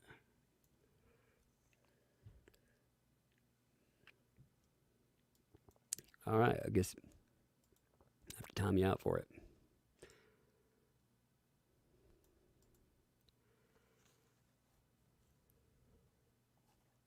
All right, let's look at thanks for the let's see, I got that one. Got that. Let me see. Mod. Sharon Lynn. You know, if I appoint mods to, like I said, I don't like to ban anybody. I usually just tell people, hey, don't spam for a minute or something in a timeout. And if they, you know, the one thing you have to avoid is with like 8,000 to 10,000 people, you have to avoid like spamming. And you have to really watch. I don't want to put on the timer. See, most people when they stream with a lot of people, they put on a slow chat, and I don't like the slow chat because you should be able to speak. You know, I like it when you can speak. Let's see. Let's give me a drink real quick too. Do you folks think? How do you? You know? Okay, here's something I need to address too. I think there are a lot of people that are like, oh my God, you know, a lot of people are going to believe her today. This is her side. This is what she has. She better be at least somewhat believable to somebody out there. You know, she hasn't hit cross yet, though. No cross at all. And the cross, it has to, you know. It has to, it's gonna hit her hard, let's just say. It's gonna hit her really, really hard. They're gonna ask her a lot of questions. They'll tear her up on it. Now, for myself, I didn't think she was believable. I thought she was fake there. There will be people that respond just to the words, though. Oh, my God, rape? A bottle? I mean, but elevated voice does not mean you're a victim, you know? Oh, you're yelling. Okay. I got you. Yeah. I mean, seriously. Tristan, thanks for the 2. Bed broken. Yeah. His bones would have been shattered. Well, that's what I'm saying. You know, none of this stuff. She's telling you she used the words broken nose, and she did it repeatedly. Somebody breaks your nose. They break your face. I've had my nose broken, and it ain't fun. Oh, by the way, so after that claim that she had of getting violated in the swimsuit in the Bahamas, you know, she had a photo shoot right after that, too.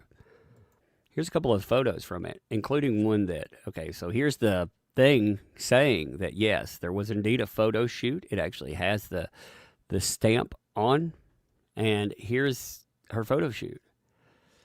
So, I mean, she does have a photo shoot there. Like, and you know, her problem is She's in water and everything else throughout part of the photo shoot. She can't claim that she's just hiding stuff. She didn't take one picture through the Australian incident. Not one. The pictures that were brought up, they came from Ben King. They didn't come from her. So all of her injury claims, she took a picture of a random bruise and sent it to her mama, but she didn't take pictures of her being drugged through glass. Really? I mean, that seems kind of weird, doesn't it? She didn't take pictures, or have to go to the. I guess it's because she didn't have to go to the hospital, because she's got a mutant healing power. Well, thanks for the 5. When Amber broke down, it was so fake. Well, her breakdown is so. It's like, I was like, oh my God, what is that? What is that sound that you're making? Because that's not real. It's offensive. K-Rap, thanks for the 10. The numbers AH pulled in your stream were 3K lower than JD in your testimony. I'm betting there will be lots of broken glass in her future. A lot of people are bothered. Like the main news networks may get more from just people who want to watch, but a lot of people that watch here are, they've been involved in the case, and a lot of people have problems watching it. They just don't want to watch because it bothers them because of background. And I get it, actually. I do get it. If you can watch, I would definitely say you should. But because, again, like when I'm watching, I know what's out there that counters most of this stuff. Filmmaker Daniel Clemens, thanks for the 2. Does the defense counterclaim have a burden of proof? Well, their counterclaim, yeah, it's partly based on the idea of free speech, so it's partly going to have to deal with this. We could go over the counterclaim one day if you want to. That'll actually be good. What's his face thinks of 5. Simp Musk will pay your bills and cover your pledges if you shine his rocket ship. Yeah, blast it off. JC Squirrel, thanks for the 2. Can't wait. Crusher. Karma is coming. But we can go over thank you for that. We can go over the counterclaim. And there's not a lot left to it, though. It's a fascinating document, though. It's a funny one. It's one of my favorites. So we can actually go over that in another stream if you'd like to. It's a longer document, or I'd go over it right away. What you want to know, too, is you don't just want the counterclaim, but after they they were torched until they couldn't use certain parts of it. So they've essentially changed up pieces of the counterclaim. Like, for example, they used to say, they used to claim everybody that supported JD was a bot, and they wanted to dox them. And I mean that for real. Like, they for real wanted to dox. They asked for 200 Twitter users' information. They wanted it. And they had tracked like 16 to 17,000 people at that time. I think they were just going to dox one after the other, just going through like that. And they ran into the problem. The first of all, Twitter was like, F that. We're not turning over all that information. You better get it from a court. And they knew they couldn't win, so they didn't take it farther. So they changed up that part, and they said instead that Adam Waldman had been in contact with media and social media, and one of the things that they listed was yours truly. That's been in part of the claim for the counterclaim.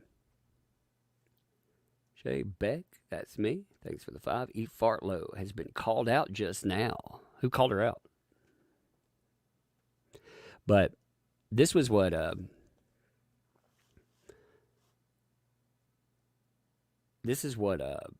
they replaced with. You can see, like they were saying, as part of the smear campaign for Heard, Adam Waldman and JD also contacted the media to falsify the liar and hoax story. This not only included the mainstream, but social media accounts like ThatUmbrellaGuy, that Brian Filla, and the real Laura B. So they named 3 accounts specifically that they wanted to target for talking about this stuff. Fun times, huh? So that was the change up in that, though. Meg G, thanks for the 2. You think his kids will speak after what he said? Nah, he didn't want his kids involved. That's why they weren't. Why was this allowed? You can file pretty much anything in different filings and make claims. And then when you get into the court, I mean, you can claim a lot, you know? You can claim a lot. Kristen W., thanks for the 5 there. When did she and JD have to make an apology video for Australia about the dogs? When there be marks on her then? Yeah, that was around, what, 2015? I don't remember how that fits into all the time. I'd have to look at the exact date, actually. But you would think, okay, she would have marks on her all the time, wouldn't she? One of the things she just said on the stand, too, was that when she went and ate dinner with his kids, she had bruises and stuff on her. The only problem with that is that there are pictures of her from back then. You have these. See, right there. She doesn't have a jacked up face or everything because, you know, JD walked up to AH just before she left the stand. Yeah, she was like, oh, she tried to look terrified. Shabaka Wookie, thanks for the 279. Remember when she said he hit her in a lazy way? Yeah, he was just like, yo, he ho. He's like, yo, you ho. Scott, thanks for the buck there. No statement. Plenty of statement in backing. Thank you for your backing. I appreciate that. But I mean, that's what, you know, she made up a lot of stuff, and that's how it ended up going forward there. Jill Webster, thanks for the 5. The pic of her scalp looks like ringworm. Look it up. Yeah, it actually, somebody brought up a good thing. Like, think of it this way.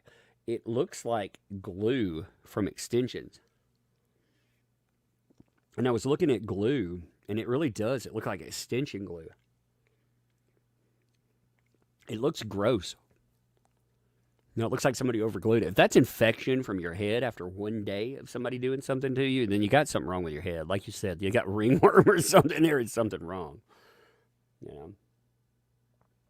Because that's pretty gross.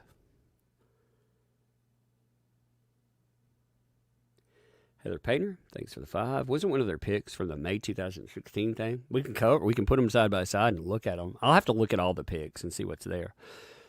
SJ, thanks for the 10. Thank you for all your hard work, Tug. You're appreciated. Hey, thank you all. I appreciate you. John Silk, thanks for the 2. Tug, I sent a super chat earlier. Please look at it. I definitely will. I look at all super chats. I just have to roll back, you know, over time. You know, if I miss you, I'm going to go back and get you for sure. One of the reasons I read the early super chats when we get in is so we can talk, first of all, with stuff, and second of all, so I recognize when I run back into the super chats. You know, because the marker on the thing, it actually adds, I don't know what time zone they're working in, but it's not right. Shabaka Woogie, thanks for the 7 there. Oh, yeah, I got that one about the end. Yeah, the Rihanna thing, too. If you look up Rihanna, look up her injuries versus, I think that's actually a very good, you know, hang on. Los Angeles, thanks for 5. I am worried because she's a woman and they believe women, even if there isn't tears. I'm not sure how I feel about the break ending like this. I think it's a good time to break because they're going to come back and they're going to have more stuff, but, you know. Cam Dizzle, thanks for the 10. Seems like every other word she says there is or That'd be a fun drinking game. I think we'd all die from that one too. That's the problem with the fun drinking games. It ends with us in a coma. We'd have more medical time than she ever did. Scott, thanks for the additional buck there. No statement, but plenty of statement in backing. Thank you for backing the channel. Except for Jim, thanks for the 2 there. Why does she seem so insincere? Is it me? No, she does seem insincere. Ace Lopez, thanks for the 2. Feels like December 20th. I want Cross, a.k.a. Christmas Now.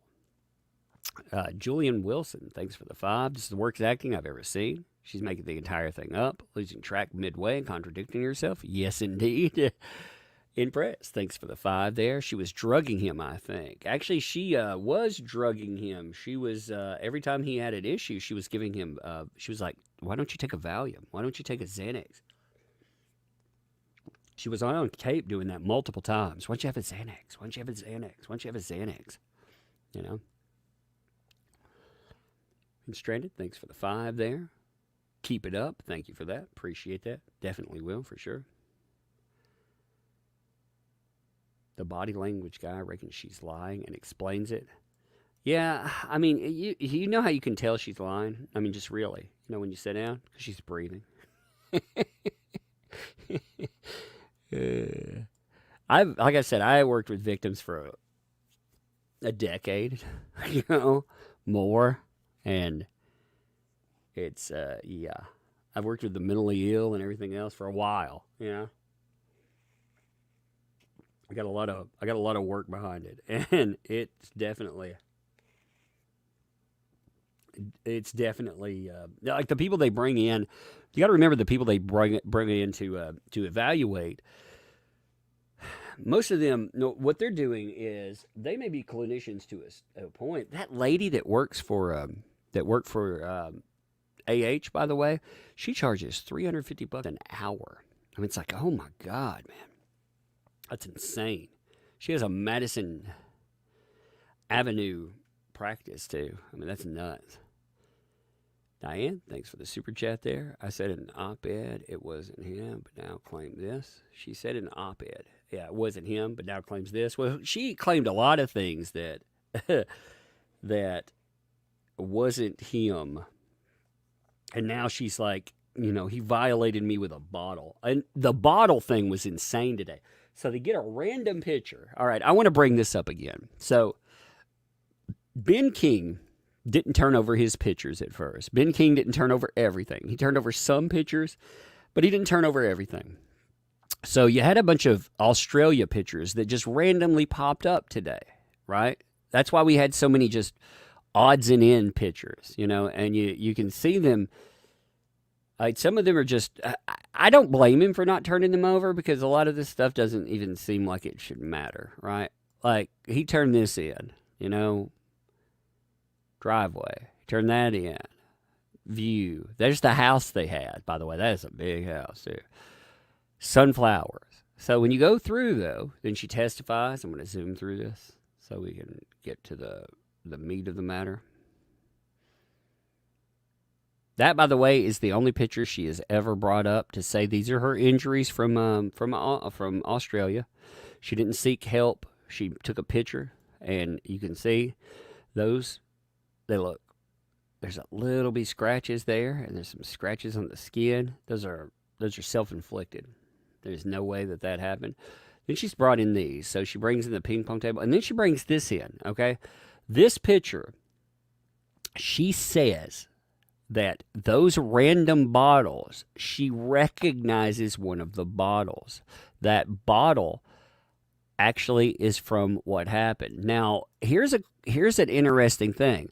There is no way in hell that Ben King would keep a bottle covered in blood and smelling all funky, If you look at those bottles, like she's saying it's the fat bottle with the fat opening. She's saying that's the one she was violated with, all right?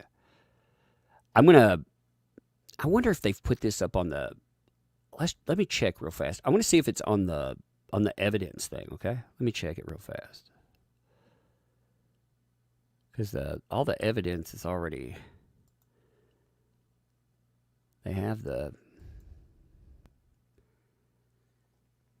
let me see, evidence. There's 2 PDFs. I'm looking up her evidence real quick. There's a whole site for her evidence, and I'm trying to see if they actually got everything put in. No. Now, they're way behind. They are way behind. Maybe they'll catch them up this weekend because they haven't updated their evidence all week. Yeah, they don't have any new evidence. Okay, so I'm going to pull up a picture there. There's actually a site where they upload everything, so I was checking it. But this is the bottle picture, okay? I've downloaded it, but it's as clear as I can make it there, okay? Here's the bottle. Now, you can see the wax seal and everything. There is no way. She's saying she knows. She had a repressed memory that only came to her after we saw the picture. She had a repressed memory. I mean, what the heck? And she says that's the bottle. Shabaka Woogie, thanks for 279. Her face looks good after being hit again and again. Yeah, for sure. I mean, I don't know what her regimen is for that, but man, I wish I could go there, you know? Wish I could have that, for sure. That's Maker's Mark, yeah. Yeah, it's very convenient that the bottle wasn't thrown in the trash or anything. It was just laying around, and she's going to get to see it there, and it just conveniently got turned over. And again, Ben King did not do that. That was her. She brought it up. Amica, thanks for it too. This evil woman is absolutely insane. Man, when Amica calls you out, you in trouble. You are in trouble, Amber. You know? I mean, really, when you think about that. I mean, it's a bad day when the Amica calls you out. I love that Amica. Jeffrey Harvey, thanks for the 10. That Maker's Mark, yeah, it's a Maker's Mark whiskey bottle. Yep, and she's saying that she was violated with it, like I said. Like, it was just found. When they upload them, they will upload it sooner or later. They definitely will upload it. They just haven't uploaded it there. Yeah, it looks like it still has liquid in it. You're right. Let's see. It looks like it's open and it still has liquid, which would be, that's got to have liquid in it. It has to. That has to be liquid in there. There's no way. Ah, man, there's just no way, dude. There's no way. And it's such a clean desk and stuff. No way. I mean, she was like, I had a memory. It's like, yeah, I'm sure you did, liar. Shabaka Wookie, thanks for the 279. Evaluated over the phone for a concussion? What the? Yeah, well, you know, she called in and asked for a concussion check. They told her to get checked out. And when she went in, they found no injuries on her. So it's interesting that she went to the doctor, and the doctor found nothing on her, but she's, you know, phoning in pictures. Thomas White, thanks for the 2. AH would look like Uma Thurman at the wedding chapel. True that.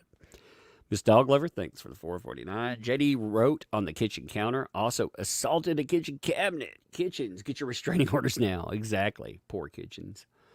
Diane Peters, thanks for the 5. She cannot be allowed to ruin one of the most talented actors in the world. She did. She already did. She ruined his career. I mean, she destroyed the man's career. She just called him in front of the world a rapist. Never had any accusations against him ever in the world. And she called him a rapist. Here's the thing. It doesn't matter if he wins. She's ruined his life. You know, one of the reasons JD would also, it's not just telling her no. He knew that she was going to do something like this. Isn't it fascinating, too? She was saying, I'm not a gold digger. I'm not a gold digger. She said that I wanted a postnup. I wanted a prenup. I wanted to keep working. And yet she took the $20 million from JD. Bree Watson, thanks for the 2. She's terrible at staging. Yes, indeed. Well, she was creating that tale today, real time, and that was amazing to watch because she was just weaving in evidence, and that's what she has to do, as a very good source told me once. You gotta imagine Amber Heard is dancing through raindrops, right? Raindrops are falling all the time. You never know where they're going to hit or when they're going to hit, and those raindrops are all evidence. If she gets hit with one, she has to be prepared for it in some way. So she makes a story where she can't remember all details. She can't actually remember the timeline there because, you know, her memory is fuzzy and fading. You see how that works. Katrina, thanks for the 8. My God, this is a joke. Pretend bruises, Botox marks, and hair that wasn't ripped out, but cut. How did this all pass? I don't think they have to cross. I'm curious how the jury was looking into that. I need to ask somebody that was there. Christine, thanks for the 5.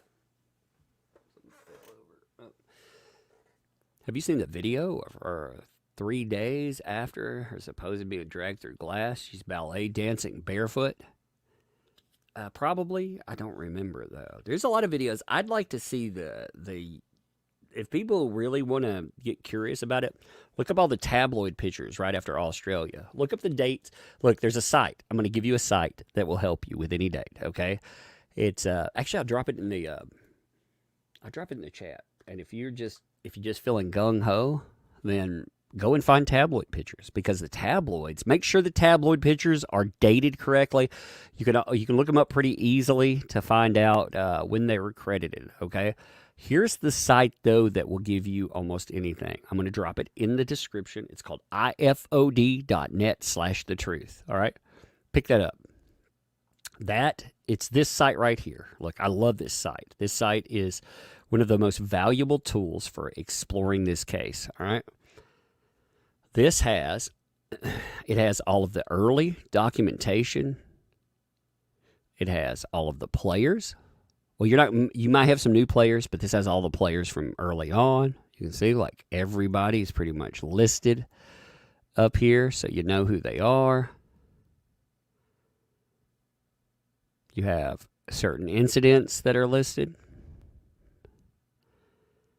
How they go. Oh, shit. Well, I'll be damned, dude. They just age-restricted incredibly average. They age restricted his videos. They just age restricted them. I wonder if he knows that. Somebody tell him that. Be like, hey, that umbrella guy just told you that they age restricted your videos. Do you know that? Because it wasn't like that before.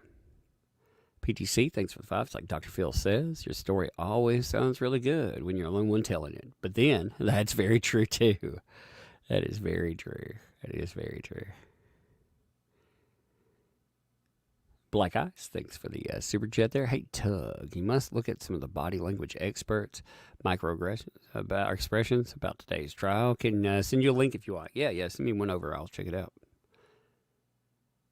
Night Drew Creations, thanks for the 2 there. You see, she stole lines from the Talented Mr. Ripley. I did indeed. I recognize him because I like the Talented Mr. Ripley. I watched it not too long ago.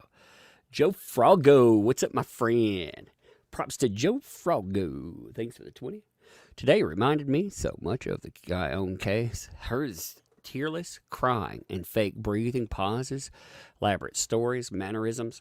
Also similar to my ex's false allegations. She eventually admitted to lying, but it was rough. Yeah, see, Amber Heard will never admit to lying. That's going to be the ugliest thing here. It sucks, Froggo, man. Appreciate you, brother, by the way. Appreciate you, brother. This, like I said, this will give you the dates, though, on the incidences. You know, it gives you an idea of when things happen. It'll give you excerpts like she claimed before. You listen to what she claimed versus her excerpts. I mean, it's amazing what she's added in the details. Tuner, thanks for the 2. I need a mega pint of Amica cream, please. I need it like to rub on my forehead. Yeah. Can I send it here? No, send it over Black Ice if you would. Send it to, if you can mail it, send it to Granular, 2 words. Granular, GRANULAR, Heaven, HEAVEN. Slam them together. granularheaven@gmail.com. Oh, yeah. When other people can write me there too. If you write me there and I don't answer back, I did read your emails. I get about 130 emails a day right now, and I don't have time to write everyone back. I could just write you and be like, thanks. But that just seems so rude. So, it seems like I'm just blowing you off. And I like to read what you write. Trina, thanks for the 5 there. This reminds me of the talk. Her ears were cut off. Her legs were cut off. Her arms were cut off. Her eyes were swollen shut. Indeed. There actually was something really funny today. And let me see if I can. I saw a cartoon earlier today that was actually pretty funny. And I can't remember who posted it, but it was, like I said, it was really funny. Oh, here's that posed picture thing, by the way. Somebody else mailed it to me, so I want to pull that up. We can look at it. I mean, that's nuts that she poses for a freaking picture. Like, I can believe it, but I can't believe, like, what kind of suckers people are. Like, don't you ever get mad about that? Don't you ever get mad that people just listen and believe? Like, listen and believe is a cancer. It has destroyed so many people's lives. Look, here's that. Actually, let's just blow it up. So there she is. Look, pose. And after you both Then return, snapshot. Like that? Here we go again. Pose, snapshot. and Good to after go. Look at it. It's nuts, isn't it? Get it again? I got pose. I mean, you can see her pose for the picture. Like that makes me mad. That makes me mad. That is some of the worst trash. I'll drop you a link for that too if you want to share it and show it to people. Here it is. She posed for the tabloids because they couldn't find her crying the other day. Helston, thanks for the 20. I'd be surprised if he wins, but she'll never work again on a major movie. By the way, is AH still facing perjury charges in Australia? Thanks for sticking with this, with everything you've gone through. Well, first of all, thank you. Second of all, I don't know if what Australia will do. Yes, she's facing them, but I don't know what they're doing. And he can win, but it's an uphill battle. I mean, it very much is. This sets a precedent in a lot of ways. I mean, you're fighting against false accusations, and you're fighting against the mindset of listen and believe. So it's hard, but yeah, she's done. He won in the public eye. I mean, that's a big thing. And right now, when people see what's being said, I mean, this is her moment in the sun. She hasn't even been crossed yet. So yeah. Sharon Lynn, thanks for the 7. How can I become a member on the iPhone? Does anybody, I don't have an iPhone. Does anyone have, like with your members, the join button? Is there a special thing that you have to do to get to the member portion? It's kind of on the front page for me. Like when I see it, there's a join button like right above or right below the videos and stuff, but I see it on the desktop. I don't have it pulled up. If somebody could note that in the chat, that would be very helpful. Hope, thanks for the 5. Is she talking about a horrid event of abuse? S.A. choking, glass cutting her feet horribly, and only took photos of a room in disarray. Yeah, she didn't even take those pictures. Like, she's not even the one, those pictures that came from Australia, that she's discussing, she didn't even take those. If you're talking about other places, yeah, like you can't join with your iPhone, huh? I mean, see, I don't know, Shabaka Boy, thanks for the 279. Turd being the poster child for BPD is disturbing. Yes. Yes. I don't want to judge any of you. Like, I don't want you to be judged by someone else's diagnosis either. Don't judge anybody else for a diagnosis, okay? Please. Please. 007 Angela, thanks for the 5. So, which one of her forced personalities thought this bullshit story was a good idea? She's in for a rude awakening when this blows up in her face. Guilty AF. She is definitely guilty. It isn't here's the problem that I say. It is an uphill battle to win this kind of fight.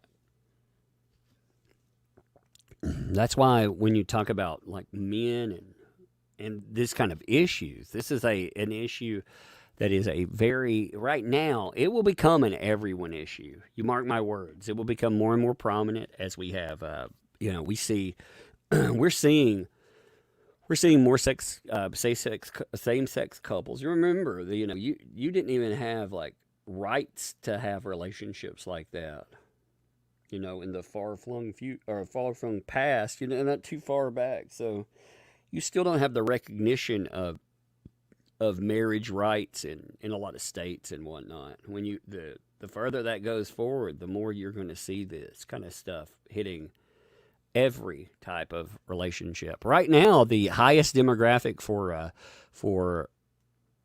violence within the relationships are actually lesbian relationships, female and female, because they're just so violent there. It's kind of strange statistically. There's a lot of violence in that. So I figure you'll have more false accusations coming out. And again, that's statistically. There are a lot of things can bias statistics. So But it is interesting that so much, statistically, you have so much violence coming out of, for women that, and in saying that, what I mean is you will have false accusations come out with that. And sooner or later, you're going to have some really big names come up. And what happens when a female accuses another female of the same kind of stuff JD has? How are you supposed to judge that then? Lena, thanks for the 5. Looks like she's wearing the same shirt in all the photographs, despite them being on different days. Only the jacket is new. Actually, that'll be a. Let's look at the. Let's look at the pictures there and see. Let's actually check that real fast.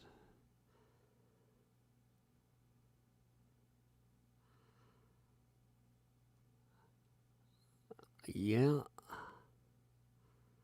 It does. Huh. Riddle me this then, kids. let's look at that. You tell me. So, these are all supposed to be on different days, right? Yeah. You see the pictures in there? I put these side by side. So here's the Botox filler. I like the one in the middle. And here's her supposed bruise. That does very much look like a Botox injection. By the way, though, I mean, if you look at her shirt, okay, T-shirts. Yep, the T-shirt. Where's the other ones? That looks like a T-shirt. That is definitely a T-shirt. That's a T-shirt. That's a T-shirt. She does, despite supposedly different days. They do look like they do look like she's wearing the same shirt every time. It does. It's fascinating, huh? Laura, thanks for the 5 there. Google broken nose and black eyes on women versus her pick. Hilarious. She's trying to say she has both. Yeah, I've broken my nose twice. It wasn't fun. It wasn't fun at all.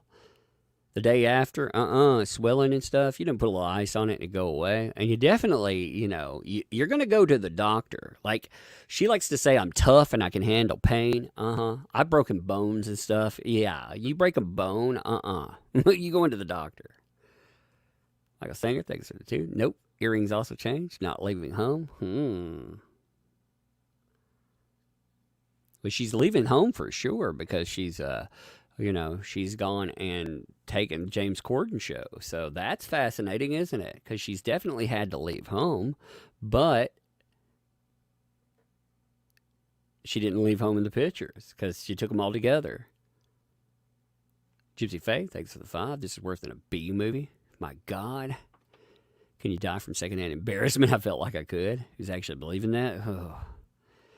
Kimberly, this makes me so mad. I can't wait for Cross. Of Mice and Panda, thanks for the 3. So what's the penalty for lying under oath for perjury? Well, you can face jail time, serious fines. Here's the problem, though. Prove it, I mean, when you're dealing with someone like that, you have to actually be able to prove it.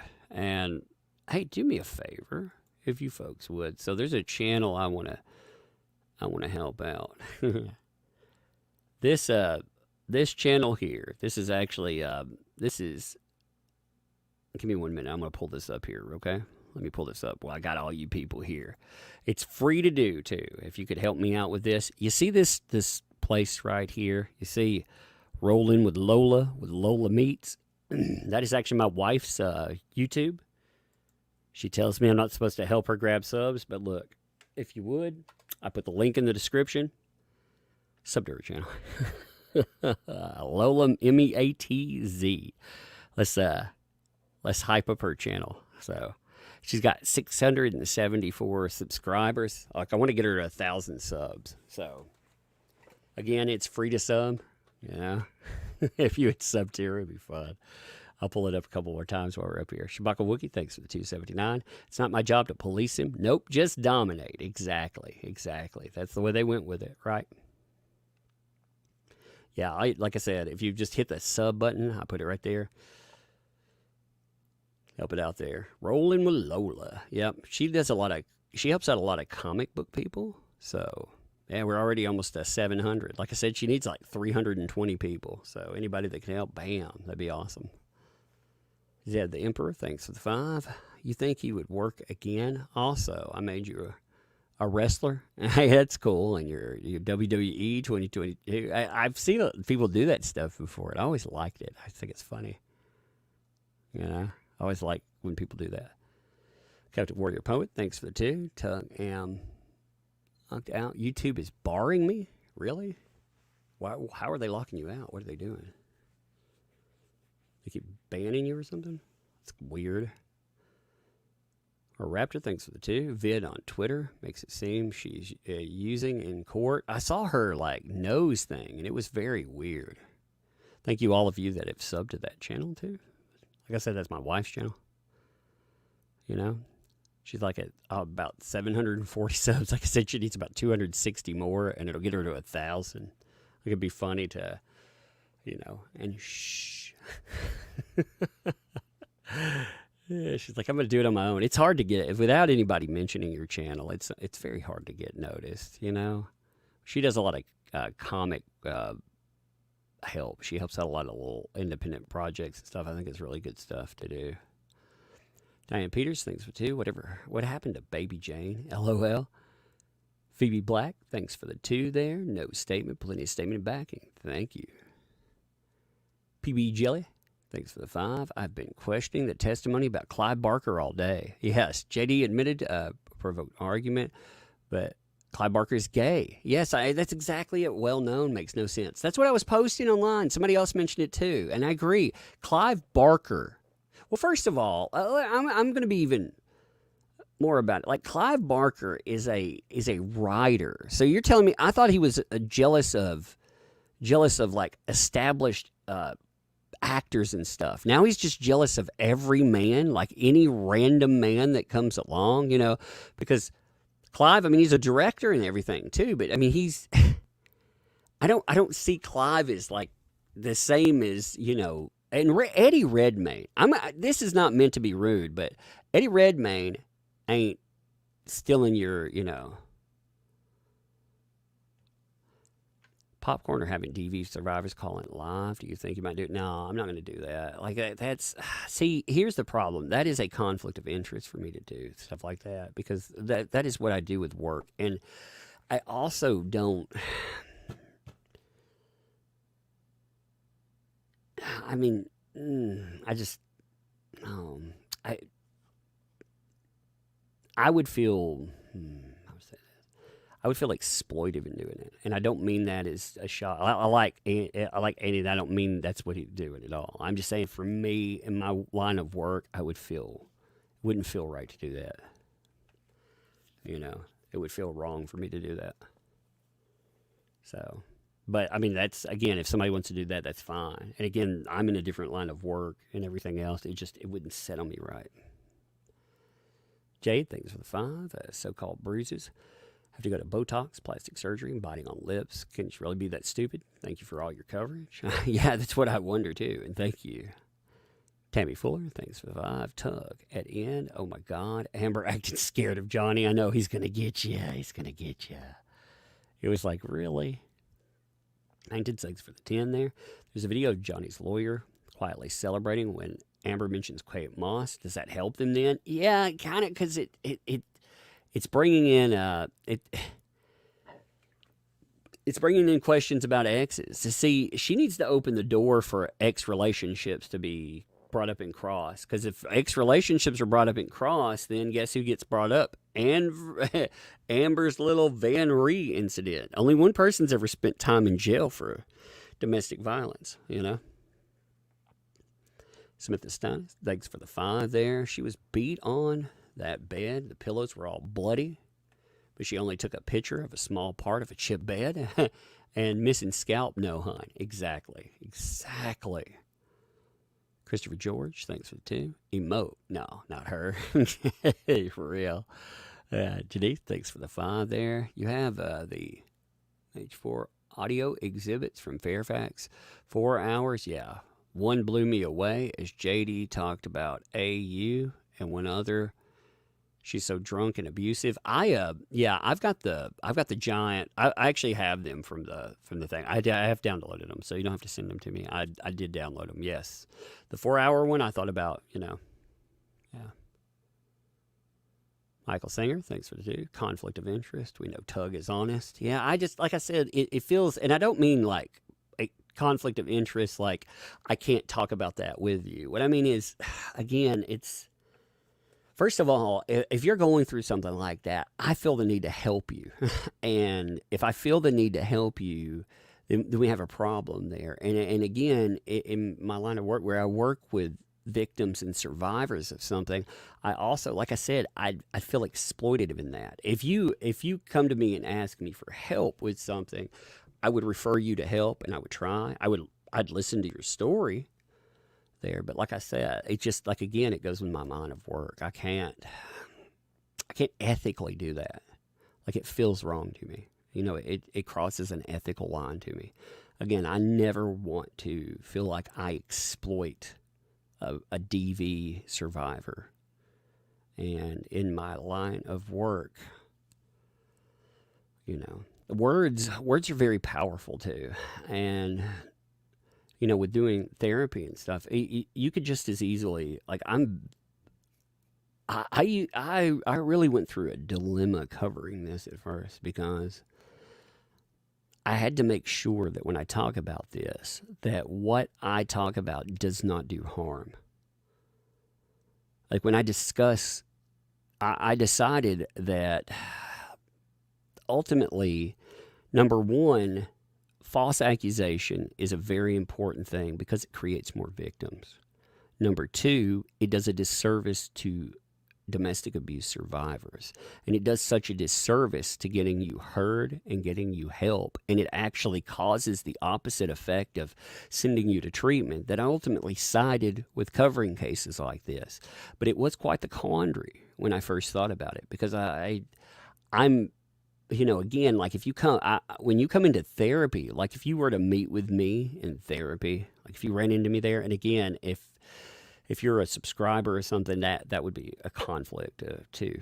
But if you were to meet with me like that, I would automatically be I would not doubt you, because that is my job.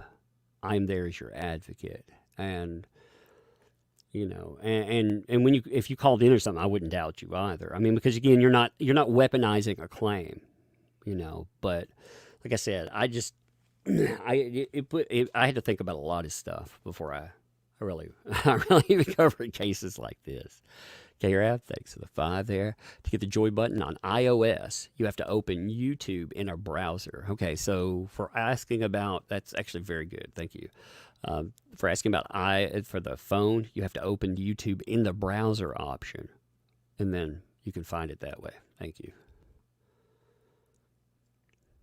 Somebody asked how many weeks are left from this stuff, by the way.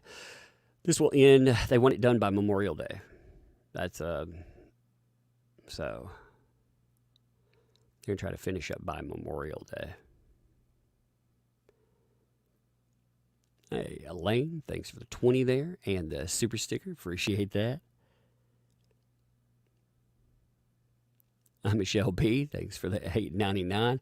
Your wife is on 831 subs now. That's awesome. Yeah, if people want to, let me put that in there one more time. So my wife has a YouTube channel, right? And she is now 158 subscribers away from from 1,000. And I put the link in there. Like I said, join, it's free. Anybody can just check that link out. Just subscribe to the channel. It'll be really fun. See the expression which goes through. It's like, oh my gosh.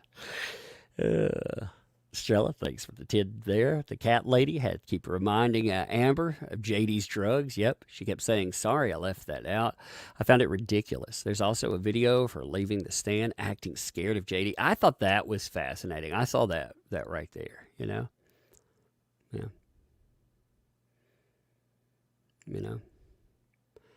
Trent, it's also your job to protect everyone you work with, too. Yeah, I mean, that's true, too, Yeah. AH is a psycho is trending. Well, at one time, like I've had people like when I got doxxed, it irritated me, and I said some nasty things about me, and I felt a little bad about it afterwards. Not that they deserved any likeness, but that's just I don't know, man. I don't like the low path. I don't mind making fun of like Rottenborn and stuff, like a little bit, some just a little derisive humor, but there's a line there. You try to, like I said, you try to help with everything we do. Olive Juice, thanks for the 2. Missed a lot of today. Was it good or bad day? Well, she came up with her rape and bottle claims. She accused him 3 times of sexual assault. It wasn't a bad day, I didn't think. I think all things considered, she can't cry. But there were some crazy claims that she came up with. Crazy stuff. And Creek, thanks for the 5. Ember said she never tried to play the guitar. Search Amber playing guitar and see the photos. That'll be a fascinating one. We have to, I need to do that too. Thank you for mentioning that. I didn't think about that. Elaine, thank you. Elaine Pitt Brad 99. Thank you. Welcome. Thank you for the membership too. Welcome to Tugs Thugs. Thank you for that. Subscribe to Mama Umbrella Gal. Thank you. Let's see where she's at. She's at 906 now. She's like 94 subscribers away. Again, let me drop that one more time. Again, if you don't mind, like just drop a subscription. YouTube channel right there. That's my wife's channel. I'm trying to boost her to 1,000 subs. Very fun. Bobby Beaver's Unit, thanks for the 2.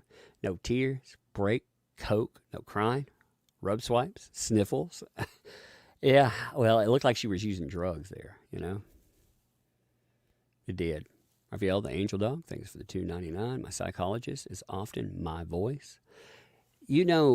Really, at the end of the day, the best therapist is when you have that internal voice where when you get to the point where you can govern your own actions and you can take care of yourself, where you can practice your own coping skills and do that, then you've replaced the need for a lot of therapy. And that's good. I'm not saying that you should never have therapy afterwards, but it definitely replaces a lot of need. And like I said, that is a good thing. That is something that you want in life, because when you get to that point, when you get to a level of self-governance, it'll do you so much good. Los Angeles, the internet is spinning. JD exiting courtroom. Yeah, did you see his added security? He's had a lot of added security. I figured after today he'll have to have a bunch more. Hey, thank you everybody that's subscribing to. I see folks saying that. I appreciate you there. Just sent you an email, which is Amber looking like she's taking something on the stand. Cool. I'll go through all the emails I've had since we've been on here, just to say how many emails come in. Let's see. I can see, I'm going to guess there's 60 something right there so far since we've been in here talking after the end. So I'll get through all of them right after here for sure. Like I said, thank you all. I see, I should do not, and I shit do not. That's a hilarious name. I like your name. I shit you not. I shit you not. Oh my God, that's a funny name. I like your name. I do. It just hit me really funny. She needs 40 more subs. If anybody hasn't subscribed, again, she's at 967. So close. If you have push there, again, subscribe. It's free. I dropped it there. Just subscribe to the channel. I appreciate you. That. Heather Weather, thanks for the 5. I think the jealousy accusations actually sounded true. He admitted it on the tape, which they can say was psychological abuse. All else was BS. I think he said that she was embarrassed. I think he was embarrassed, and I think he hated her after a while. I think that when he got mad, he said that she embarrassed him because of the way that she treated him. I believe it. I believe that. Like, she's calling him like all this weird stuff and treating him like garbage in public. She hit him in front of his bodyguards. I mean, my God. Like she's doing this in front of his children, it sounds like, playing emotional games. I mean, I would feel like she ruined my life. And she's talking about like the things that hurt the most were the words. She's trying to lay the foundation for verbal abuse, mental anguish. And it's interesting. She's saying that calling her an embarrassment was worse tame than having her face broken and violated with a bottle. I find that to be fascinating. So the worst thing that ever happened to you was you being called an embarrassment. Because being violated with a bottle is pretty freaking messed up. Shabaka Wookie, thanks for the 279. Am I the only one who saw her not wipe her face with her nose? 6 more? Are we right there? Let's see. Oh my God, we hit 1,000 subs. Woo! Thank you, folks. This is going to be awesome there. Oh my gosh. I want to comment in our section real quick. Let's see. In comment section, I'll be like, welcome to 1K subs. LOL. Thank you, folks, there. Like I say, I appreciate you. She does like I said, she does comic help streams. And again, like those don't get a lot of, here's one of the problems with YouTube. I'll be honest with this. Salacious stuff like this, it gets viewers. You know what doesn't get much viewers? Helping out some small independent comic book person as they try to introduce their books to the world. But that's a good thing. There's no drama in it, and there's it's trying to do good in the world. It's trying to remedy the problems that are created by an industry that's run amok. But the salacious stuff works, because people. I like covering stuff like this because I'm hoping that one day we can, God, if we get a win out of one of these, oh my God. And really, having people see these, like I can't believe we get to see this one live. I can't. Hey, Mr. Waters, how's it going? I really like your art, by the way. I do. Here you go, my friend. Here's you one bridge. Use it wisely. Don't ban anybody. All right. If you wanna prove that, I appreciate you. Thank you. Welcome. Thank you for the membership too. Welcome to the Tugganots. Appreciate you. Mindy, 1951. Thanks for the 5 there. This woman needs to be put away somewhere for safety and the safety of others. Blessings. Yes, that very much needs to happen. Yeah, look at her testimony. Honestly, she's pulling from the headline. Well, yeah, in movies, like again, Gone Girl. My gosh, that's horrible. Goldthrex, thanks for the 5. Her face is bloated with anguish. Her face does look bloated, doesn't it? It does. Again, not being ugly about it, but it looks puffy, Does it not? Maybe it's all those tears. They won't come out of her tear duct. Maybe her tear ducts are broken. Lisa Girl, thanks for the 10. If he did all these things, how's she alive? That is a very good question. How's she not got a permanent limp or something? Let's see.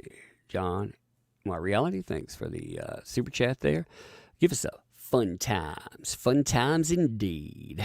We love that umbrella guy. Well, thank you for that. Yeah, I always like that. Ooh, these are fun times. Fun times indeed.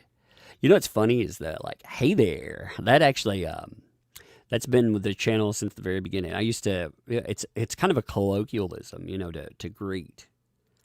So when you meet people, you're like, hey there, how's it going? So it was just something that with the channel. And I just like the fun times. Fun times, huh? Fun times indeed. Yeah. Do I think she's a psychopath? I mean, she meets a lot of the...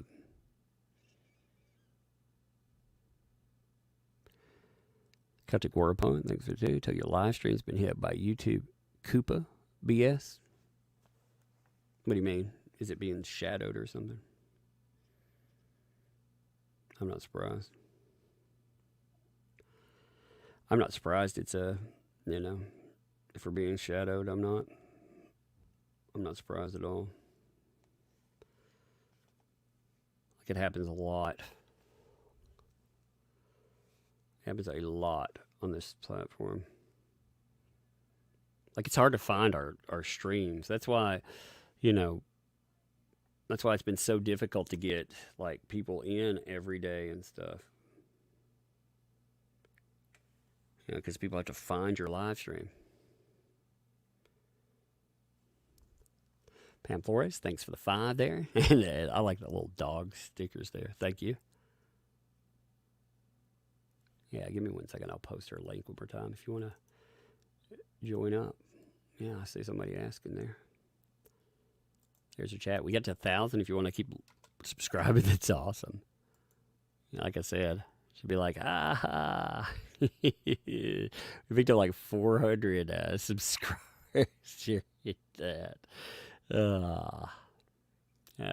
Your jacket, thanks for the 2. Just tweeted something at you. Handwriting perjury.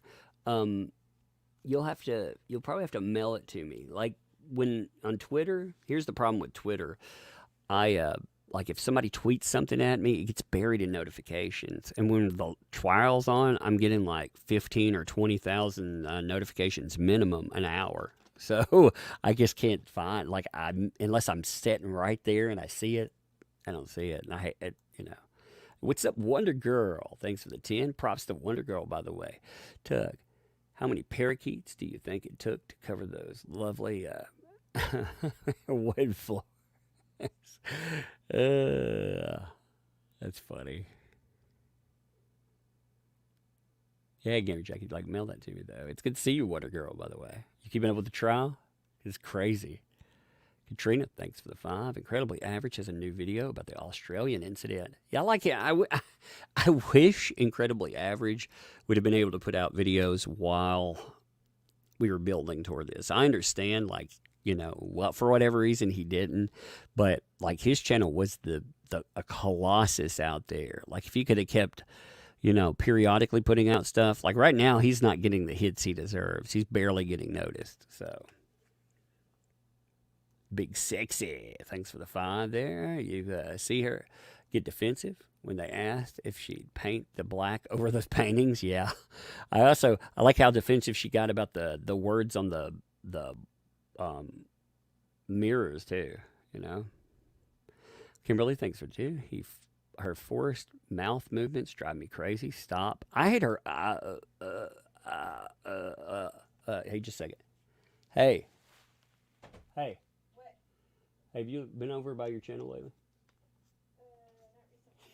Watch this. It'll be funny. Hey, check this out. Like, I noticed something. Hey, come here. Check it out. Come here. Look. Something's wrong with your channel. I think YouTube did something to do it. What are you talking about? Pull up your channel. I have a stream in 30 minutes. Pull it up. Check it out. We're live, by the way. Just check it. Don't want me to panic. Just look at it. It's something's different with it. It's weird.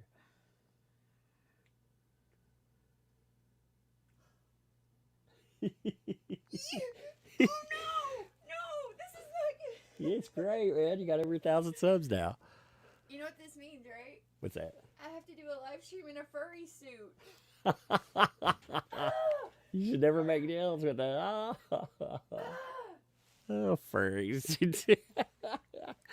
Oh my God. Okay, you have to help me find a furry suit this weekend. Oh Lord, that's funny. That's From what Adam? Thanks for the 5. I hate that she is I hate that she is taking his accusations and making them her own. That's true, man. That's a mess. That is a mess.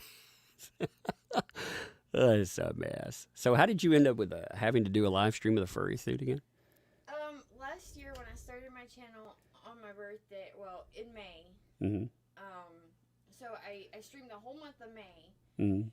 And I had, I was doing a little after midnight thing, and it was every night. And I had my friends come on, and they were like, "What are you gonna do when you hit 1,000?" And I was like, "I don't know." Somebody was like, "You should stream it in a furry suit."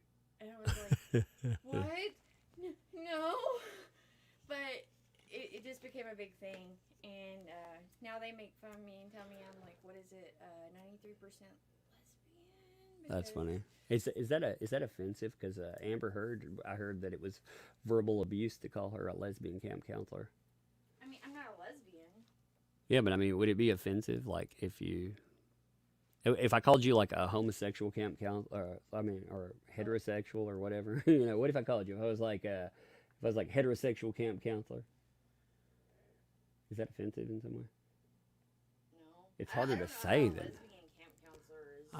I don't get it. I don't see how that's an offensive either, but. DDW. I saw this video on her, so he knows what to watch for. I hope everybody knows what to watch for on her, because she's crazy. Diane Peters, thanks for the 2. When does she wean him off tea? She started throwing bottles at him, I guess. Jesus, that's crazy stuff. Pin caps and Band-Aids, thanks for the 2. Throw everything, see what sticks. Yes, that is exactly it. Lulu Loveberry, thanks for the 5 there. If AH does not know how much about JD when they met, except he was famous, then how come Kate Moss flashed into mind when JD allegedly assaulted her? That's a good question. That is a very good question. Tristan Lee, thanks for the 2 there. Gotta run, but thank you. And T-shirt Megapine rocks. Oh, thank you. I like that. I like that. Yeah, if you guys haven't checked out the shirts, by the way, I think they're funny. They should be a lot of fun. Yeah, actually, you've got 1,030 in counting. So you're still growing. Man, I wouldn't agree to any bunny suits anytime or anything weird. It wasn't a bunny suit. It was a furry. Like, furry, a man. furry suit. Joe Frago, thanks for the day. He says, I'm a transphibian camp counselor. Transphibian. What in the world? Love you, Frago. Frago. Nut. Kelly, thanks for the 5 there. Didn't she do a photo shoot when she was in Australia? I need to look up all this stuff about, like, here's the thing, and I would really like to find this out because I'm curious about everything. I'd really like to find this out. I'd like to find out all the stuff surrounding Australia's pictures, because there's a lot of evidence out there showing what is and isn't real. There's a lot of pictures. Let's just say what isn't and isn't real, because it's more fake and faker. And I'd like to see what's there as far as her claims with photographs are concerned. I would really like to see what's there.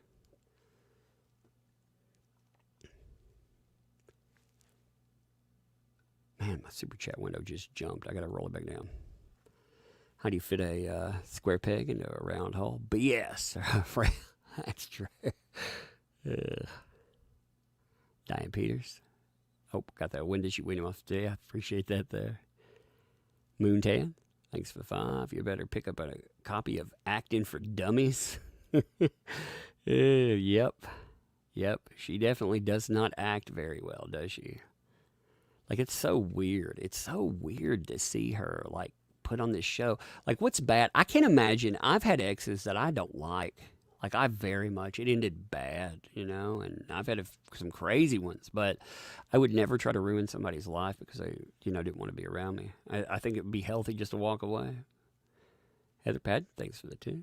T is Mad Hatter. Indeed. That actually makes sense. Like, that's its role right there. Let's see. The mainstream news just published a very strong anti-Amber. CNN and Fox. That means that something has turned. Look, I'm still, but I like it. Yeah. What it is? Why they're deciding to go? They're afraid of Me Too, right? But they're all. You know what they're really afraid of? Losing their customer base. Because they are hemorrhaging customers. And this holier than thou BS. See. This is bigger than a political line. Like, this is one of the few topics I've ever seen that you cross social boundaries. There are, again, I hate politics in any form, but there are certain things, like I'm a firearm owner, for example, and some people get, wow, no, and I mean, that's your prerogative if you don't like that. I come from the U.S. South. It's here. But there are no such constraints in this. Like, we don't have that issue. Like, people don't seem to, look at this as a like, some people look at it from go and they back off of it because JD said some things about Donald Trump once. But by and large, not really. I see conservatives, liberals, none of the above. People that are, not in the U.S., obviously. You have different political constraints. Then we have social constraints. Like myself, I know there are people out there that, they're definitely much more restrictive on what they do. Like myself, I'm pretty much free speech. I can be offensive sometimes. And it's all good. We all come together and we're doing something. Clear Heart Apple, thanks for the 2. Got that Amicus Cream shirt today. It rocks, Doug. Awesome. I'm glad people like these shirts, by the way. It makes me happy to know that everybody liked them. Let's see. Not Zero, thanks for 5. Will and Jada getting divorced now. Should be crazy, too. Oh, my God, that's going to be bad. She's going to accuse him of terrible things, I bet you. Shabaka Wookie, thanks for 279. Will you confuse your career with real life? You're in deep when you confuse your career with real life. Yeah, that is true. That is very true. And Prime, thanks for the 5. Quick recap. Did I miss AH snorting that opium? She was snorting at something. It looks like she's been hitting a few lines or something. Maybe that's why she got to deny all the cocaine. It's just like, she's like opposite day. When she says she doesn't do something, she seems to like to do it. So she's probably hitting the lines because she really said she hates cocaine, How many days were they actually together? They were married for 15 months. They got together in like 2013, right? 12. I mean, they were around each other in 2009, they said, and then they were away. They got together finally in 12 to 13, like right on the border of that. I think that's right. Some other people could tell you probably even better than I can. I'm more of the when the allegations of abuse started. Oh, that's fascinating. She reset the abuse line. She said it started almost immediately. So she even made their beginning story when they get together. When their first kiss on screen. She made it sound creepy. She was talking about there are rules to kissing, no tongue or anything. And then she said he kissed her in deep, and Elaine asked her. So did he use tongue? And she was like, yeah. It made it sound creepy, like, ugh. It sounded gross the way they did it. And it's gross. Like they got together for years because of that. So they have to poison it even from go, though. Like, if it's all creepy and stuff, then you wouldn't get together. Michael Singer, thanks for the 2. Her psych says she did. She says she didn't. Do coke? Oh yeah. She uses coke. Come on, you're around people. Like, cocaine's a hell of a drug. I would not recommend drugs ever, but I'm not going to pretend that I'm a saint, that I don't have a past. And cocaine's a hell of a drug, It is a hell of a drug. And he was able to buy it by the salt shaker full, or the bucket full, or whatever she said, like a cup full, or whatever she was saying, a can full. It was kind of, and she uses it because her sister used it. That's where the tampon thing that came from in the picture. Tomorrow I'm going to destroy that, first of all. I'm going to show you everything in that picture, like where the tin box comes from that they talk about being his. I'm going to put that in there. The card, like her signature being on it. The fact that it's her card anyway because of where it's from, and just so many other things. That picture, I'm going to destroy that just because I feel like it. I'm in the mood for it. I'm in the mood to break something. I'll break it. Yeah, I think it'd be fun. Lisa Anderson, thanks for the 5. She is working hard for 100 million win. Completely destroyed Johnny while she's at it. Sorry, Scamber. You're just not that good. Well, that's her thing. I mean, she's fighting for her career and her life and livelihood because she figures she can bully herself into roles, if she can keep from getting destroyed too, probably. Shabaka Wookie, thanks for the 279. An uncle robbed a bank because of coke. Not for me ever. Yeah, just stay away from any kind of drugs. Period. It's probably better. Like the thing that's good to realize is, in the JD story, when you look at that, for example, listen to the man like moaning in pain. That's because he's going through withdrawals. It is a horrible, horrible place to be. Horrible place to be. 9 Winters, thanks for the 5. I lived with an evil person for many years. He made me think that it was me who was mad. She's a female version of him. Yes, there are a lot of people out there. Glad that you got clear of that, by the way.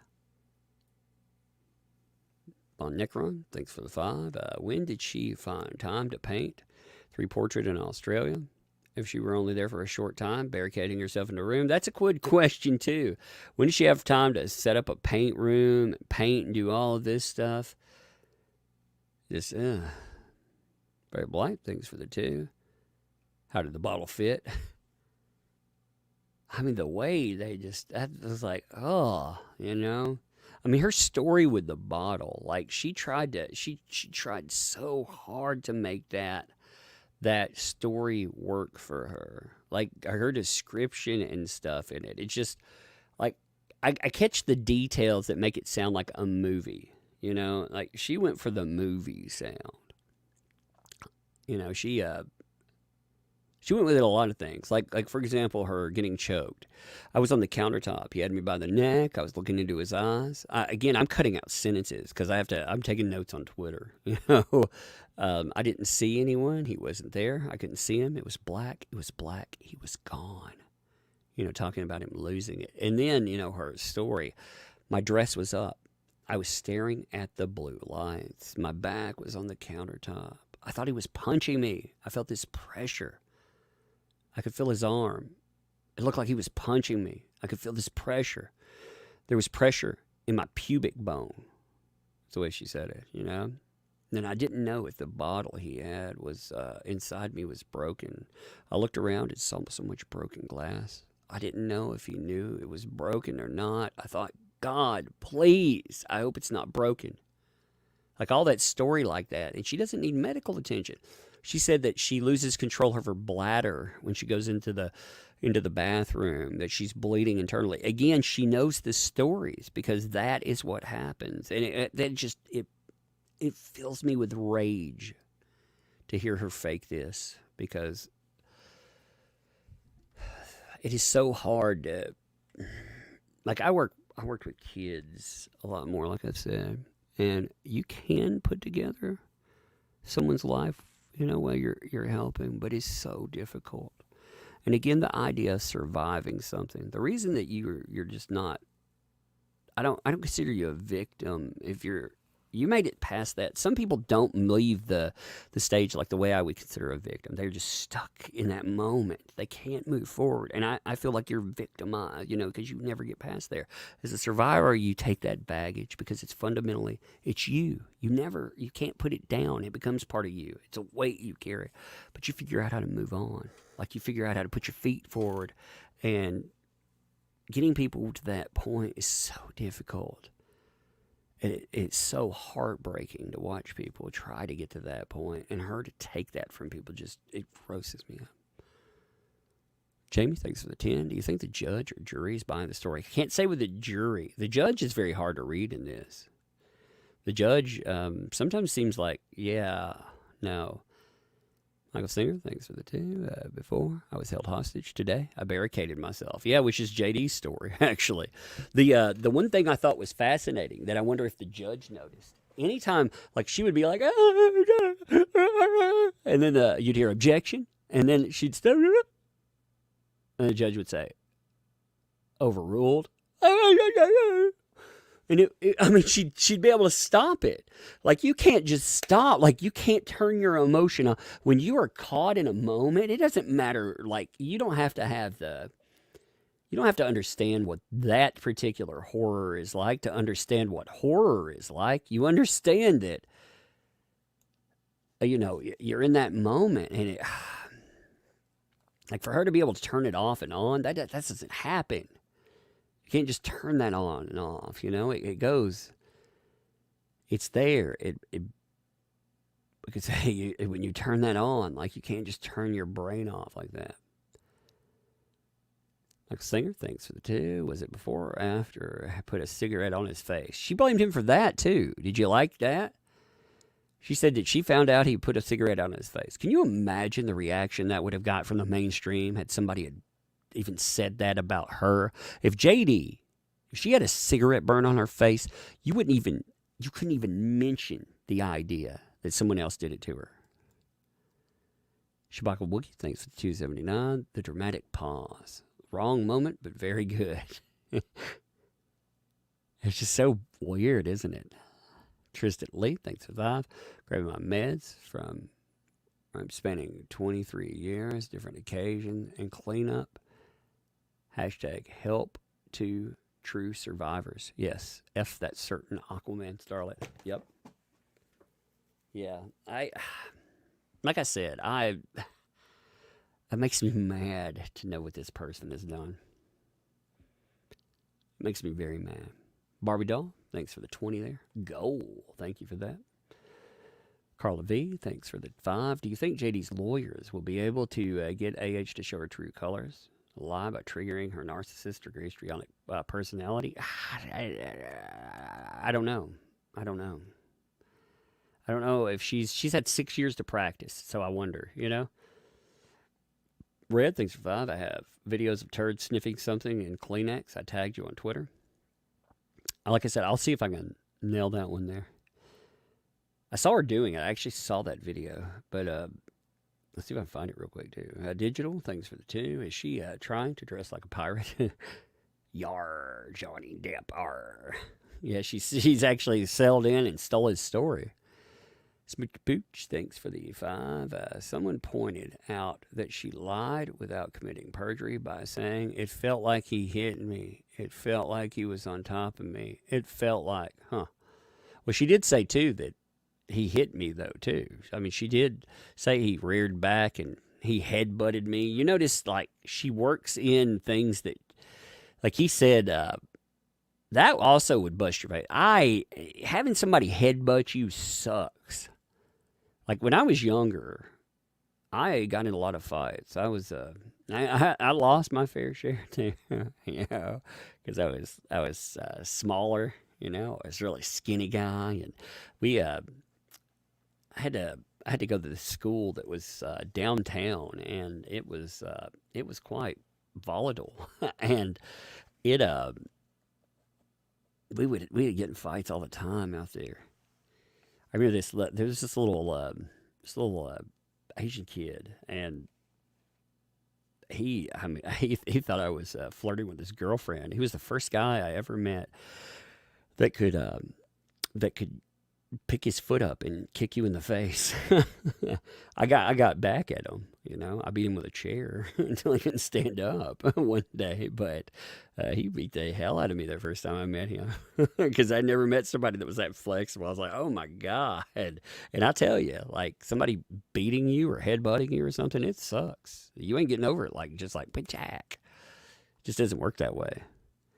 All right, Charles, the Heisenberg Kennels, thanks for the 2 there. JD's team have done a public statement. Did they make a public statement? Well, thanks for the super chat there. Hate her. She describes Maria the case where her boyfriend profaned her unconscious body with a bottle. That's horribly real and still in that story. That's terrible. That's terrible. It is terrible.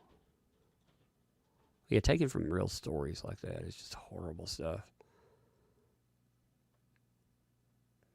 From one Adam, thanks for the 5 there. Maybe Dr. Curry can give Depp's lawyer tips on how to trigger AH. Doug, are you aware that the New York Post article stating AH took apart JD myth, they photoshopped tears? I saw that. I didn't look at the article itself. Let me look up Johnny Depp. Let me see so they made a statement today.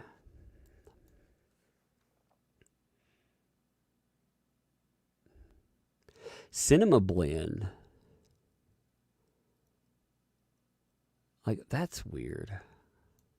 I looked up cigarette, and none of these places have picked up cigarette today. You know? Okay, TMZ has a statement from JD's team. Yep. So, Johnny Depp's spokesman tells TMZ their prediction during open statements has now come to fruition that Amber has been, quote, preparing to give the performance of her life in this trial. They now say their prediction was dead on accurate.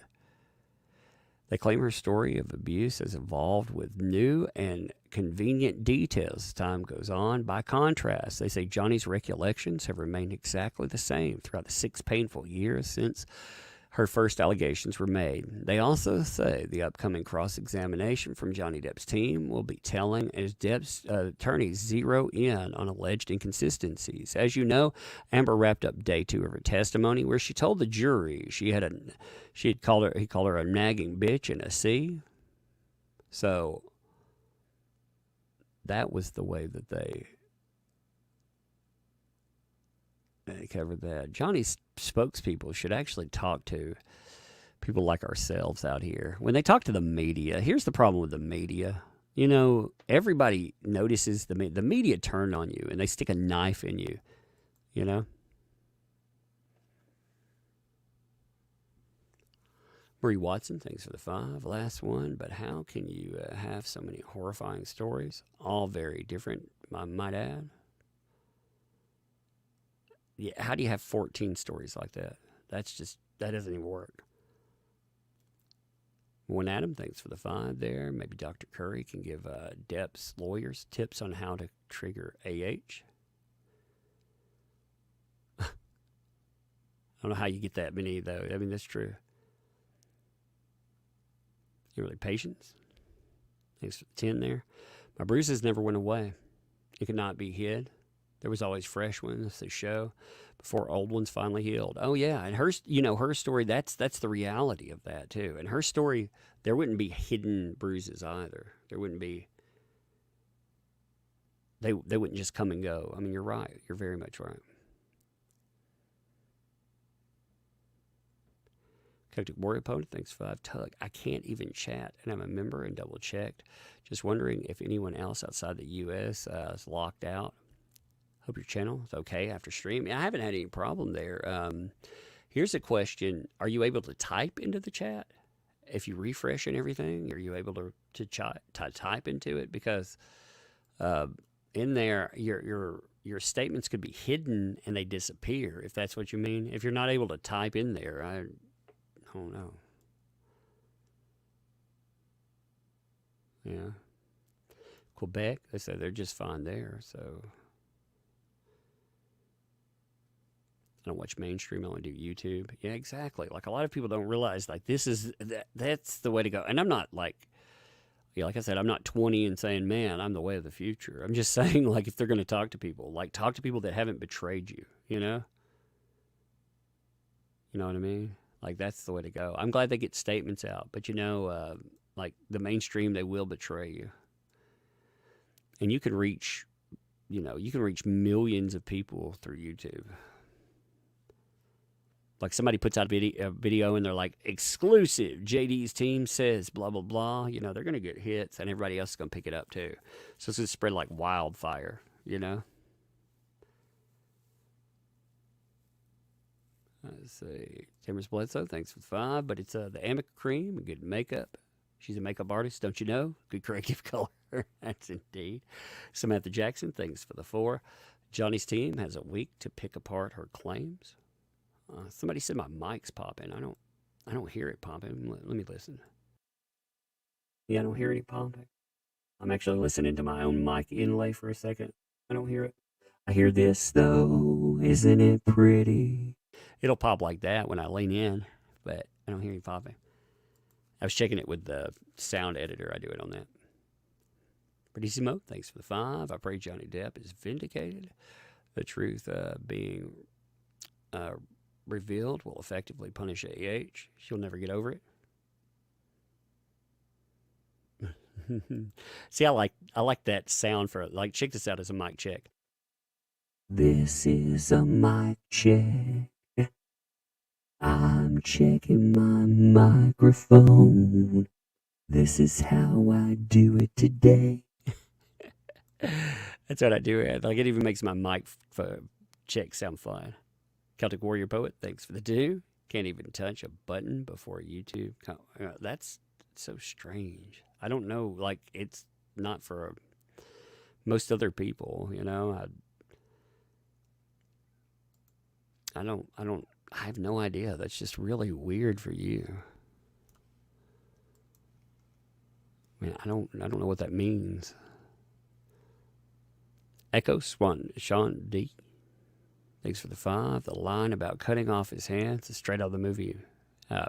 Pierce. Yeah, I saw that. I saw somebody pull that up, and I thought, that's crazy. Yeah, it really is. May, thanks for the super chat. Jason Momoa made a new reaction video of her. Did he make an actual reaction video, or did somebody else make a reaction video with Jason Momoa? Yeah. I saw somebody else made a reaction video. I would love to see Jason Momoa mock her. That'd be really funny. You know? Like, that would actually be fun.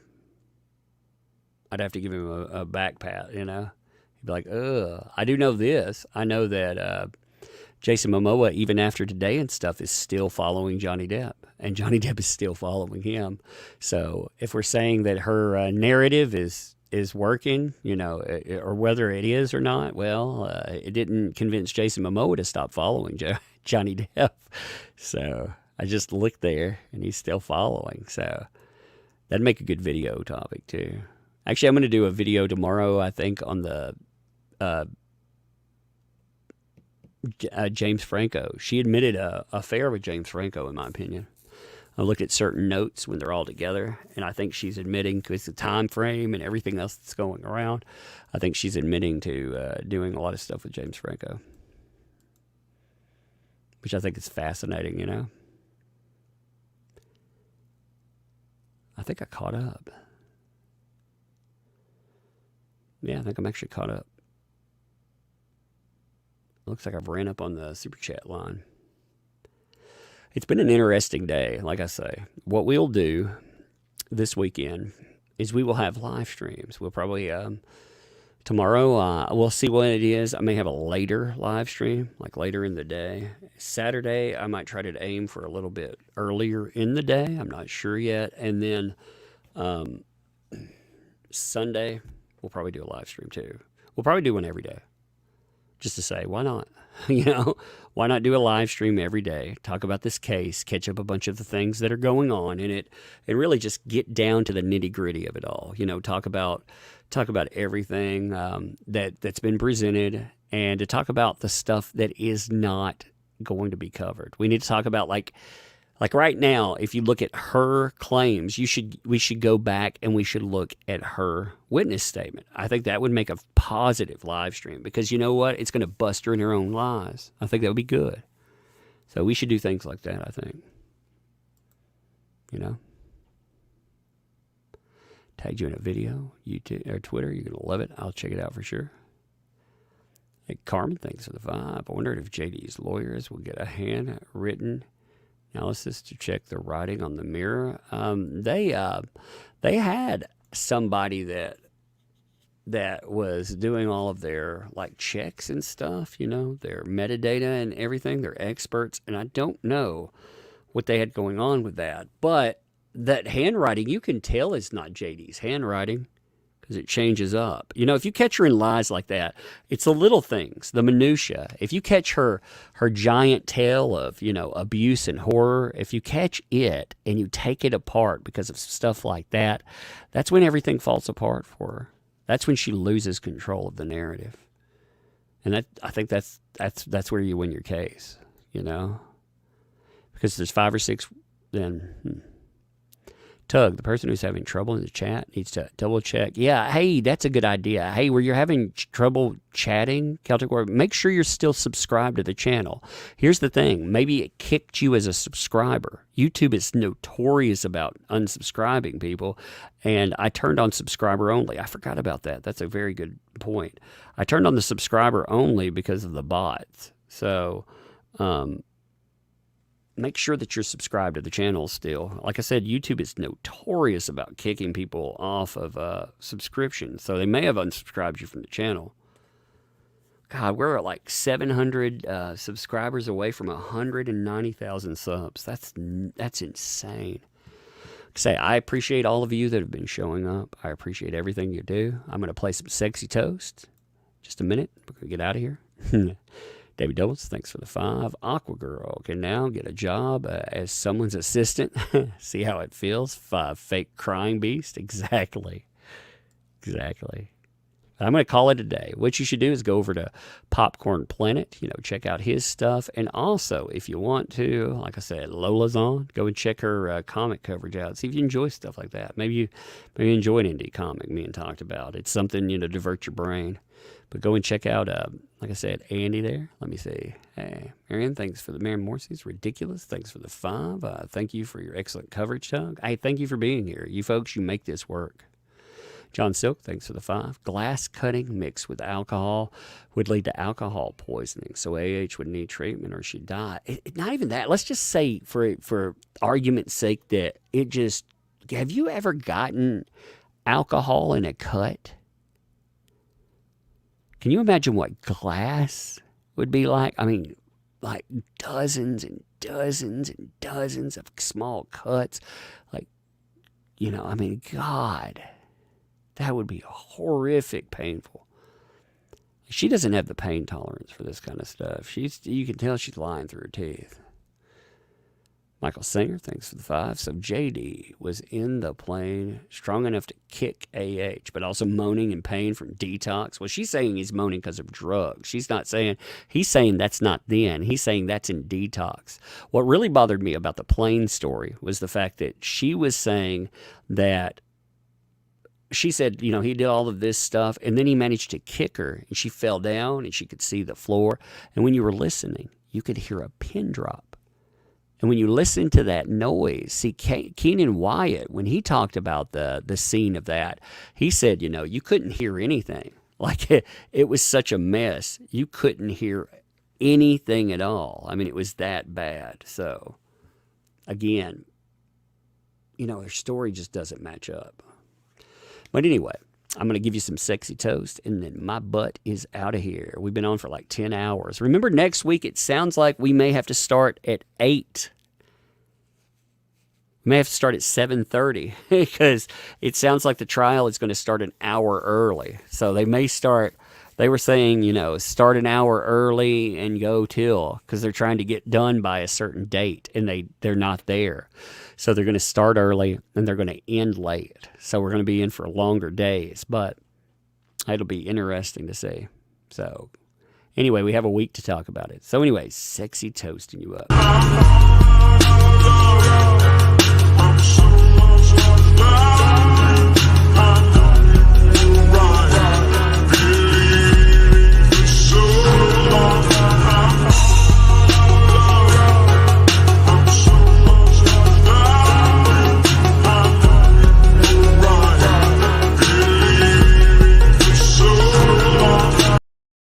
Boom. All right, folks. Like I said, hey, check out videos when they come up. I'll drop one about 7 a.m. CT tomorrow.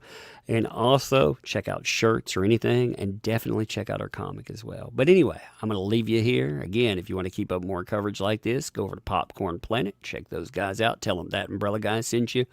And if you want to go check out the comic thing, go check out Lola Meets, LOLAMEATZ. Appreciate you, folks. We'll see you